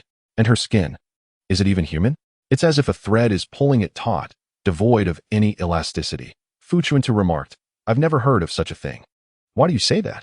Shen Lili explained, she claims it's from using Shuangmei Yurong cream, but who knows? Perhaps she's simply blessed with extraordinary genes? In any case, I've never encountered anything like it. So, aside from us and the fair-haired, blue-eyed foreigners, that leaves, Fu Chuntu concluded, the Japanese. Shen Lili exclaimed, a Japanese spy. A female secret agent from the Orient. How detestable. Fu Chuntu stated, if she is a Japanese spy, it would complete this conspiracy. The island nation of the Orient has long coveted the Republic of China, launching several provocations in the past. Therefore, Liang's antibodies are evidence of Japan's desire to use biological weapons for invasion. Shen Lili gasped, biological weapons. Fu Chuntu nodded. I overheard Lao Gao mention that medical professionals can both save and take lives. Medicine is a double-edged sword, capable of healing or harming, depending on the dosage. Used wisely, it brings blessings. Misused, it becomes a biological weapon. Shen Lili, lost in thought, visited Guangxi Hospital the next day and directly questioned Gao Yuanzhan. Brother Gao, is Liang's condition contagious? Gao Yuanzhan shook his head. So far, those who have come into contact with him have not shown similar symptoms. What's wrong? Shen Lili inquired. Colds and smallpox are contagious. So could we suspect that Liang's virus also has the potential to spread? Perhaps it's incomplete, or perhaps it's due to Liang's own constitution, which has counteracted it. I can't figure it out. Shen Lili went to see Liang, who seemed to have improved compared to the previous days. Although still unconscious, his breathing was much more stable. Qi Ming, with dark circles under his eyes, greeted her. Lili, you're here. I need to talk to you. Shen Lili responded, Brother Qi Ming, you look like a panda. You need to rest. What's the matter? Qi Ming replied, I dare not close my eyes. Last night, Hua Banban came. Shen Lili shuddered. Qi Ming lowered his voice. Last night, I went to the bathroom and found Hua Banban crouched by the door, peering through the window. I took the opportunity to chat with her. and she asked me if I had been infected. When I said no, she suddenly turned pale. Shen Lili interrupted. Wait. She asked you if you had been infected. Qiming affirmed. Yes. Shen Lili felt a chill run down her spine. Indeed. Indeed. What a cruel scheme. What a malicious heart. Qiming asked, Lili? Shen Lili's eyes blazed. Brother Qiming, you are with the police force, so I won't hide anything from you. Hua Banban is a spy. And she is the one who poisoned Liang. The poison is a biological weapon developed by a spy organization attempting to invade. On the day of the vaccination, she chose the healthy and robust Liang as a carrier to observe the virus's effectiveness and transmissibility. Moreover, they are waiting for their most important task, waiting for Liang to die or live. If he lives, it means he has antibodies, which can be extracted as an antidote. If it spreads and becomes contagious, they can poison the battlefield in the future, effortlessly seizing our cities, occupying our land, and slaughtering our people. Qiming's back was instantly soaked with sweat. Is there any evidence? We must report this. Shen Lili shook her head. If we report it, we risk being falsely accused of sabotage and undermining peace. Such a charge would be unbearable for you, me, my cousin, and even the director. Moreover, we have no evidence. No one can prove that Hua Banban poisoned Liang, and no one can prove Hua Banban's identity as a spy. I understand now why she went to such lengths to leave Qingdao and fabricate her past. Qiming lamented. My poor nephew has become a sacrifice. Shen Lili comforted. Brother Gao said that Liang's physical condition is very good, and he seems to be improving day by day. Qiming smiled bitterly. He also said that with the current level of medical care, even if he wakes up, the after effects are unpredictable. Shen Lili asked anxiously, what can we do? Qiming replied helplessly, he's trying to find a way. He's hoping to use his teacher's connections to contact Germany and send the child abroad for treatment. Shen Lili exclaimed, that's great. As long as there's a glimmer of hope, we shouldn't give up. Qiming said, that's a lot of money. My brother and sister-in-law are trying to raise funds, and they may have to sell their house. Shen Lili was furious, feeling helpless and frustrated. Why should innocent victims bear the burden of the perpetrator's sins? Shen Lili wandered aimlessly, dejectedly, and spent the whole morning on the rooftop. Gao Yuanzhan, worried, finally found her and breathed a sigh of relief. It's time to eat. Sigh. Shen Lili sighed. It's so late already. I'm not hungry yet. Gao Yuanzhan put his hands in his pockets. Don't worry. We'll all help. Even if it's just a drop in the bucket, there's still the public. We can ask Miss Fong to publish an article and raise donations. What do you think? Shen Lili's eyes lit up. That's right. There's strength in numbers. How could I forget her? Brother Gao, let's call my cousin and ask her for money. Chapter 10. Banban in the painting in the police station. Fu Chuntu hung up the phone, grabbed his coat, and drove to Guangxi Hospital. He ran into the director on the way out, who asked, where are you going? Fu Chuntu replied gravely, I'm going to Guangxi Hospital. How is that child? Liang. The director, unconcerned, asked with genuine care. Fu Chuntu replied, he may have to be sent abroad for treatment. The director exclaimed, if you need help, the police station will spare no effort. Fu Chuntu said, I thank the director on behalf of Qiming's family. The director waved him off, and Fu Chuntu got into the car and sped away. On the way, he roughly understood Shen Lili's intention, and perhaps this was the best way. Thinking this, he arrived at the hospital, where Shen Lili and Gao Yuanzhan were waiting for him at the entrance, and immediately dropped a bombshell. Cousin, let's confront her.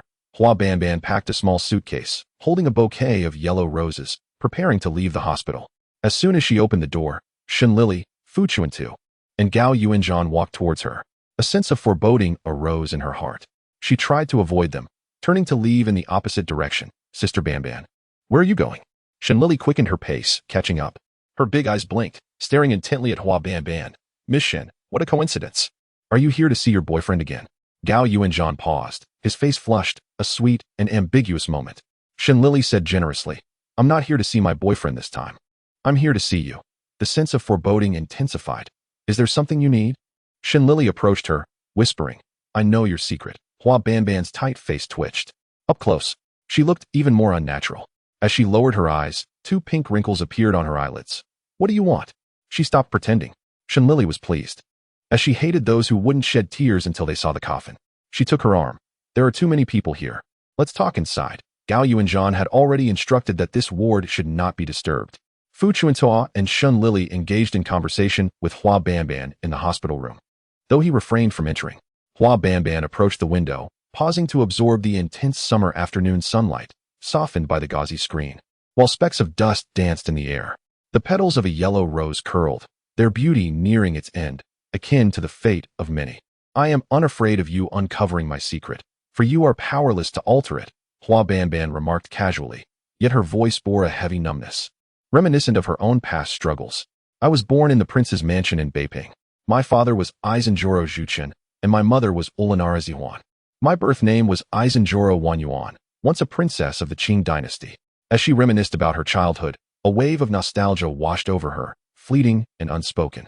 Instead, she recounted events that followed. After the fall of the Qing, my father, clinging to the dream of restoration, took my mother, sister, and me across the sea to the east. To garner support, he offered my sister and me as hostages to Colonel Matsumoto of the Mei organization, who adopted us as daughters, renaming me Matsumoto Nanako. Shen Lili, taken aback, regarded Hua Banban with curiosity.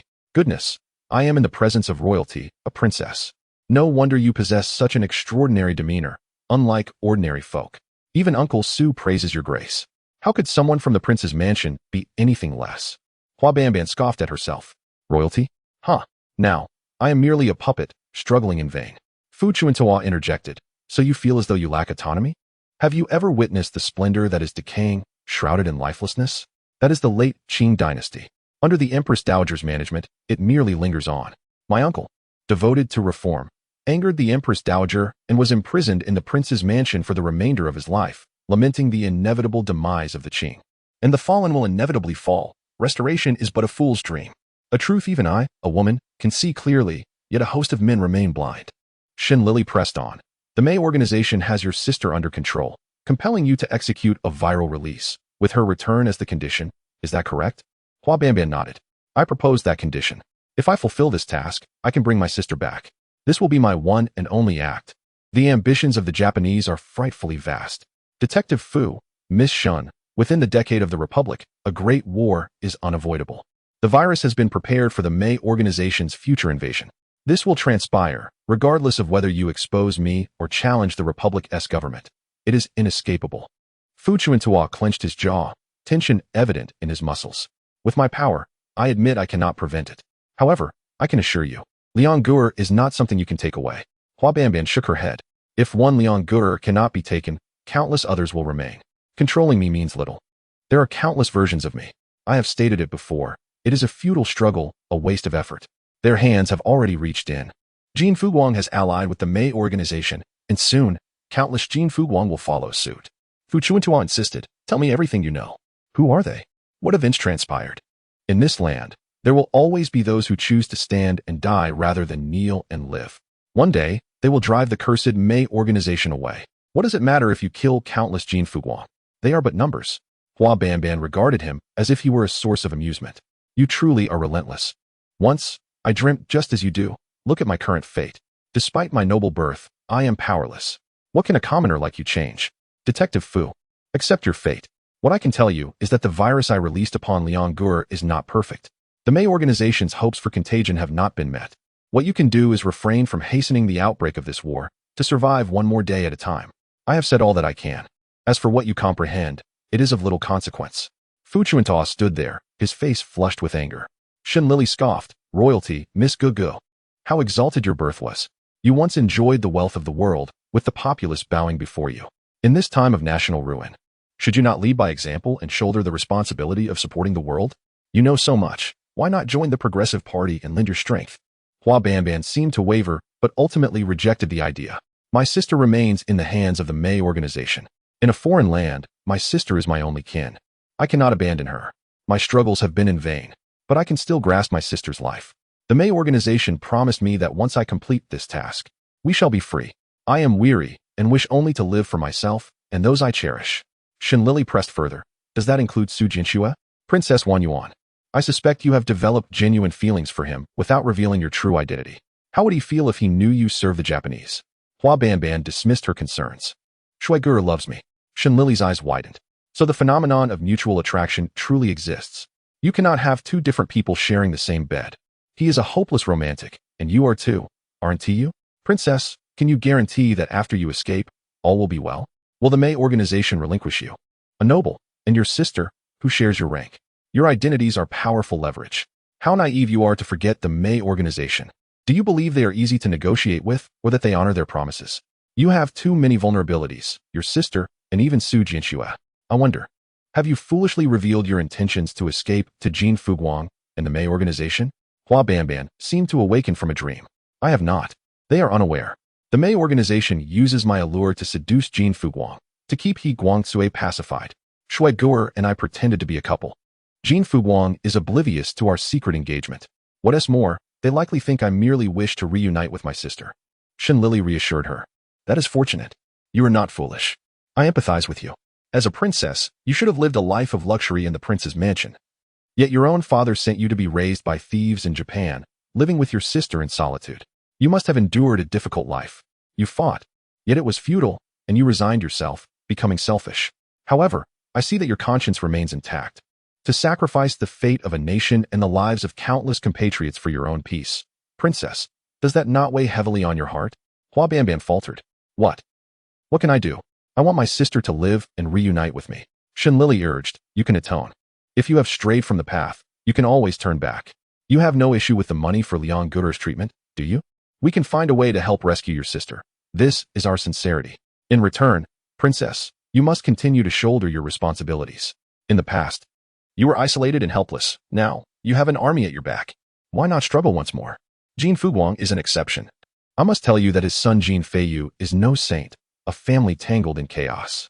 When I introduce you to some friends, you will realize how unfamiliar you have become with your homeland after being away from the Mei organization for so long. There are many who have bravely pursued their ideals. Their blood vibrant like the brilliant glow of dusk. Seeds push through the cracks in stones, striving towards the sun. Hua Banban, in disbelief, asked, can I still do it? This face of mine is no longer the same as before. I have not belonged to myself for many years. My fate has never been in my own hands. Shen Lili persisted, but you are a princess, are you not? Do you not consider yourself noble? I have read many tales of princesses marrying into foreign lands, such as Wang Zhaojun or Princess Wenchong. All those noble women of the Qing, each a heroine. Why can't you be the same? I know mere words cannot sway you, but I ask you now, are you willing to make a bargain with me? Fu Chuntu interjected Lili, with a resolute gaze. Shen Lili urged, Hua Banban, do you dare to make a deal? Hua Banban, slowly, replied, very well, I will make a deal with you. If you help rescue my sister, I will join the Progressive Party. Let me express everything I know. Shen Lili smiled and said, first, take out the money. The child is waiting for salvation. Chapter 1. The sorrow of Wan Yin. Upon exiting the hospital room, I noticed Gao Yuanzhan seated on a bench in the corridor, engrossed in reading a telegram. Shen Lili approached him. Brother Gao, has your teacher replied? Gao Yuanzhan raised the telegram in his hand. It just arrived. Germany has agreed to accept Liang Gu, but they cannot guarantee a full recovery. Given our current medical standards, the odds favor Germany. Fu Chuntu replied, indeed, that's good news. Old Gao, respond to your teacher. We must send Liang Gu to the best doctors with the finest medicines. Gao Yuanzhan inquired, have we gathered the funds? Shen Lili beamed. Money is no issue. We are quite affluent now. Gao Yuanzhan, surprised, peered into the room. Inside? Shen Lili swiftly placed her hand over Gao Yuanzhan's mouth. A gesture too intimate, prompting Fu Chuntu to scold, remove your hand. How improper for a young lady. After frightening Gao Yuanzhan, Shen Lili obediently lowered her hand. Shuh. This is a secret. Brother Gao, curiosity can be perilous.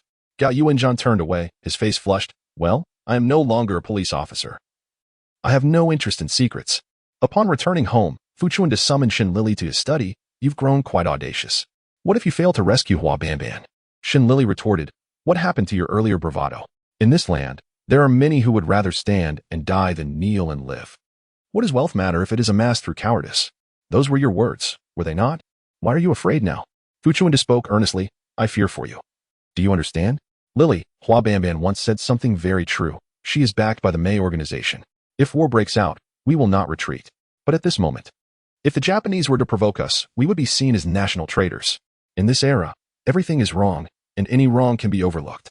I am fully aware. I will be very cautious. Of course, it is our duty to contribute to the nation. Fu Chuntu praised, continuing. I wonder how Qiao Shud is faring? He has been too close with the advance party. Cousin, your considerations are indeed thorough. We can send Hua Banban to the advance party, leveraging their influence for the rescue. They understand the nuances better. Shen Lili laughed. Originally, I intended to go undercover in the Mei organization. What? Have you become addicted to undercover work? Shen Lili grinned. I even fantasized about being a glamorous female spy to enrich my career. A double agent. How thrilling. The next day, Fang Shouting came to visit the Fu family. Not wanting to be a third wheel, Shen Lili suddenly remembered Mei Lu. Oh dear, I haven't contacted Mei Lu in ages. She must be holding a grudge against me.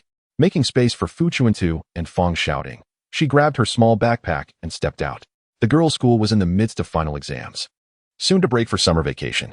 Groups of female students gathered to review, and Shen Lili strolled through the campus, inhaling the floral fragrance, sighing contentedly. Lu Huanong, adored by her peers, headed towards the small garden. We must hurry. We need to find a good spot to study, or we will have nowhere to sit. A few girls chirped happily. Thank you, Huanong. Not only are you beautiful, but you also excel academically and generously help us. Lu Huanong smiled. All right, no more flattery. Exams are approaching. Let us all put in extra effort. We must surpass the boys' school and redeem our pride. The young female students, laughing and chatting, brushed past Shen Lili. She noticed a shy girl trailing behind, keeping pace with the group. Shen Lili made her way to Mei Lu's office, where Mei Lu crossed her arms and pouted at Shen Lili, resembling a sulking child. Oh wow, our great detective Shen finally remembers me. Shen Lili stuck out her tongue. I've been a bit busy lately. My apologies. Noticing the absence of a small cake, Mei Lu huffed and turned her face away. Shen Lili, knowing her well, produced a beautifully wrapped oil paper bag from her backpack. How could I forget your favorite? Mei Lu's face brightened. Lili, you are the best. Shen Lili teased. Look at you, so ungrateful. Bringing you a little cake makes me the best, yet if I hadn't, you would sulk. Mei Lu snatched the cake, eagerly opening it. What have you been busy with lately? Shen Lili sighed. I just went through one of the most frustrating cases of my detective career. It ended abruptly, leaving me in despair. However, I suppose I accomplished something good. Curious, Mei Lu continued to munch on her cake. You speak in riddles. What happened? After recounting the events, Mei Lu finished her cake, stood up, clapped her hands, and retrieved her wallet from her bag, pulling out a stack of cash. This is my token of appreciation. Please deliver it to the Chi family. I hope the child recovers soon and is full of vitality. Shen Lili refused. Don't worry. Hua Banban will cover all medical expenses. She possesses a wealth of gold and jewels. We need not save her money. We have funds for travel. You have it hard alone. Take it back. Mei Lu shook her head, insisting, I thought of a Ning from Brother Hushing's family. Brother Hushing and I share a bond of life and death. Let me do a good deed for his daughter, so she may be reborn into a better life. Shen Lili, silent, accepted the money with sincerity. Thank you, Mei Lu. Mei Lu smiled back. No need for formality. I am now an esteemed teacher at the girls' school. Not only did my salary increase by 10%, but I might also receive a bonus. Shen Lili exclaimed, wow, your school offers such good benefits, and they give bonuses? Mei Lu replied, after last summer's final exams, when the boys' school overshadowed us, our principal vowed to excel this year. The class with the best performance would receive bonuses. Shen Lili remarked, it seems you are guaranteed success. Mei Lu, unable to hide her joy, humbly said, I am fortunate. There is a student named Lu Huanong in my class, who ranks first in the school. All hopes rest on her. I really like her. Though only 17, she carries herself with grace and poise. When students struggle, they come to her for help. Shen Lili recalled the group of female students she had seen earlier, her eyes lighting up. She must be quite beautiful. Mei Lu asked, have you seen her? Shen Lili replied, I encountered her earlier on campus. No wonder she is so adored. Mei Lu added, she is our school's flower. I'll let you in on a secret. Many boys from the neighboring school have crushes on her. Every morning, her desk is filled with breakfast and a pile of love letters. Shen Lili felt a twinge of regret for not having enjoyed school more. Sighing, she said, I've never experienced that. I truly envy her. Mei Lu poked Shen Lili's forehead. Whose fault is that? I heard from Shouting that Uncle Shen and Aunt Shen sent you to school, and on your first day, you were called into the office for snacking during class. The next day, your parents were summoned because you were entranced by ants and forgot to attend. Shen Lili rubbed her forehead. How do you know all this? It's infuriating. Let me tell you, I am not a student anymore, so don't use your teacher's tone with me. Mei Lu patted her chest. Thank goodness you are not my student. Otherwise, you would drive me to despair. Oh dear. May heaven bless my career. May I have more students like Lu Huanong. Shen Lili muttered. Every talent has its purpose. I am not without merit. I have many strengths. For instance, I am well known in our county. Stop right there. Mei Lu eagerly interrupted Shen Lili. Is it true? Are you really famous? A little chef, a matchmaker, and a seamstress? Surely, there can't be just 5 people in Wu County. Shen Lili retorted, Wu County is quite large. Mei Lu replied, oh, speaking of Wu County, isn't it a coincidence that the Lu sisters also hail from there? Shen Lili asked, she has sisters? Are they in your class? Mei Lu confirmed, yes, Lu Huaji, her half-sister. But they are nothing alike. These sisters are worlds apart. Shen Lili inquired. Is the difference really that stark? Mei Lu enumerated. Lu Huazong possesses extraordinary grace. While Lu Huaji is rather plain, Lu Huazong excels in her studies, whereas Lu Huaji's grades are the lowest. Lu Huazong is poised and confident, while Lu Huaji remains silent. If Lu Huazong hadn't mentioned it, we wouldn't even guess they are sisters. Shen Lili speculated. Perhaps they each take after their mother? What does the Lu family do? Mei Lu chuckled. Haha, it seems you have quite a connection with the Lu family. Shen Lili pointed to herself, excited. Is it because I, like Lu Huazong, am a stunning beauty? Mei Lu rolled her eyes. You really know how to flatter yourself. You used to be a salesgirl at the Lu family's department store, selling snow cream. Shen Lili silently lowered her hand, recalling her dismissal from that job. It had been nearly a year. How swiftly time passes. Though the surroundings remained unchanged, the world felt entirely different. Shen Lili sighed, memories swirling like a revolving lantern.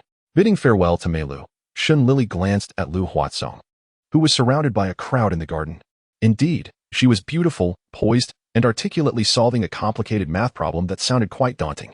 Shen Lili did not stop but admired her as she walked out of the girls' school, bathed in the glow of the setting sun. Qi Ming and his siblings decided to take Liang Guer to Germany for treatment. Hua Banban faithfully honored her promise, sending a box of gold bars, ensuring Liang Guer's life was saved, with the rest left to fate. Shen Lili went to Jing'an Temple to seek a talisman for peace, arriving a bit late. Breathless at the dock to see them off. I'm late, so sorry. Fang shouting helped Shen Lili. Take it easy. Look at you, all sweaty. After saying that, she took out a handkerchief to wipe Shen Lili's forehead, then playfully blew a kiss, causing Fang Xiaoting's cheeks to flush as she whispered, You flirt. Fu Chuntu cast a sympathetic glance at Gao Yuanzhan. You've worked hard. Gao Yuanzhan appreciated it. Just a small effort. Fu Chuntu raised an eyebrow. Realizing this fool didn't grasp the underlying meaning, it wasn't the right moment to address that. Shen Lili moved over to Qi Zhao's side. Big brother Qi, sister Qi. This is the talisman I requested for Liang Guer at Jing'an Temple. The monk said it must be kept close, as it holds boundless power. Sister Qi, holding Liang Guer, felt a wave of emotion. Thank you, Miss Shen.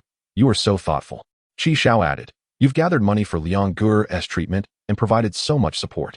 This, Fu Chuntu interjected. All right, family shouldn't stand on ceremony. Let us hurry. We'll be waiting for good news about Liang Guer here in Shanghai. Chapter 2. Shared sorrow. The sound of the fairy horn echoed, stirring the waves. After bidding farewell to Qi Zhao's family, Fu Chuntu took the initiative to offer Fang, shouting, a ride home. The delighted girl could hardly contain her joy. Shen Lili wished for someone to escort her as well, her gaze sweeping over the remaining men. Gao Yuanzhan scratched his nose, preparing to speak, but was interrupted by Shen Lili, who had her eyes set on Qi Ming. Brother Qi Ming, may I hitch a ride with you? Shen Lili asked sweetly. Qi Ming replied, but Fu Chuntu shot him a glance, leaving Qi Ming confused. Is it not allowed? Oh, well, all right. Lili, I suddenly have something to attend to outside, so perhaps not today? Next time? Fu Chuntu was pleased, thinking that the lad wasn't foolish after all. Shen Lili frowned. Why are you sneaking around? With all those hesitations, you must have something to hide. Qi Ming insisted. I don't. I'm being forthright. Shen Lili scrutinized him. You do have something, I can tell. What new case are you dealing with that you can't tell me about? I must inform you. I'm running low on funds and desperately need to earn money. Qi Ming was unperturbed. The detective bureau can manage without you. You are now the most renowned female detective in Shanghai. Shen Lili smiled in satisfaction. That's true. I doubt you are brave enough. Well then, Dr. Gao. May I hitch a ride with you? Gao Yuanzhan scoffed. Oh, now you remember me? How annoying. He turned to leave, his emotions tangled, wondering what was truly happening. Deep within, there was a stirring regarding Shen Lili that made his heart flutter with guilt. He owed a debt of loyalty to Xia Meihan, his childhood friend, who had left the world too soon, and he had vowed never to marry, to always remember her. Gao Yuanzhan's mind was in turmoil, while Shen Lili remained oblivious, counting the time on her fingers. She wondered aloud. It's been quite a while since Qiao Shui left. He must have arrived at Tianjin by now, right? Why hasn't he sent me a letter? I hope there are no troubles. Gao Yuanzhan blurted out. You seem quite concerned about him. Shen Lili replied, Of course. I promised Hua Banban to rescue her sister from the Mei Bureau, and I'm counting on Qiao Shui for that. I could inadvertently accomplish a great deed for the country and its people. My merits are boundless. No wonder the master smiled at me this morning. Dr. Gao, check if I'm glowing. Gao Yuanzhan scoffed. Yes, a pink glow, self-absorbed. Shen Lili was unbothered, her big eyes sparkling as she hopped off the vehicle, waving goodbye without looking back. The next moment, She joyfully pulled out an envelope from the mailbox, skipping happily into her home.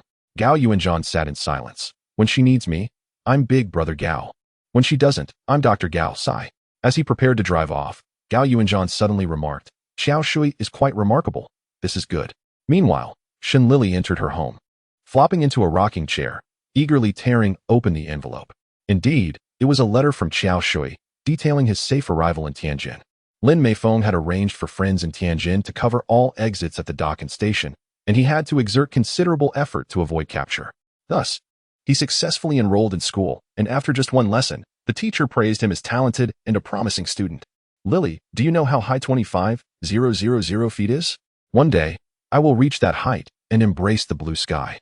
Shen Lili felt tears welling up, genuinely thrilled for Xiao Shui, muttering, That's wonderful, truly wonderful. The letter concluded with wishes for Shen Lili's daily happiness. She smiled like a sunflower in the sunlight, sniffed, took out a pen, and tore off a sheet of paper to respond in the corridor.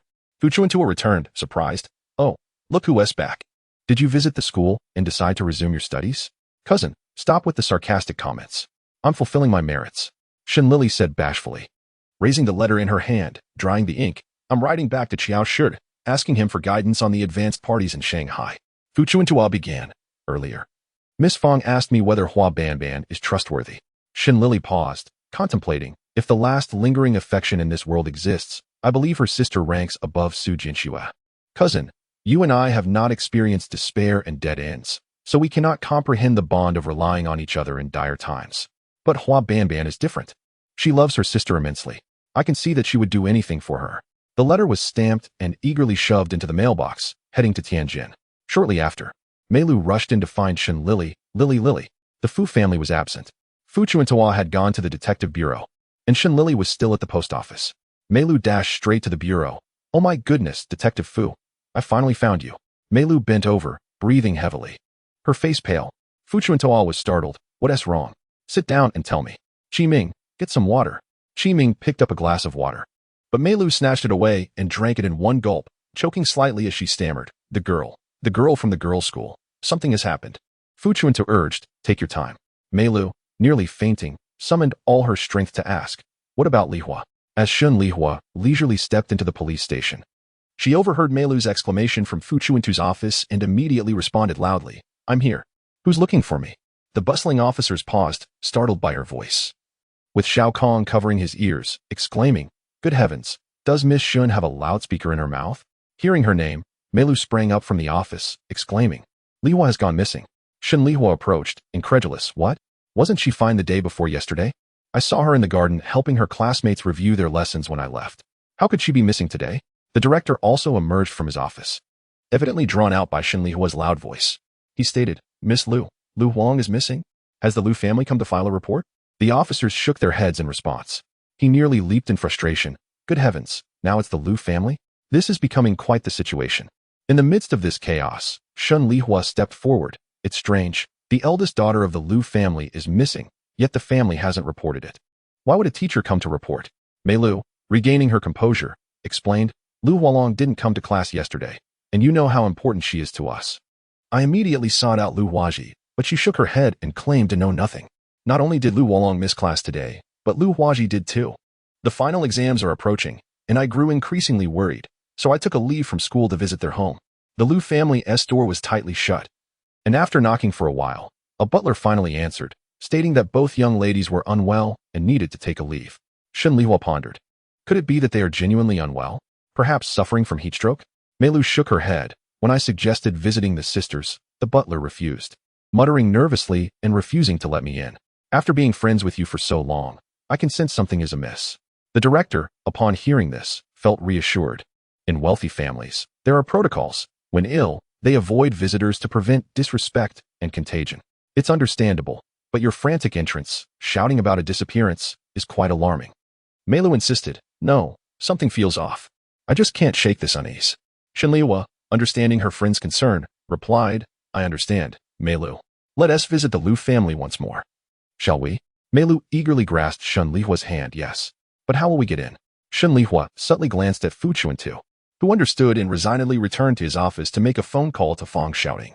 Soon, news spread that Miss Fong, the mayor's daughter, would be visiting the Lu family. reaching the ears of the troubled Lu Zhenfeng, who was pacing back and forth. Meanwhile, Mrs. Yin Ryu sat on the sofa, visibly distraught. Mrs. Gataohong, the second wife, chattered away. The eldest daughter hasn't returned yet. Why is Miss Fong here causing a stir? Such poor timing, really rude.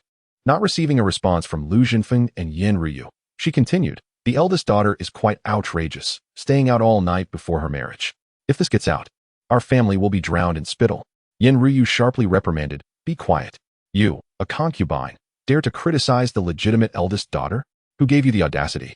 Gataohong, secretly observing Lu Zhenfeng's expression, saw no sign of displeasure, and scoffed, sister, we're in the Republic now, not the Qing dynasty. I am also the legitimate wife. This whole distinction between legitimate and illegitimate children is outdated. They are all the master's daughters. Huaji is so well behaved. Lu Zhenfeng interjected, silence. The master of the house had spoken. Gu Taohong reluctantly closed her mouth, rolling her eyes at Yin Ryu, then eagerly sidled up to Lu Zhenfeng. Don't be angry. Sir, Taohong is just worried about the eldest daughter. In families like ours, without rules, there can be no order. Wouldn't you agree? Today, Huaji didn't go to school either. She is very concerned about her sister. Shen Lihua and Mei Lu met with Fong shouting at the Lu family's entrance. The three rang the doorbell, and the doorman opened the door. Miss Fong, you're here. The master and mistress are, Mei Lu, is that you? The doorman fell silent, politely ushering them in and leading them to the main hall. Lu Zhenfeng and Yin Ryu awaited them. Fong shouting greeted, Uncle Lu, Auntie Lu, hello? The last time we met was at my mother's birthday celebration. Lu Zhenfeng inquired, how is your father? Fong shouting replied, he is well. Uncle and Auntie. These are my dear friends, Mei Lu, a teacher at the girls' school, and Miss Shen Lihua. Yin Ryu exclaimed, Shen Lihua? The one in the newspaper? Shen Lihua confirmed, yes, indeed. Hello, Mrs. Lu. I'm the Shen Lihua featured in the papers.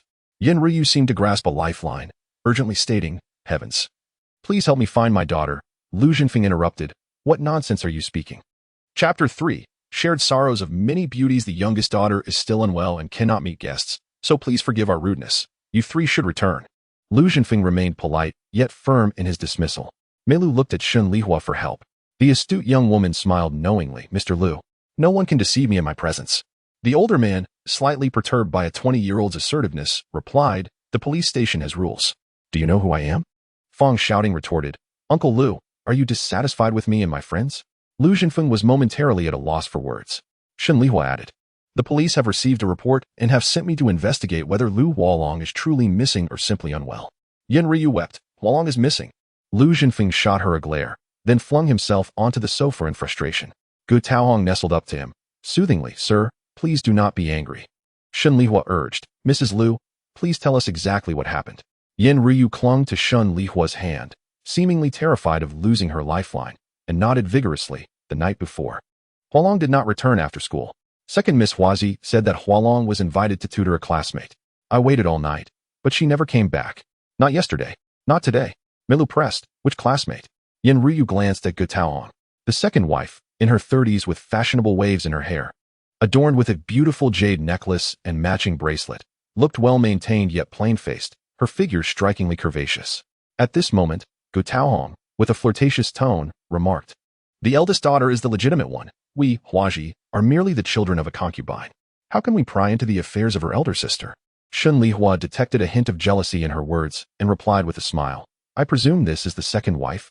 Quite the enchanting beauty, I must say. I imagine the second Miss Huaji must be equally lovely. I would love to meet her. Silence hung in the air.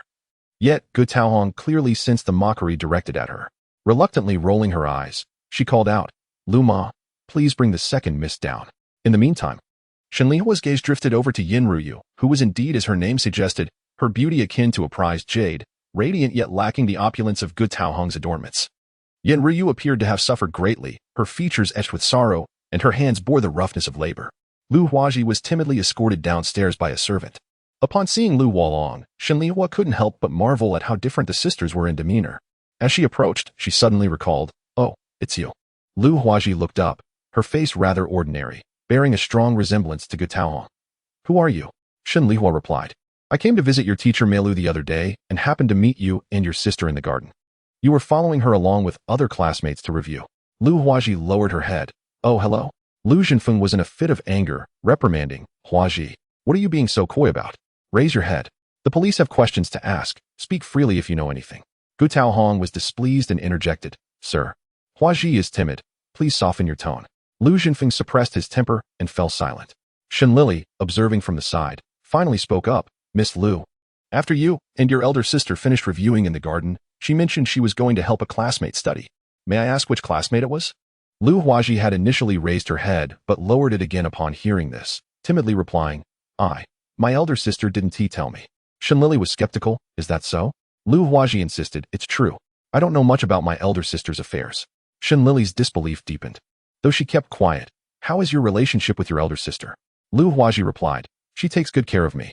Shen Lili continued, do you like your elder sister? Lu Huaji nodded. Good. In that case, leave the search to us. You should focus on your studies tomorrow and not delay your final exams. Yen Ruyu clung to Shen Lili. Miss Shen, I'm counting on you. Shen Lili placed her hand gently on Yen Ruyu's shoulder, patting twice. Don't worry. After saying this, she cast a lingering glance at Lu Huaji and bid farewell to Mei Lu and Fang shouting. The Lu family gate closed firmly behind them. Before Mei Lu could inquire, Shen Lili laughed. Lu Huaji definitely knows something, but she is just being cautious with others present. Tomorrow, I will personally go to the school to find her. Mei Lu asked, do you mean under pressure from Master Lu or Madame Lu? Shen Lili nodded, both. She must know where Lu Huanong is and who she has seen, but she can't say. If she does, the Lu family will be thrown into chaos. Shouting, can you elaborate on the structure of the Lu family? Fang shouting replied, Madame Lu Ruyu is the legitimate wife of Master Lu Zhenfeng, and they have one daughter, the eldest Miss Lu Huanong. As soon as Madame Ruyu gave birth to Huanong, Master Lu brought in Gu Taohong, who was pregnant at the time. And later Lu Huaji was born. Mei Lu inquired, but Gu Taohong is clearly mediocre in looks. Why would he stray from his beautiful wife for someone so ordinary? Shen Lili answered, a wife is not as favored as a concubine, and a concubine is not as valued as a mistress. Though Ruyu is the principal wife, her life is not as favorable as Gu Taohong's. Fang shouting suggested, could we suspect that Lu Huanong's disappearance is related to Gu Taohong and her daughter? Shen Lili replied, that suspicion cannot be dismissed. While Gu Taohong is doted upon, Lu Huaji is not favored by Lu Zhenfeng. Even if Ruyu is not favored, the legitimate daughter, Lu Huanong, is beautiful, composed, and intelligent. Who does she threaten? Mei Lu shivered at the thought. If something happened to Lu Zhenfeng, life would be hard for those two. Shen Lili gazed into the distance, if only it were that simple. Yet, I have a nagging feeling it is not. When they returned home that evening, Fu Chuntu asked, should we file a case? Shen Lili nodded, yes. Fu Chuntu remarked, the Lu family has truly encountered trouble. Are the second concubine and the second young lady the prime suspects? Shen Lili was surprised. Cousin, you are remarkably perceptive. Fu Chuntu boasted, Is my role as detective in vain? Tomorrow, you're heading to the girls' school, right? I'll accompany you. That night, the Lu residence was eerily quiet, as if even the atmosphere dared not stir. Gu Taohong slipped into Lu Huaji's room. Daughter, why are you still awake at this hour? Lu Huaji shoved her notebook into a drawer, grabbed a book, and smiled. Mother, exams are coming up soon. Gu Taohong, oblivious to Lu Huaji's movements, approached and flipped through the book, sighing, stop reading for now. I want to know where your elder sister has gone. Lu Huaji tried to deflect. Mother, my elder sister really didn't tell me. I don't know. Gu Taohong pointed at Lu Huaji's forehead. I'm your mother. You can deceive others, but not me. Lu Huaji rubbed her forehead, biting her lip. Gu Taohong pressed. Your elder sister SNT seeing someone outside, is she? Lu Huaji's eyes widened in shock. Mother. Gu Taohong covered her mouth to stifle her surprise, then lowered her hand. Heavens, it really is. Amid her astonishment, Gu Taohong burst into laughter. Look at her pure and innocent demeanor. How could she undertake such a monumental affair? Eloping? Pregnant? Whose child is it? Lu Huaji covered her ears. Mother. Gu Taohong scolded. Look at you, so timid and meek. No wonder your father doesn't like you. I've always been strong, yet I bore a daughter who merely calls me mother. Why can't you learn from your elder sister? You are both his offspring. Yet she is poised and confident while you cower. Where is the demeanor of a young lady? Lu Huaji, with her head bowed, revealed no emotion. Gu Taohong pressed further. Whose son has entangled with your elder sister? Don't tell me you don't know. You're in the same school, seeing each other every day.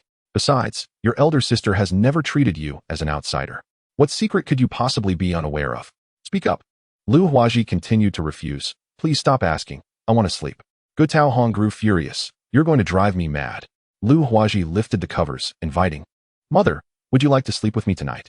The next day, Fu Chuntu drove Shen Lili to the girls' school. As they passed the neighboring boys' school, Shen Lili leaned out the window to take a glance at the spirited young men in their uniforms, cycling exuberantly into the campus. Shen Lili felt a flutter of infatuation.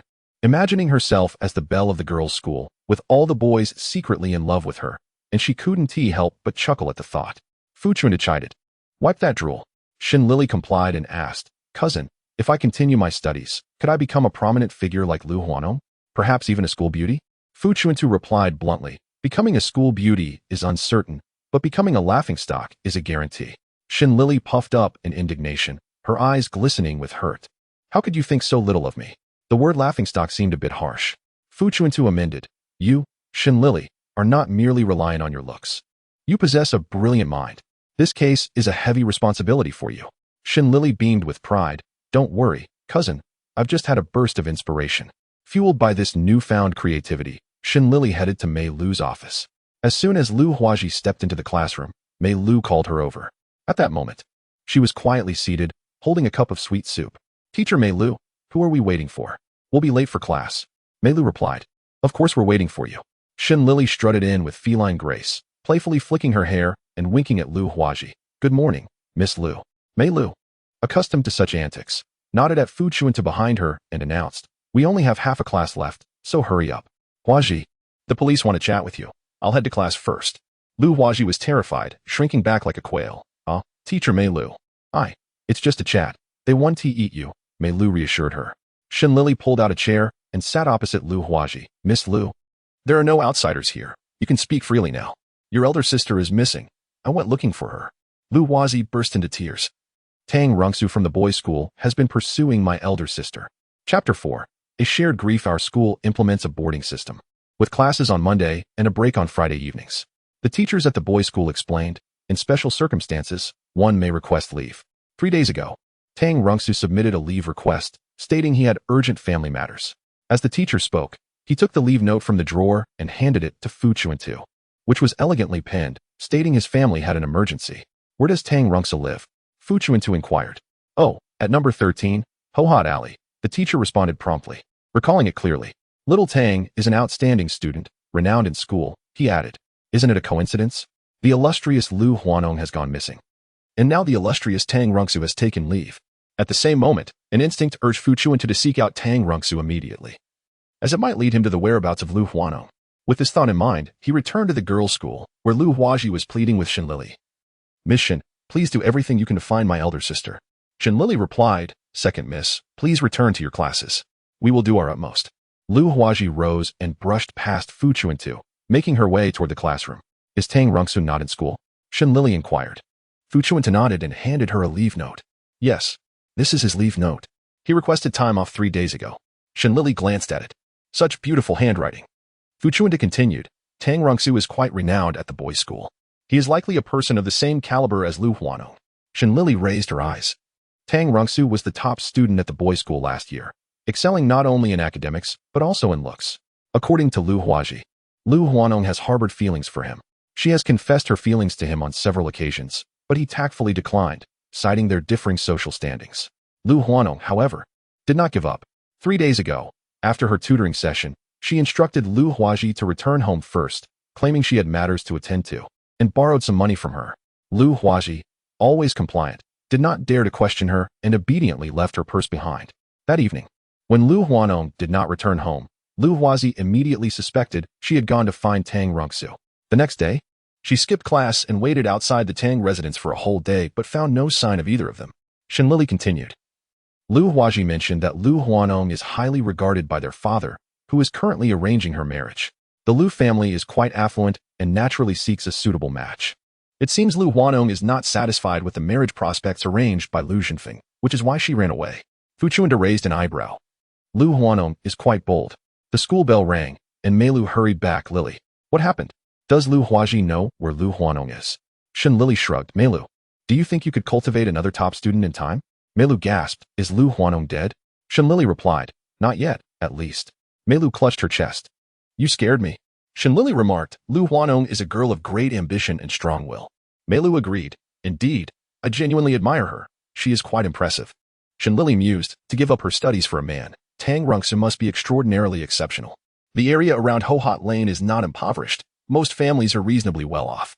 Tang's parents run a dyeing shop, living comfortably, and Tang's mother even wears a substantial gold bracelet, indicating their financial stability. Tang Rongsu is their only son, and his parents brim with pride when they speak of him, especially Tang's father, who beams with joy. I admire my father immensely, but I am not like him. I am not exceptionally bright. Rather, it is my son Rongsu who is remarkable, exceptionally intelligent. Tang's mother proudly presented a photograph, pointing at Tang Rongsu, esteemed guests. This is my son. He is still in school and will return after the final exams. For now, you can only see his photograph. Shen Lili leaned in for a closer look. He was tall and elegant, with refined features and bright, clean eyes that conveyed a sense of comfort, a person of literary grace. No wonder everyone at the boys' school knows him. Tang's mother was overjoyed. To be noticed by the police department is a stroke of luck for my son. The reports say the department is upright, and Inspector Fu is a paragon of integrity. Fu Chuntu touched his nose, clearing his throat. You flatter me. Tang's father continued. We must trouble Inspector Fu to wait a bit longer. My son lives on campus and won't return until after the weekend. I will personally take him to the police department to meet you. How does that sound? Fu Chuntu replied. That sounds good. Please inform me immediately when Tang Rongsu returns home.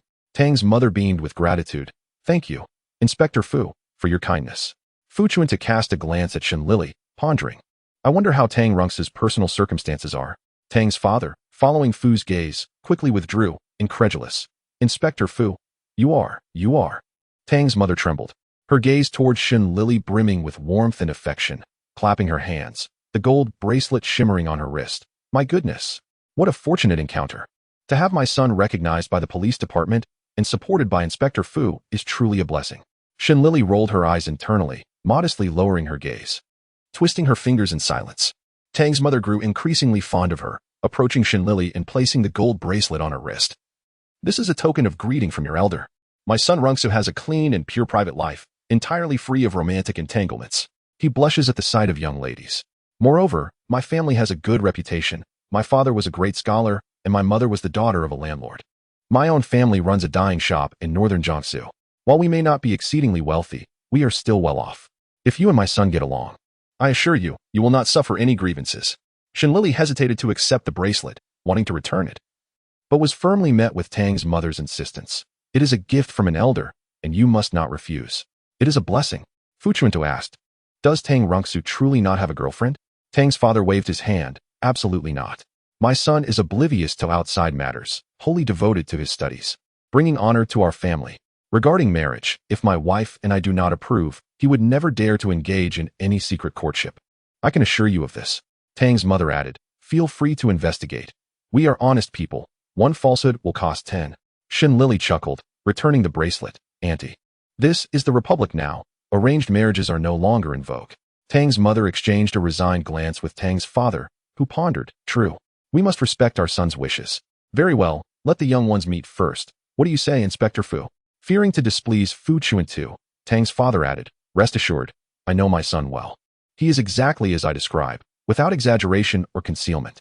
Fu Chuntu remarked, but I have heard that the Lu family holds Tang Rongsu in high regard. Tang's mother inquired. Which Lu family? Tang's father quickly caught on. Is it the Lu family that runs the department store? Fu Chuntu probed. I have heard that the eldest daughter of the Lu family, Lu Huano, has expressed her feelings to Tang Rongsu on several occasions. Tang's father laughed. That wealthy family has taken an interest in my son? Huh. Would they wish to have him as a son-in-law? My family may not be affluent, but we have our pride. That is impossible. Tang's mother joined in the laughter. My son has a strong sense of self-respect. As a child, he would not even admit to bedwetting. He would quietly wash his own little stool without telling us. Such a thing, he would never do. Fu Chuntu interjected. Forgive my bluntness, but what if they eloped?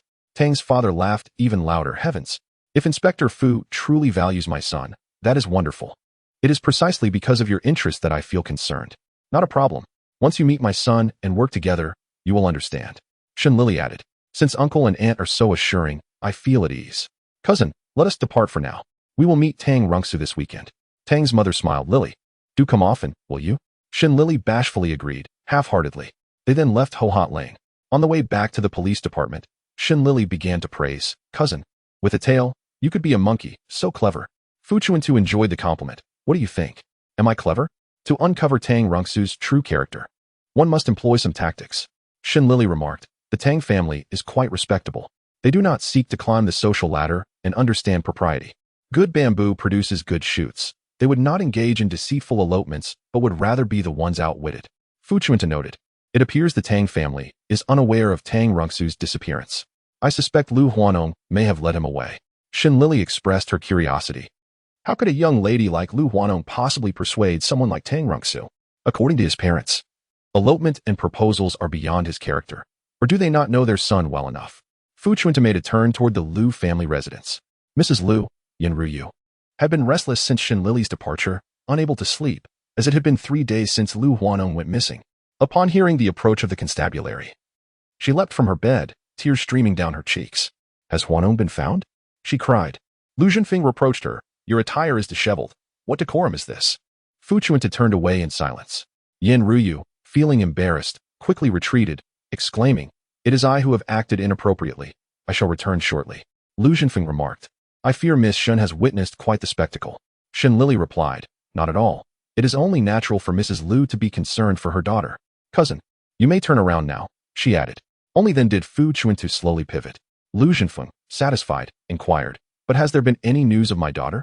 Fu Chuntu responded. I have heard that Lord Lu is seeking suitors for Miss Lu. Lu Zhenfeng affirmed. Indeed, that is the case. And what of it? Fu Chuntu pressed. Which families are involved? Lu Zhenfeng, with pride, declared, The esteemed Lu family must indeed find a match of equal standing. My daughter is both beautiful and intelligent. Many families simply do not measure up to Huanong. I am contemplating not limiting our search to the Shanghai region. Fu Chuntu mused. So, there are still no suitable candidates? Lu Zhenfeng lamented. It seems good men are increasingly rare. One must thank the constabulary for unveiling the sordid affairs of many prominent families. It is truly astonishing. My lord, you cherish your daughter dearly, yet should also consider her thoughts. Perhaps she yearns for a humble scholar. Gu Taohong descended the stairs, swaying her hips with a blend of mockery and sincerity. Chapter 5. Shared Sorrows. Gu Taohong paused on the staircase, delicately dabbing her face with a handkerchief, exuding an air of charm. Shen Lili was displeased, yet Lu Zhenfeng appeared quite pleased. Perhaps all men are swayed by such allure? Lu Zhenfeng retorted. Though we live in the Republic, my family still adheres to our traditions. Does Huanong dare to defy them? Gu Taohong chuckled lightly. My lord. If the young lady were obedient, would she be so silent now? Lu Zhenfeng queried. What do you imply? Gu Taohong approached, addressing Fu Detective and Shen Miss. What do you think I mean? Shen Lili averted her gaze. Auntie, your insights are rather astute, yet I find your words disagreeable.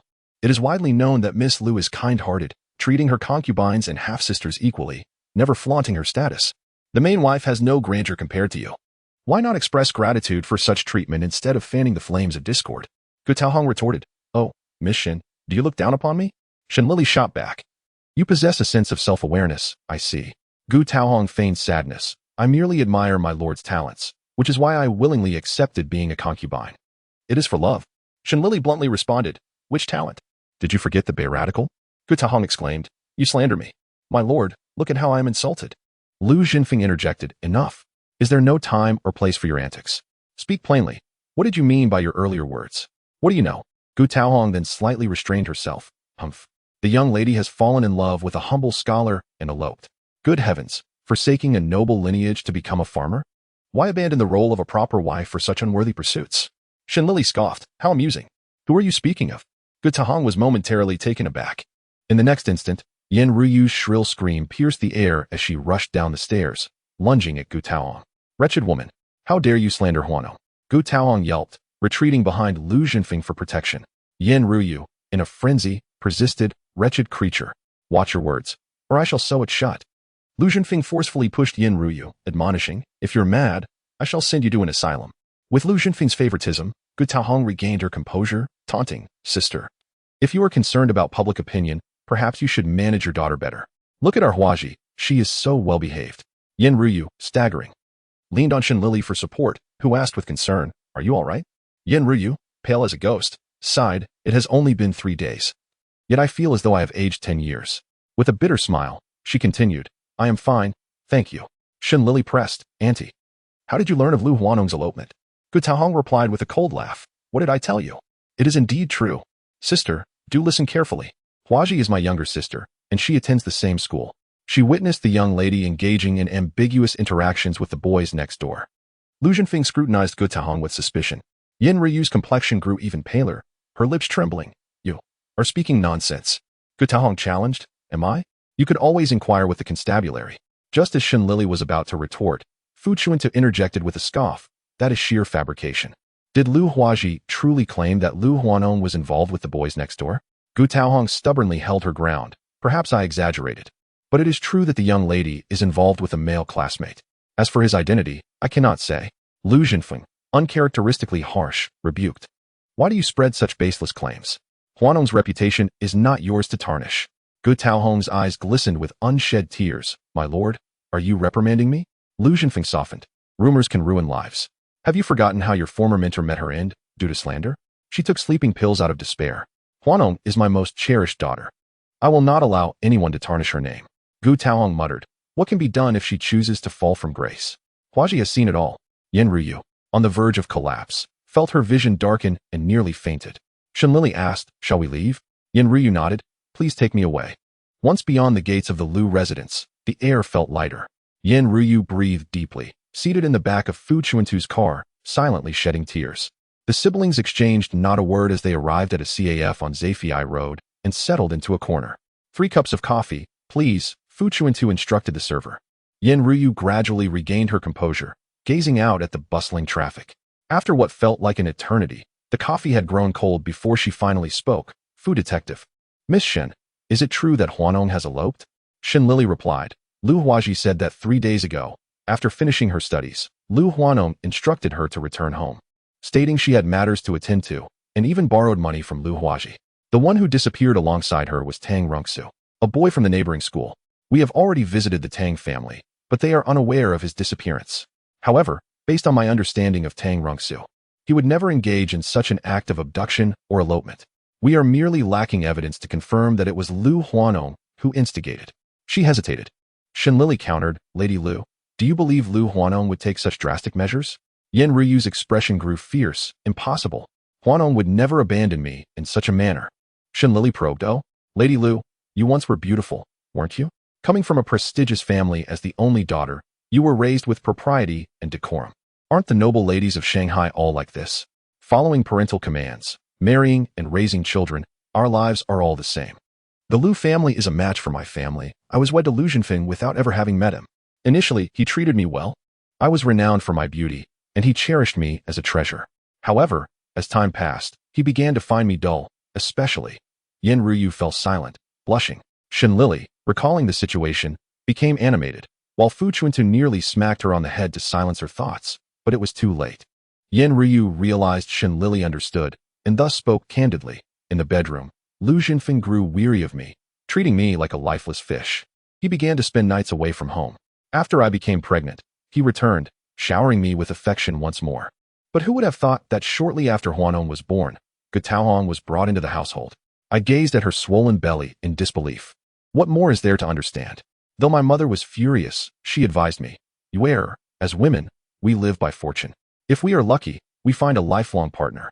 If not, as the legitimate wife, can you allow a concubine to overshadow you? Endure, and life will pass. So I endured. After Gu Taohong entered the family, she did not remain docile.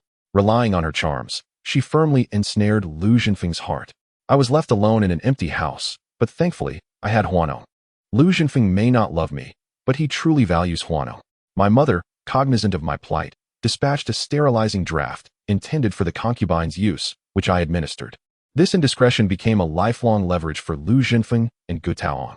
Huanong, upon reaching adulthood, inquired, Mother, why does father seldom grace your chambers? Why does Aunt Tao consistently provoke you? Beset by unspoken grievances, I yearned for Huanong's maturity, as if with it, everything would ameliorate. Though I remained uncertain of the challenges Huanong would encounter, I harbored this hope nonetheless.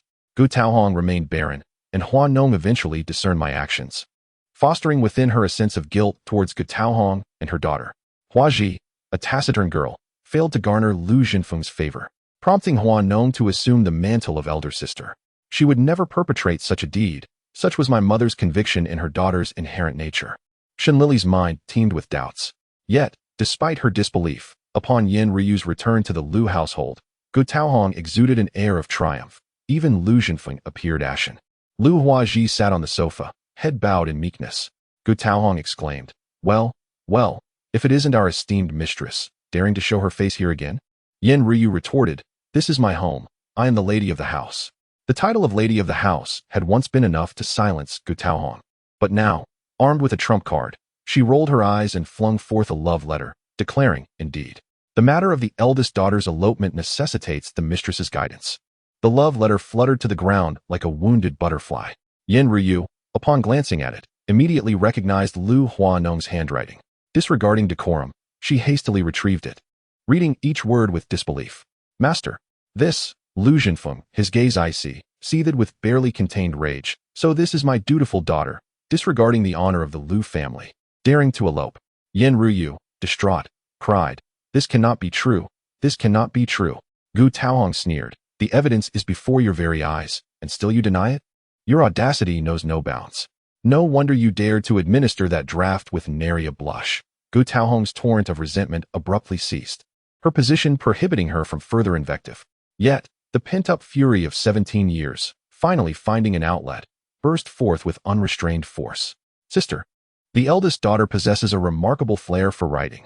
Just listen to this line. My love is threefold: the sun, the moon, and thee. The sun for morn, the moon for eve, and thee for eternity.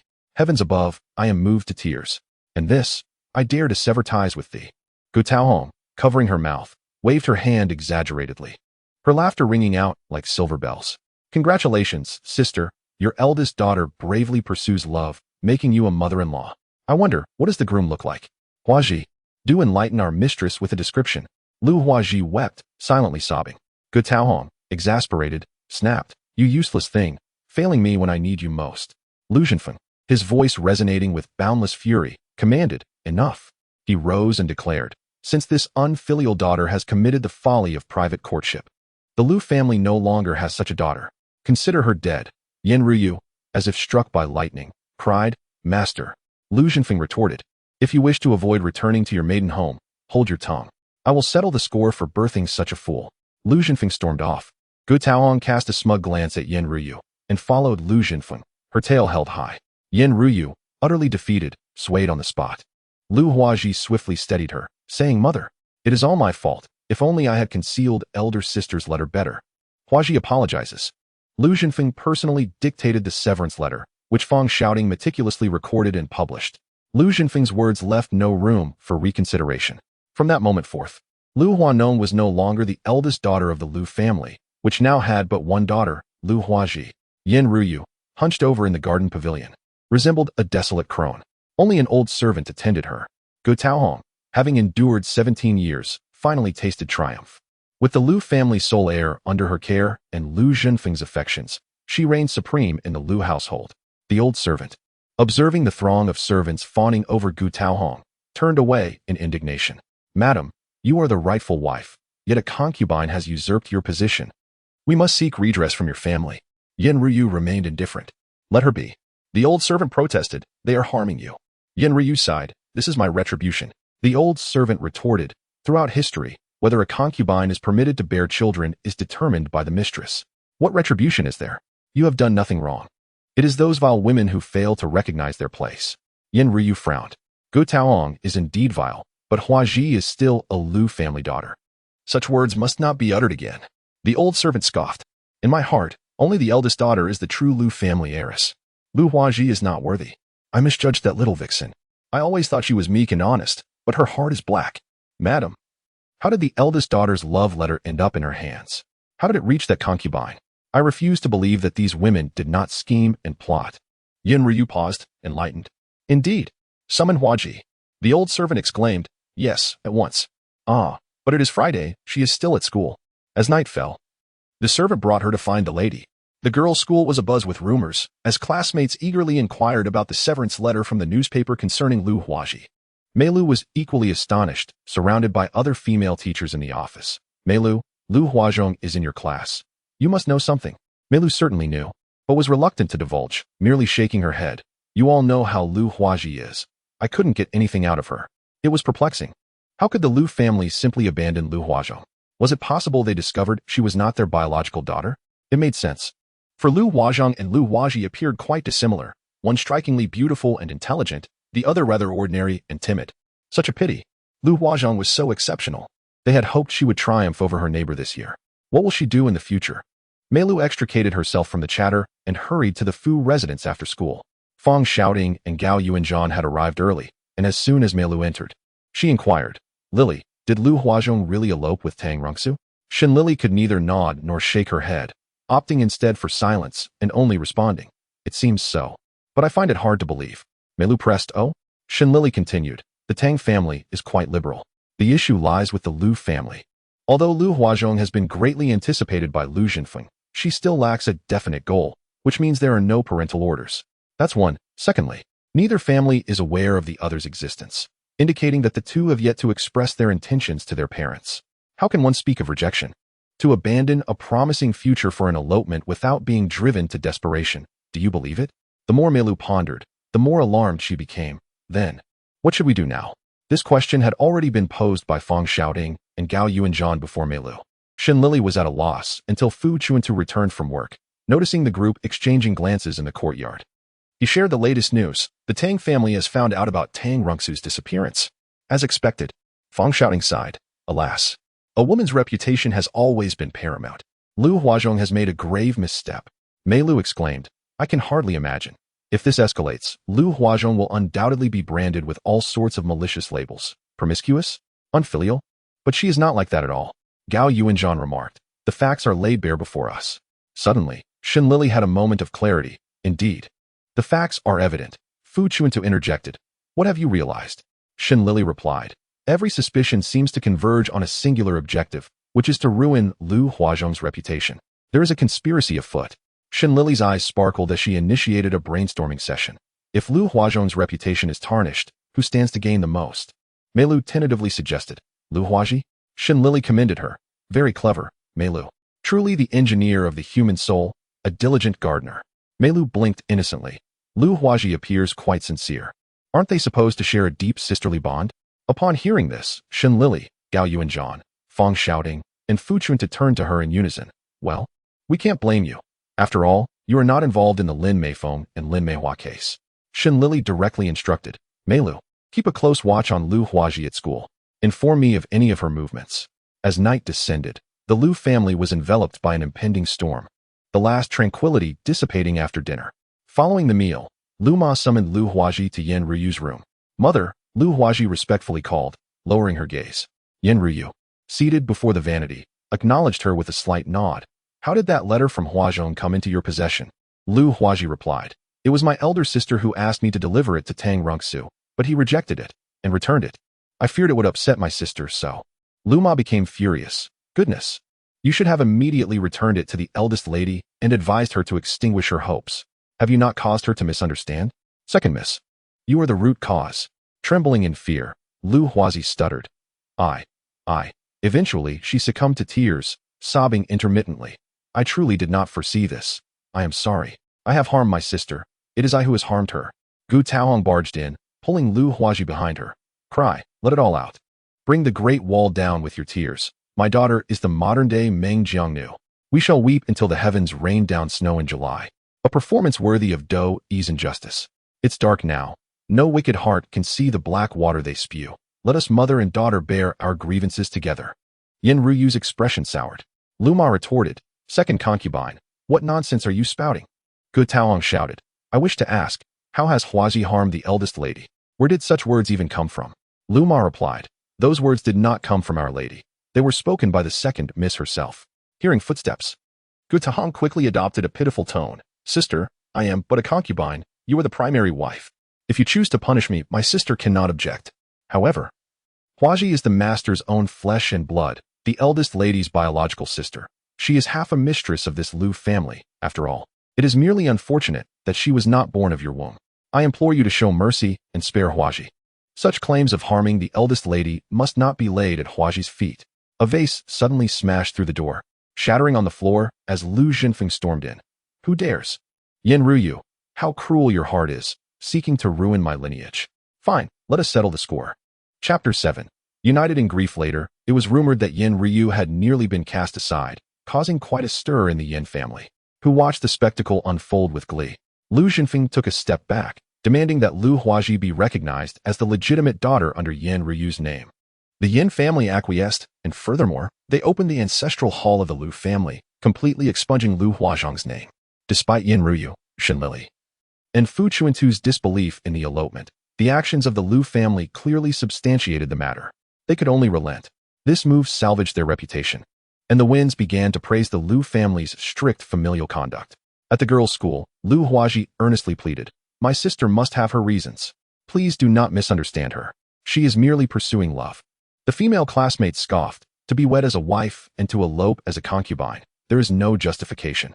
Some even vehemently asserted, "Who knows, perhaps they have already secretly conceived and fled to avoid discovery." How shameless! Was that pure and noble demeanor merely a facade? Huaji, has Lu Huazhong bullied you? Have you become so timid from the torment? Such is the nature of appearances. It is difficult to paint the heart. I once regarded Lu Huazhong as a role model. Lu Huaji protested, "No, it is not like that. My sister, she is truly very good. It is all my fault. If I had been able to counsel her promptly after her rejection, she would not have reached this point." What? The female classmates widened their eyes in disbelief. Lu Huaji continued, "So please do not misunderstand my sister. If anyone is to blame, it is me. It is my fault." Oh my, how shameless. Is there no sense of modesty left among women? After being rejected by Tang Rongsu, she still shamelessly pursued him and eloped? Outrageous. Lu Huaji was nearly in tears. How can you say such things about my sister? She must have her reasons. I have already said it is my fault. The classmates shook their heads, showering Lu Huaji with pity. Oh Huaji, how unfortunate you are, bullied to such an extent. Is it the same at home? Even if it is not your fault, it still falls upon you? Is this the family culture of the Lu household? I must discuss this with my father. Indeed. What fault do you have? Did you encourage Lu Huazhong to elope? Huaji, your sister is truly a disgrace, so promiscuous. Lu Huaji found herself overwhelmed by the multitude of voices, unable to defend herself, covering her face and weeping as she rushed out. Just then, Meilu arrived for class, colliding with Lu Huaji. "Where are you going? Class is about to start." Lu Huaji sobbed. "Meilu, I feel unwell. I need to take a leave of absence." Meilu, concerned, inquired, "What is wrong? Do you need to go to the infirmary?" Lu Huaji shook her head, saying, "No, I want to go home and just rest." Meilu glanced at the abruptly silenced voices in the room, understanding the situation. "That's fine. Just be careful," Lu Huaji replied. "Thank you, Teacher Meilu." As Meilu entered the classroom and opened her textbook, she heard Shen Lili's reminder. "Meilu, keep a close eye on Lu Huaji." She promptly shut the book, declaring, "This class will be self-study. Class monitor. Maintain order." With that, Meilu stepped out, trailing after Lu Huaji. On the street, Lu Huaji walked confidently, her head held high, showing no trace of timidity. Meilu was astonished and continued to follow her. However, Lu Huaji did not head towards the Lu residence. Instead, she took several winding turns and stopped before a tightly shut door on Huaihua Lane. She knocked stealthily, murmuring something inaudible. Almost immediately, the door opened a crack, and Lu Huaji slipped inside. Lacking Shen Lili's audacity, Meilu dared not rush in blindly. Instead, she hid behind a locust tree not far from the entrance, waiting. About an hour later, Lu Huaji emerged, her face aglow with an indescribable blush. This blush accentuated her delicate features to the extent that Meilu hesitated to acknowledge her. As Lu Huaji retraced her steps, Meilu concealed herself behind the tree. Brushing past her, she caught a whiff of an unusual fragrance that wafted into her mind, momentarily disorienting her and leaving her entranced. Meilu stood rooted for a while, finally breaking free from the spell of the fragrance.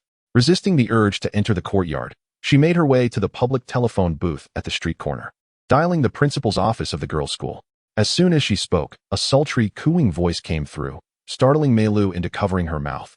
"Principal, is this you? Teacher Meilu, what happened to your voice?" The principal assumed she had dialed incorrectly. "It's me. I need to take a leave." Without waiting for the principal's response, Meilu hastily hung up and hurried toward the Fu residence. It was sweltering, truly sweltering. The heat was becoming unbearable. Meilu rushed into the Fu house, just as Shen Lili was watering the flowers in the yard. Spotting Meilu, she inquired curiously, "Oh, why are you here in the afternoon? Isn't school busy?" Meilu closed the door and loosened the collar of her qipao, revealing her fair neck. "Lily, I'm dying from the heat. Quick, give me some water." Meilu's gaze was dazed, her mind foggy. Her sultry voice left Shen Lili weak in the knees. "My goodness, you're like a stunning beauty." After downing 2 full glasses of water, Meilu leaned against a rocking chair, feeling as though her bones had turned to jelly, and finally managed to recover. "What is wrong with me?" Shen Lili, suspicious, covered her body. I must tell you, I have a preference for handsome men, like Lung Shan, Xiao Shui, or Gao Yuanzhan. Don't get any ideas about me. Mei Lu rolled her eyes. Oh, please. Shen Lili, grinning, continued, I wanted to ask you, what's with you? You seem bewitched or something. Mei Lu recalled, I followed Lu Huaji to Huaihua Alley, and then I just blanked out. Shen Lili asked, oh? What did she go to Huaihua Alley for? Mei Lu replied, it was a closed courtyard. I have no idea what she did inside, but when she came out, I caught a whiff of that unusual fragrance from her, and then I felt like this. Shen Lili squinted her eyes, then dashed into the main hall to grab the phone, calling Gao Yuanzhan at Guangxi Hospital. Brother Gao on the other end. Gao Yuanzhan moved the phone slightly away, rubbing his ear. Shen Lili, what's with the flirting again? Shen Lili said urgently, hurry, hurry. Mei Lu felt as though she had just taken a hot bath, utterly exhausted and devoid of energy, too drained to engage in banter. When Gao Yuanzhan arrived, he eyed her oddly, prompting her to speak up irritably. Dr. Gao, what's with that look? Gao Yuanzhan cleared his throat. Mei Lu, take it easy and be mindful of your health. Mei Lu, startled, exclaimed, could it be that I've fallen gravely ill? How long do I have left? Shen Lili's face turned pale. Gao Yuanzhan replied, where did your mind wander off to? I meant you should take it easy. In that regard. Shen Lili interjected, in what regard? Mei Lu understood, her face turning red with urgency as she scolded, you little rascal, how dare you speak nonsense? Gao Yuanzhan replied, as a doctor, no secret can escape my notice. I advise you to use that medicine sparingly. It appears quite potent and will surely harm your health over time. Shen Lili suddenly realized, Mei Lu, you are mortifying.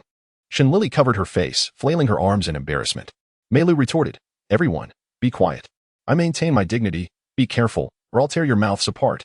Shen Lili immediately dropped her hands. What did Lu Huaji use that for? That courtyard can't possibly be a male brothel, right? The term made Mei Lu and Gao Yuanzhan burst into laughter. Mei Lu began to question, Lili, since Lu Huaji left school, she has transformed from her usual shy self. After coming out of that mysterious courtyard, she was positively radiant. That place is suspicious. They unanimously agreed to relay this information to Fu Chuntu, who would return from work that evening. The Lu family is really quite turbulent, Fu Chuntu remarked. First, Lu Huazhong elopes, and now Lu Huaji has her secrets. Cousin, don't joke. I suspect Lu Huazhong's elopement is connected to Lu Huaji, Shen Lili said, crossing her arms. Evidence. That courtyard might just be the evidence. Until there's proof, we'll have to rely on conjecture. My detective skills, as Shen, are fueled by guesses. Just tell me if I'm right or wrong. That courtyard certainly holds secrets. Then let us investigate it. Fu Chuntu casually suggested, are you planning to go undercover? What undercover? That courtyard is completely unknown to us. Shen Lili shot back, cousin, your intelligence has sharply declined since you fell in love. Fu Chuntu flushed and stuttered in response. Unfazed, Shen Lili set out early the next morning, procuring a set of shoulder poles from the police station and disguising herself as a tea seller. She rode in Fu Chuntu's vehicle, along with Mei Lu, towards Huaihua Alley. Mei Lu turned this way and that, almost losing her way, leaving Shen Lili regretting her decision. Mei Lu, are you sure about this? Fu Chuntu, carrying the shoulder poles, maintained his composure behind them. Think about it. Is there any distinctive architecture? Mei Lu replied. I was hiding behind a large locust tree. Shen Lili pondered. Huaihua Alley is filled with locust trees. How are we supposed to find it? Mei Lu lamented. Had I known, I would have left some markers yesterday. Shen Lili began to think, her eyes darting. Mei Lu, the courtyard's door was tightly shut. After Lu Huaji knocked. Didn't she say something before the door opened? Mei Lu replied, yes, but it was too far away for me to hear clearly. Shen Lili observed the identical buildings around them. So, it seems that courtyard requires a code to enter. It's distinctly different from ordinary households. Shen Lili motioned for Fu Chuntu to follow and instructed Mei Lu to wait. She approached a nearby house and knocked on the gate with a sweet smile. Good morning, brother. The man scrutinized the tea-selling Shen Lili and the mud-covered Fu Chuntu behind her, waving his hand. We don't need anything. Go check elsewhere. Shen Lili clarified, brother, you misunderstand. We are indeed selling goods, but we already have a buyer. The man questioned, then why are you knocking on my door? Shen Lili explained, you see, my cousin and I are tea farmers from Dongshan, Suzhou. We had a bountiful tea harvest and came to Shanghai to sell. Yesterday, a client ordered a batch, asking us to deliver it to Huaihua Alley today. My cousin didn't attend school, so he can't remember the exact address. Chapter 8, Allure and Sorrow. If the order is from our Huaihua Alley, it will be easy. I'm a local here. Everyone knows each other. Except for that one household. The man replied enthusiastically. What do they look like? Describe them to me. Shen Lili said, the client is quite mysterious. They didn't want us prying and only left the address, saying their door is usually closed and we must explain ourselves to the doorman. Otherwise, they won't recognize us, and the order will be void. The man frowned. That sounds odd. Are you sure they're not playing tricks on you? Shen Lili, with her headscarf and long black braid, her fair face still retaining a babyish plumpness, looked harmless, and at that moment adopted a pitiful expression that made one's heart ache. Really? We still hope to rely on this order to purchase supplements for my pregnant sister-in-law. The man pondered for a moment. The information is too scant. I am unable to assist. However, based on your description, it likely pertains to that family. Shen Lili felt a flicker of hope. Which family? The man replied. The widow Wang at number 17, who moved to Huaihua Lane with her son over a decade ago. She never socializes with the neighbors and keeps her door tightly shut, only emerging every 10 days or so for errands. Fu Chuntu immediately interjected. It was a woman who placed the order. She seems difficult to approach, though she appears somewhat beautiful. The man replied. It's highly probable. That widow is a bit eccentric, yet possesses considerable charm. Every time she passes by, a fragrant breeze follows her. Shen Lili, elated, pulled a packet of tea from her basket and handed it to the man. Thank you, big brother. I truly appreciate your help. Please accept this small token of gratitude on behalf of my sister-in-law. The man declined. No need for such formality. It's not easy for you country folks to earn a bit of money. It's a simple task. Now off you go. With that, he shut the door. Shen Lili placed the tea back and exclaimed, there are still many good people in the world. Come on, cousin. For the sake of my nephew, let us hurry and sell our goods. The sister-in-law and nephew she conjured up seemed as real as life itself.